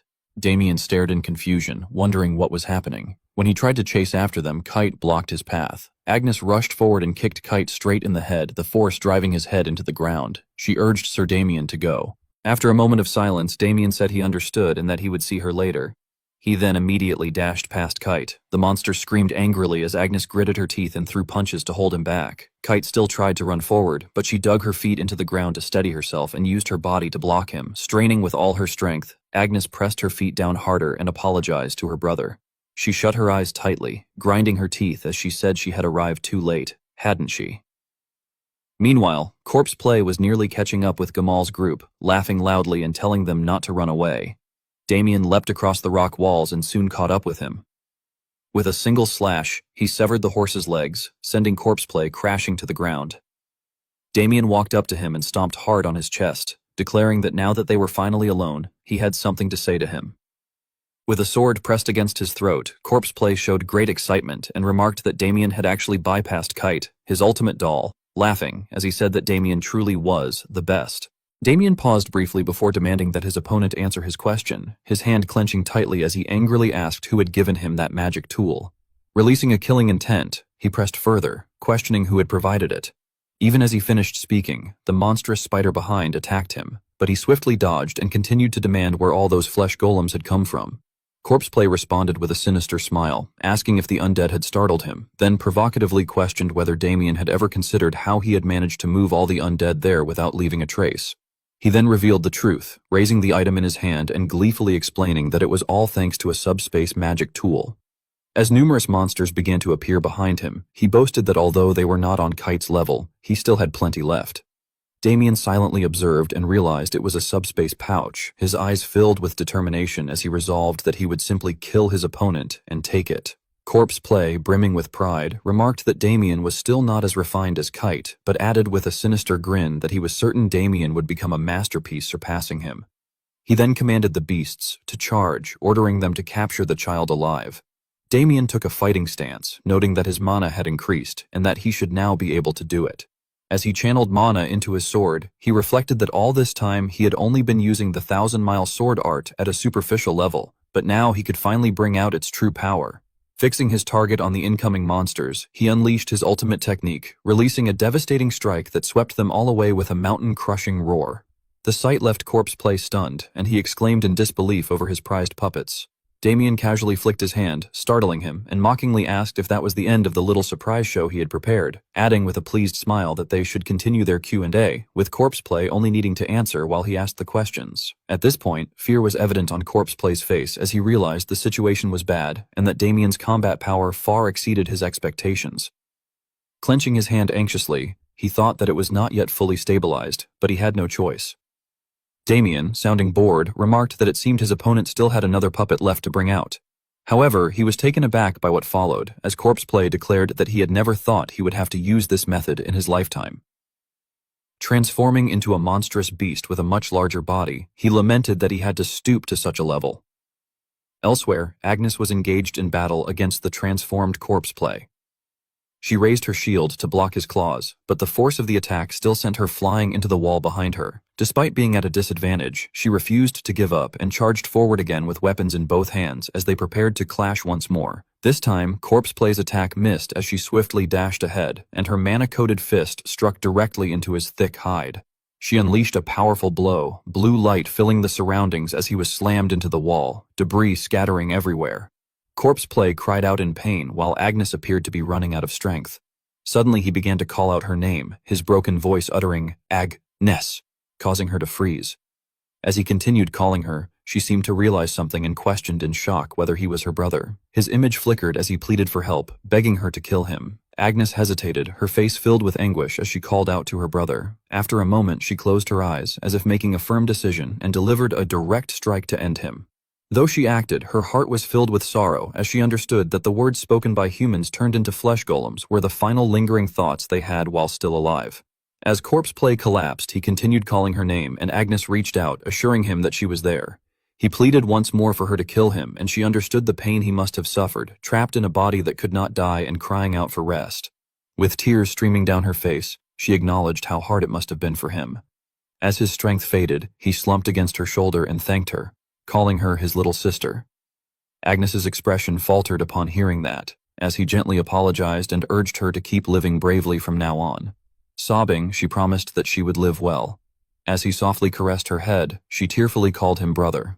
Gradually, he began to disappear, bidding her goodbye. Agnes looked up at the fading remnants of him, tears still streaming down her face, yet a faint smile appearing through her pain. Her body trembled with emotion, and later, in the darkness of the cave, she finally broke down, collapsing as she wept uncontrollably. Corpse Play shifted into his strongest combat form and remarked that he had never thought he would have to use that method while still alive. Seeing this form, Damien stared in confusion and wondered what that form was, questioning whether fusing with a flesh golem was even possible.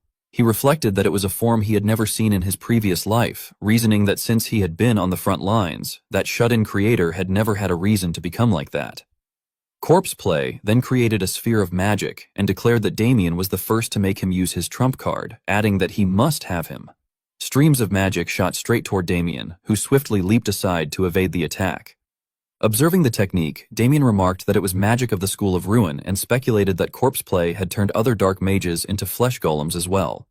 Corpse Play closed in, his hoof striking down with immense force and creating a cloud of dust upon impact. His grin slowly turned into confusion as Damien emerged through the smoke, gripping a sharp blade and charging forward. Damien slashed across Corpse Play's shoulder, severing his arm, but it quickly regenerated. Surprised, Damien questioned whether the Frenzy School was mixed in as well. Corpse Play launched another attack to widen the distance, knocking Damien backward, then gathered power in his hand and declared that struggling was useless and that Damien should quietly become material to be offered to him. Gritting his teeth, Damien placed his hand on the blade as Corpse Play unleashed a massive surge of magic. Laughing maniacally, Corpse Play boasted and asked how it was, claiming it was amazing and that Damien could not handle it, declaring himself the culmination of dark magic and a true masterpiece. Clenching his fist, Damien activated his glowing bracelet and remarked that those Euron fools believed their dark magic was the best despite not even understanding the basics. A tremendous surge of power enveloped his body. Stunned, Corpse Play stammered in shock, recognizing it as dark mana and questioning how someone in the Order's subjugation force could be using it, demanding to know who Damien was. Damien formed a magic circle and stated that he would show him what real dark magic was.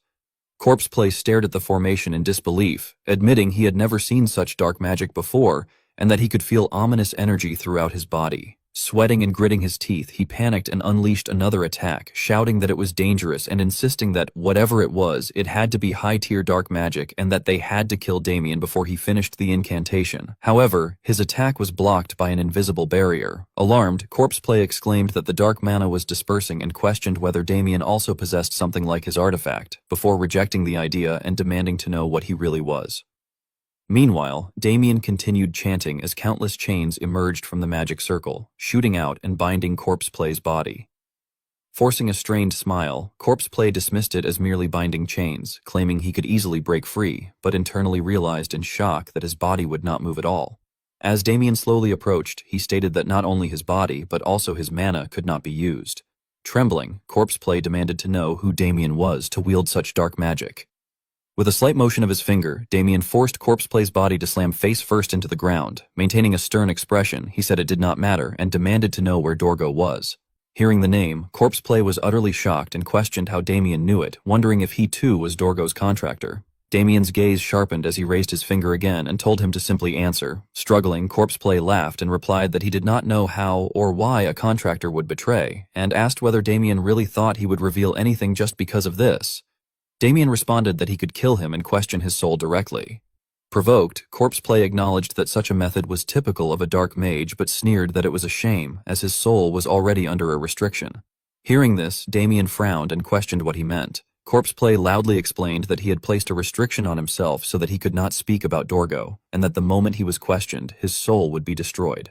Internally, Damien cursed him as a madman for actually doing such a thing. Meanwhile, Corpse Play grew increasingly excited, saying that now Damien understood that he would learn nothing from him, urging him to go ahead and kill him, adding that although it was a pity he could not turn Damien into a puppet, dying for his master was an honor. Grinding his teeth, Damien stated that he would indeed kill him, but not by his own hands, rather by them. Confused, Corpse Play looked upward and questioned what he meant. Countless souls began to float before him, and Damien explained that they were the dead he had killed, noting that the dead always linger around dark mages but are usually hidden by dark mana. He added that with all of Corpse Play's mana sealed by his technique, he would now be able to see them, and reminded him that he already knew of this, the most painful execution spell among dark mages, where one's soul is devoured by vengeful spirits. Terrified, Corpse Play trembled violently and begged him to stop, saying the technique was too much. Desperately, he pleaded to be killed instead. However, Damien remained cold and stated that the pain of being torn apart by spirits was said to be dozens of times worse than being burned alive, telling him to experience it fully. As the spirits opened their mouths, Damien declared that it was the resentment of thousands of the dead. The spirits began devouring Corpse Play's body, and he screamed in agony. Elsewhere, in a room filled with piles of human bones and shrouded in darkness, a figure sat within a magic circle. With eyes as red as fresh blood, that person silently stared into the void. Damien coldly stated that he wanted him to feel it all. As he spoke, a set of sharp teeth appeared from nowhere, causing Corpse Play's pupils to constrict. He described how the resentment of thousands of the dead overwhelmed Corpse Play as countless vengeful spirits surrounded and tore at him. Even as Corpse Play gradually lost consciousness, tears continued to stream down his face. Damien then approached slowly and, with a single strike, severed his head from his body. He noted that the spirits were dissatisfied with his action as they began to complain, yet he paid them no attention and impatiently questioned how much longer he had to wait. He added that he needed to make it look like he had killed the church members and declared that he did not care and would achieve ascension immediately. Raising his bracelet, he explained that the paladins would return soon, and that before that happened, he needed to erase all traces of dark mana usage as he gradually sealed the power back into it. Smiling cunningly as if plotting something, he added that he would finish farming as well. After cleaning up outside, he slowly entered the room, observing its damp and musty air, the skulls scattered across the floor, and the human corpses hanging by iron chains. Glancing at the spirits following him, he remarked that it must be that man's research room.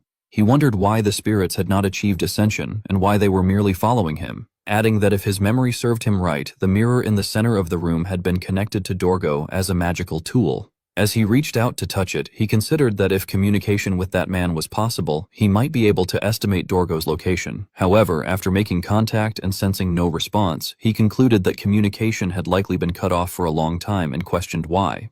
He reasoned that Dorgo had valued that man enough to raise him to a general and was not the type to abandon him easily. Recalling their previous battle, he wondered whether, unlike before, Dorgo had cut off the tail, and questioned if it was because he had taken down Yulin too early. Frustrated, Damien destroyed the mirror and cursed that meticulous bastard. Yet, he soon discovered something behind it, a hidden door. Finding it suspicious, he decided to investigate and carefully pushed it open, wondering whether there might be another mana storage bracelet inside. Upon entering, he noticed something on the wall and realized it was a map. As he reached out, he decided to take it for the time being. Suddenly, he sensed glowing eyes staring at him in the darkness, and a figure lunged at him. Reacting instantly, he struck the attacker away with a single punch. Looking at the half-human, half-beast creature before him, he expressed surprise that it could still move even after its creator had died. Observing its ability to regenerate from the wound he had just inflicted, he noted that it possessed regenerative abilities and speculated that this might be why it had no stitching scars. Examining it with curiosity, he remarked on the creature's self-awareness, noting that it could even form a magic circle on its own. He concluded that the obsessions of the dead had likely intertwined to form a single consciousness, though it did not seem to have been their intention given that it had been confined in such a way. Despite finding it interesting, Damien maintained that the undead were still the undead and declared that he would help it achieve ascension. However, he suddenly froze in shock upon seeing two spirits protecting the creature and demanded to know what they were doing. One of the spirits pleaded with him, addressing him as Sir Knight and explaining that the child had been born hating the dark mage who created it. The spirit begged him to take the child and help it deal with dark mages, insisting that the child's abilities would surely be useful to him. Regaining his composure, Damien cautiously pointed his sword at them and asked whether they were related to her, though his tone was not threatening. He then asked for her name, and the spirit replied that it was Mia. In that moment, two flashes of light cut through the air and severed the chain around Mia's neck. Still unwilling to fully trust her, Damien set a condition, stating that if she attacked humans or failed to demonstrate her usefulness, he would kill her with his own hands. Overjoyed at being freed, Mia and the two spirits paid little attention to his warning. Damien then asked if there were no complaints and, turning away, led them outside, stating that he was done farming there and suggesting that they head back out. Dionisio and Gamal were said to have been leading reinforcements to assist Damien. When they finally encountered him, Gamal reportedly stood there stunned, staring wide-eyed at the sight of Damien holding a severed head in his hand. It was later recounted that when Gamal and Dionisio returned with reinforcements, they had run into Damien along with Agnes and the corpse puppeteer's head. Although they were somewhat shocked, they did not question him much, and it was said that despite their surprise at how he had killed the enemy without a single scratch, Damien managed to avoid excessive interrogation. Damien was also reported to have received news that the traitor Sanus had been safely transported to the church's trial court, and that his comrade Margarda, who had suffered severe injuries, had recovered safely. Everything was described as having gone smoothly, and it was noted that the church's core combat forces, which had been completely annihilated in his previous life, had survived this time. A few days later, the reinforcements began packing up to leave, and Damien prepared to depart with them. Before leaving, he expressed his gratitude to Agnes, stating that he owed her greatly. Agnes, noticing that he was about to leave, asked if he was departing already and offered to escort him by carriage. However, Damien politely declined, explaining that he had somewhere he needed to go and intended to head there immediately. Agnes, sounding curious, asked whether he was not returning home. Damien, somewhat embarrassed, explained that he had left home without a word and that his father must be quite angry. It was further implied that as the eldest of the house, running into danger without notice would surely provoke anger, so he intended to travel around until his father's anger subsided before returning. Agnes responded with an awkward smile and suggested that he should visit the church in the future. Damien appeared surprised and questioned her about it, prompting Agnes to explain that they had been able to complete the subjugation thanks to him. She added that he had also helped with Dame Sanus, and that the reward for his contributions was so significant that the main headquarters wished to bestow it upon him directly. Damien agreed without hesitation, saying that he would definitely visit when he had the chance. It was implied that he had already had his own plans in mind, as he thought to himself that he would not refuse such an offer and wondered what he should ask for. Meanwhile, Agnes, unaware of his intentions, warmly welcomed him and said she would show him around when he visited. She expressed sincere gratitude, explaining that thanks to him, she had been able to take revenge and save her brother as well. She then bowed deeply and thanked him earnestly. Seeing Agnes like that, Damien was said to have smiled in satisfaction, believing that the greatest outcome of the subjugation had been stopping Sanus and saving Agnes.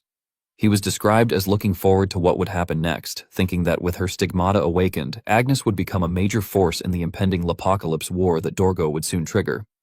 Not wanting to linger any longer, Damien bid Agnes farewell, saying he would see her next time, and then set off on his journey. As he walked, he reflected that even this was still not enough to face Dorgo's forces. He then took something out from his storage space to examine, stating that he needed to eliminate as many of them as possible before they were fully prepared.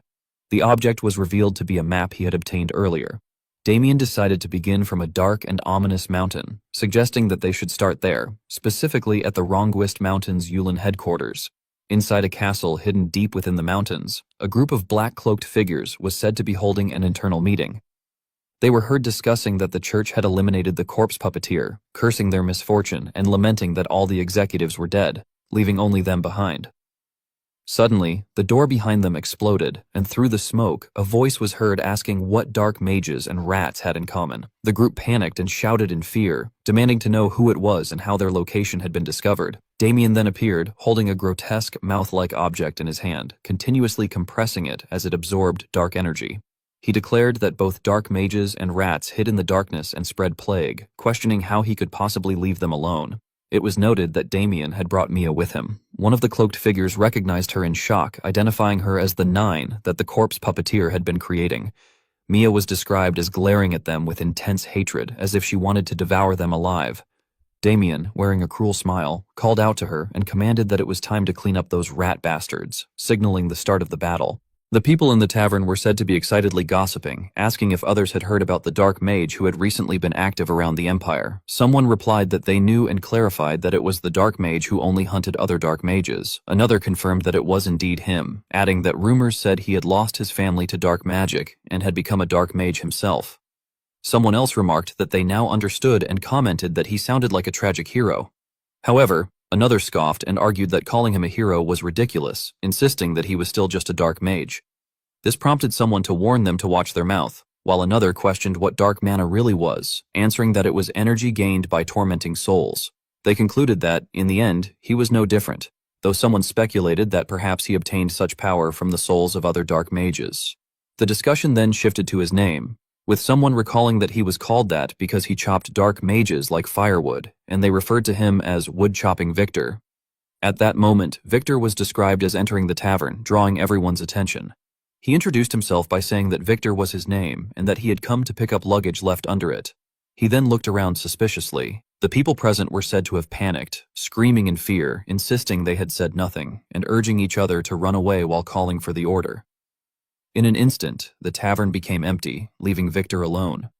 He was described as confused, wondering what was wrong with them, explaining to himself that he had come because he had received a letter after 3 months, yet people were already terrified just hearing his name. He then turned his attention to the luggage, wondering if it was what the young master had left behind. At that point, a man in a black cloak was said to have spoken, asking if his name was really Victor. Victor turned back and hesitantly confirmed that it was. The man brought up the title Woodchopper, and Victor replied casually that he was quite good at chopping wood. Suddenly, the man released a surge of dark mana and exclaimed that it really was him, mocking his appearance and declaring that he would avenge the firewood Victor had chopped. Before anything further could happen, a sword strike came from afar, and Damien was said to have cut the man in half, shocking Victor. Damien then greeted him, remarking that Victor had become quite a big shot since they last met. Victor was described as shouting in shock, addressing him as the young master, Demian. Damien smiled and asked if he had been well. As sunlight shone over the rooftops, Victor was said to walk alongside Damien, laughing at the nickname Wood-Chopping Victor, and complaining that it was too much, especially being labeled a dark mage. Victor agreed helplessly, saying he hoped they would catch that person soon. He angrily added that he would really like to see what that wicked dark mage looked like. Damien, however, was said to think to himself apologetically that he himself was actually that person. He then changed the subject, asking whether his father had calmed down. Victor replied that he had calmed quite a bit and spent his days staring out the window, likely waiting for Damien's return. Damien asked if his father held anything while looking out the window, and Victor, smiling, asked how he had known, confirming that he always carried something. Damien sighed and concluded that it meant his father was still angry. He then asked whether the rest of the family was safe and if anything had happened while he was away. Victor reassured him that everyone was worried but doing well, though he added that there was one more thing. Hearing this, Damien became alert and demanded to know what it was, fearing it might involve dark mages. Victor instead revealed that Lady Louise was getting married soon. Damien was described as stunned, while Victor cheerfully explained that Sir Ballad Hugo had finally returned from his long post abroad and that the ceremony would likely take place as soon as he returned. He added that once she was gone, only the young master would remain. Damien reacted with disbelief, realizing that it was truly happening and thinking that the love he had ruined in his past life had now been protected. He excitedly said that Victor should have told him such great news first and insisted that they head home immediately. Victor, however, responded in exhaustion, questioning why they were leaving so soon when they had just arrived and had planned to rest for a day. At that moment, Damien was said to run past a girl as a faint trace of dark mana flashed by. He looked after her and remarked that, although faint, it was definitely dark mana, concluding that he should stay for a day after all. Victor, confused and out of breath, asked why he had suddenly changed his mind. Damien replied that he was not done cleaning out the rats yet. The scene then shifted to that night at a fortress on the outskirts of town. Maya was described as single-handedly slaughtering the guards, even breathing fire as one of them screamed in agony.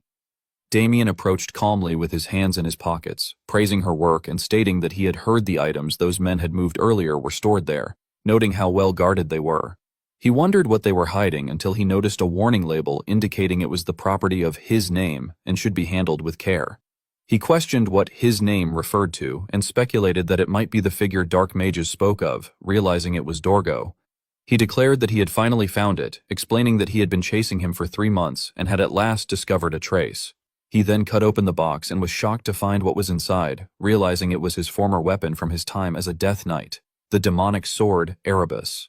He reflected that, besides destroying the Empire, Dorgo had also aimed to gather the fragments of this sword to complete it. He noted that, when he had wielded it before, it had already been half restored and wondered if this was all it was at this point in time. Suddenly, Erebus began to glow and float, emitting a blinding light. Damien was astonished, realizing that the sword seemed to recognize him as its master.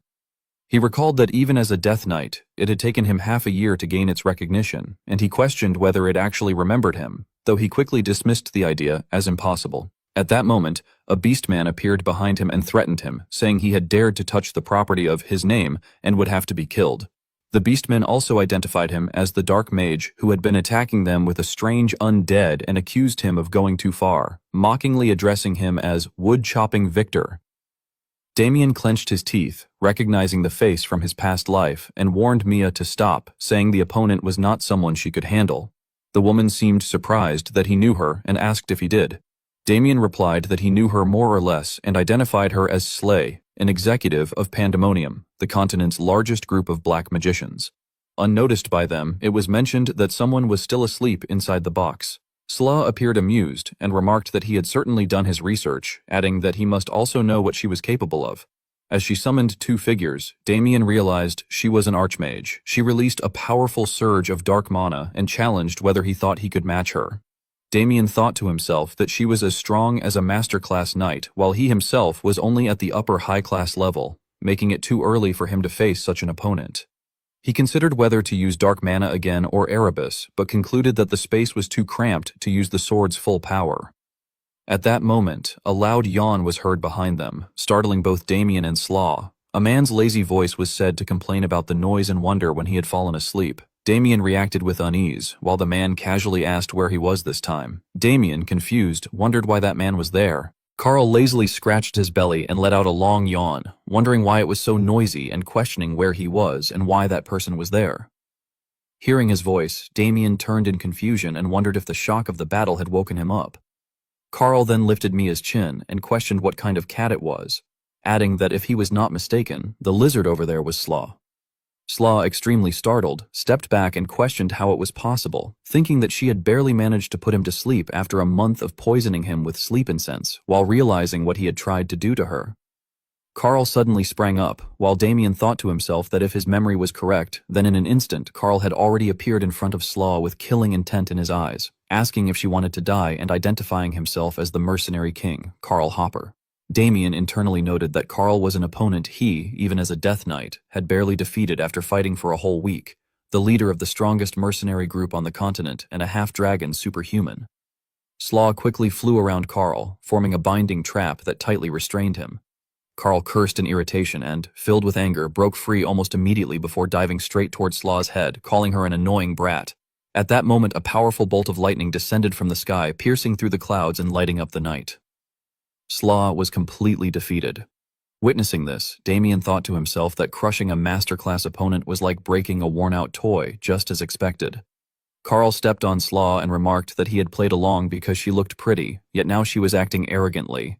Meanwhile, Damien continued thinking that there were only 3 transcendent beings in the world. Carl then formed lightning in his hand and asked Damien what he was.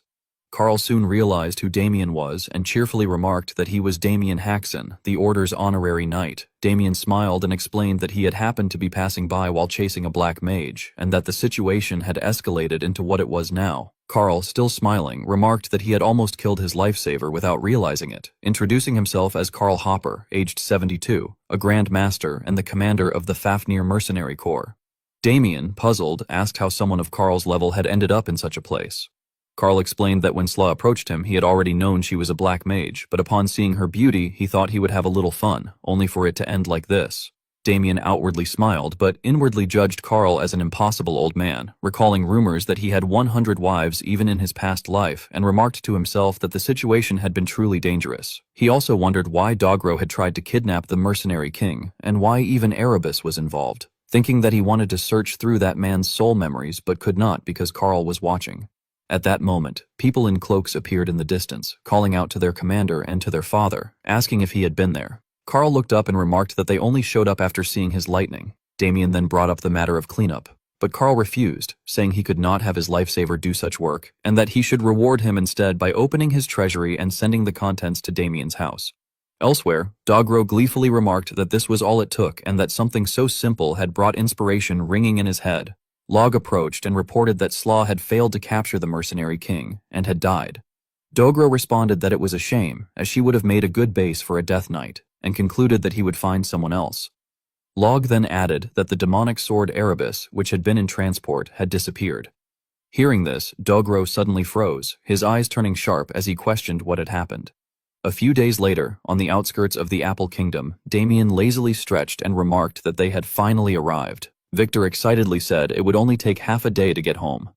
Damien thought to himself that after parting with the mercenary king, he had searched for Slaw's soul, but, as expected, it had been sealed, leaving him with nothing. Victor happily anticipated the family gathering, saying that since the whole family was reuniting after a long time, there would be a feast that night.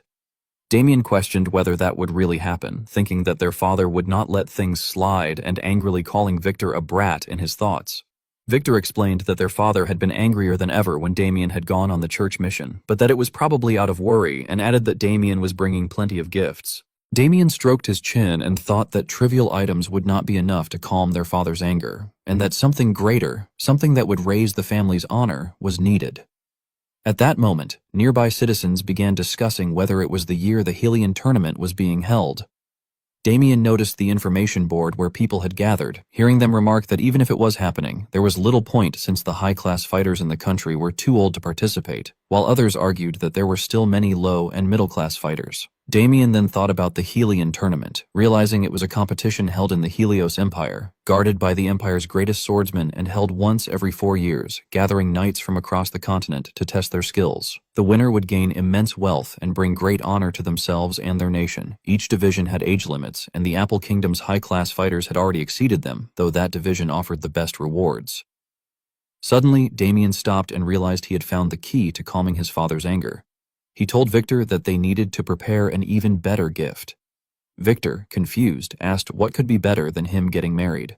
Damien smiled, his body seemingly igniting with determination, and declared that they were going to the Helios Empire, thinking that this was the only way. Victor was left shocked and exclaimed in disbelief. Just then, a carriage driver passed by, calling out about an express carriage to the Empire for anyone heading to see the Hellion event. Damien quickly ran over, remarking that the timing was perfect and urging Victor to come along as they took the express. The driver politely welcomed them aboard. Victor trembled, forcing a smile as he remarked that this was just like their young master, while thinking he was crazy and rushing to follow him. Elsewhere, Weapon asked about the growth level of the demonic sword's user. Gray, standing before a mirror to communicate, reported that it had grown steadily and had reached the high-class level. Weapon, dissatisfied, remarked that it was too slow, noting that a year had passed since the sword had been bestowed and questioning why. Gray explained that if it grew too fast, it would attract attention. Weapon dismissed this as a trivial reason and emphasized that completing the demonic sword was the priority, explaining that it had been granted by a higher being and that it grew by absorbing the blood and souls of opponents, granting their talents to the user as well.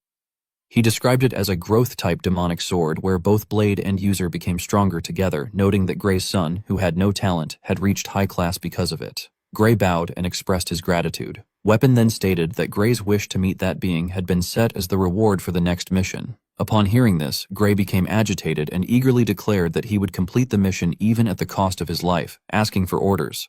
Weapon then commanded him to spread blood across the Empire's festival at the Hellion tournament. Gray loudly vowed that he would accomplish it without fail, addressing Weapon Master with unwavering determination. Damien walked lightly along what felt like an endless road and remarked that they had finally arrived at the Helios Empire. Victor followed up by saying that they had actually made it, then observed the scenery in front of him and added that it had been a while. Unable to hold back his curiosity, he asked whether Damien had visited the Empire during his travels, addressing him as young master. Damien replied somewhat awkwardly that he had, but only briefly, laughing it off before pointing ahead and suggesting that they head that way, adding that he would find them a place to stay. Victor agreed enthusiastically and proposed that they meet at the registration desk afterward. As they walked, Damien fell into quiet thought, reflecting that it felt strange to walk through that city, the very streets he had once destroyed. Just then, he noticed something and wondered if that was the place. At that moment, Michael spotted him and shouted excitedly, calling him Hyung Nim. Surprised, Damien turned toward the voice as Michael called out to him again. Damien responded in disbelief, asking if it was really Michael. Michael beamed with excitement and said that he had known Damien would be there, adding that he had a feeling they would run into each other and that it was great. Damien responded that it was good to see him too, though he admitted to himself that Michael had startled him so much that, for a second, he had thought it was his father. Michael continued eagerly, saying that it had been so long and that he had heard all the recent rumors about Damien. He then asked if the registration desk was over there and added that he had taken Damien's advice, worked hard without becoming arrogant, and had now reached middle class. Damien expressed surprise and congratulated him, but Michael puffed his cheeks and complained about the lukewarm reaction, saying he had hoped they could duel again. Damien asked what he meant by a duel and pointed out that they were now in different divisions. Hearing this, Michael shouted in shock, asking if Damien had reached high class. Damien calmly confirmed that it had turned out that way. Michael, his voice trembling, pointed out that not long ago Damien had been low class just like him. Damien corrected him, saying that he had actually already been middle class back then. Nearby onlookers began whispering among themselves, wondering if that was the famous Damien Haxon and questioning whether he had not been low class until recently. Michael shouted in disbelief, questioning how it was even possible and asking how someone could rank up so quickly in just a few months. Damien reminded him that Michael had done the same and told him to stop shouting and go eat instead. At that moment, an unseen shadow quietly observed them from afar. The scene then shifted to Hellion Arena on the day of the finals. Victor asked whether there were no masterclass matches that year, addressing Damien as young master. Damien responded by asking if Victor thought masterclass nights were common, explaining that the average age to reach master level was 65, and that most were likely over the age limit. Victor said he understood, but wondered whether the audience would be safe with monsters above middle-class fighting. Damien explained that the magic tower would deploy barriers, and that as long as it was not a masterclass fight, everything would be fine. Meanwhile, below, Michael warmed up his body and let out a breath as a grand announcement echoed through the arena, declaring that the Hellion Tournament Middle-Class Battle Royale would begin shortly and explaining that 100 knights would fight with the last one standing, declared the winner. Michael silently observed the situation and wondered whether the rival Damien had mentioned was among the participants. Drawing his sword, he expressed his hope that they were, saying that way he could show Damien what he was made of. As the announcer signaled the start of the match, the battle erupted fiercely. Michael stepped forward to join the fight, and with a single strike, he nearly overwhelmed his opponents. Watching from above, Victor exclaimed in amazement that at that level, Michael would have no rivals among ordinary middle-class knights. Damien, however, remarked that this would only be true if they were ordinary. At that moment, someone approached Michael and addressed him, confirming that he was Michael Lionbloom, before introducing herself as Rachel Lichtauer. She said that she had heard he was the only middle-class knight capable of rivaling her and asked if he would be willing to spar with her. Upon hearing her name, Michael smiled with excitement, recognizing her as a member of the prestigious high nobility from a renowned swordsman family and remarking that things were getting interesting. As time passed, the scene moved to the arena waiting room. Damien asked Michael if he was all right. Michael replied with a trembling voice, laughing nervously and insisting that he was fine, but admitted that Damien had been right about the vastness of the world. He confessed that he had never seen a monster like her since Damien, and explained that, based on reach and weapon compatibility, he should have landed a clean hit, but she had blocked it by coating her body in aura, a technique only high-class knights could use. He concluded that he had been completely helpless against her counterattack, and that it had been a total defeat. Hearing this, Damien crossed his arms and reflected that there had been nothing Michael could have done, explaining that in his past life, she had been considered one of humanity's strongest, alongside the Empire's greatest sword. He revealed that she was known as the Sword Queen, and that her specialty was full-plate aura, an aura blade wrapped around her entire body, making her truly dangerous. Suddenly, a voice from outside commanded everyone to rise, announcing that His Imperial Majesty was entering. Helios appeared before them and waved as he greeted the crowd. Damien spoke politely, noting that since the Emperor himself had come to watch, it seemed the real show was about to begin. Michael agreed, adding that the high-class division was starting now. At that moment, a strange surge of power filled the air. Victor commented that from that point onward, the tournament followed a different format, and mentioned that he had heard the Emperor would personally congratulate the winner. Damien replied indifferently that there were not many participants in that class. Victor then urged him to win, addressing him again as young master. Damien looked at his cheering companions with mild exasperation, but assured them that of course he would win.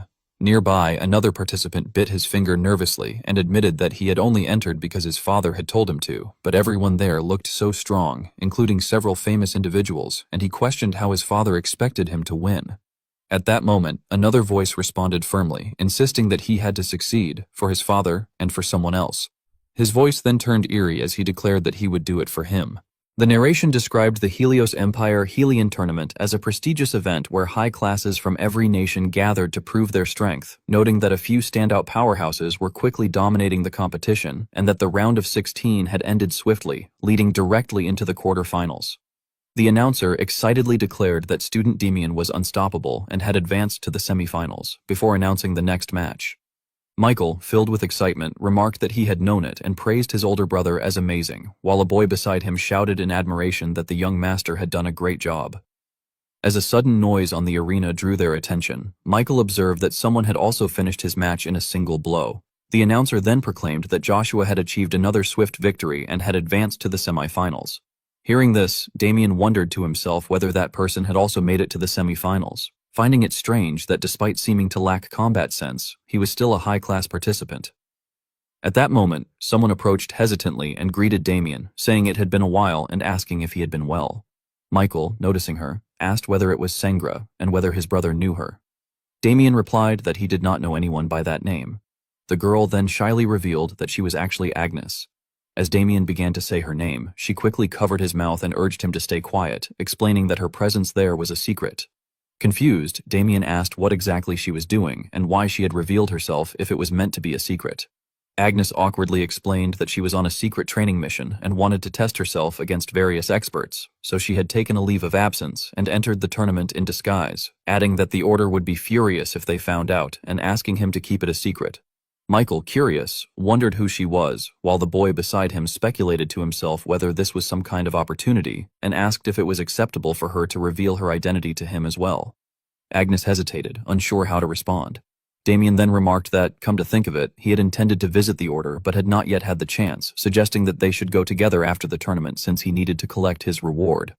Agnes reacted in shock, questioning whether they would go together, and Damien confirmed it, reminding her that she had said she would personally guide him, implying even more intimately that she would be his bride. Hearing this, Agnes quickly put her veil back on and nervously said that she understood. The announcer's voice rang out again, prompting participants to prepare for the next match. Agnes stated that it was her turn and that she would be back, to which Damien responded indifferently. She then nervously stepped onto the arena, blushing as she recalled his earlier words and wondering if that had been a request for a date, falling into a massive delusion.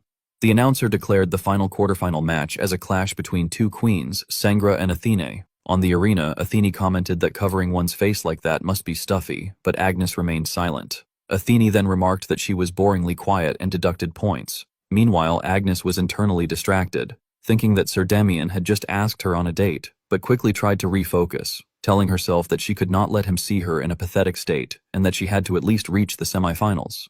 Athene, summoning a spear, commented that perhaps Agnes preferred to let her body do the talking and awarded her points for it.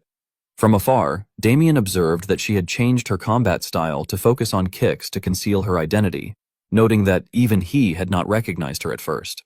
As the announcer signaled the start of the match, both fighters charged at each other. Agnes launched a fierce attack, her eyes gleaming, prompting Athene to praise her dodge and award points.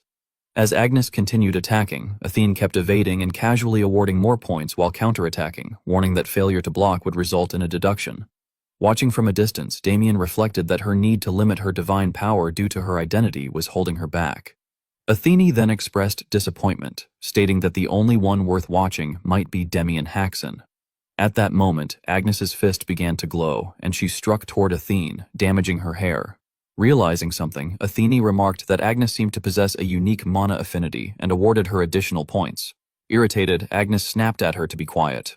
Athene then launched into a frenzied assault. Damien continued observing, noting that Agnes had definitely improved since last time, but concluding that she could not win while hiding her divine power, and that even if she released her stigma, she would still lose. Smiling confidently, Athene said she did not understand why Agnes was holding back and challenged her to reveal her true strength.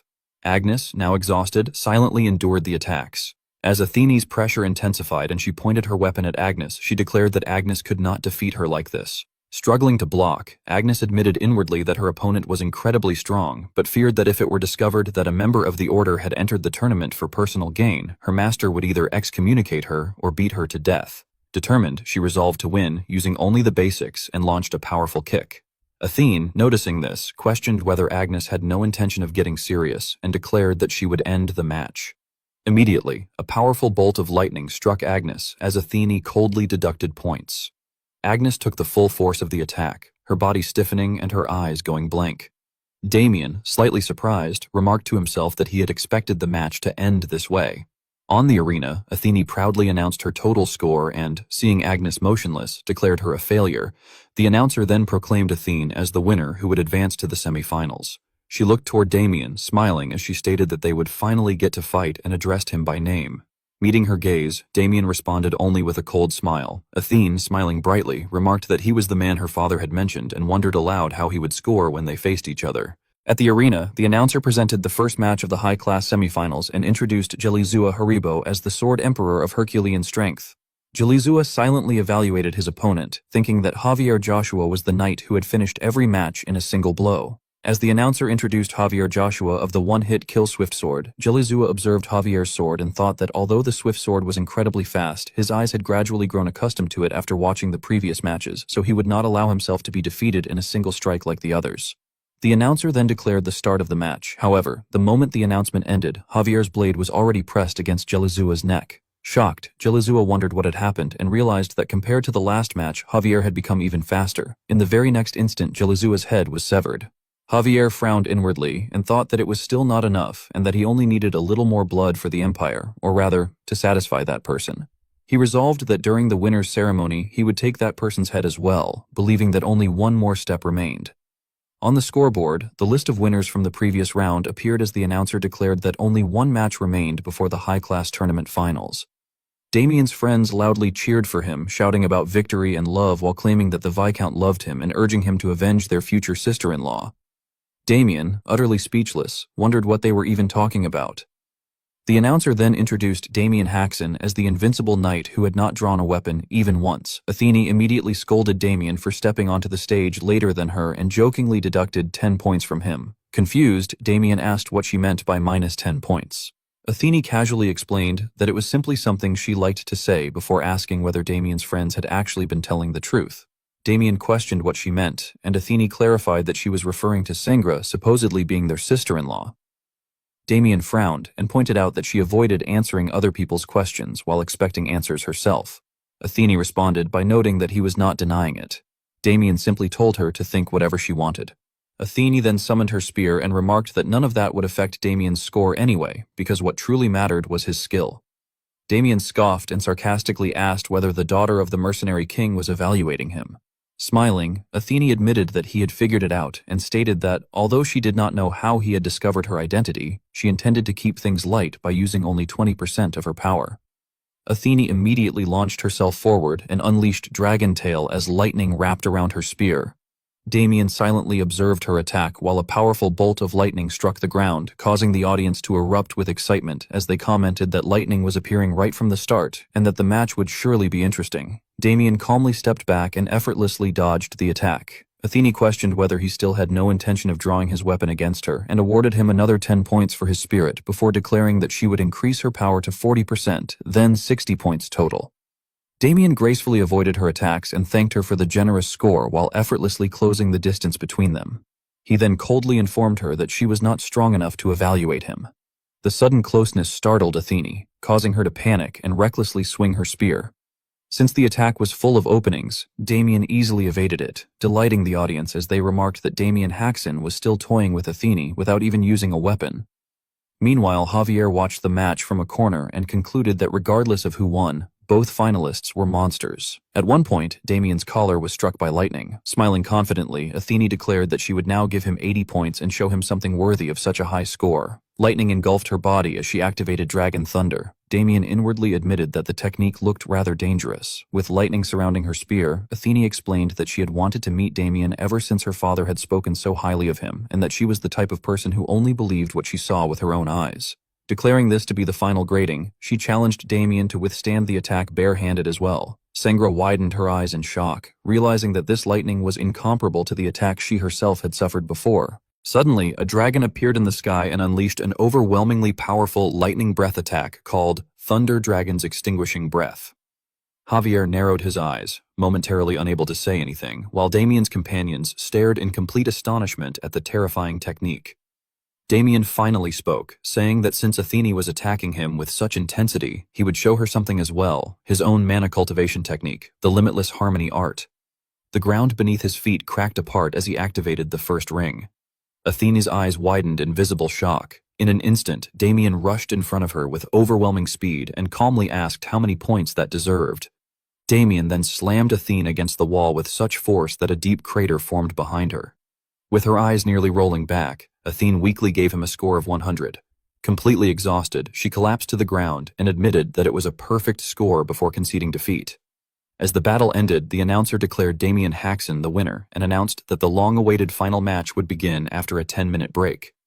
Damien approached Athene and offered her a hand while joking that he had heard the old man treasured her the most among his children, so hopefully the mercenary corps would not storm into his territory just because he had bullied their daughter. He nervously added that he hoped the reward would simply be delivered instead. Athene burst into laughter and asked whether that was really how Damien viewed her father before deducting 1 point from him. She assured him that the Fafnir mercenary corps would not be occupying the Haxon Viscounty. Relieved, Damien admitted that hearing that was comforting. Athene then stood up and declared that she would now give him the reward for achieving a perfect score before asking whether he would accept it. Curious, Damien replied that he would never refuse a reward and asked what it was. Smiling brightly, Athene pointed at herself and declared that the reward was Athene Hopper herself. Damien stared blankly in confusion and asked what she meant. Flirtatiously, Athene explained that if the two of them had a child together, there would be no issue with that child becoming the next mercenary king. Panicking, Damien stammered in disbelief and asked what she was talking about. Athene then straightforwardly proposed marriage to Damien Haxon, while Sengra, witnessing the entire exchange, became absolutely furious. Athene teasingly told Damien Haxon that they should get married, causing Damien to become flustered as he asked what she was talking about.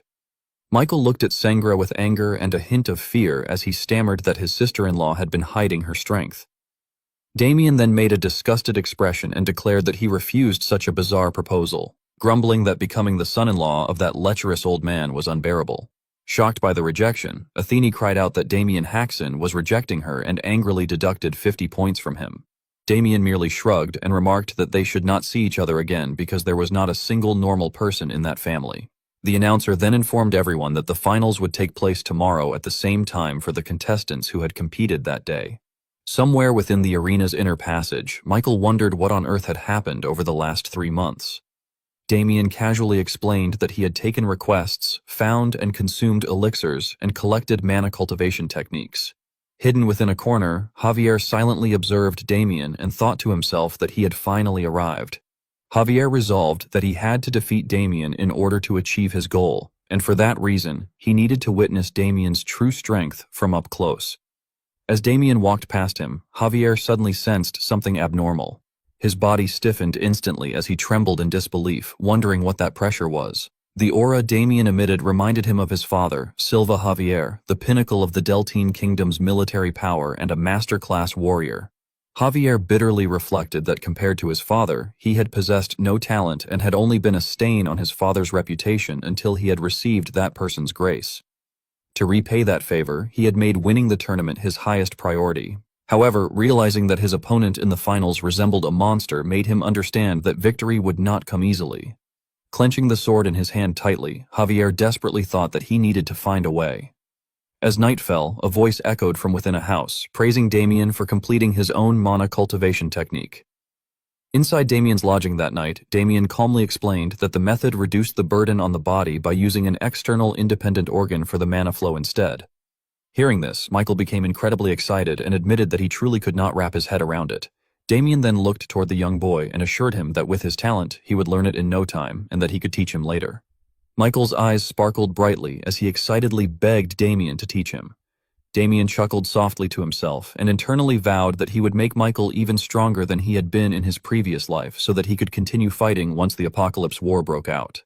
Sengra then asked whether she could learn the technique as well, causing Damien to frown thoughtfully as he admitted that he was unsure whether it could be used together with divine power. Still in high spirits, Michael suddenly remembered that Damien needed rest for tomorrow's match and announced that he would head out. Damien waved him off and told him that they would see each other tomorrow. Meanwhile, Maya lay lazily atop the roof while silently watching Michael's departing figure. She yawned sleepily as the spirits reminded her to properly stand guard over the familiars Damien had gathered during the last 3 months. As Michael walked away, he quietly muttered to himself that perhaps he should try creating an independent mana cultivation technique as well. Suddenly, a shadow emerged from the darkness. Javier instantly rushed forward with his sword drawn. Although Michael managed to dodge quickly, he still received a slash across his chest, groaning in pain as he realized he had failed to avoid the attack completely. Javier stared in astonishment, unable to believe that a mere middle-class fighter had reacted to his attack. Michael immediately drew his sword and angrily demanded to know who Javier was. Javier, however, ignored the question as he wondered whether Michael had grown even stronger through today's match in such a short amount of time. Feeling insulted at being ignored, Michael furiously declared that if Javier intended to ignore him, then fine, because he had been feeling restless after the match anyway. Meanwhile, Javier continued analyzing him internally, wondering whether Michael possessed some kind of super sense that reacted instinctively to danger. Regardless of the reason, Javier admitted to himself that it was a truly enviable talent. Frustrated, Michael charged forward with a shout. Javier immediately entered a battle stance while wondering whether Michael was so reckless that he failed to realize he was facing a high-class opponent or whether Michael genuinely believed he could handle someone like him. Either way, Javier thought mockingly that Michael's lowered guard would make things easier. A massive explosion then tore apart the silent night. Later, it was said that dozens of middle-class fighters were either killed or injured that night. Fortunately, Mia arrived quickly after investigating the commotion and managed to save Michael's life. Damien blamed himself for the incident, bitterly admitting that it had been a mistake to only have the spirits monitor the area around the lodging. He swore that he would find whoever was responsible and avenge Michael. The next day, the announcer enthusiastically proclaimed that the long-awaited finals of the Hylian tournament had finally begun. Standing within the arena, Damien suddenly noticed something strange about Javier and wondered whether he had always looked like that. Javier ground his teeth together and declared that now he knew for certain that if he faced Damien again today, he could defeat him. Damien, already in a foul mood, coldly told Javier to stop acting up while internally recalling that Javier specialized in swift swordsmanship and deciding that he first needed to read the flow of Javier's mana. The announcer loudly declared that without further ado, everyone would now discover who would become the glorious winner. As Javier prepared to draw his sword, he arrogantly laughed and remarked that Damien was truly arrogant. However, the instant the announcer shouted for the match to begin, Javier exploded forward at blinding speed and roared that everything would end today. Damien remained motionless as the sword rushed toward him. A spray of fresh blood burst into the air, causing the audience to gasp in shock. Even Athene widened her eyes in disbelief. A small cut had appeared on Damien's cheek. The announcer exclaimed in astonishment that for the first time ever, Joshua's opening strike had missed. Veins bulging across his face, Javier demanded to know whether Damien had seen the attack. Damien calmly touched the blood on his cheek and admitted that he should have first read the movement of Javier's mana. Javier smirked confidently and warned Damien that it was far too early to be surprised because he still had much more to show him. The audience marveled in amazement, shocked that Joshua possessed such techniques and realizing that these were attacks they had never witnessed before. Damien blocked the incoming strikes with his bare hands while calmly analyzing that this was not some hidden technique. Although the power was certainly impressive, the movements were clumsy, almost as though the power did not truly belong to Javier. Javier praised Damien for successfully parrying attacks without even drawing his sword, but mockingly asked whether Damien could handle his next attack with his bare hands as well. Javier then unleashed a powerful technique, roaring out the name Fierce Roaring Lion Sword Strike. Witnessing the attack, Damien could not hide his surprise. A tremendous explosion erupted within the arena, and thick smoke spread everywhere, obscuring the audience's vision. Through the smoke, Damien recognized the technique as the Fierce Roaring Lion Sword Strike and realized that even the current Michael could not produce that much power. Javier, having nearly exhausted all of his strength, panted heavily in disbelief upon seeing Damien still alive. Damien's sword became enveloped in a pale blue aura as he coldly pointed out that Michael had been attacked and collapsed the previous night. Yet Javier was somehow using Michael's great lion sword art, a technique that should never have been leaked. Damien concluded that Javier was the bastard responsible for what had happened to Michael before activating the first ring of the limitless harmony art. Grinding his teeth, Javier laughed wildly and shouted that Damien was finally going all out. However, before he could finish speaking, Damien instantly closed the distance between them and coldly reminded him that he had already warned him not to act up. A voice suddenly rang out, accusing the man before him of being the bastard who had done that to Michael. Javier let out a thrilled grin and remarked that finally his opponent was actually going all out. Though even so, the Javier of today was different. Damien furiously charged forward and reminded him that he had already told him to stop messing around. The sound of two swords clashing screeched through the arena before both fighters pulled their blades back and prepared for the next strike. Their fierce sword fight continued as the commentators excitedly shouted that those hotly contested exchanges were exactly what a final match should look like. During the clash, Javier's arm was struck and blood began to pour out. As he continuously retreated while suffering more wounds, he panicked inwardly, wondering what was going on. He could not understand why, after stealing the power and talent of elite middle-class knights, he still had not already won and taken the Emperor's head. He desperately questioned just what kind of monster Damien truly was. In the next moment, Damien unleashed a final blow that sent Javier flying away, causing a massive explosion. Damien then calmly walked toward Javier's collapsed body and coldly declared that he should not go down yet because he was nowhere near finished with him, ordering him to get back up. Struggling to breathe, Javier admitted that he had to confess something. Confused, Damien asked what he meant. Javier responded that defeating Damien was going to be much harder than he had expected, but he still had a job to do. Hearing that, Damien immediately became suspicious and realized that Javier was planning something. Suddenly, the eye embedded within Javier's sword began glowing brightly. Javier rose to his feet and declared that from that moment onward, he would sacrifice himself for the cause and for him. The spectators were thrown into confusion, with one person loudly screaming in terror while asking what that thing was. Damien stared in shock as he realized that the weapon was actually a demonic sword. A crimson light erupted instantly afterward, and thick smoke engulfed the entire arena, obscuring Damien's vision. Damien thought to himself that although the sword's design had always looked bizarre, he had never expected it to truly be a demonic sword, despite how obvious it now seemed.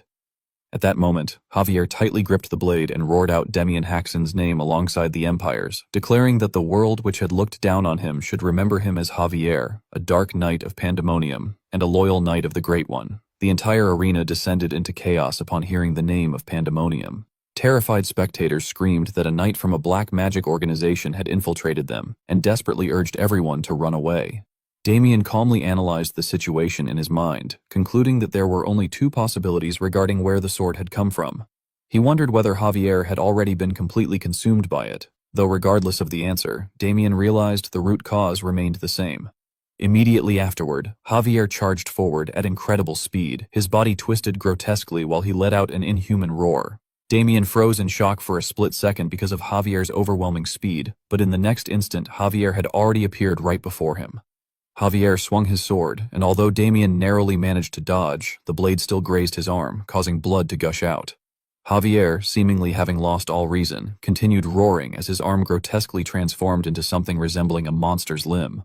Seeing this, Damien tensely concluded that the demonic sword must grow stronger by absorbing blood, which also explained how Javier had been capable of using other people's abilities. Javier then viciously lunged forward again with his sword, but Damien blocked the attack and immediately counterattacked. The audience watched the battle in suspense while the commentators shouted that Damien was refusing to back down against the evil clutches of Pandemonium, the Empire's ancient enemy and worst black magic organization. They exclaimed in disbelief that Joshua had apparently been one of those devils. Watching the fight, Helios seized the opportunity to praise Damien, remarking that it was incredible how he was managing to hold his own against such a monster while wondering if the battle was finally over. However, the armored knight beside him warned that it would not end so easily. He explained that although both fighters were displaying power beyond the high-class level, Javier's energy had continued rising ever since his demonization began, and his strength was already nearing the realm of the master class. Below the arena, Javier wore a horrifying smile as he declared how amazing it felt to look down on everyone from above. He arrogantly proclaimed that everyone now looked like nothing more than insects to him. Damien stared at him with killing intent burning in his eyes. At that moment, the sword in Javier's hand radiated a crimson glow as Javier screamed that those disgusting bugs who had once looked down on him would all be wiped out at once. Right after shouting those words, he pointed the tip of his sword directly at Damien and unleashed a technique called Crimson End. Seeing the terrifying attack, Damien was horrified and realized that Javier was attempting to level the entire city. He grimly noted to himself that his own blood must have been extraordinarily potent. The armored knight beside Helios panicked and urged the Emperor to get behind him immediately, while a nearby mage shouted for the Tower Master to strengthen the barriers at once and protect the citizens. As the blinding crimson light continued growing larger, Damien tightly gripped his sword and thought to himself that using such a technique on a mere mosquito was extremely inefficient. He had originally intended to save it because of the immense strain it placed on his body, but he realized he no longer had time to worry about that. Activating the Infinite Ring Integration Art. Second ring, Damien resolved to temporarily seize the power of a master-class warrior so he could use a technique only attainable at that level. The instant Damien completely drew his sword, an overwhelming flash of light burst forth. He unleashed an aura blade, sending the massive wave of energy directly toward Javier. Javier stared at the approaching attack in utter disbelief, unable to comprehend what he was seeing as the light rushed closer and closer toward him. Suddenly, a voice rang out in shock, cursing loudly in surprise. Out of nowhere, a cloaked man appeared. In an instant, the powerful aura blade was destroyed, leaving Damien utterly stunned. The mysterious man landed on the ground and calmly drew another sword radiating a strange purple light. He swung it powerfully once before immediately slashing again toward Damien. Fortunately, Damien managed to dodge the attack just in time.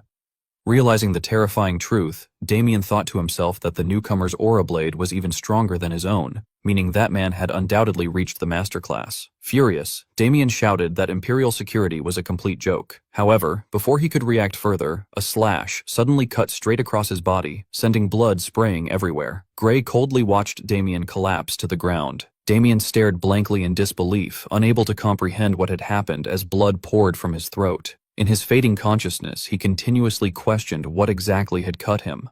Looking down at the fallen boy, Gray coldly called him a foolish child. Witnessing everything unfold, Javier himself was left horrified as he stammered in disbelief while calling the man father. Gray sternly ordered him that they would leave the place first. Gray's eyes flashed with determination as he said that they had to get out of there first. Jay immediately rushed forward, shouting angrily as he demanded whether Gray really thought he would simply let those dogs of Pandemonium escape. He also called out to Damien in concern, asking if Sir Damien was all right. However, Damien had already completely lost consciousness and could not respond, causing Jay to call his name again in alarm. At that moment, a flash of light appeared across Gray's sword. With a single slash, he split the entire arena in half, sending the crowd into chaos as terrified screams echoed everywhere. Fortunately, Jay reacted quickly and instantly created a shield, preventing himself from being injured. Even the barrier array drawn by the mages began to crack apart after the force of that strike. Helios ground his teeth in fury, his entire body trembling with rage as he cried out in despair over his people before demanding to know where the enemies had gone. Jay regretfully informed him that it seemed they had already fled, unable to stop them in time. Furious, Helios immediately ordered his men to capture them and ensure that not a single one of them left the place alive. After the tournament, Damien, the victor who had fought against Pandemonium, recovered safely under the protection of the Empire. The Emperor subsequently ordered a complete lockdown so that nobody would be able to leave. On the following day, Damien's award ceremony was quietly held within the Imperial Palace. Before entering, Jay reminded Damien that when the doors opened, he should stop at 50 paces and pay his respects. Damien, veins bulging across his face in frustration, cursed bitterly to himself, unable to believe he had been knocked unconscious by a single blow. He admitted inwardly that the wall separating ordinary fighters from true masters was indeed overwhelming, and he even wondered if his durability had weakened because he had not taken many hits lately. Regardless, he felt that those people needed to be captured quickly so he could finally return home. Jay then formally announced the arrival of Damien Haxon, the tournament champion from the Apple Kingdom High Class. Upon seeing him, Helios greeted him warmly and enthusiastically called out his name. Damien stared blankly in confusion before suddenly realizing that the Emperor was actually the same man he had encountered before. He respectfully attempted to greet His Majesty, but before he could even bow, Helios hurried toward him and declared that a hero who had stopped evil should never lower his head. Damien froze in confusion at the Emperor's reaction. Meanwhile, Helios himself felt an inexplicable sense of familiarity toward Damien. Embarrassed, he admitted inwardly that he had rushed out without thinking and remarked that although this should have been their first meeting, the strange feeling between them made him wonder whether they had met before. He apologized for holding such a modest ceremony and asked Damien to accept his gratitude instead. The servants around them became visibly flustered and nervously reminded the Emperor about maintaining his dignity. However, Helios could not understand his own behavior, internally admitting that an indescribable surge of gratitude toward Damien was overflowing within him, almost as if he owed the young man a debt that could never be repaid. Unable to comprehend the emotion, he passionately urged Damien to tell him whatever he desired, promising to reward him with anything, even if it meant emptying the national treasury. Damien was stunned upon hearing that offer. After a moment of thought, he recalled that according to the timeline, the item that would later be stolen and passed to Dorgo should still be within the Empire's possession. Realizing this was the perfect opportunity to strengthen himself, take revenge directly, and return home sooner, he carefully asked whether he would be allowed to return home once the members of Pandemonium had been captured. Helios immediately nodded and assured him that of course he would be allowed to leave, apologizing once again because Damien must surely want to share the good news with his family. He explained that matters would have progressed much faster if the first sword of the Empire had been present, but the man was currently away on another mission. Nevertheless, Helios confidently stated that the Empire still possessed 5 additional masterclass knights, so the situation would be resolved swiftly and Damien only needed to wait a little longer. Damien smiled faintly and replied that although he understood, sitting around waiting simply did not suit his personality. He then cautiously asked whether he truly could request anything as a reward. Helios immediately confirmed that he could. Curious and excited, Damien asked whether the Empire possessed any elixirs capable of strengthening both mana and the physical body, such as a dragon heart or an elixir. Without hesitation, Helios enthusiastically replied that not only did the Empire possess such treasures, but he intended to give Damien everything. Damien gave his final conclusion, stating that he would also like to receive Hemira. The man stared blankly before stammering in shock.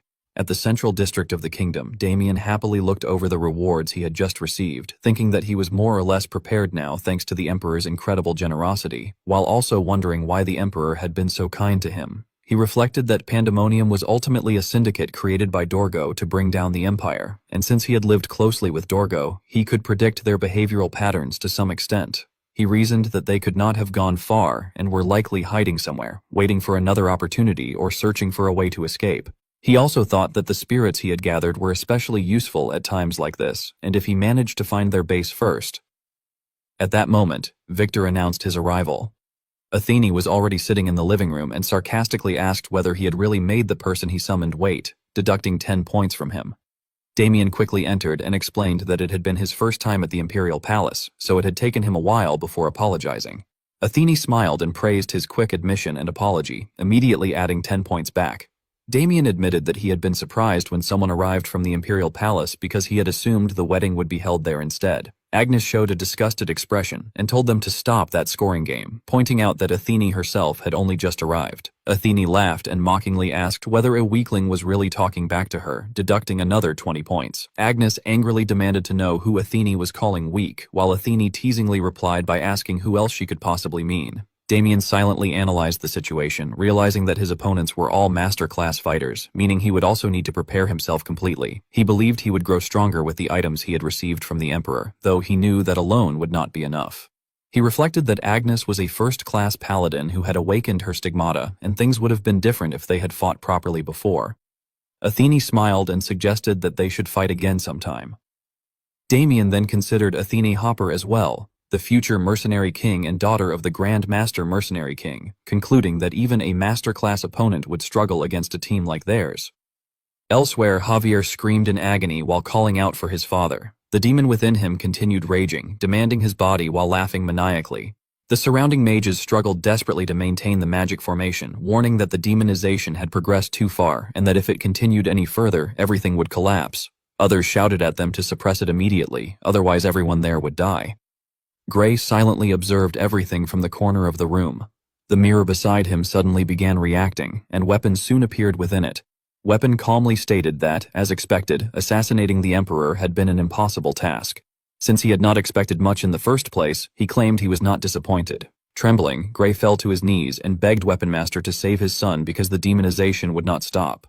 Weapon reproached him, saying that even if killing the Emperor had failed, the enhancement of the demon sword should at least have been completed. Instead, even that had become useless because of the uncontrolled demonization. Terrified, Gray insisted that his son had done his absolute best with the task he had been assigned. He desperately reminded Weapon that he was the master of all demon swords and weapons, pleading with him once more to stop his son's demonization.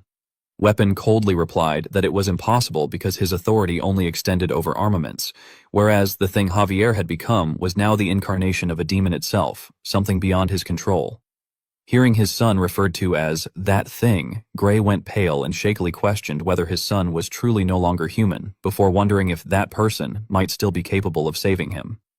Weapon immediately became furious and warned Gray not to overstep his boundaries by mentioning that person for selfish reasons. Gray instantly bowed his head and apologized in fear, realizing that even the pressure transmitted through the communication mirror alone was overwhelming. Weapon then warned him that it would become troublesome if the demon ran wild because the Empire could trace it back to them.